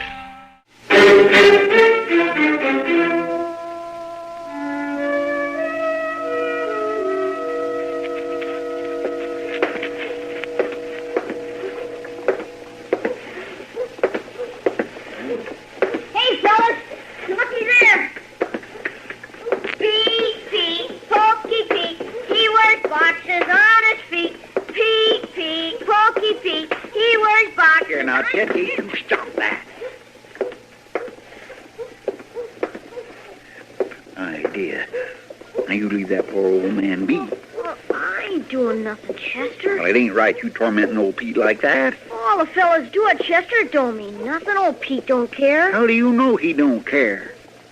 Well, he don't say nothing. It don't make no difference if he says nothing or not. Just ain't right teasing a body for no reason at all. He's awful funny looking, Chester. Well, now, ain't that a shame? You live as long as old Pete, you might be funnier looking yet.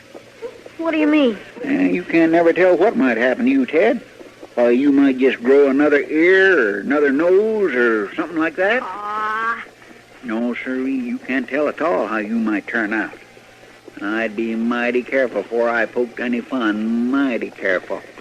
Well, I guess maybe. Here, pull this one. I'll see if it's strong enough. All right. Hey, that's a fishing pole, ain't it? That's a fishing pole. Of course it's a fishing pole. Ted, if you spent more time down at the river instead of tagging along after old Pete, you wouldn't ask fool questions like that. Hold it steady now. Let me see. Yeah, I guess that'll do all right. You going fishing now, Chester? Well, say, now that sounds like a good idea. Got a special place to go? Boy, I got me a place where them catfish is so big you can hear them meowing before you even reach the river. I'd like to see that, Chester. Well, it's a sight to see, Ted. A sight to see.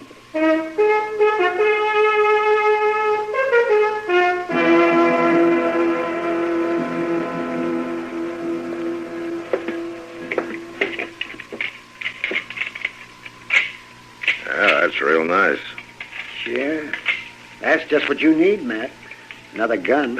What do you mean, Doc? Why, your office is full of them now. Well, now, this is a new model, Doc. I wanted the marshal to look it over for me before I ordered any number of them. It's a centerfire repeater. Centerfire. Yeah, whatever that means. Well, if it works right, it means something mighty good, Doc, as far as rifles are concerned. I'll tell you that. Well, they say it works all right, Marshal. And they're making it in three sizes, a 15-shot rifle, a 12-shot carbine, and a half-size 6-shot. It's a new kind of gun, Doc. If folks would put as much time in on inventing things to cure people with as they do inventing things to kill them with, it would... hello, Pete. I'll be right with you, Pete. Then go ahead, Jonas. You wait on him, huh? I try to take care of him right away when he comes in. He don't come in very often. Sure, go ahead. Take your time. Yeah. All right, now, Pete, what can I do for you this month?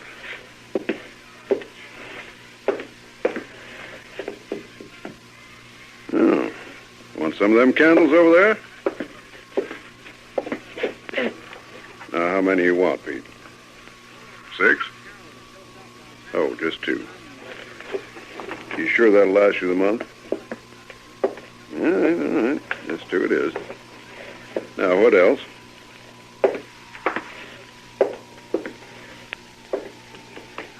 Beans. All righty. Now, I'll tell you what I'll do. I'll start pouring them out. You let me know when to stop, huh?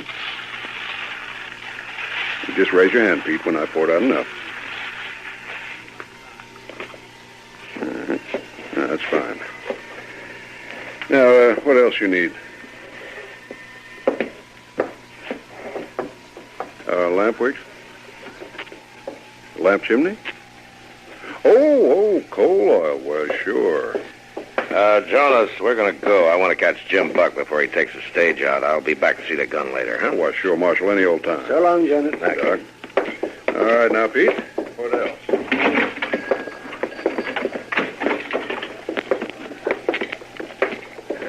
Pete's a strange old coot, isn't he? How long's he been around here, anyway? Who, Pete? Oh, heavens, Matt, I don't know. I doubt if anybody does. He's been coming into town once a month. Ever since I've been here, and probably long before that. Why doesn't he talk, Doc? You know what ails him? No, I don't, Matt. He's never asked for any help. He's never been anywhere near my office. I wonder he's so patient with all the tormenting that he takes. Oh, he's always been gentle with the youngsters. Sometimes he can get riled with grown-ups, though. And talking of getting riled, Chester said he was going to bring a package up from the depot for me. Where is he, anyway? Chester is taking a day off. A day off? What's Chester need with a day off? Well, he told me he wanted to take a friend fishing. Fishing? Oh, well, I better go down to the depot and get it myself. And I'll see you later, man.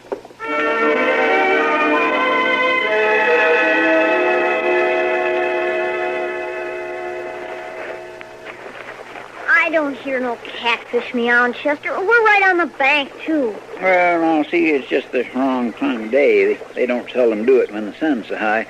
You're more likely to hear him carrying on around supper time. You sure talk funny. No, I ain't talking funny at nobody the way you were doing to old Pete this morning. I won't do it no more. It's a good thing. Might not come out so good next time. How's that? Well, because old Pete might just turn around and snap you right in two. That's how's that. He don't do Mind your line. It's heading with that snag downstream. Watch it. That's better. No, old Pete ain't done nothing yet, but he's getting older and tireder, and what with not even getting any sleep at all, he... No sleep? They say he don't sleep a wink. He just sits there with that little old shack of his, guarding that treasure. Here, do you want some more bread and cheese? Ugh, she smells kind of funny. Well, it is pretty stout, but that just signifies it's good. Eat all you want. It's good for you. What kind of treasure does old Pete have? Treasure? Oh, he got a little old dab of treasure buried out there. They say he towed it clean up the Mississippi off on a pirate ship. You ever seen it, Chester? Well, no, I ain't never seen it exactly, but he uses gold money when he comes to town. He sure has to get it from somewhere. Pirate gold. That's what it is, piece of eight. Piece of what? I'd sure like to see some pieces of eight. Well, now, I ain't so sure that it's pirate gold. I might just take me a run out there and see. Now, that ain't likely to be a very good idea. Sit still, Ted. If you fell in that river, the catfish would have to help you. Where are you going? I gotta get back, Chester. I got something to do. Well, now, don't you get lost getting home. Boys, they sure don't grow up like they used to. It's just hard to tell what the world's coming to.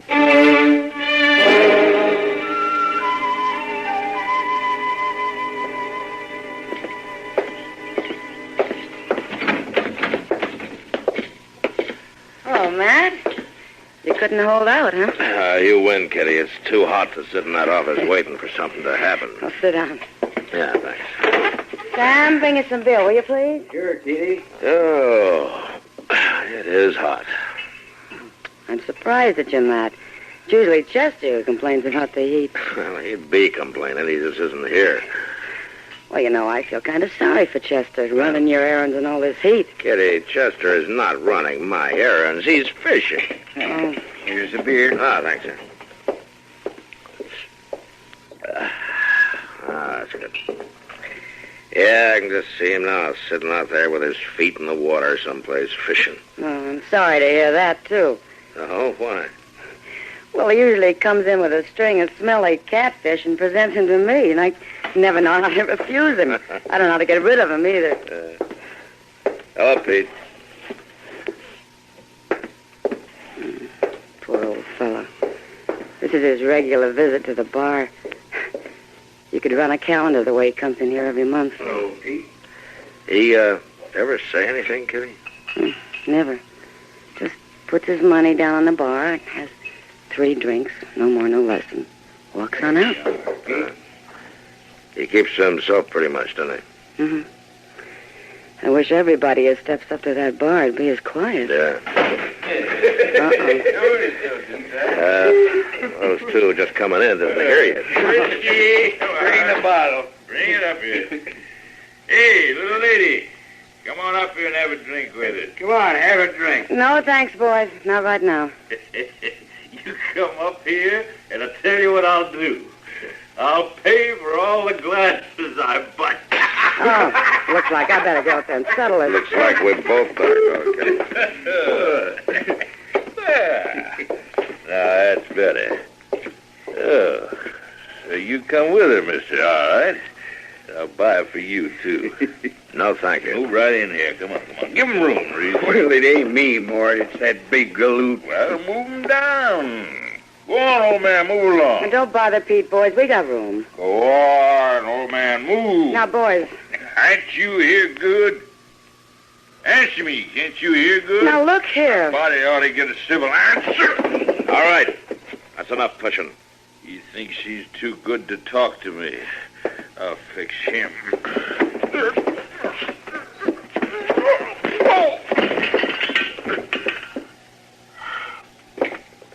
Here, I'll help you up. Why, that old fool, he knocked me down. I'll fix him. Pete's a little tougher than he looks, isn't he? I'll fix him good. Whatever he did to you, you had it coming. I'm gonna get him. No. What you're gonna do is get out of here and sober up. Maybe I will for now, Marshal. Maybe I will for now. But that uppity old man ain't gonna get away with this. And there ain't nothing you can do about it. I wouldn't count on that.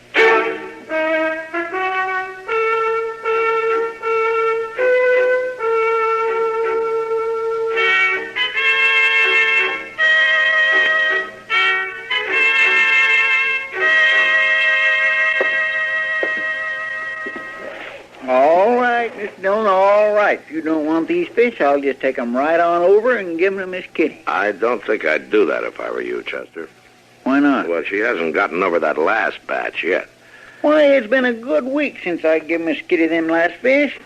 She ought to be more than ready for this nice new mess. I don't think she is. Well, I swear, I just don't know what use for a fellow putting in all that time fishing if nobody ain't going to appreciate it. Oh, hello, Miss Gage. Hello, Addie. Come in. Matt, I'm afraid I need your help. Oh, sure, Addie. Sit down and tell me about it. Get her a chair, will you, Chester? Yes, sir. Here you are. Thank you, Chester. All right, Addie, what's the trouble? It's my boy, Ted. Why, he's a nice young'un. He couldn't be in no trouble. Never mind, Chester. What about Ted? Well, he isn't home. Wasn't home all day and didn't come home to supper. That's not like him, Matt. I'm afraid for him. Oh, no, Addie, boys his age, you get to feeling pretty big. Sometimes they just forget to come home right on time. Not Ted. Ever since his pa died, he's taken great stock in doing the evening chores for me. He wouldn't just run off. Shucks, Miss Gage, he's bound to be all right. I seen him this afternoon looking just as fine. You saw him? Why, sure, we was fishing together. Did he come back to town with you? What? No, ma'am, he didn't. He come back before I did. I kind of wondered about it, too, at the time. How's that? Well, it sure seemed like he was took with the story I was telling him about old Pete and all. But I just started telling him the best part when Ted went on. What part was that, Chester? Well, the part about how old Pete sets up all night guarding that buried treasure. What buried treasure? Well, now, I don't really take much stock in it, but the boys seem to be pretty took with it. Chester, what did you tell him? Well, now, lots of people think old Pete's got some pirate's gold buried up there somewhere. Matt, that must be where the boy went. Yeah, he might have, Addie. Chester, go get the horses. Yes, sir. Don't worry, Addie. If he's there, we'll bring him back.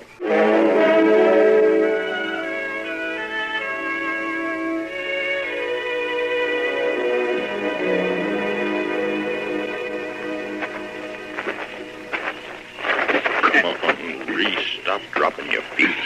I ain't so anxious to get there.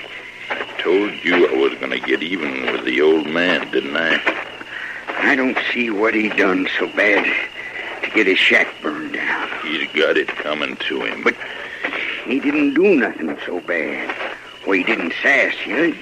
He didn't even say nothing. Shut up and watch where you're going. I can't help it, Mort. I can't see where I'm going. You'll rouse the old man for sure.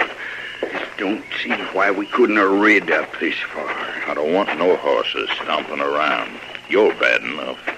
Now shut up. I want to burn him out without no warning. What's it? Here. Why, it's a kid. Let go, mister. You be quiet. You be quiet. What are you doing here? Why? Walk soft. I was just watching for him to come out and guard the treasure, that's all. What's he talking about, Mort? What are you doing here? Come on now, let's have the truth. That's the truth, Mr. Arms. It's pirate treasure. Who told you that? Well, the man from Marshall's office. He says Pokey Pete sits up all night guarding us. You better not try to fool me, boy. I ain't fooling. Cross my heart, I ain't. All right, then. Where's it buried? Oh, I don't know that. No, you better tell me. Come on, Mort.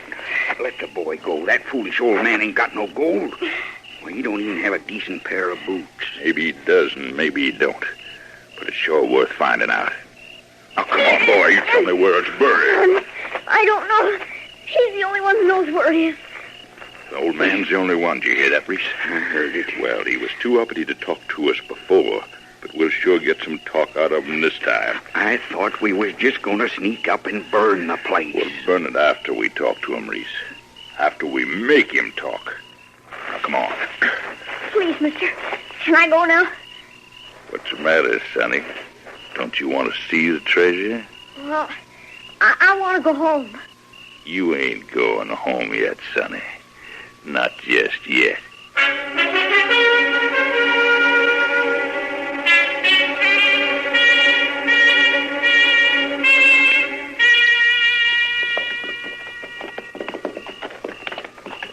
Mr. Dillon? Yeah, Chester. I'll feel just terrible bad if that boy gets himself into fixing something I said. Forget it, Chester. Boys his age are likely to run off now and I then. know, but me telling him that fool story, that's what started him off. Well, if you hadn't told him, somebody else would. Well, I sure do hope he ain't got hurt none, no. A night in the open isn't going to hurt him, Chester. I know, but that's mighty rough country, and I just ain't too sure what old Pete'd do to it. Look yonder, Mr. Dillon. What? There's a fire out there. Yeah. Must be Pete's shack. Come on.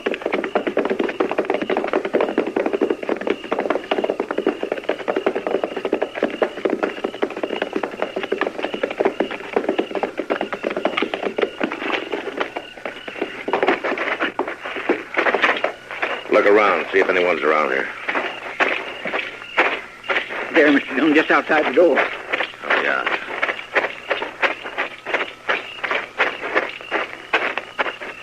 It's Pete. Yeah. Must have got himself out of the door somehow. Is he dead? No, not quite. He's been beaten, and he's burned. And he's still breathing. There's somebody over there, Chester. I'll go see.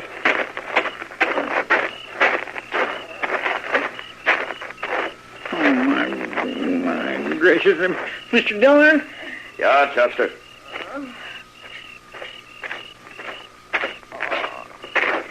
It's Ted. I found Ted.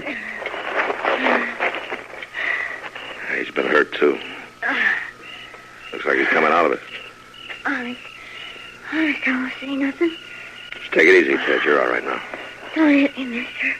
Nobody's going to hit you, Ted. It's Marshal Dillon. Marshal, don't let him get me, Marshal. Don't let him beat me like they did old Pete. Nobody's going to beat you, Ted. You're all right now. I kept asking him and beating him and asking him and beating him. Asking him what, Ted?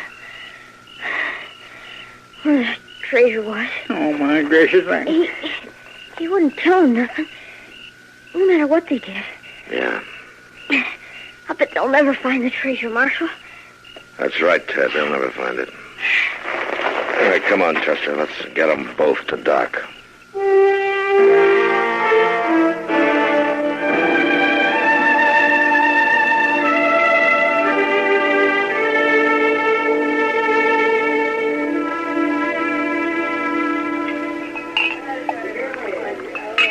Come on, Mort. Drink up and let's get out of here. Oh, quit your fussing, Reese. Ain't no hurry. I thought we was just coming through Dodge to get supplies. Well, we got them, didn't we? It just ain't smart to stand around drinking. I don't like it. I'd sooner be headed for Texas. We'll head there. Now, just don't push me. I want to put some distance between me and that shack. There ain't no shack no more. Ain't nobody knowed we was there. The kid does. I took care of the kid. Now, quit fussing at me. You two. You're under arrest, Mark.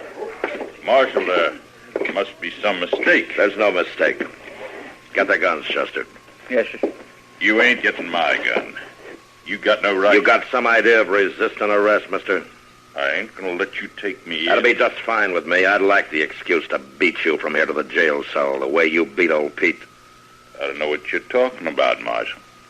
You don't know about a burning shack, or beating the old man, or the boy? Why, no, Marshal. You must be looking for somebody else.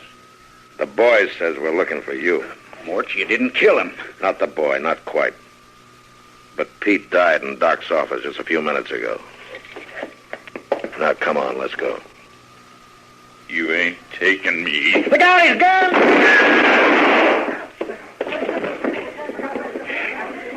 You got him, Mr. Dillon? Yeah. Bring the other one along. Now, wait a minute. Now, that wasn't my idea. You did your share. It wasn't my fault. I didn't mean no harm. It was the old man's fault. How do you figure that? What? If he hadn't have been so uppity about talking, we wouldn't have beat him so bad. You wouldn't have killed him. Well, sure not. We wouldn't have killed him. All he had to do was tell us where the treasure was hid. It was his fault. He couldn't tell you. There was no treasure. Well, then why didn't he say so, the old fool? I'll tell you why he didn't say so. He couldn't talk. He had no tongue. It had been cut out. No tongue? Yeah. Doc discovered it when he examined him. Must have been the Indians who did it years ago. Well, then it's still his fault. He could have let on. Oh, Pete was too proud to let on for sympathy from the likes of you. He didn't ask for sympathy from anybody. But you can't blame me. Come on, Chester, let's get him out of here.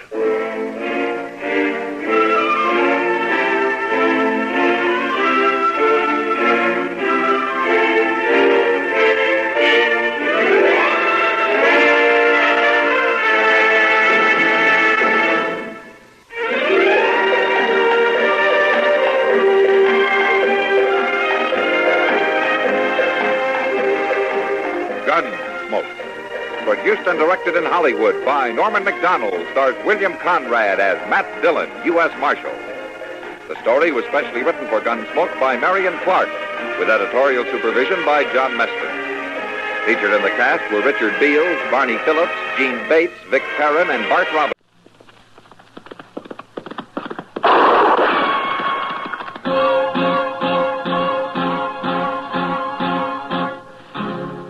Around Dodge City and in the territory on West, there's just one way to handle the killers and the spoilers, and that's with a U.S. Marshal and the smell of Gunsmoke.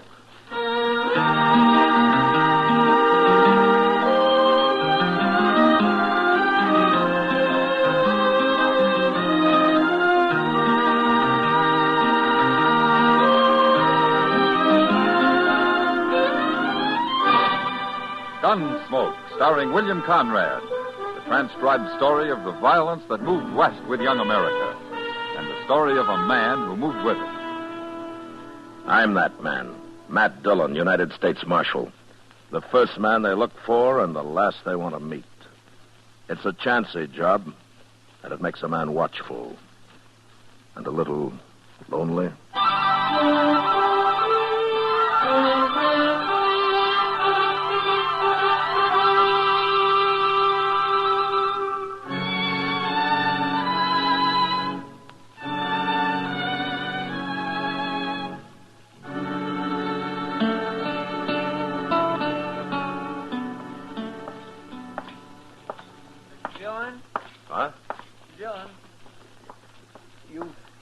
For the depot? Oh, no, I'm not, Chester. I'm looking for a cup of coffee. Thought I'd go into Delmonico's here. You want to join me? Well, sure, I'd like to, but maybe I better go on down to the depot. Oh, what for? The mail. I never got there at noon. That's why I thought you was going now. Well, I don't care about the mail, Chester. Yeah, but come to think of it, you did start out at noon, didn't you? What happened? I got robbed. Got robbed? Yes, sir. Over at the Alfraganza. Oh, you've been gambling all afternoon, huh? Not all afternoon, Mr. Dillon. I watched the game for about an hour before I set in. Oh, you should have gone on watching it. Oh, yes, you're right. Absolutely right. Cost me my last $10. But I thought sure I'd win this time. Oh, why? Because it was my last $10 for the month. I had to. Well, that's about as good a reason for winning as any, I guess. Yes, sir. You know, there's just too much month for my pay, Mr. Dillon. Anyway, I might have won if I hadn't got cheated. Oh, it's a crooked game? The fellow dealing was crooked. I know he was. But I sure didn't want to start no argument with him. No, sir, not him. Well, why? Who was he? I don't know. Some stranger. Calls himself Sam Kircher. What? Sam Kircher. You know him? Oh, I've heard of him. Who is he? He's a gunman, Chester. Oh, I recognize that. That's why I didn't make no fuss about his crooked dealing. Well, you were smart. Kircher's the kind of man who enjoys killing. He's got a big reputation for it out in Arizona. Well, what's he doing here, I wonder? I don't know, Chester. But let's go find out.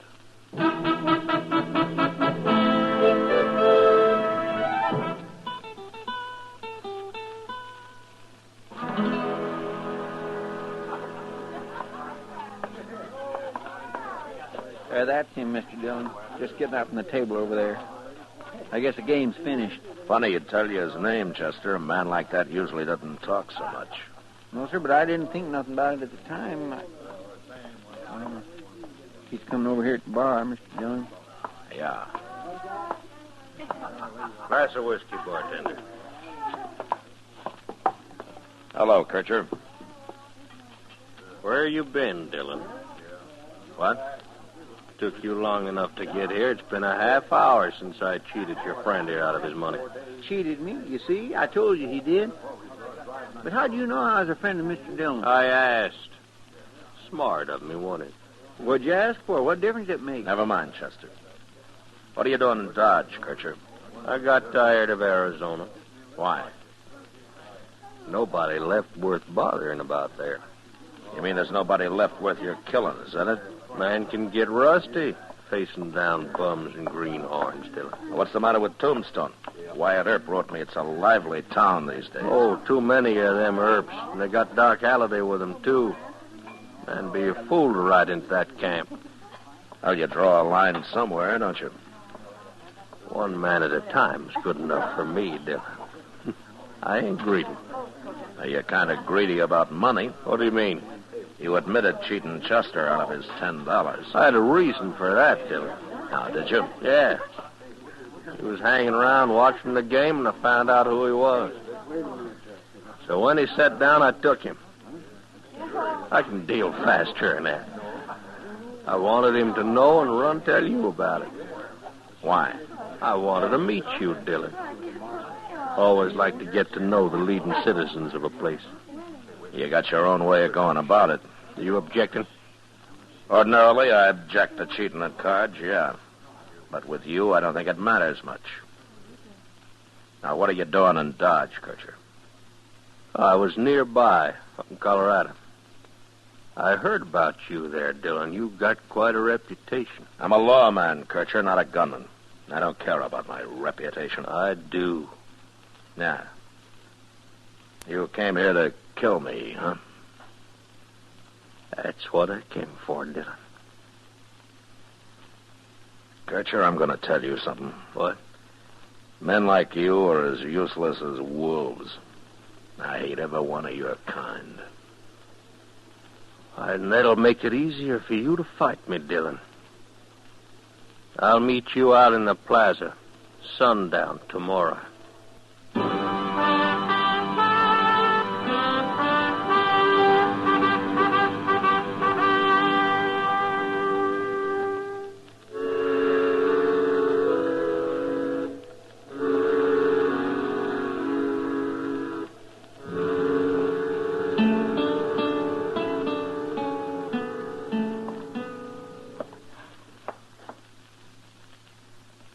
Dillon? Huh? I've been thinking about Sundown all day long. I feel terrible about this. Oh, why? It isn't your trouble. Yes, I know, but if I hadn't sat in that game yesterday, things might be different. Sam Kircher would have found me soon enough. That's what he said he came here for. I heard him. But I still feel guilty. What's the matter, Chester? You afraid he'll kill me? Is he really good? Well, he's beat a lot of men. You're going to fight him, ain't you?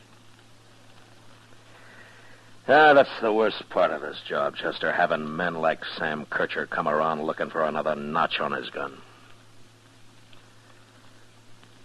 There's nothing I can do about it. Well, you don't have to fight him, Mr. Dillon. No, I don't. I could avoid it. How? Run away. Oh.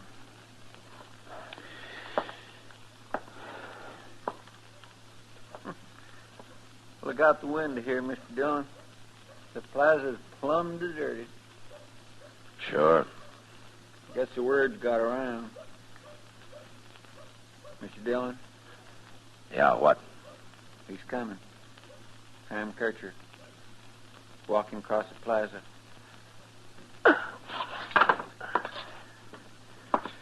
Well, must be sundown. Yes, sir, it is.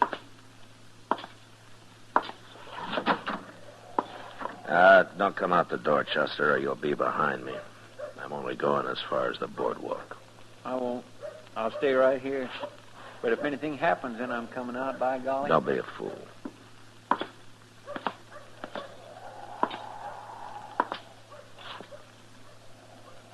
Come on out in the street, Dillon. What you standing there for?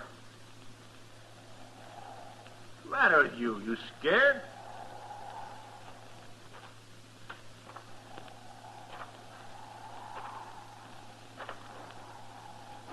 Why don't you come down here, Dillon? There's a lot of people hid out watching us. Been a long time since a marshal was killed in Dodge. I don't want to hear your talk, Kircher. Let's get this over with.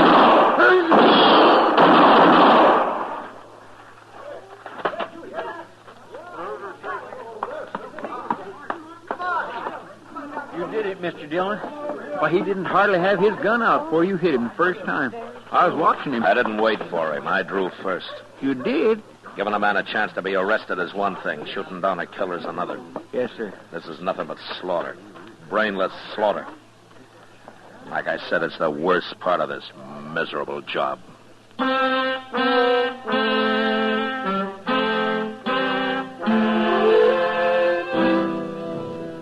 I guess it helped, ridding the country of a man like Sam Kircher. Shooting him down, killing him. But the trouble was that it made you feel like a part of his own senselessness when you did it. And everybody congratulating you afterwards and looking up to you. That didn't help any. That's one thing that got men like Kircher started off wrong in the first place. All the talk, all the admiration for gunfighters. Like with a kid I met at the Texas Trail one night a couple of months later. He was sitting with Kitty when I came in. Evening, Matt. Tom. Ah, thanks, Kitty. This is Marshal Dillon, Pate. I know. I've seen him. Pate, huh? Well, I never saw you around before, Pate. He rode in yesterday, Matt. His first time. Good thing, too. He's only 16. Yeah, that's young, especially for a town like Dodge. Where you from, Pete? On west of here. Cowboy? I was. That's what I've been arguing with him about, Matt. He says he's through being a cowboy. Oh, is that so? Why? I got other things to do. Like what? I'm going to buy me a gun, Marshal. A gun? Sure. And I'm going to learn to use it, too. A man's no good without a gun. Oh? Pate, you start carrying a gun and you get handy with it and you'll grow up to be a U.S. Marshal or something. Ah, Kitty. I mean it. I never saw a man start using a gun yet that he didn't have to go on using it the rest of his life. However long that is. Tell me something, Pate. What, gave you this idea? What's wrong with it? Everybody carries a gun. Of course, everybody can't use them real good. But I'll learn. I'll get good. Good as you are, Marshal. Oh?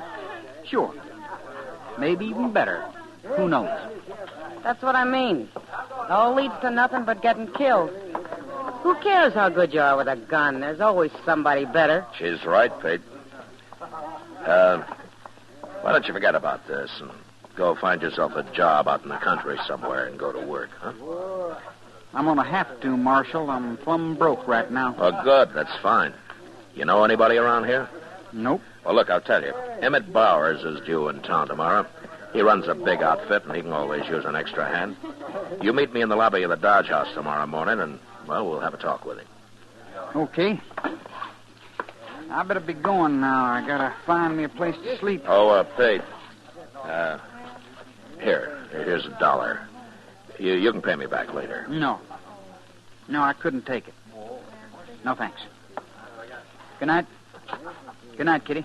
So long, Pete. Good night. He's got a lot of pride, that kid. Yeah.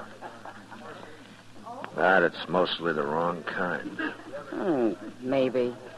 Well, he'll probably forget about this gunfighting business once he's back out in the country where he belongs. Well, I hope so. There are enough gunmen around already. Oh, Pete's all right. Don't worry about him. No, I won't, Kitty. Unless he comes back someday.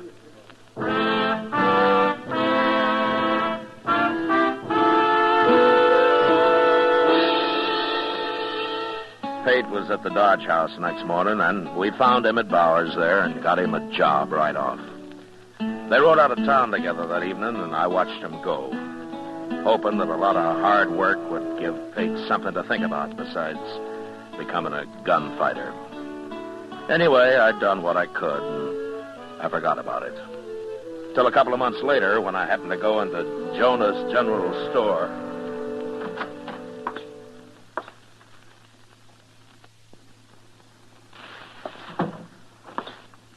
Well, morning, Marshal Dillon. Hello, Miss Jonas. Well, how come you're running the store? Why, hadn't you heard, Marshal? Oh, no, heard what? My husband's got the ague real bad. I've been taking care of him and running the store, too. Oh, well, I'm sorry to hear that, ma'am. But how do you manage to do both? Well, I moved his bed into the storeroom out back. Matter of fact, Doc Adams is in there with him now. Huh? Oh, that poor man, Marshal. He's had chills one day and fever the next for nigh on to a week. Well, Doc will fix him up. Doc can cure almost anything. I can cure anything but a liar, Matt. What? Oh, hello, Doc. I didn't know you were listening. I was listening and I heard what you said. And it was a long way from what you told me the other day. Why, what do you mean, Doc? Mrs. Jonas, he told me the only thing croakers were good for was performing autopsies and signing death certificates. That's exactly what he said. Death certificate? Now, don't let him scare you, ma'am. Nobody ever died of ague yet, doctor or no doctor. Oh, Matt, why aren't you out patrolling Front Street or keeping the peace somewhere like you're paid to do? Man can't work all the time, Doc. Oh, we can. Yes, well, I'll just remember that the next time you come hounding me out of bed in the middle of the night to patch up some bad man that you've just torn apart. When you're through here, I'll buy you a glass of beer, Doc. It's awful hot today. No, I don't mind the heat. Well, I'll take you up on it, though. Just say, Mrs. Jonas, if your husband complains about his ears roaring, it's the quinine I gave him. So just you don't worry about it. Oh, all right. Marshal. Well, hello, Pate. How are you? I'm okay. Oh, Pate, you know Miss Jonas here? Ma'am? Hello, Pate. And Doc Adams. Howdy do. Doc? Pate's been riding for Emmett Bowers the last couple of months. Oh, that's fine. Well, Emmett's a good boss, I've always heard. He's all right. They treating you okay out there? It's like any other job punching cows, Marshal. Short grub and long hours. Yeah, sure. Oh, what you doing in town? Did you come in with Emmett? No. I come in alone. No? You, didn't quit, did you? I quit. I drew my time last night. Yeah, I was afraid so. Ma'am? Mm-hmm. I want me a 6-gun and a holster and a belt. And all the ammunition the rest of my money will buy. Well, now, son, ain't you a little young to be carrying a gun? I'm 16. And if I'm old enough to do a man's work, I guess I'm old enough to live like a man. Live like a man? You mean die like one, don't you, young fella? I ain't afraid to die. I don't know. I've dug bullets out of all kinds of men, young and old. And no matter how they talk, every one of them's been afraid. I get good enough, I'll do the killing. If I'm given a decent chance. Pate, tell me something. How'd you get started on all this in the first place? I don't mind telling you, Marshal. Now. Now? Now I got money for a gun, and I can start practicing. Oh, wait a minute. Is there some particular man you're after? Is that it? Yeah. That's it, Marshal. Well, who is he? You. Me? I'm going to fight you, Marshal. And I'm going to kill you if I can. Why? I never saw you before in my life till you came here. Pate's my first name, Marshal. So? My last name's Kircher. I heard about how you shot my brother, so I come here to take his place. Pate, Sam Kircher was nothing but a killer. He was no good. You drew first on him. What difference does it make? Your brother came after me for only one reason, to kill me so he could be a big man. You think I'm going to take a chance being killed for anything as brainless as that? There's rules to gunfighting, Marshal. He wasn't ready to draw. Where'd you get all these crazy ideas, kid? Who taught you that killing people is a game of some sort? My brother told me all about it a long time ago. Yeah, sure. Now, for him, it was a game. That's what was wrong with him. He'd have beat you if he'd have been ready. Pate, do you wait for a mad dog to bite you before you try to stop him? And your brother was ready. He rode into Dodge ready. Well, I'll be ready for you. In a few weeks, I will. You will, huh? Look, Pate, I've been handling a gun for years. What makes you think that you can go against me in a few weeks? Unless you're planning something else. No, Marshal, I'll never shoot anybody in the back, not even you. You're not bad, Pate, but you sure got everything mixed up. Why? Because I'm only 16? You'll see what I can do, Marshal. You'll see. Well, what if I won't draw on you? I'll kill you anyway. Like you say, what difference does it make? All right. If you're going to act like your brother, I'll treat you like your brother. And when you come gunning for me, I'll shoot you down as fast as I did him. So go ahead and practice. Practice all you like. But when you face me, I'll have 3 bullets in you before you clear your holster. I don't care how old you are.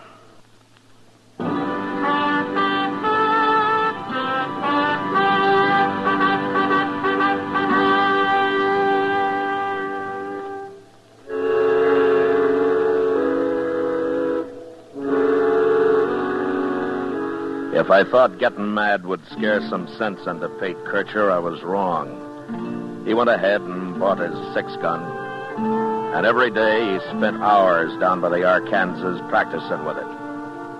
In a few years, that kind of concentration might have made him into a fair gunfighter, but as it turned out, he didn't get a few years. He didn't get more than about 10 days, and those 10 days got spent fast. One evening, I was sitting on the porch not far from the Texas Trail, watching the crowd push up and down Front Street.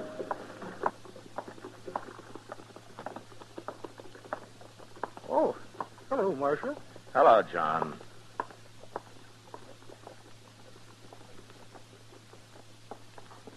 Matt. Oh, hello, Kitty. Matt, Chester's in the trail there, and he asked me to come find you. Well, why? What's the trouble? You know Jack Reining? Yeah, I know him. Well, he's at the bar in there, and he's making fun of young Pate. Chester isn't sure how much Pate's going to take from him. Oh, Reining's more than just a bully, Kitty. He's dangerous. Well, Chester tried to make him stop, but it didn't do any good, Matt. I hope Pate isn't fool enough to try to take him. Reining will kill him, sure, if he does. I tried to tell him he shouldn't be wearing a gun, but you know Pate. He won't listen to anybody. You better wait out here. I aim to. Leave the kid alone, Ronnie. He ain't bothering you none. Get out of the way, Chester. Everybody else, get out of the way, too. I'm giving you one more chance, Faith. You throw that gun away or you start using it. Go ahead and draw, Ryan. I ain't afraid of you. Okay. I will. No, don't do it, Ronnie. No. Ah!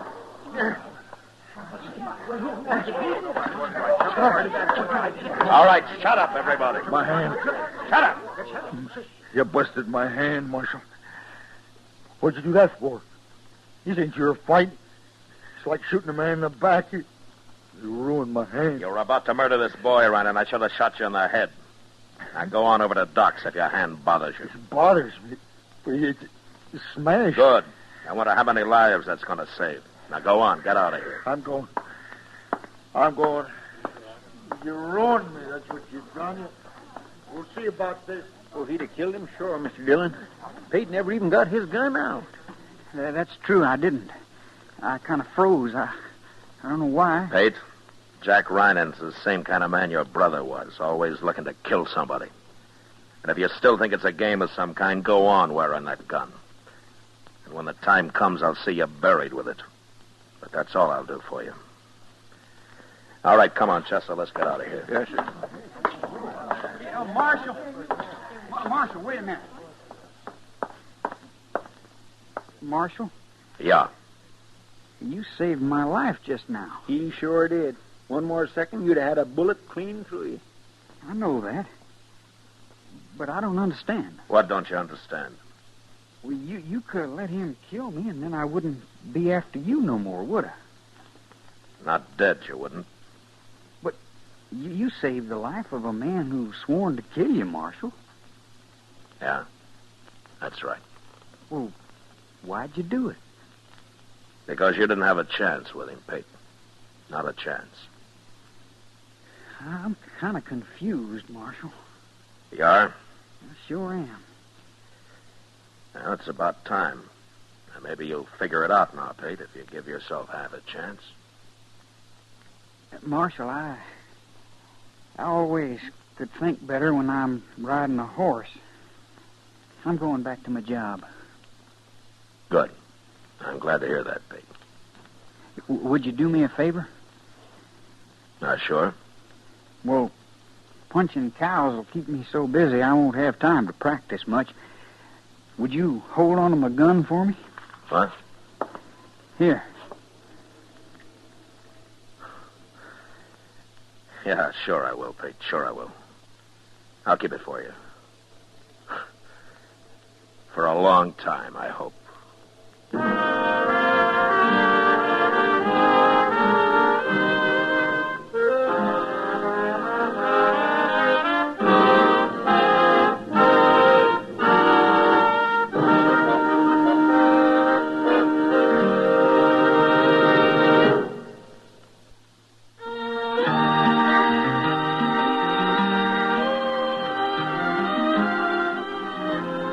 Gunsmoke, produced and directed by Norman Macdonald, stars William Conrad as Matt Dillon, U.S. Marshal.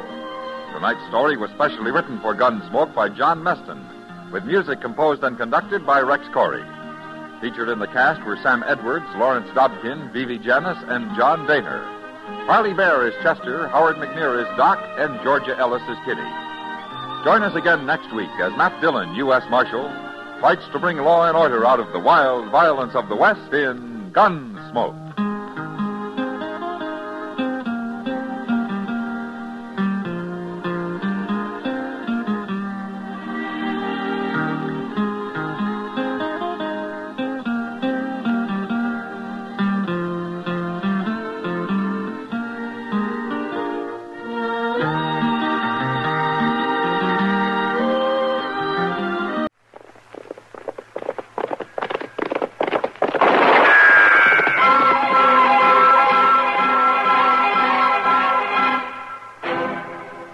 Dodge City and in the territory on West, there's just one way to handle the killers and the spoilers, and that's with a U.S. Marshal and the smell of gun smoke.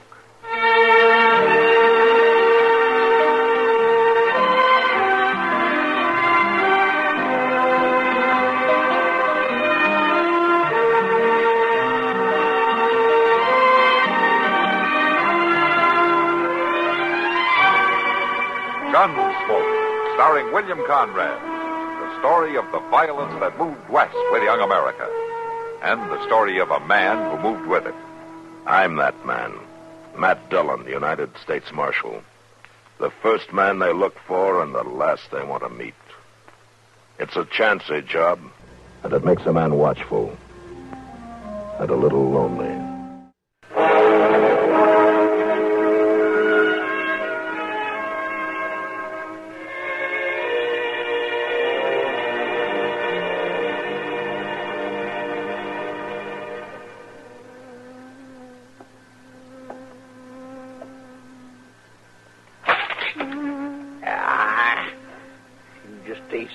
So somebody could get at you. Doggone bee buzzing around his head all day, get out of the body's brain. Ah! Oh, God, no luck. You know, a sting doesn't do him any good either, Chuck. Oh, Mr. Dillon. Well, I tell you, I'd as soon get stung as listen to all that buzzing. Well, let him sting you then and get it over with. No, Mr. Dillon, I can't rightly do that. Why don't you try opening the window? No, I just closed it. That's how he got in the first place. All right.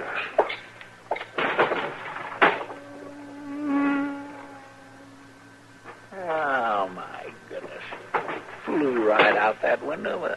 He was trying to get out all the time, Chester. Well, now, you can't be too sure of that, Mr. Dillon. Why, I've known bees to just absolutely ignore, well, Miss Church.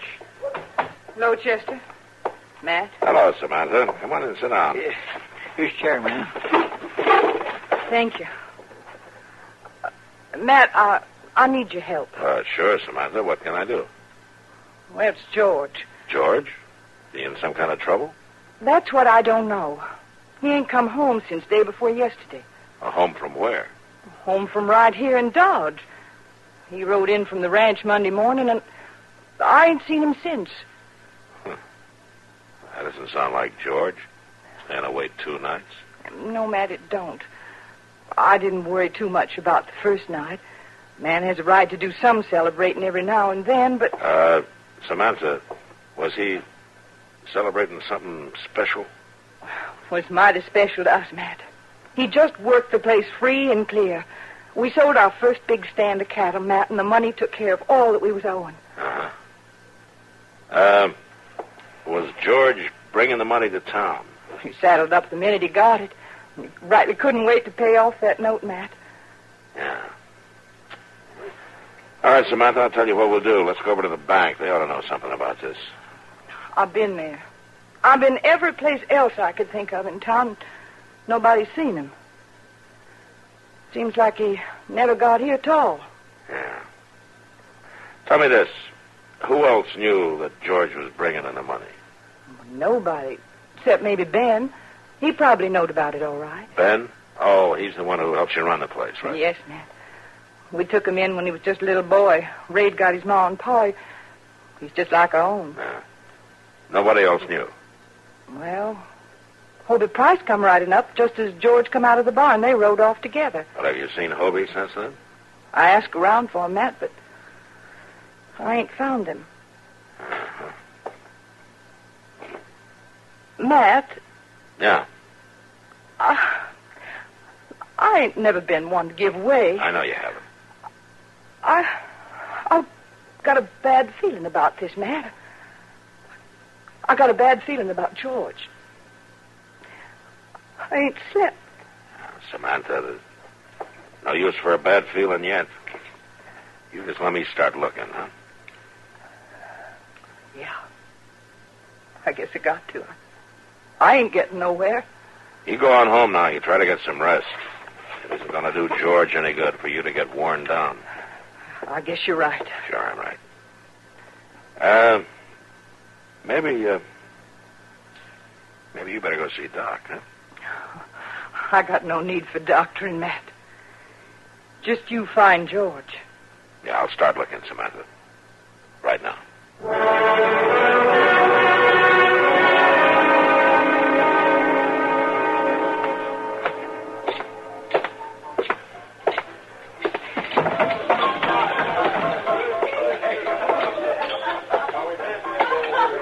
Hello, Matt. Hello, Kitty.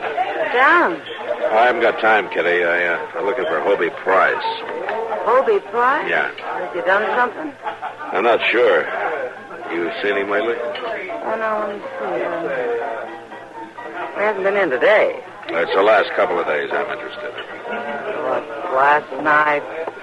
No, night before. Hobie was in then, all right, Matt. Did you talk to him? Nobody could have talked to him that night. What do you mean?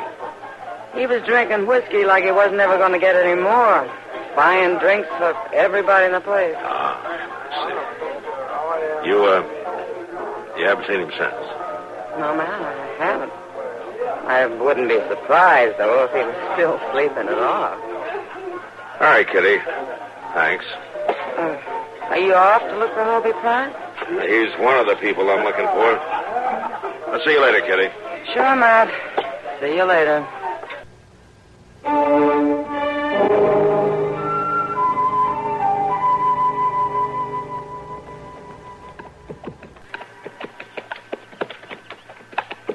Mr. Dillon? Yeah, Chester. I declare I don't see why we're doing all this riding when all we got to do is find Hobie Price. Maybe. Well, now, Miss Dillon, Miss Church seen him ride off with her husband, didn't she? Yeah. And Miss Kitty said she seen him throwing his money around that night, didn't she? Yeah? And he ain't nowhere to be found around Dodge, is he? No. Well, then, Miss Dillon, it just makes sense. We ought to be riding off after Hobie Price instead of wasting time out here at the church place. Chester, you know which direction Hobie Price rode off in, do you? Well... No, Miss Dillon, I don't. You think we should just sit and dodge and wait until he comes back, do you? Well, no, sir. All right, then. Something else might have happened to church. He might have had an accident riding in. I want to look the countryside over real good. Yes, sir. Now, there's a lot of land to cover on the church spread. When we get to the fork, you ride off north and I'll ride south. We'll meet at the ranch house. All right, Miss Dillon. Don't just stick to the trail, Chester. Take a good look around any trees and through the bushes. Yes, sir, Miss Dillon. I'll look real good. Even though there ain't hardly no likelihood of finding it. You make up your mind about that later. All right, Miss Dillon, but all the same... Here's the fork. All right, you go that way. You sure you won't need me with you? I think I'll be able to handle it, Chester. Why don't you go along now? All right, Miss Dillon. I guess you know what you're doing. Well, I know what I want you to do, anyway. Go on. Get.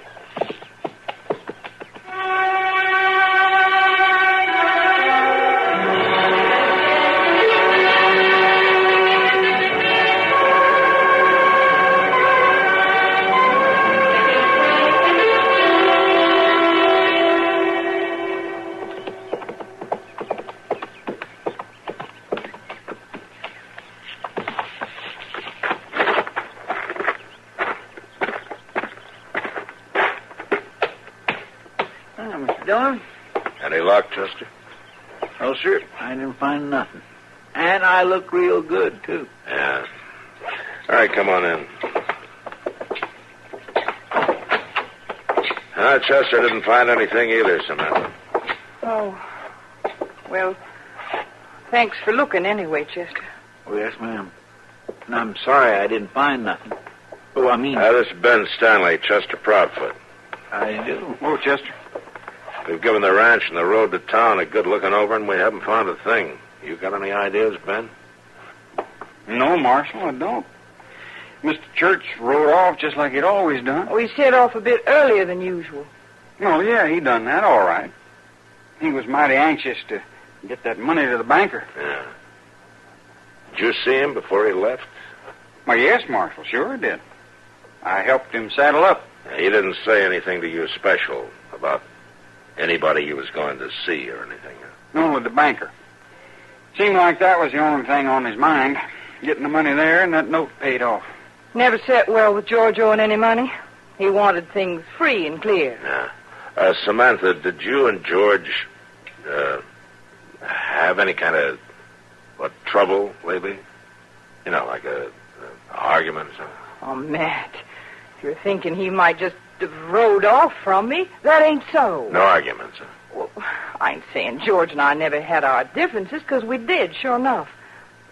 We got along, Matt. We was comfortable together. He wouldn't have rode off, would he, Ben? No, ma'am. No, there wasn't ever nothing like that, Marshal.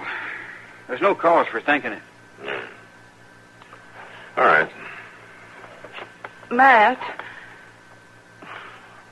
you think you'll find him? Lots of people turn up, Samantha. We'll keep trying.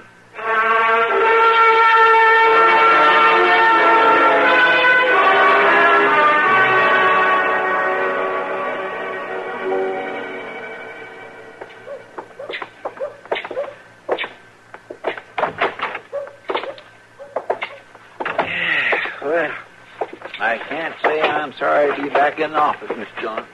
You're getting to be a homebody, Chester. No, that ain't so. But I ain't one to want to waste a whole day just riding around in the hot sun, I'll say that.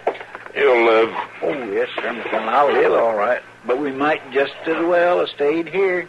That's the thing that bothers me. Never mind, Chester. Maybe something came in the mail that's worth your while. Sure do hope so.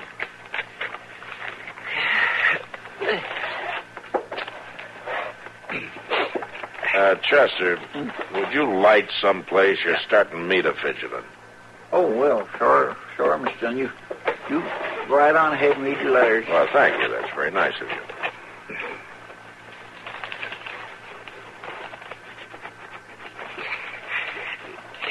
I'm going itching crazy. What? Oh, nothing, Mr. Dunn. Nothing at all.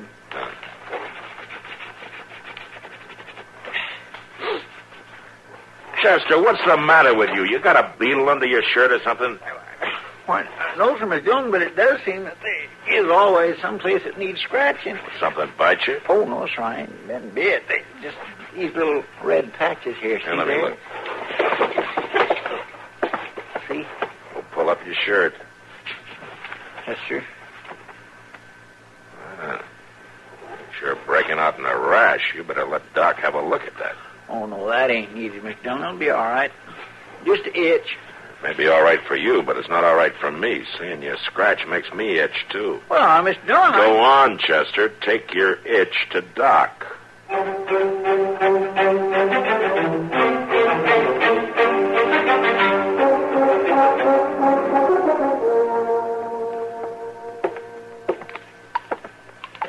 This stuff ought to make you feel better, Chester. Now, hold still. Now, don't tell me that hurts. Oh, yeah, well, it's cold, Doc. Oh, cold. I bet you're the only person in Dodge today complaining about anything being cold. There. Thanks, Doc. Oh, I'm glad to do it. I'd hate to see Matt bothered by your scratching the way you said he was. Oh, he sure was. I could have stood it all right, but Mr. Dillon, he was getting pretty edgy about it. You're telling for me that he's lucky he only had you to contend with? How's that, Doc? I had another case just like yours yesterday. Ben Stanley.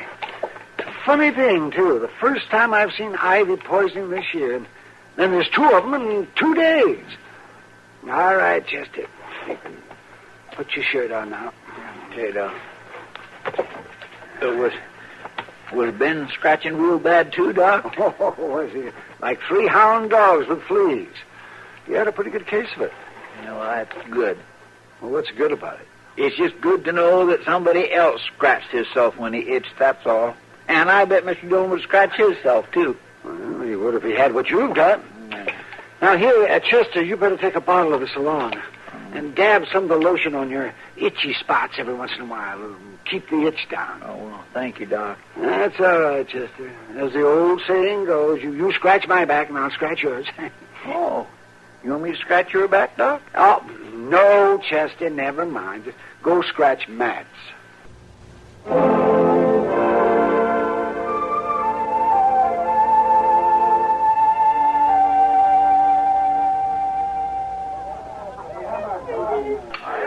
No, Kitty, I didn't find Hobie Price, and I didn't find anything at the church place. Well, you might as well have stayed right here. You're thinking of all the beer I'd have bought. We don't need your business today, Matt. An awful lot of people are drinking an awful lot of beer. Yeah, it's a good day for it. Oh, here comes Chester. Yeah. Miss Dillon, excuse me, Miss Skipper, I got some news for him. That's all right, Chester. What is it, Chester? Well, sir, I passed Moss Grimmick on the street, and he said a fellow rode in this morning said he'd seen Hobie Price. Where? Larned. Says he's staying at a hotel there, big as you please. Well, that fixes us a nice hot ride for tomorrow. Yes, sir. Oh, I hope you have more luck than you had today. Yeah, me too. You must have seen Doc, Chester. You're standing still. Oh, yes, sir, I did. He gave me some white stuff in a bottle. You're supposed to do your drinking in here, Chester. Oh, no, Miss Kitty, it wasn't a drink. It was to splash on myself, to cure me of the itch. Thank goodness it's working. He was driving me crazy, Scratch. Well, you better start worrying about yourself, Mr. Dillon. Oh, what do you mean by that? Well, this itch may be something that's going to spread around. You might get it for yourself. Doc took care of Ben Stanley for it just yesterday. Oh, don't be silly, Chester. I never heard of an epidemic of poison ivy. Neither did I. Ben Stanley? Yes, sir. Doc gave him a bottle of the self-same lotion just yesterday. Chester, did you get off your horse when you were riding on the church place this morning? Well, yes, I did. I watered him at the creek that wandered all over the place there, down in them brambles. Real pretty little place there. I'm going to give you a chance to see it again. Well, no, I ain't that anxious. To tell the truth, I'd rather... We'll be riding out there in the morning early. I thought you were going to learn it. Maybe I won't have to, Kitty. Come on, Chester. Let's go get some sleep. All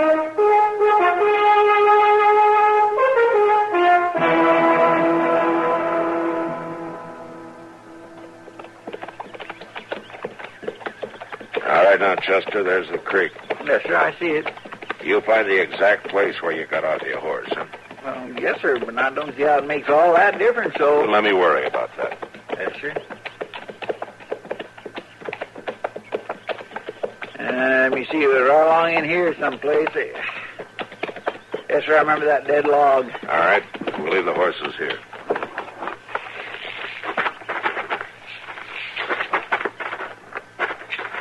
Did you smear Doc's lotion on this morning? Well, I didn't hardly think it was necessary. You may be sorry after you go through these bushes again.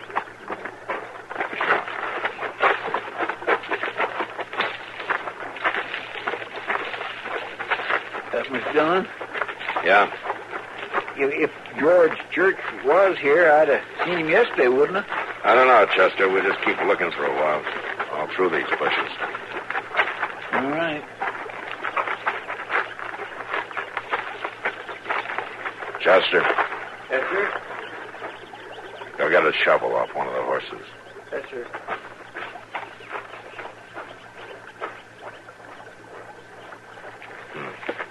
Very neat job. Almost too neat. Come on, hurry up, Chester. I'm coming as fast as I can, Mr. Dillon.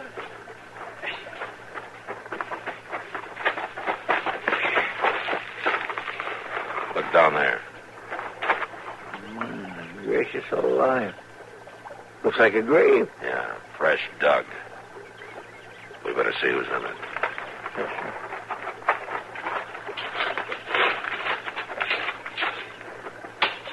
It ain't very deep. It was dug in a hurry.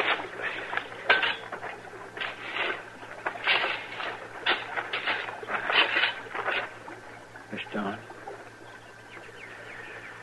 Yeah, I was afraid of it. You reckon Hobie Price drug him here?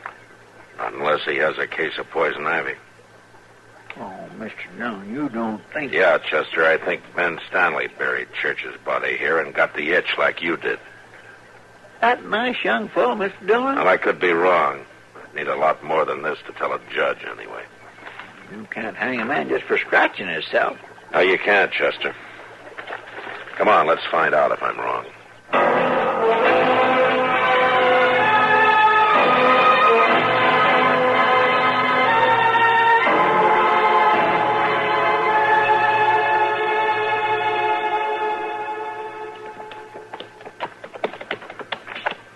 Marshal Dillon?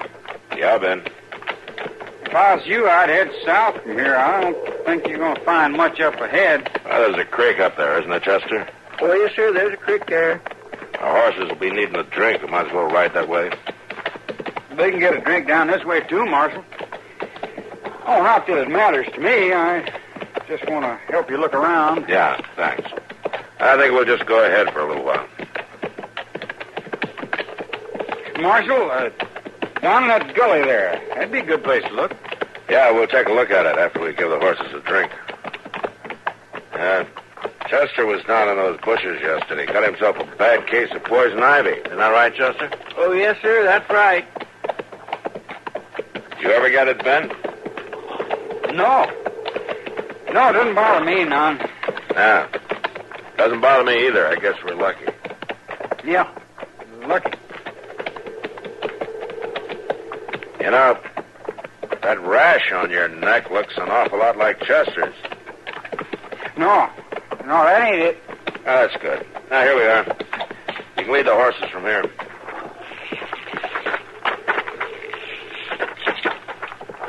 Now, come on, Ben. Get down and give your horse a chance to drink. Sure, Marshal. Sure. You can lead the horses down. Right about here ought to be a good place. No, I ain't going. Miss Dillon's making a run for it. Hold it, Stanley. Stay back! Dillon, I'll shoot! Come on.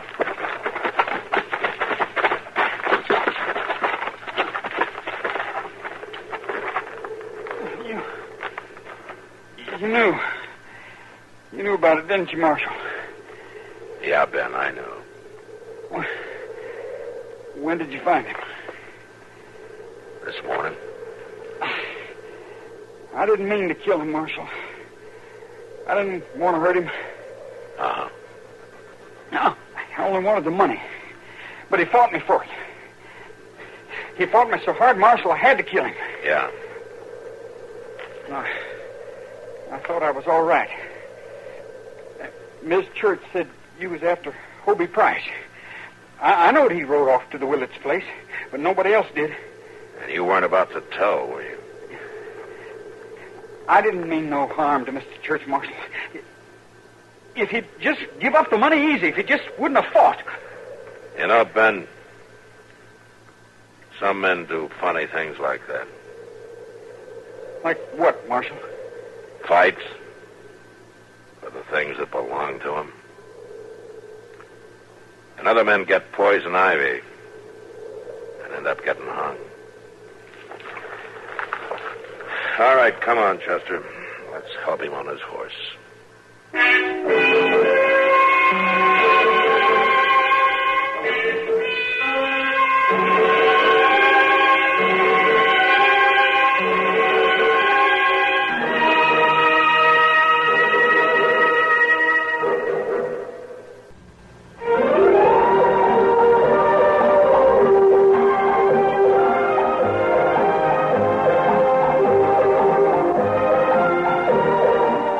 Gunsmoke. Produced and directed in Hollywood by Norman Macdonald, stars William Conrad as Matt Dillon, U.S. Marshal. The story was specially written for Gunsmoke by Marion Clark, with editorial supervision by John Meston. Featured in the cast were Lynn Allen and Sam Edwards.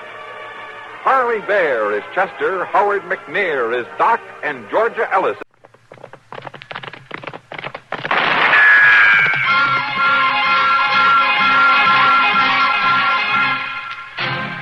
Around Dodge City and in the territory on West, there's just one way to handle the killers and the spoilers, and that's with a U.S. Marshal and the smell of gun smoke.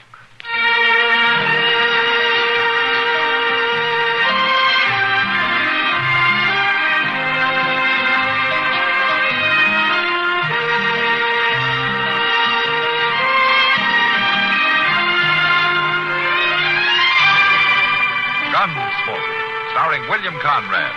The story of the violence that moved west with young America. And the story of a man who moved with it. I'm that man. Matt Dillon, United States Marshal. The first man they look for and the last they want to meet.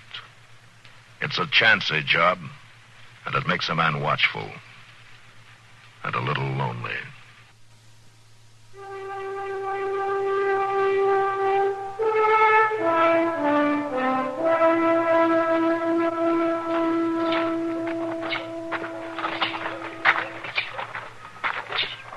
Take good care of them, will you, Moss? They've had a hard ride. Oh, I sure will, Marshal. I'll rub them down real good. Yeah, thanks, Moss. Mr. Dillon, it sure is a shame to have to ride them horses so hard in this kind of weather. In any kind of weather, Chester. Yes, sir, that's so. But that stagecoach sure did move along, didn't it? Yeah. Now, the next time they ask us to ride guard, though, they're going to have to supply their own horses. Well, they should do that all right. Look at there, Mr. Dillon. Them fellows are picking on that poor old man. Yeah, come on. Come on now, old man. You can jump higher, man. Please, mister. Don't shoot. Jump higher, I said. He done it, Dave. He went higher. Just let me go along, please. Higher. You got him going like a grasshopper, Dave. Shoot again. Hold on there. Put away that gun. It's a marshal, Jabe. It ain't none of his affair. Come on, old man. When I shoot, you jump. You put that gun down or I'll take it. Don't you try it, Marshal. I warned you. Give it to me. Look out! You made it go off, grabbing it like that. Mr. Dillon, look. Bird. The bird's been hit. You made me shoot my own brother. Guns aren't meant for games. You say to him, Chester. I certainly am beholden to you, Marshal. I certainly am. Are you hurt? No, I'm all right. All right. You better go on then. You better find a place to sleep it on, huh? Yeah, sure, Marshal. I'm beholden to you. How is he, Chester? Oh, I don't think he's hurt bad, Mr. Dillon. That bullet just winged him some. It's bad, Marshal. Nobody shoots my brother for free. What's your name? Jabe Leach. That shot's going to cost you, Marshal. You shot him yourself. It was an accident. The gun went off when you grabbed for it. You're the one done it. It's going to cost you good. Well, it ain't all that bad, Jabe. Ain't nothing to get riled Shut up. up, Bert. Well, it wasn't meant to I get me. do the talk. There's been enough talking. You better get your brother up to Doc Adams' office. Now, do you want a hand? I'll get him there, Marshal. We don't need no help from you. All right, get moving then. The next time I see you tormenting anybody around here, I'm going to throw you in jail. He was a common drunk, Marshal. He didn't deserve no better. Look, either you get up to Doc's office or you get out of town. We're going. But we ain't forgetting. I aim to make you pay. You know where to find me, Leach. Just don't give me an excuse to find you.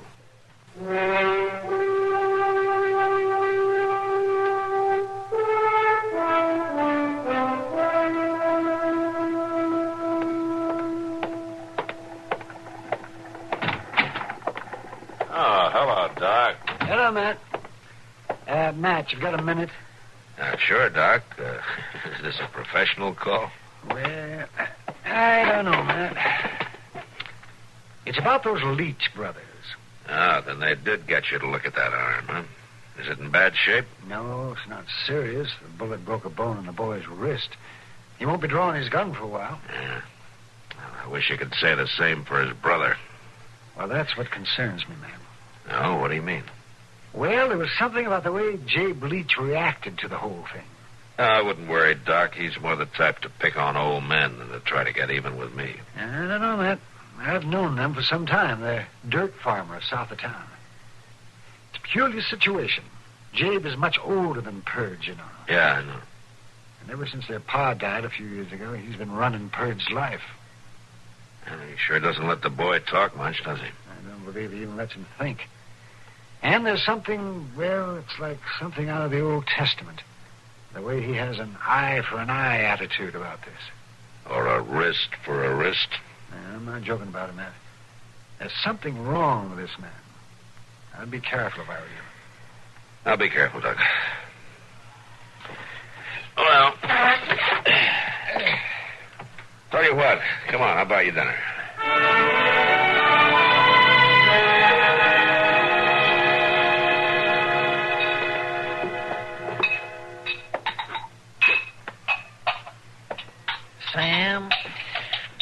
Sam, will you please put down them glasses and listen to me? It says right here, pay the bearer on demand. The war is over, Chester. That bill ain't worth nothing. That's just it. You can see it right here. Now, look. Look, it says here to pay 6 months after the war is over. Well, it's been 6 months and a deal more. I don't care. You can't pass that money in here. Well, of course I can if you won't take it, but it says right here... Chester, you're talking foolish. I'm reading right straight off the bill, Sam, right off... Oh, Miss Kitty. Oh, Chester. You boys having an argument?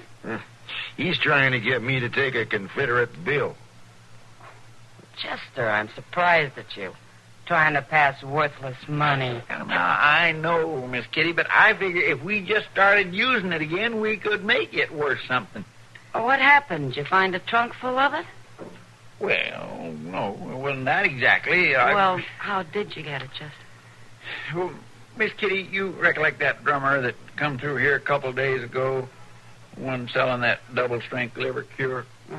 I must have missed him. Well, I bought the bills off of him. You bought Confederate money? Well, yes.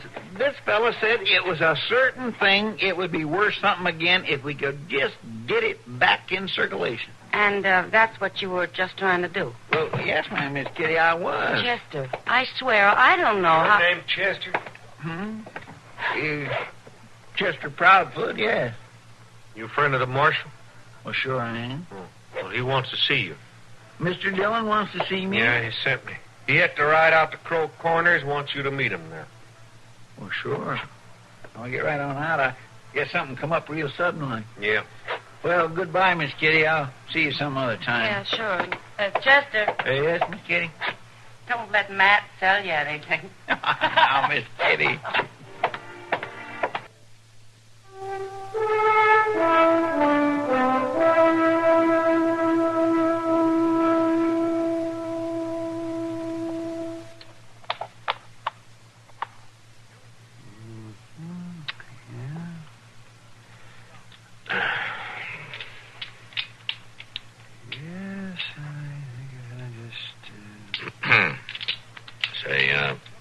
Doc, are you aware that your move? Yes. Well, don't you hear me, Matt? Checkers is a game of thought. I can cause you a lot of damage if I work this out right. Just so you work it out before midnight, huh, Doc?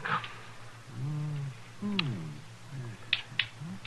know, Chester seems to be taking his time, too. He's usually dead to the world this time of night. Let me see now. There. What? Yeah. That fast enough for you, Matt? That's a little too fast, Doc. Yeah. Oh, so what were you saying about Chester? No, just that he's not in yet. He went down to the Long Branch for a beer early this afternoon. I haven't seen him since. Oh, they must have found some willing listeners to his story. Yeah. Well, he'll have some new ones when he gets back, anyway. You can be sure of that. What's that? I know it was something out back. Maybe it's Chester. I'll go see.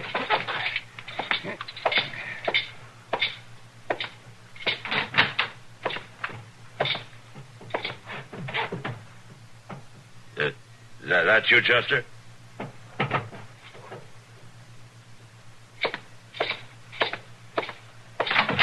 Who's there? All right, speak up, mister. Don't you,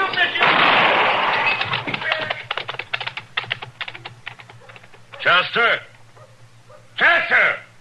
Where are you? Over here, Mr. Dillon. Over here. You hurt, Chester? I guess maybe I am. Am I? Doc! Hey, Doc! You want me, Matt? Yeah, give me a hand, will you? I just shot Chester. You just shot? Why, that's awful, Matt. Why didn't you tell me it was you, Chester? Why didn't you speak up? He was holding a hand over my face. Well, he shot. Don't talk to him now, Matt. Help me get him inside. Who did it, Chester? Who was it? Jabe. Jabe Leach? All right, I'll get him. Now, Matt, wait a minute. What? I need you here. We have to get Chester inside where there's light. Oh, yeah. Sure, Doc, sure. It's going off half-cocked, I guess.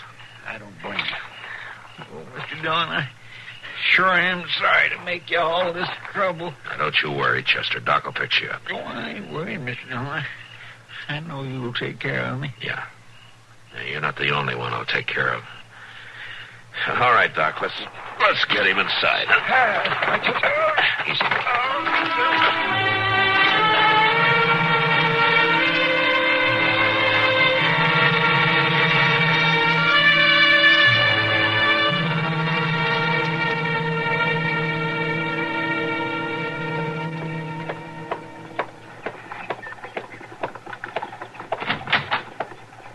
Here I am, Matt.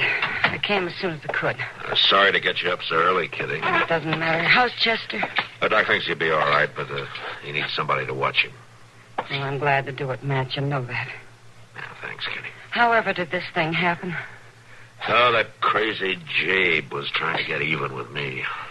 With you? Yeah, for making him shoot his brother that time I grabbed his gun. So he fixed it so you'd shoot Chester? Yeah. Kidnapped him, brought him around the back, fired a shot at me over Chester's shoulder, and then he rode off.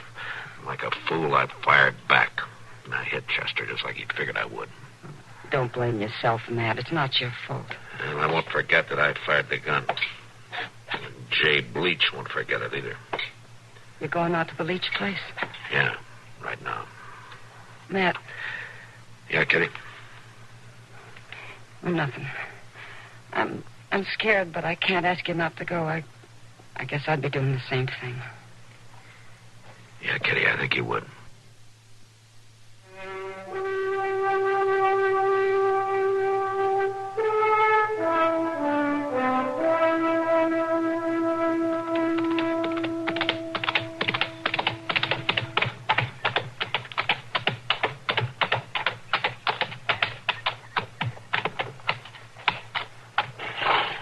Hey, Leach. Jabe Leach.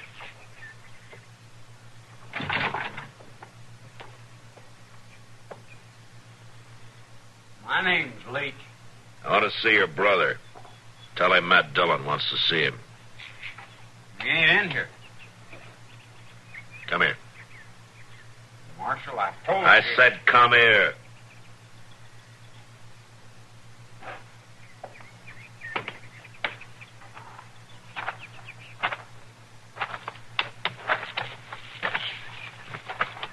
I ain't even got a gun, Marshal.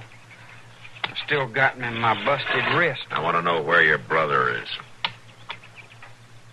All right, speak up, Pert, or I'll break your other wrist. Is he hiding out? Jabe don't hide from nobody, Marshal. He ain't afraid of nothing that lives. And where is he? He's out to the barn. You better be telling the truth. He ain't gonna run, Marshal. Jabe don't need to run.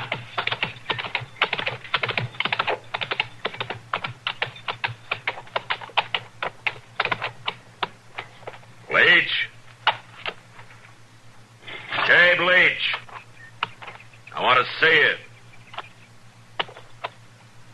Oh, Marshal. Well, now, I sure am surprised you'd ride all the way out here. You know why I'm here. Now, you wouldn't come all this way just to talk about somebody getting shot accidental like, would you?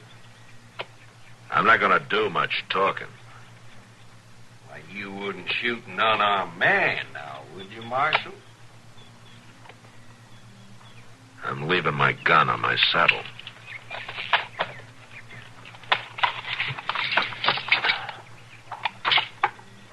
You stay right there. I ain't never run yet. You know you ain't got no case, Marshal. It'll do. Guns ain't for games. Them's your own words. When they go off, they can hurt anybody. I know how you feel, Marshal. You don't know how any decent man feels, Leach. What I did was an accident, and you know it. What you did was something different. You let go of me, Marshal. Sure.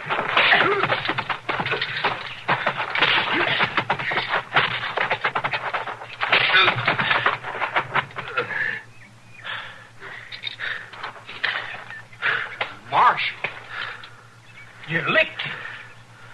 You whipped Jabe. Yeah. I licked him.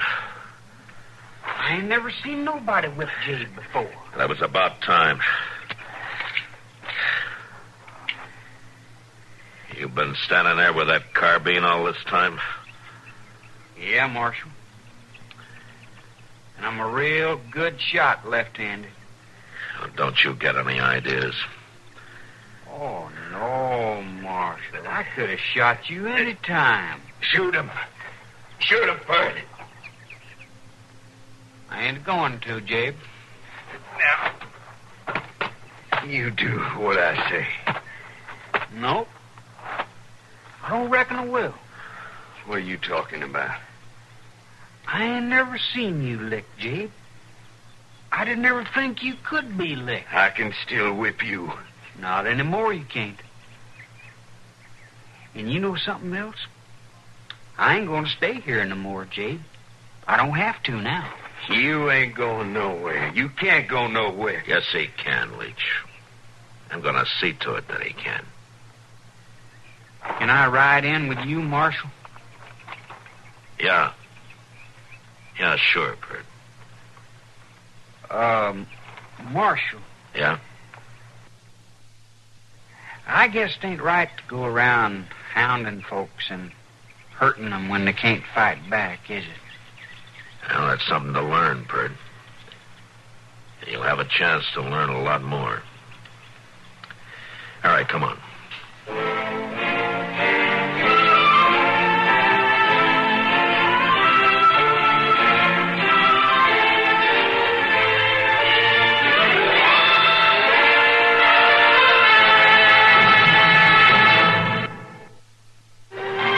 Gunsmoke. Produced and directed by Norman McDonald, stars William Conrad as Matt Dillon, U.S. Marshal. The story was specially written for Gunsmoke by Marion Clark, with editorial supervision by John Meston.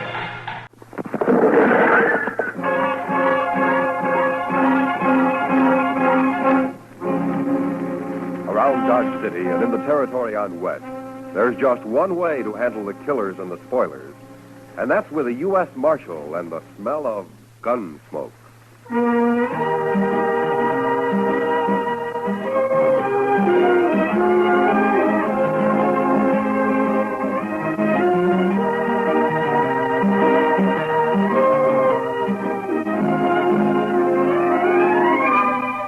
Gunsmoke, starring William Conrad. The story of the violence that moved west with young America.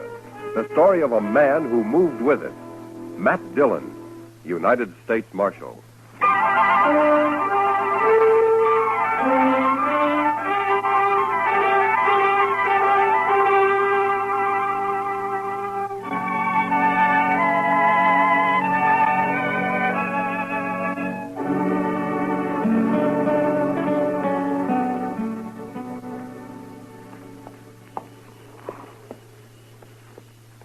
There. Rope's ready. One of you men lead that horse over here.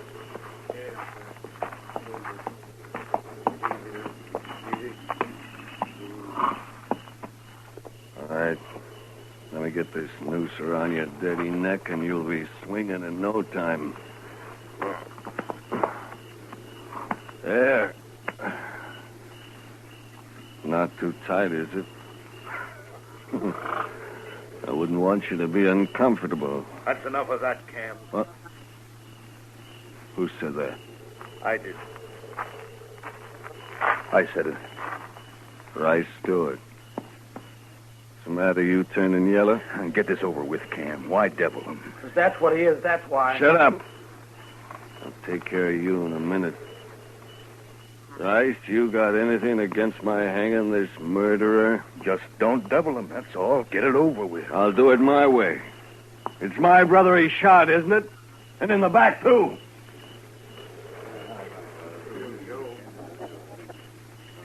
Rice, maybe you'd like me to turn this bushwhacker loose. Is that it? Oh. Well, ask him his name. Nobody's even asked him his name. You'll hate this night. All of you. I was in on a lynching once, and I swore I'd never be in on another. Well, I guess the joke's on you, isn't it, fella? Look, I hear you laugh again, Cam, so help me, I'll shoot you. Maybe you shouldn't be here, Rice. How can you hang a man you don't even know his name? What do I care what his name is? So long as he pays for murdering Job. What's your name, fella? What do you care? You don't want to stop him. You just want it off your conscience, that's all. Tell me your name. It's Billy Saxton. That's my name, Billy Saxton. How's it sound? Billy, why'd you kill Job, pal? That's enough talk. What difference it make? He killed him, and that's all I need to know. Yeah, what do you care? He's going to hang me anyway. Sure I am. Right now. Billy, I got a rifle. I'll end it for you when we ride off. You won't have to strangle for long. Thanks, mister. Thanks. Get back, Rice. I'm going to slap that horse out from under him. You ready? That's for you!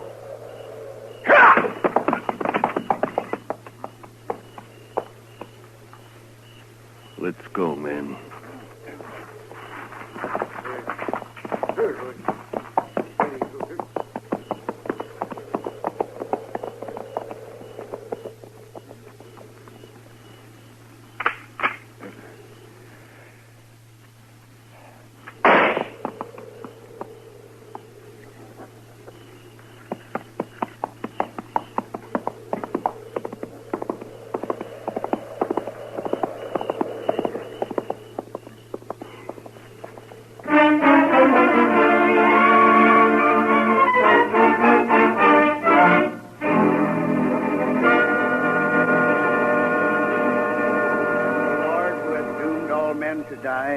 But has concealed the hour of their death, grant that we may pass our days in the practice of holiness and justice, and that we may be able to quit this world in the peace of a good conscience. Amen.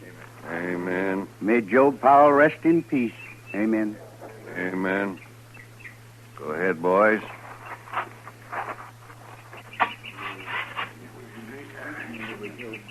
Thank you. Good morning, Cam. I'm sorry to hear about Job. You're late for the burial, Marshal. Well, I was out at Fort Dodge last night. Just heard about it this morning. Preacher? We are in the valley of the shadow of death, Marshal Dillon. Well, if you're all through here now, I wonder if you'd read a few prayers over another man. We got him in a grave just over the hill way. Another man? Man is born into trouble as the sparks fly upward. Job 5:7. Who was this man, Marshal? How'd he die? He was murdered last night. I didn't hear about any murder outside of Job here. Where was this shooting, Marshal? It wasn't a shooting. It was a lynching. I just buried my brother, Marshal. Billy Saxton shot him in the back. Aren't you using the word murder a little loose around here? Only the law can hang a man without it being murder, Cam. The law's too slow sometimes. You know something about this? All I say is that he shot my brother and he deserved hanging. Hanging, maybe. Lynching's a different matter. What difference it make? He got what was coming to him. He had a fair trial coming to him, like any man. For example, Cam, I'll try to see that you get one. What? If you're guilty of leading that lynch party. Well, say it out, Marshal. You accusing me? I got no evidence. And you won't get any. There isn't a man in the country who'll stand still for bushwhacking. Saxton got his due, and that's that. Maybe. All right, come on, preacher. Let's bury him. Whoso sheddeth man's blood, by man shall his blood be shed. Genesis 9:6. Show me the grave, Marshal.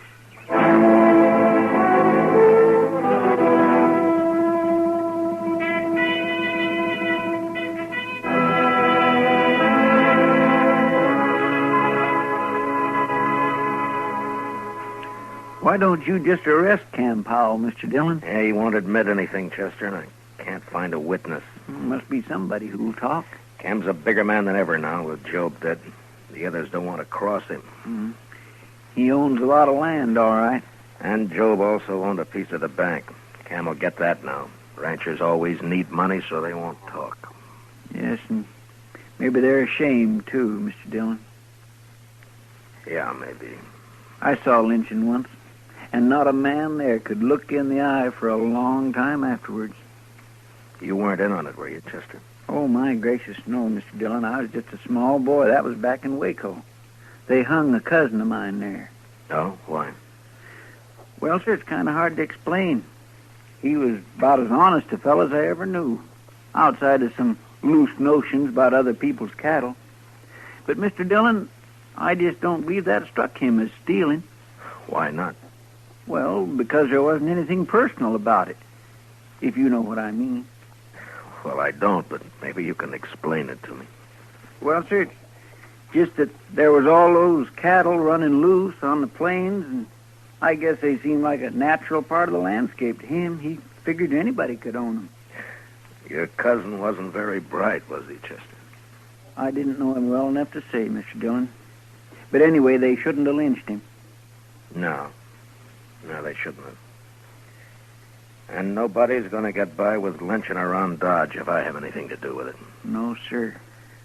I heard Billy Saxton was at the Texas Trail last night. Maybe I can start there.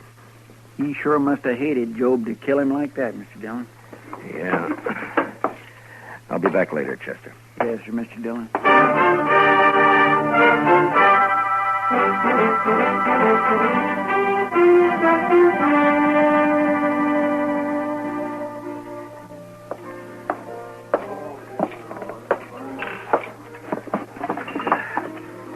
Hello, Kitty. Hello. Well, I can remember when you'd give me a smile. What's the matter? Nothing, Matt. Someone been bothering you? You might put it that way. Where were you last night, Matt? Why weren't you around?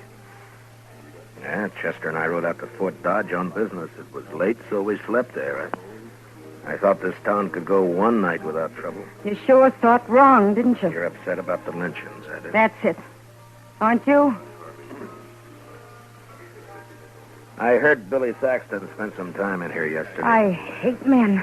I think they're awful. Savage beasts. It'd be worse if it weren't for the law, Kitty. Now tell me about Saxton. He could tell you himself, Matt, if you hadn't picked last night to wander out of town. Now, Kitty, this isn't like you.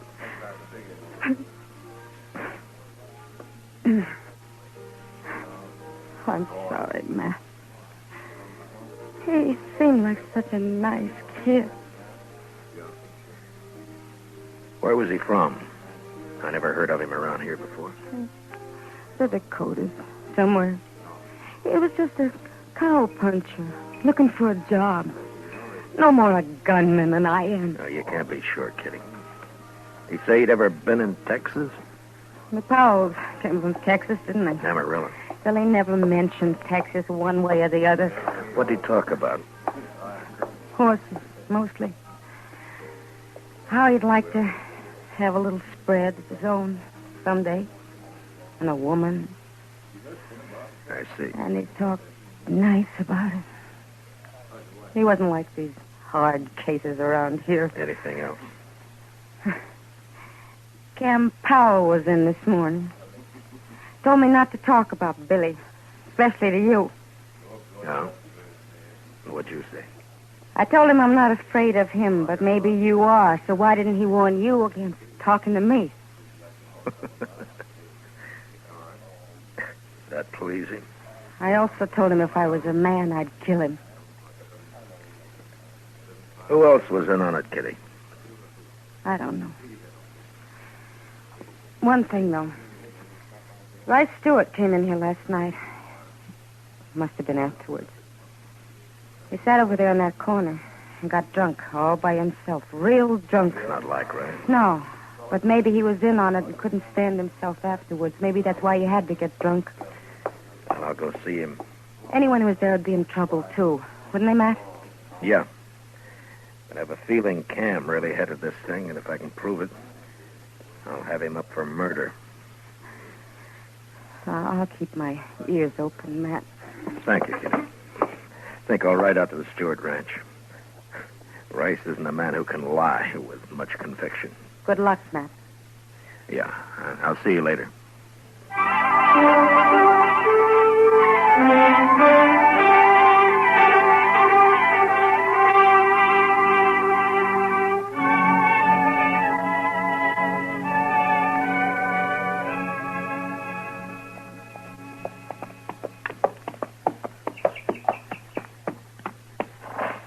Hello?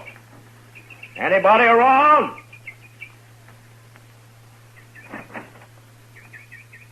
Well, Marshal, I'm coming out of the sun. Well, thank you, Miss Stewart.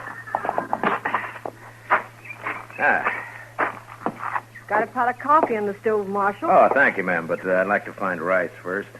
Anything wrong, Marshal? No, I'd just like to talk to him. Rice come home real late last night, and he was awful drunk. First time in years. If you'll forgive me, Miss Stewart, I'd better find him. All right.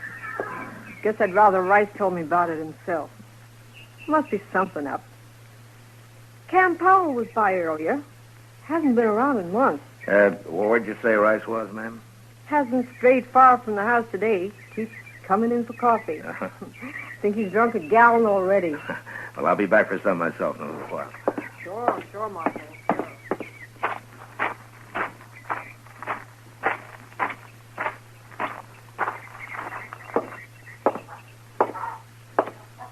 Rice? Rice, you in here? I'm here. Who is it? Matt Dillon. Oh. Hello, Marshal. Hello, Rice. Can I take a little of your time? I'd ask you up to the house, Marshal, but I think I'd rather talk here. Miss Stewart already asked me in. She hasn't heard about what happened in Dodge last night, has she, Rice? No, Marshal, she hasn't. How come you didn't mention it to her? What I tell my wife is my business, Marshal. Yeah, sure.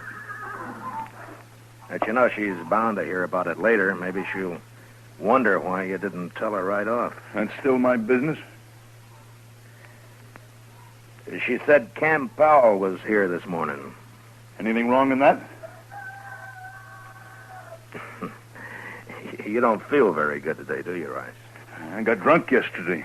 Last night I got drunker. Is that what's bothering you? Well, I'm not as young as I used to be, that's all. You're a poor liar, Rice. I figured you would be. Yeah, I suppose I am. Look, Rice, I've known you for 4 years, and I've never heard a bad word against you. But yesterday you were a little drunk and got mixed up in something you're ashamed of now. Cam Powell's threatened you if you talk about it. Isn't that right? That's right, Marshal. Well, have you decided what you're going to do about it? I don't know, Marshal. I just don't know. Well, then maybe I'm wrong about you. Maybe you know better than Cam and the rest of them. Look, it's done with now, Marshal. Why can't we just forget about it? We just can't forget a lynching, Rice. That'd make it too easy for the next one to happen. I'll kill the man that starts another one. And why are you going to let Cam get by with this one? Well, by heaven, I'm not. I should have stopped it then. I don't know what was wrong with me, but I'll face up to it now. What do you want to know, Marshal? Where were you when Job got shot? At the Longhorn. About 6 of us were having supper. Job went down the street for some cigars, and then we heard a shot out back, and we run through the kitchen and found the cook outside holding Billy Saxton. Mm-hmm. He'd shot Job when he passed the street end of the alley. The cook see it? Oh, she said he did. Then what happened? And Cam, he went crazy when he found Job was dead. And, I don't know, Marshal, but before I knew it, we'd slipped out of town with that boy. Cam hung him on that little tree about a half mile down the road. Yeah, I know. I cut him down. And that cook, that Hank something or other, I remember he grabbed Saxon's gun when we run out back. I can't get it off my mind. Nobody ever even looked at the boy's gun to see if it had been fired. Cam just hung him on the cook's word for it. Mm-hmm. All right, Rice. Thank you. Will you be a witness if I need you? I'll see you through now, Marshal. All the way. Oh. I feel better already. All right. Let's go get some of your wife's coffee, Rice. Yeah. Then I got to get back to Dodge. It's good coffee, Marshal.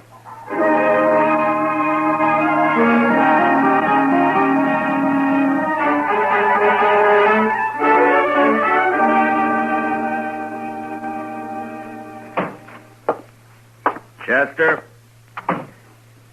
Chester? Chester, where are you? I'm out back, Mr. Dillon. I'll be right in.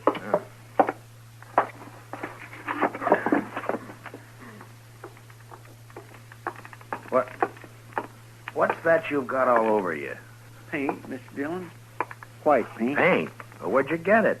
Now, what are you up to now, Chester? I sent St. Louis for it, sir.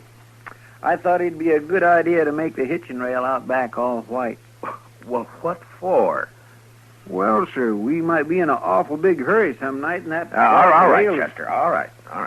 Look, I want you to go get cleaned up. I want you to have supper at the Longhorn tonight. Well, I sure do thank you, Mr. Dillon. No, Chester. I want you to go there alone. Oh. Yes, sir? It's for a reason. Do you know the cook over there, Hank something or other? That's Hank Ashford. He's not a very good cook, Mr. Dillon. How long's he been around? Oh, about a week. I don't think he likes cooking much. He don't seem to be very willing either. Well, it doesn't matter. I doubt if he'll be around for long. Why not, sir? I'm guessing that he'll be wanting to get out of Dodge fast after you let it drop real casual-like, mind, that I've ridden out to arrest Cam Powell. Is that so? You going to bring Cam in tonight, Mr. Dillon? No. You're just going to make Hank Ashford think I am. And don't let anyone else hear about it, though. Oh. I've got it, sir. You happen to know where Hank rooms? The Dodge house, Mr. Dillon. It's pretty fancy for a cook, isn't it? Yes, sir. All right, you go to supper about 6 o'clock. And I'm gambling that Hank Ashford will be packing his things at the Dodge house by 7. All right, Mr. Dillon.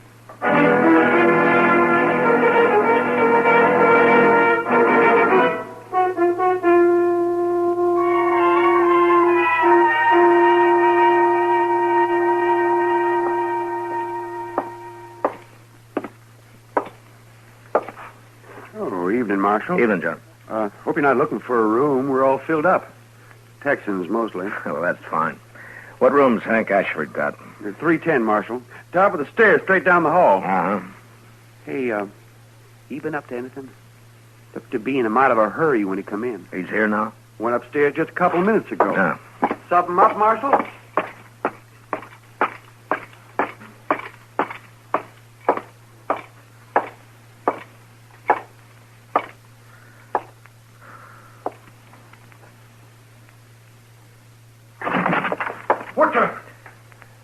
What do you want? Leave that gun lay where it is, mister.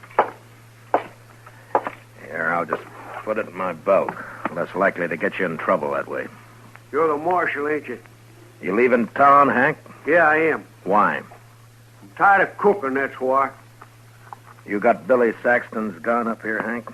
What? Or shall I tear your stuff apart and find it myself? No, it's in that drawer there. Yeah.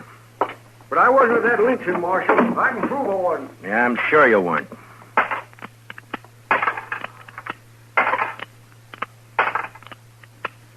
Yeah, all the shells are here. And the barrel's clean. I thought this gun killed Joe Powell. It did. I cleaned it, that's all. Well, you're pretty neat, Hank, for a hash house cook. Yeah, catch this. Now what? And you handle that gun pretty well, too, for a cook. Look at the way you're holding it now. I don't want that gun. What are you trying to prove, Marshal? You're a gunfighter, not a cook, Hank. All right, Marshal, I used to handle a gun, but I'm looking for the peaceful life now. Any law against a man changing? No, but you're under arrest anyway. What for? I'll think of something. Let's go.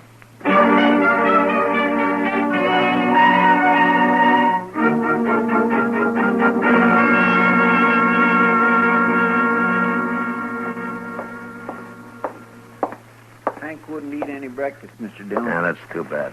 He says he won't be here long anyway. They all say that, don't they? Yeah, he may be right. I see Cam Powell coming across the street for him right now. You going to let him go, Mr. Dillon? Well, we'll see. All right, Marshal. What's the bail on Hank Ashford? There's no bail at all, Cam. What do you mean, no bail? You can't hold a man like this. I'm not holding him. You mean he can leave? Anytime. Then what'd you arrest him for in the first place? Oh, let's say, suspicion. Suspicion of what? Well, drunkenness? He wasn't drunk. No, but he might have got drunk. You're pretty high-handed with that badge, aren't you, Dillon? You tell me, Cam. You ought to know about being high-handed. We're wasting time. Turn him loose. I want to get out of here. I'll get him, Mr. Dillon. Hank's a right handy man to have around, huh, Cam? What does that mean? Well, he can cook, probably turn his hand to most anything. Sort of a jack of all trades, isn't he? I wouldn't know, Marshal. Thanks for bailing me out, Cam. I didn't have to bail you out. You're free. Is that right, Marshal? That's right, Hank. So go on, enjoy yourself. I sure will. Then I'll start by having a drink. Come on, Cam, let's see if the Alfraganza's open. Mr. Dillon? Yeah. You think Hank shot Job Powell, don't you? Well, that'd be my guess, Chester. Then why'd you let him go? No evidence. They lynched the only witness. But I've made him a little nervous now. He'll get real jumpy with the help of some liquor. Well, what good'll that do, sir? They just might hang themselves, Chester. Yes, sir. With a prod or two from me.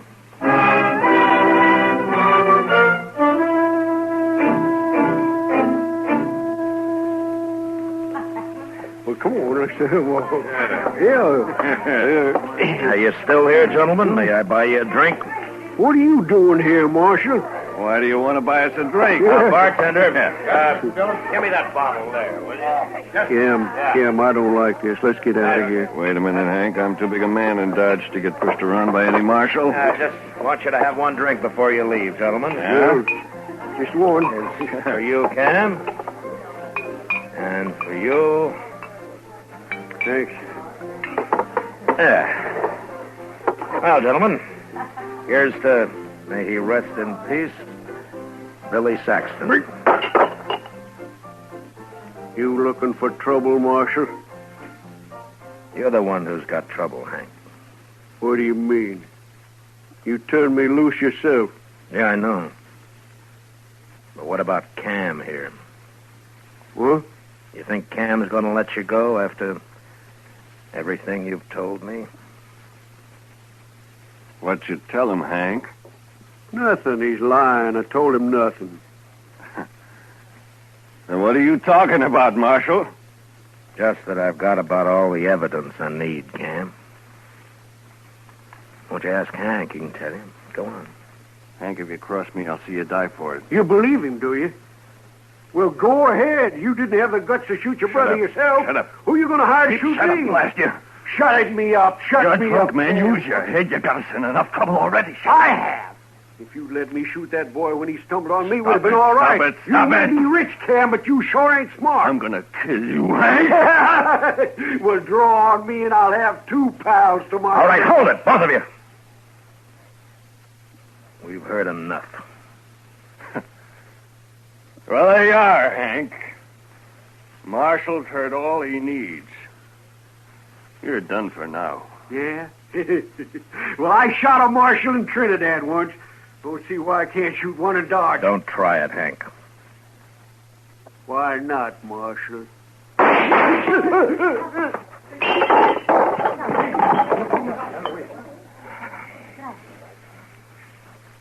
Good riddance. You're under arrest, Cam. Hank shot Job Marshall. You heard him say so. I heard him.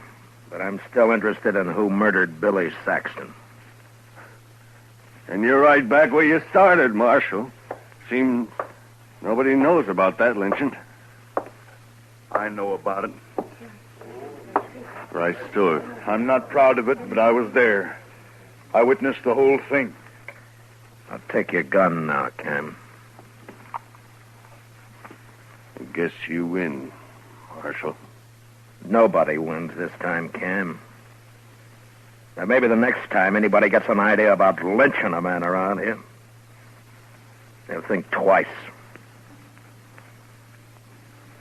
Now, you lead the way.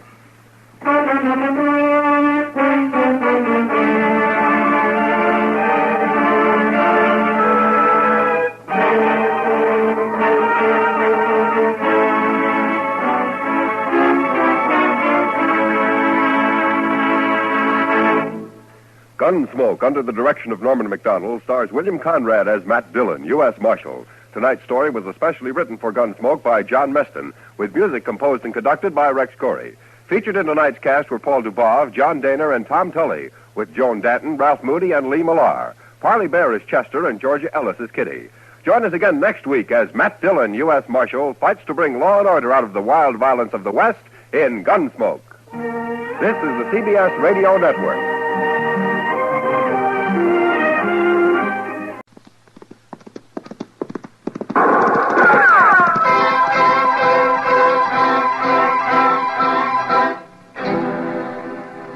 Around Dodge City and in the territory on West, there's just one way to handle the killers and the spoilers, and that's with the U.S. Marshal and the smell of Gunsmoke.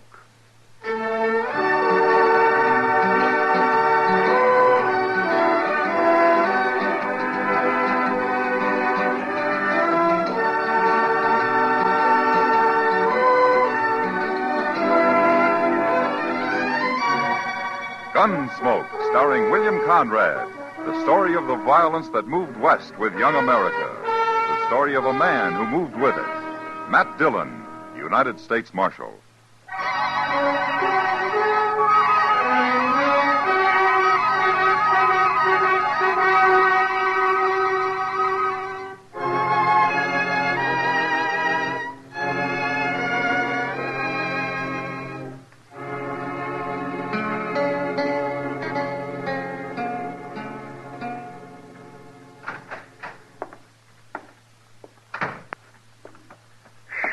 Mr. Dillon, I never saw a street like that. Huh? What do you mean, Chester? Dusty, sir. Just plain dusty. It's only spring, and already the plaza's just vulgar with dust. Streets in Texas are all grass, Chester? No, sir, but they're better than this. You'd think there'd be some way of fixing it. Well, Dodge is growing, Chester. Maybe someday it won't look so bad to you. I don't aim to live that long, sir. Well, I'm glad you got that much figured out anyway. I surely have. Oh, now, wait. That's not what I meant either. Don't let it worry you, Chester. How'd you get those posters down to Mr. Hightower? Yes, sir. He said they'll be ready about noon tomorrow. All right. Pick them up then, will you? Yes, sir. Oh, my goodness, Mr. Dillon, I nearly forgot. No? Well, Forgot what? After I left Mr. Hightower's, I thought I'd just take a glass of beer. I had to get all that dust out of my throat. You know how bad it is walking around knee-deep in that stuff, and I was coughing. All right, Chester. Well, what is it you forgot? Well, sir, I dropped into the Texas Trail, and Miss Kitty was there, and she said she thinks there might be trouble over there before long, and she said to tell you. Oh? What kind of trouble? Oh, the usual thing. Some man fighting over girl. Well, you don't seem to be very worried about it. I'm tired of people fighting. I wish they'd all just go away somewheres and kill each other off and have done with it. That'd be fine as long as they don't do it in Dodge. Well, come on, Chester. Let's go over and see what it's all about.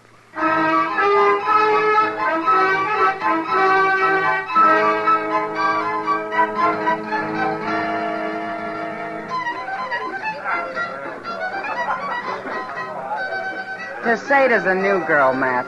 She's shy as a flower. I don't know what she's doing here anyway. How do you know the name of the man? Dorgan, he says. I tried to get her away from him, but I think she's too scared. Maybe she likes him. Did you ever think of that? I hope not. Anyway, he won't let anyone else dance with her. Those two over at the bar near Chester there. They've tried twice. I know one of those men. The tall one. His name's Horn. Who is he? Yeah, he's a gunman. Pretty fast, too, so I've heard. Well, I was over there with Tacetta last time they came up, and somehow, from the way they talked, I got the feeling they're more interested in Dorgan than her. Oh, you mean they're trying to draw him into a fight? That's my guess, Matt. All right, Kitty. I'll see what I can do.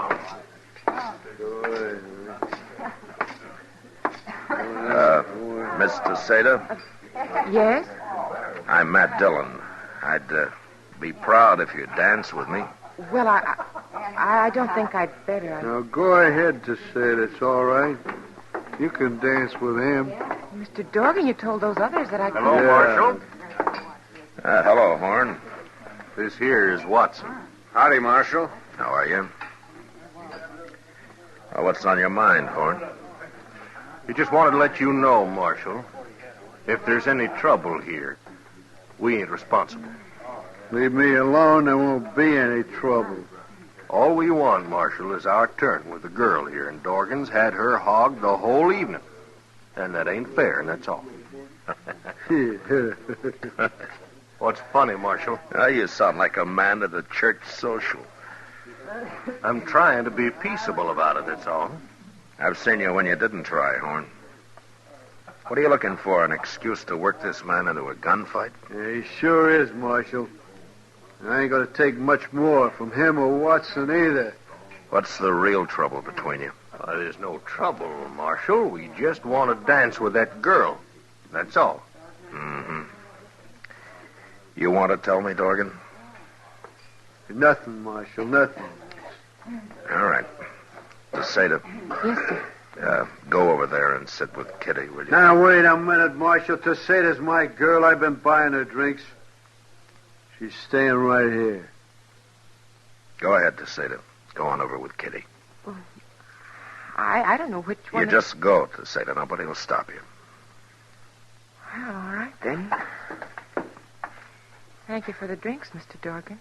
Go on, beat it.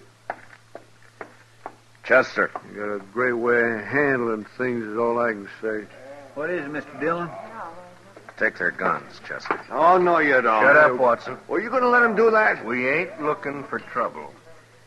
You're smarter than I figured, Horn. Am I, Marshal? Get him, Chester. Yes, sir. All right. All right. Your guns will be at the jail. You can pick them up in the morning when you leave town. Leave town? All three of you. Good night, gentlemen. Taking his gun from a man like Horn was the fastest way in the world to get him out of the saloons and off the streets and behind cover somewhere. There were too many men who might show up out of his past and suddenly make their claim on him. And Horn was the one that really mattered. Neither Dorgan or Watson looked like real gunmen. So I thought I'd been pretty smart. Till the next morning. I was just crossing the plaza when I ran into Kitty and Chester. Matt, we've been trying to find you. Oh, what's the matter, Kitty? It's Tacetta. I don't know where she is. What? I looked in her room this morning and she'd gone. Nobody's seen her anywhere. Oh, maybe she went out to buy some clothes or something. Oh, she was afraid to go out alone. I always had to go with her. I just know something's happened to her. Oh, like what? Dorgan. He was real sweet on her, Matt, and I don't trust him at all. Oh? Dorgan come by the office real early, Mr. Dillon. I gave him his gun, and he vamoosed. He was in a big hurry to go someplace. Well, I told him to leave town this morning. Well, you didn't tell him to take Tacetta with him. Did they get back together last night? Sure. Just as soon as Horn and Watson left. I couldn't stop it. I see. Tell me, Kitty, can she ride? Oh, no. I asked her to go out with me once. All right. There was a stage west this morning. Go see if they got on it, will you, Chester? All right, sir. Kitty, if she did leave with Dorgan, maybe it's because she wanted to. Oh, maybe. She wouldn't say anything about him last night, one way or the other. I told you I think she's afraid of him, Matt, but even if she did want to go, well, she isn't his kind, that's all. Well, that may be, Kitty, but it's not the law's job to chaperone every girl that hits Dodge. What if she didn't want to go, Matt? What if he forced her to? Well, that'd be different. A whole lot different. You bet it would. They was on him, Mr. Dillon. The agent described him exactly. Left an hour ago, right on time. I knew it. Will I get our horses, sir? No, wait a minute, Chester. Dorgan might put up a fight, and if he does, we can't shoot around that girl. Well, then how can you stop him, Matt? Well, somehow I don't figure Dorgan is a really brave man. I think we can bluff him. He might try to fight two of us, but if there were more, say, maybe a dozen men... Well... You mean we'll take a posse? Yeah, well, this time it might just work, Chester. But I'll pick 'em. Men I can trust not to do any hasty shooting. Chester, you go round up Arnold Winters and John Kemp, Marty Walter, and Bob Gast, and I'll get the rest of them. All right, sir. And tell them we'll all meet at the jail in 20 minutes.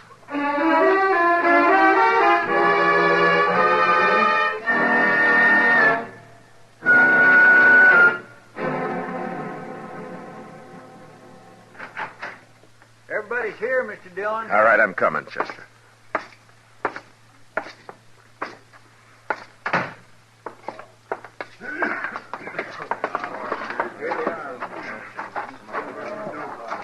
Hi, Matt. All right, men. All right, listen to me now.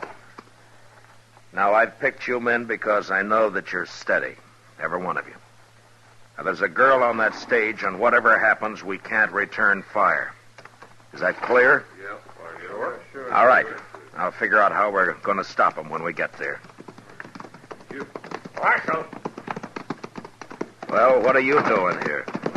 Hold it. Marshal, me and Watson heard you needed help. Thought I told you to get out of town, Horn. We just want to be sure you got Dorgan before we left, Marshal. I don't need your help. And don't you be here when I get back, either one of you. How do you like that, Watson? All right, men. All right, let's go.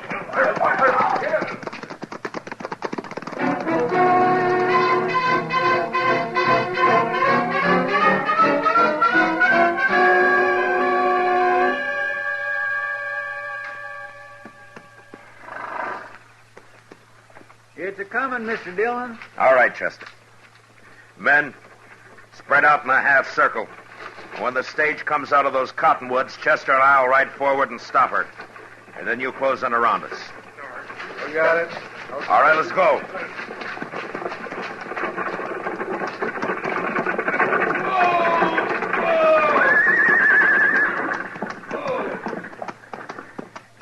What's the matter, Marshal? It's all right, Jim. I just want to talk to a couple of your passengers. You, Dorgan, come on out. You try anything, Tacetta will be right in front of me, Marshal. I figured that, Dorgan. Come on out anyway. All right, Tacetta, get out.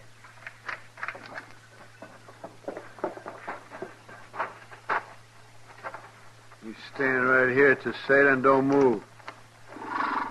Now, what's on your mind, Marshal? I want to know if Tacetta's here because she wants to be. That's all. Tell him, Tacetta. Right, tell him. Just tell me the truth, Tacetta. If you want to go with him, you may. But if he's forcing you to go, then we're here to take you back to Dodge. You wouldn't want her death on your conscience, would you, Marshal? Oh, no, please don't kill me. I'll tell him. I came because I wanted to. There.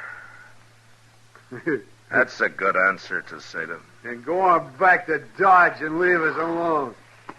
I guess you didn't hear the same thing I did, Dorgan. I'm warning you, You Marshal. haven't got a chance. How long do you think you can use her for cover? Now, I got 12 men here, Dorgan, and we'll follow you from here to California if necessary. Isn't that right, men? And if she should get killed, I'll just let you imagine what we'll do to you. Now, you drop your gun belt right where you are and step forward. And do it now. All right, get his gun, Chester. Yes, sir.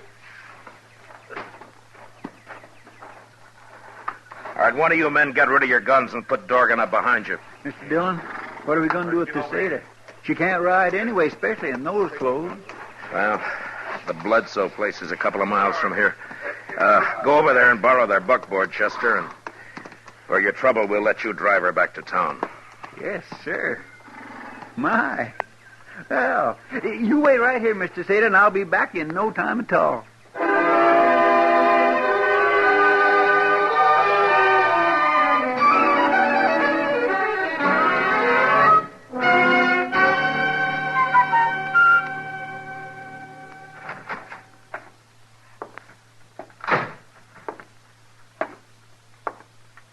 Morning, Mr. Dillon. Wow, Chester. What time did you get back with Tacetta last night, Chester?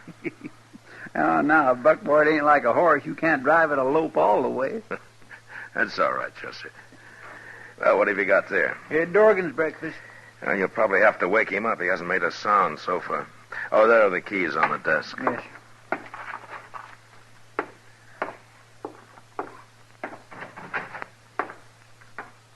Mr. Dillon? Yeah? Come here, quick.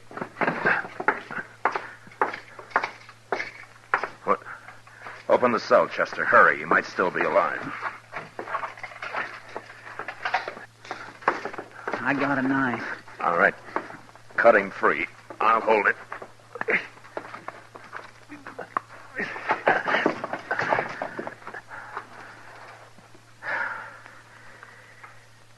No. He's been dead a long time. Now, who'd have thought he'd go hang himself? He didn't, Chester. What? There's no rope in his cell. Somebody called him over here to the window, knocked him in the head and slipped the rope around his neck and tied him tight to the bars. This isn't suicide, it's murder. Horn and that fellow Watson, they did it. Well, they're the only ones I know who've been wanting him dead. Will we go arrest them? Yeah, they just go free again. I got no evidence the court would accept. I'll bet those two don't think any more of strangling a man than shooting a wolf and throwing his skin over a fence. Yeah, they're killers, Chester. But right now they got nobody to kill. Except maybe me.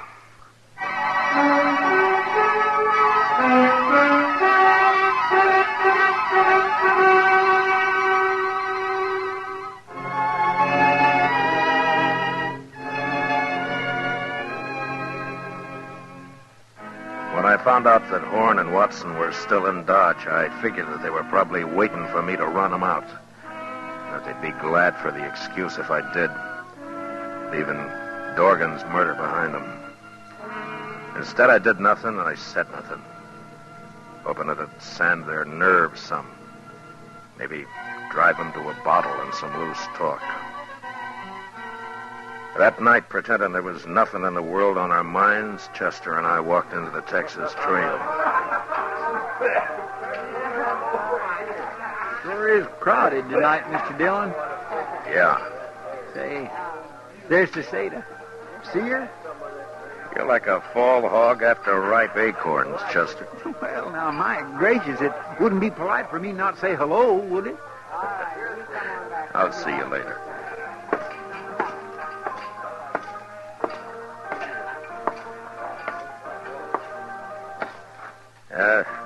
That fellow who just left, is he coming back, Kitty? He went broke.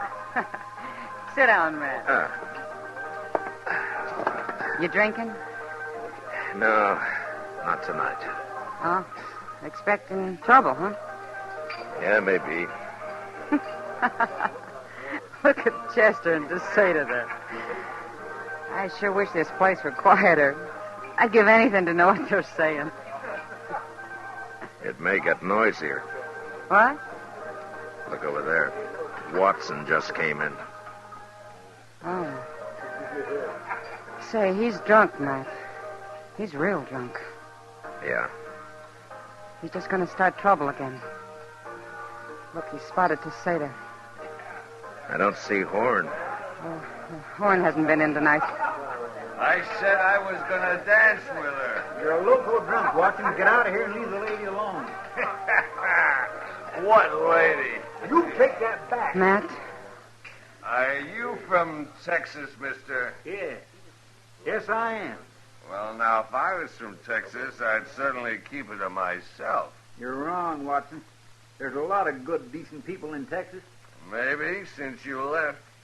It's a wonder you can even get a woman like this. Don't you be judging the people of Texas. Matt!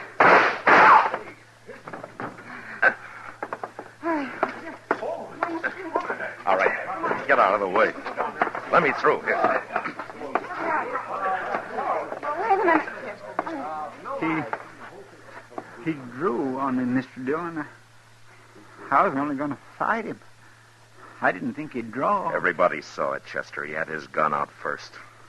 I shot him twice. He didn't even fire. How come he didn't kill me? Now, take it easy, Chester. Tacetta, go get him a drink, will you? Yes, sir. I'll do right away. Watson. Watson. Little Texas fella.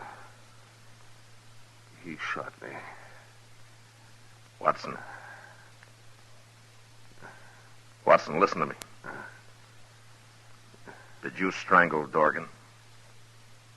Dorgan. We killed him. Me and Horn. Right in jail. There it comes.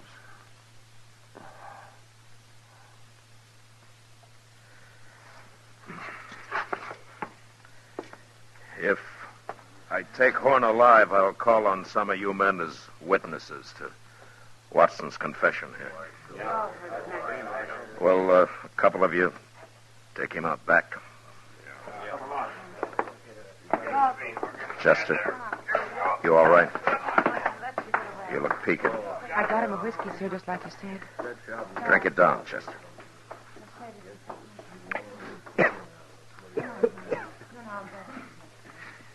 Mr. Dillon? Yeah. Mr. Dillon, if he hadn't have been drunk, I couldn't have shot him.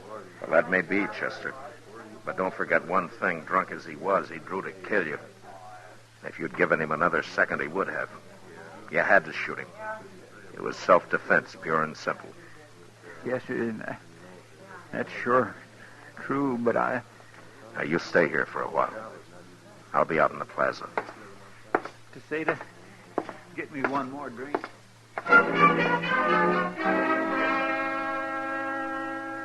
Word of the gunfight would spread fast in Dodge, and the word of the dying man's confession even faster. Wherever Horn was, I knew he'd hear about it. And since he was a gunman of an entirely different breed from men like Watson and Dorgan, it could be depended on that instead of running, he'd shoot it out with me. It was a simple matter of vanity, and there was no way to stop him. The only thing I could do was wait. Expectantly, the plaza cleared. But before Horn showed up, Chester came out of the Texas Trail and walked over to me. Mr. Dillon? Are you all right now, Chester? I'm fine. But say, I just heard that Horn's gone and got himself a shotgun. Now, is that so? You can't meet him like this. I'll go get you one out of the office. No. But, Mr. Dillon, a shotgun... I know. But if Horn's done that, he's lost his nerve.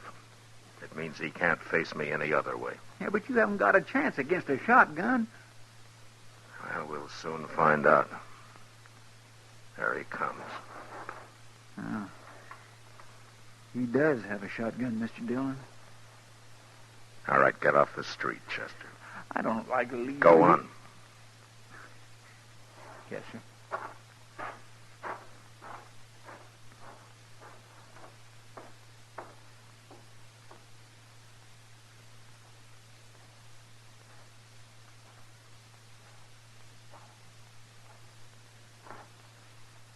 Evening, Marshal.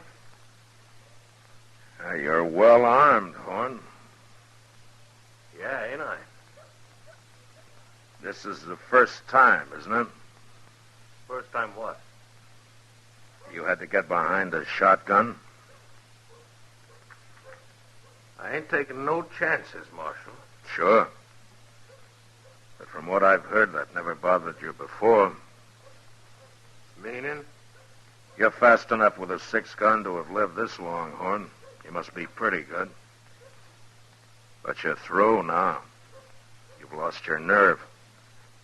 You're not a gunman anymore.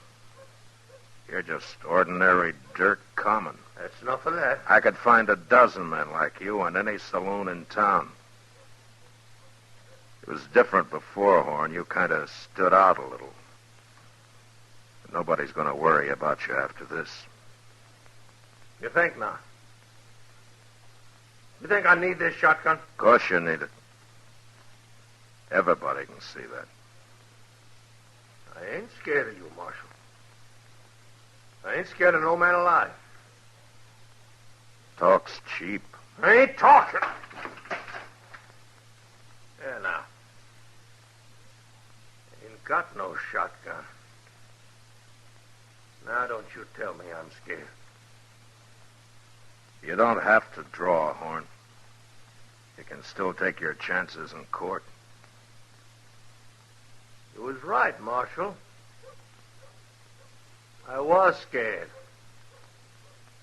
I ain't no more. Look, I'm giving you a chance. Why don't you take it? Never mind.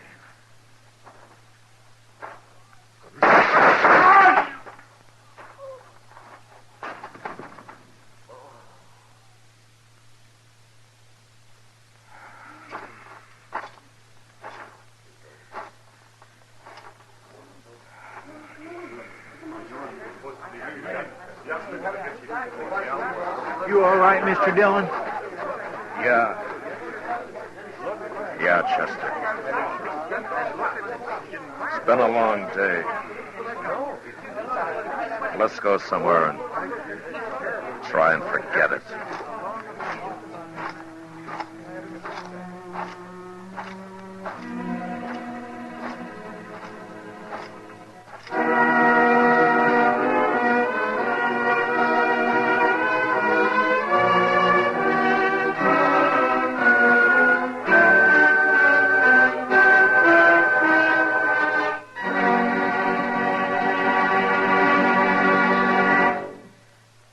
Gunsmoke, under the direction of Norman Macdonald, stars William Conrad as Matt Dillon, U.S. Marshal. Tonight's story was especially written for Gunsmoke by John Meston, with music composed and conducted by Rex Corey. Featured in the cast were Tom Tully, Lawrence Dobkin, Paul Dubov, and Lillian Baeff. Harley Bear is Chester, and Georgia Ellis is Kitty. Gunsmoke is heard by our troops overseas through the facilities of the Armed Forces Radio Service. Join us again next week as Matt Dillon, U.S. Marshal, fights to bring law and order out of the wild violence of the West in Gunsmoke.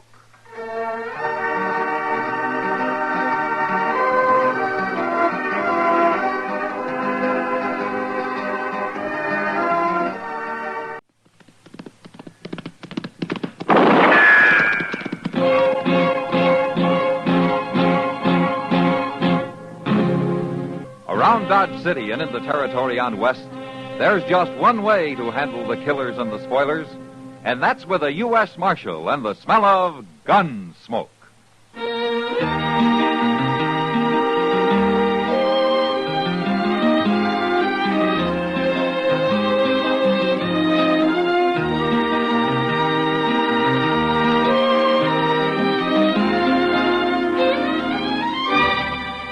Gunsmoke, starring William Conrad.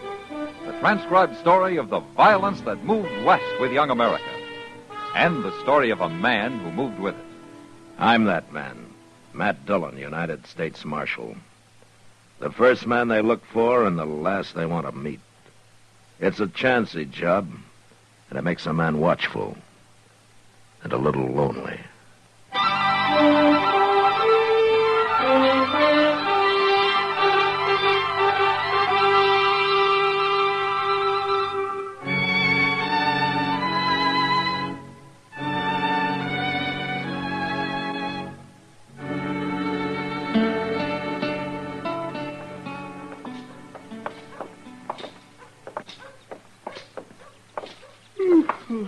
Ooh, this walk is just what I needed, Mr. Dillon. I sure been sleepy today.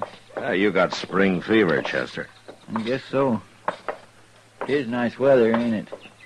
Won't be long now, the cattle drives will be starting. Yeah, and the streets will be full of Texas cowhands looking for trouble. Yes, sir. But you know, I'm almost looking forward to them this year. And come July, you'll be pining for this peace and quiet. Maybe, but not right now. Maybe I'll just stop by the tonsorial, Mr. Dillon, if it's all right with you. Sure. Well, what for? Well, like you said, it's spring. They got a bath there. Besides, it's time to get unsewed. You better leave them on. We might have a late frost. I don't know. I'm beginning to itch some, and Hey, what's that crowd in front of the Long Branch? I don't know. What do you suppose it is, Mr. Dillon? Hey, maybe it's a medicine show. Well, let's go take a look, huh? Well, whatever it is, that fellow sure has drew a crowd, and that's a fact. Uh-huh. There he is. Miss Kitty's talking to him. Yeah. Well, guess there can't be no trouble, then. hello, Matt. Oh, Kitty. Hey, Marshal, you come to have your picture took, too? Yeah. The marshal looked real smart in a tintype, huh? You tell him to. Oh, so that's it. You're taking pictures, huh? That's right, Matt. This is Professor Jacoby. He calls himself an artist of the camera. Well, forevermore. So this is one of them things I've been hearing about. That's right. Keep your hands off it, my good man. It's a very sensitive instrument. Oh, yes, sir. I'm sorry. Well, you're Marshal Dillon, I take it, sir. That's right. Well, I'm glad to meet you, Marshal. I was coming to look you up directly. Quite naturally, you're one of the subjects I most wish to immortalize with the camera. Oh, is that so? Certainly, certainly. Western Marshal is one of our great heroes back east. They are? You don't say. Oh, yes. Yes, Professor. What is it? What's that little tent for? Oh, that's where I do my developing, sir. Oh, developing? Why, of course. Pyro and soda, you understand? Well... And the plate must be developed immediately before it dries. Oh, now, miss... Well, I'm as ready as I'll ever be. You stand aside. If you'll just relax, miss. Uh-huh. I'm not going to shoot you, you know. Okay. Let me see. Now, that's not precisely what I'm after. Huh? What we need is another subject. I beg your pardon? Oh, another person. You, sir, would you step up, please? Yes, Me? That's right. How you like that? He's going to immortalize old Toad. Just come right over here, sir. That's it. Now, miss, if you'll just stand beside him. Him? Well, anything for art's sake, you know? And we want this to look absolutely authentic. I think I'm going to like this, Miss Kitty. Now, don't go getting any ideas, Toad. That's fine. That's fine. Now, miss, if you'll just look up at him with that, well, you know what I mean. No, I don't know. Professor, why don't you just take your pictures of people the way you find them? They'll be authentic enough. No, of course, Marshal. I meant no offense. That's all right, Matt. Go ahead, Professor. Yes, of course. That's it. Hey, where's he going? Well, ducking under that black cloth there. Well, you're going to have a hard time crawling into that little box. That's good now. Don't take your eyes off the camera, and don't move a muscle while I'm counting. You understand? Uh-huh. All right, take a big breath. Hold it. 1 Missouri, 2 Missouri, 3 Missouri, 4 Missouri, 5 Missouri, Missouri, 7 Missouri, 8 Missouri, 9 Missouri, 10 Missouri, 11. Good. Well, ain't that something, Mr. Dillon? You know, I want to see that picture, Kitty. You look like the camera was a rattlesnake. Well, it might as well have been. I'm glad it's over. And now, Marshal, maybe you will oblige. Well, no, thank you, Professor. Maybe later, huh? And perhaps I'll take one of these gentlemen here. You, sir. You look like a gunfighter. Grubbs may try to look and act like a gunman, Professor, but he's not very desperate. Oh, I see. Perhaps you have someone in your jail, Marshal. No, not at the moment. I know what the Eastern public wants, sir, what it wants to see. Dance hall girls and desperados, gunfighters, savage Indians, the violence of the West. And it's the violence I'm after most of all. That's what will sell my photographs. Professor, then all you have to do is wait. Wait for how long? Maybe a few weeks when the trail herds start coming. I haven't got a few weeks, Marshal. Well, then I guess we can't help you. Well, don't worry, Marshal. I'll manage. No? How? You'll see. I'm a man of ideas, Marshal.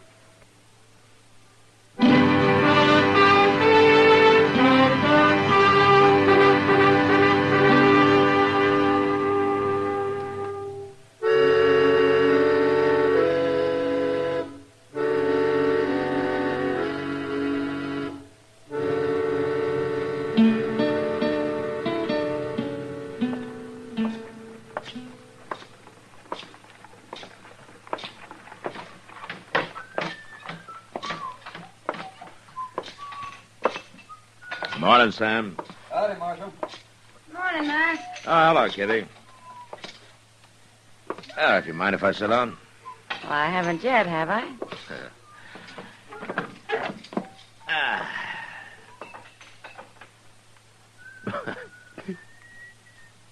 What are you grinning about? I saw your picture. What was that you said to me about rattlesnakes? Oh, yeah, it was pretty bad, wasn't it? Well, maybe if you didn't have to hold still for so long. Sure. Anyway, you're immortalized now. The professor will have your face all over the papers back east. If they'll print it. Matt, seriously. Hmm? I don't like that man. Oh? There's something about him. I don't know what it is. Oh, he seems all right, Kitty. Maybe you're just not used to photographers. Well, neither are you. Mr. Dillon? Yeah, Chester. Mr. Dillon, you better come. What's the matter? Out at the end of Bridge Street, they just found old Toad. He's dead. Dead? But that ain't all. He's been scalped.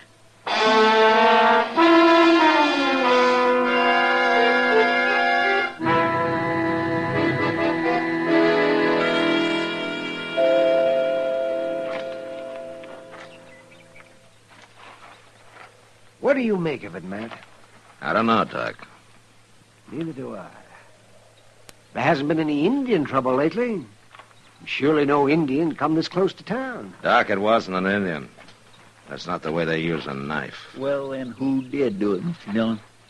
Old Toad wasn't much good, but he never hurt nobody. There's another funny thing, Matt. Doesn't look like it was done right here, but like it was done over there by that building. And then he was dragged out here into the open. Yeah, out in the open. Into the sunlight. Yeah, wait a minute. What are you looking for, Mr. Dillon? This, right here, Chester. Well, I don't see nothing. Those Mr. 3 Dillon. little marks on the ground there. You know what makes marks like that? No, what? The 3-legged stand they use for a surveyor's instrument. Or a camera. Camera?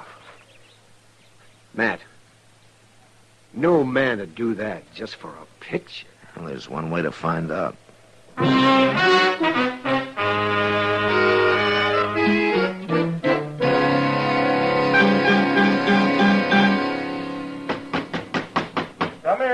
in. Marshal. Professor. Looks like you're packing. You going someplace? Yes, Marshal. I've covered Dodge pretty thoroughly. Now I want to go out onto the plains and get some pictures. You know, buffalo hunters, Indians. Aren't you leaving kind of sudden? Well, what do you mean? I've been planning to go down into the Indian territory. Well, they might be pretty dangerous right now, Professor. Oh, I'm not timid, Marshal. Oh, I know that.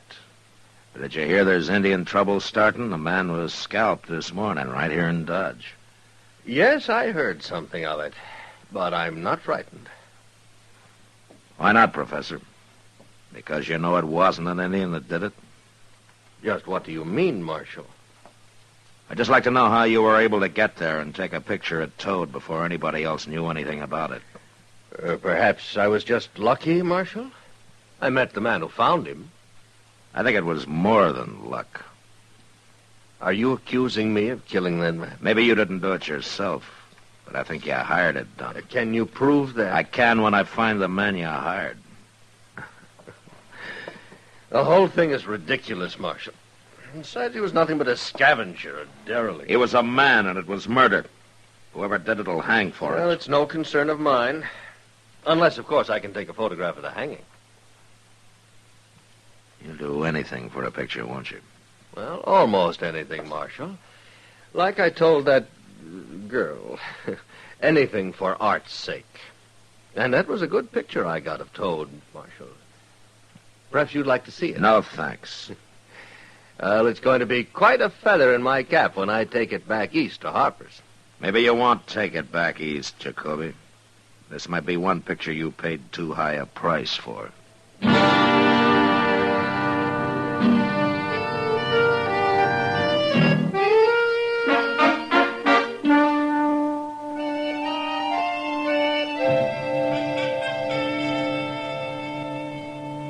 Matt, why didn't you lock him up? I got no proof against him, Doc, unless I can find the man who actually did it. And I got no idea who that is. Jacoby's been seen around town with a lot of men, but nobody special. He's liable to skip town on you. Well, I hope so. What's that? Well, I figure he's going down into Indian territory. He won't go alone. Even he's not that foolish. And a logical one to go along with him is a man he'd already hired to do a job for him. Yeah, that's so. Anyway, it's the last chance I got. Well, the town sure stirred up about it.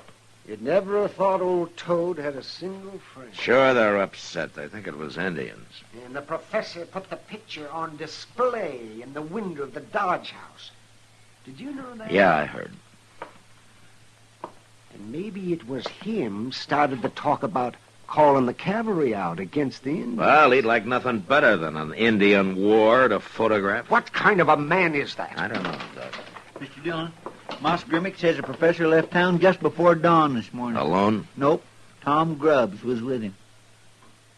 Tom Grubbs. Sure. A two-bit would-be gunman. All right. Now all we got to do is catch up with him.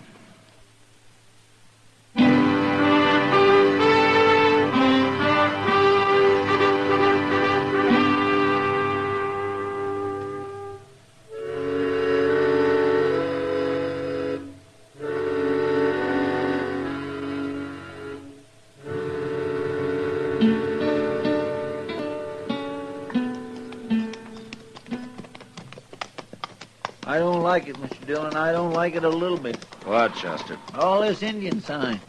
Now, you just keep your eyes open. We'll manage. I guess Jacoby will be happy. He should be getting all the pictures he can use. I notice he's stopped several times. Pictures. I hope I never meet another photographer. Well, maybe they aren't all like him, Chester. Well, I hope not. Hold up, Chester. What, Mr. Dillon? Something over in that clump of weeds there. Marshal. What, man? A white man, Mr. Dillon, is Grubbs. Yeah, come on. Oh.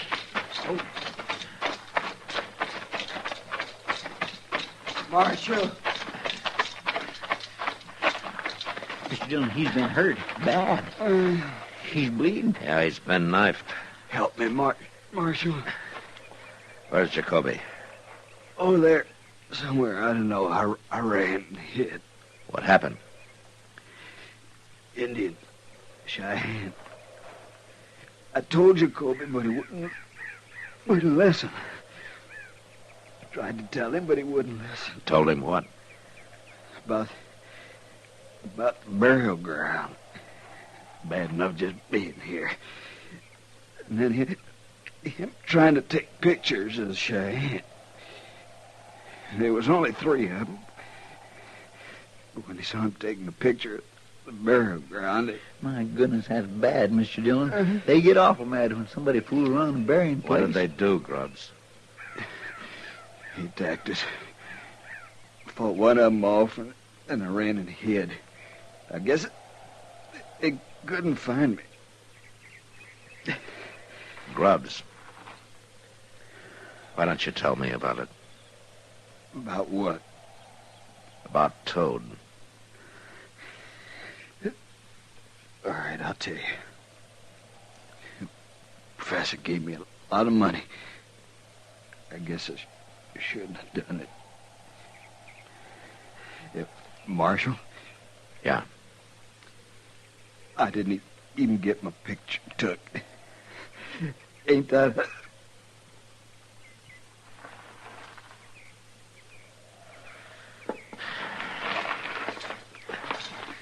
He sure was some gunman. Killing a helpless little old man for money. Yeah. Now let's see about Jacoby now. Hey, Mr. Dillon, you think them Cheyenne might still be around? No, they just showed up by now, Chester. There's the burial ground. Hey, look. There's his camera. Yeah. All smashed. And his pictures all scattered around with it. My gracious.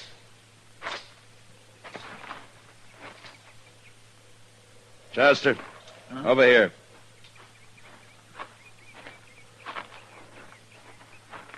That ain't a nice sight, is it, Mr. Dillon? No. There's a kind of justice in it, Chester. Yeah.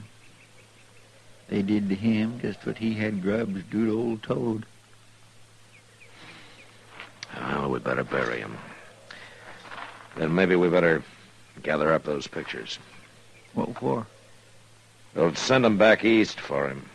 Maybe they'll be immortal like he hoped. Who knows? He might turn out to be a big hero. And wouldn't that be something? Yeah. Doubt there have been heroes like that before.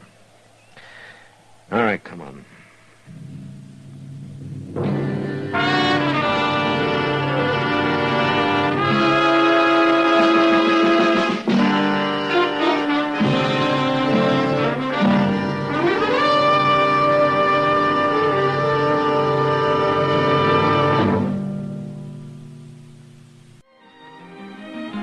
Gunsmoke, produced and directed by Norman Macdonald, stars William Conrad as Matt Dillon, U.S. Marshal.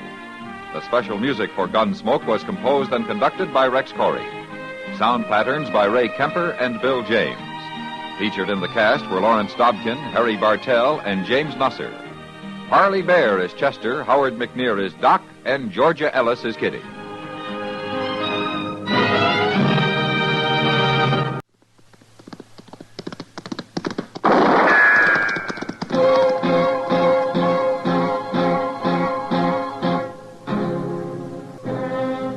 Around Dodge City and in the territory on West, there's just one way to handle the killers and the spoilers, and that's with a U.S. Marshal and the smell of Gunsmoke.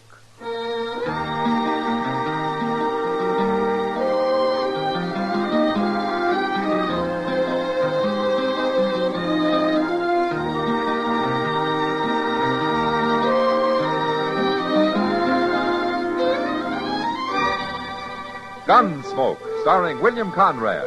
The transcribed story of the violence that moved west with young America. And the story of a man who moved with it. I'm that man. Matt Dillon, United States Marshal. The first man they look for and the last they want to meet. It's a chancy job, and it makes a man watchful. And a little lonely.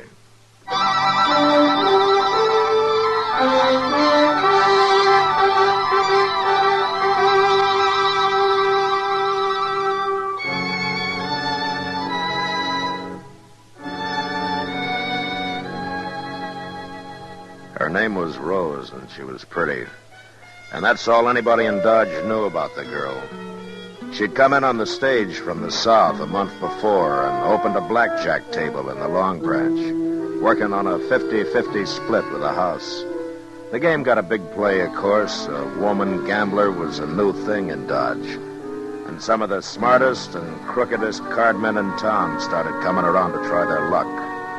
But with Rose dealing, the house never lost. And after a 3-week run of that kind of luck, I figured it was time to look into things. Oh, doggone it, Matt. We've been sitting here for an hour and a half. How long is it going to take to catch her cheating? Doc, we're not going to catch her. We're not? Yeah, the way she handles that deck, we could sit here till doomsday and never see a thing. Well, maybe she's dealing honest. Yeah, maybe. Chester. Chester. Oh, yeah, Chester. Maybe he noticed something. You know, playing right there at the table with her. That's the last place in the world to spot a crooked game, Doc. I swear, I just don't know what you could have been thinking of, Mr. Dillon. Why, she's as nice a young lady as you'd ever care to meet. Now, how much did she let you win, Chester? $14.20. Yeah, but that ain't got nothing to do with it. I watched her every second. All right, Chester. Who was the heavy loser, then? Well, that Elko Dean must have lost about $200 before he pulled out, but just by betting foolish, Mr. Dillon, why, he didn't have no more reason to do what he done. Who else? Well, the ones there now, I reckon young Slim Raddick's out about 150 as the game stands. He's been losing every night for 2 weeks, the way I hear it. Well, he gets to making calf eyes at Rose and don't pay no attention to his cards. Oh, yeah, maybe that's how she does it, Matt. She gets them so all fired up over it that they don't care if school keeps an eye. Somebody like young Raddick may be, but not the professional gamblers, Doc. You sit down for a while, Chester. I'm going over and talk to her. What you sipping on? 17 showing. Another card is 10. Hit me again. Again it is. 6 of hearts, 23 and busted. Much obliged to you, Mr. Raddick. You doggone sure ought to be. Seems all I do. Oh, evening, Marshal. Hello, Slim. Your luck turning on you? It ain't turning, no way. It's been against me right along. Then maybe you won't mind if I interrupt the game for a while. That is, with your permission, ma'am. I'd like to talk to you. Why not? All right, gentlemen, the game is closed. If you want to step over to the bar, the drinks are on me.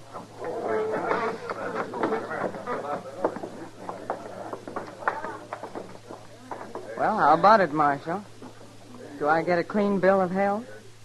Along what lines, Rose? Running a square game.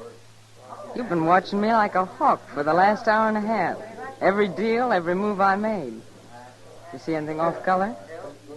Well, I saw Elko Dean slip a cold deck in on you. So did I. But I'll give you 10 to 1. You didn't see me slip it right back out. No, as a matter of fact, I didn't. Neither did Elko. And that mistake cost him $230. More eventually, because he'll be back here tomorrow night trying to get even. So the game is crooked, huh? Marshal, the man who taught me how to handle cards used to say, you can't cheat an honest man, Rose, so don't bother to try. But a crook is fair game any day. Uh-huh. Tell me something, Rose. How does that fit young Raddick? Slim? Yeah. That's different. Different how? He's been losing steady here at your table. It can't all be bad luck. I've tried to keep him away. I told him over and over again to stay out of it and leave me alone. Stay out of what, Rose? It doesn't matter. Here, Marshal. Take a look. Go on, count it if you want it. That's the money I've taken from Slim. $2,642. And when I leave Dodge, he'll get it all back. Every cent of it. Can I ask you something, Rose? What's a girl like you doing in this business, anyway? Earning a living, for one thing. Now, there are other ways, you know. None that I know as well. Besides, it lets me cover a lot of country. Look people over. Why is that so important? I'll tell you why, Marshal. I've spent 4 years now looking for one certain man. Now, you won't quit till you find him, huh? I found him. Tonight. Oh? What happens now? I'm going to kill him.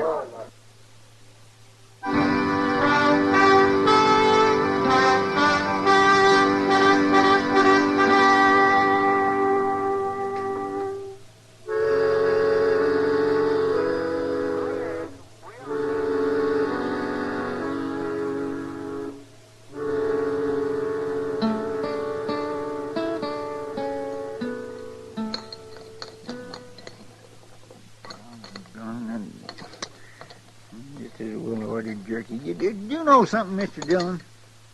No, what, Chester? The doggone ham you get nowadays ain't nothing like it used to be. Oh, is that so? Well, just look at that. Lamb, they don't even half smoke it anymore. Just put on more salt. That's all they do. Well, it's better than side meat, anyhow. Why, even down in Texas, we used to smoke our meat at least 2 days. How are you, Marshal? Chester? Oh, morning, Slim. Oh, Slim. You had breakfast yet? I'm aiming to right now. I'll pull up a chair and join us, huh? Thanks, Marshal. My, you must have made a night of it. Didn't even get back to the ranch, huh? Oh, ranch will keep. I have some eggs and ham, Jeff. Right away, Slim. Yeah, say, maybe if you ain't tried this ham before, you ought to think twice. I've tried it, Chester. Most every morning out at my place. Jeff here buys all his meat from me. Oh. Well, it sure is a whole lot better than side meat. How's the ranch coming along, Slim? Had a good year? Best one yet. Mm-hmm. First time the place has brung me any hard cash. Feels mighty good to hear a few eagles jingling in your pocket. You know, might jingle some louder if you stayed clear of that blackjack table. My luck's bound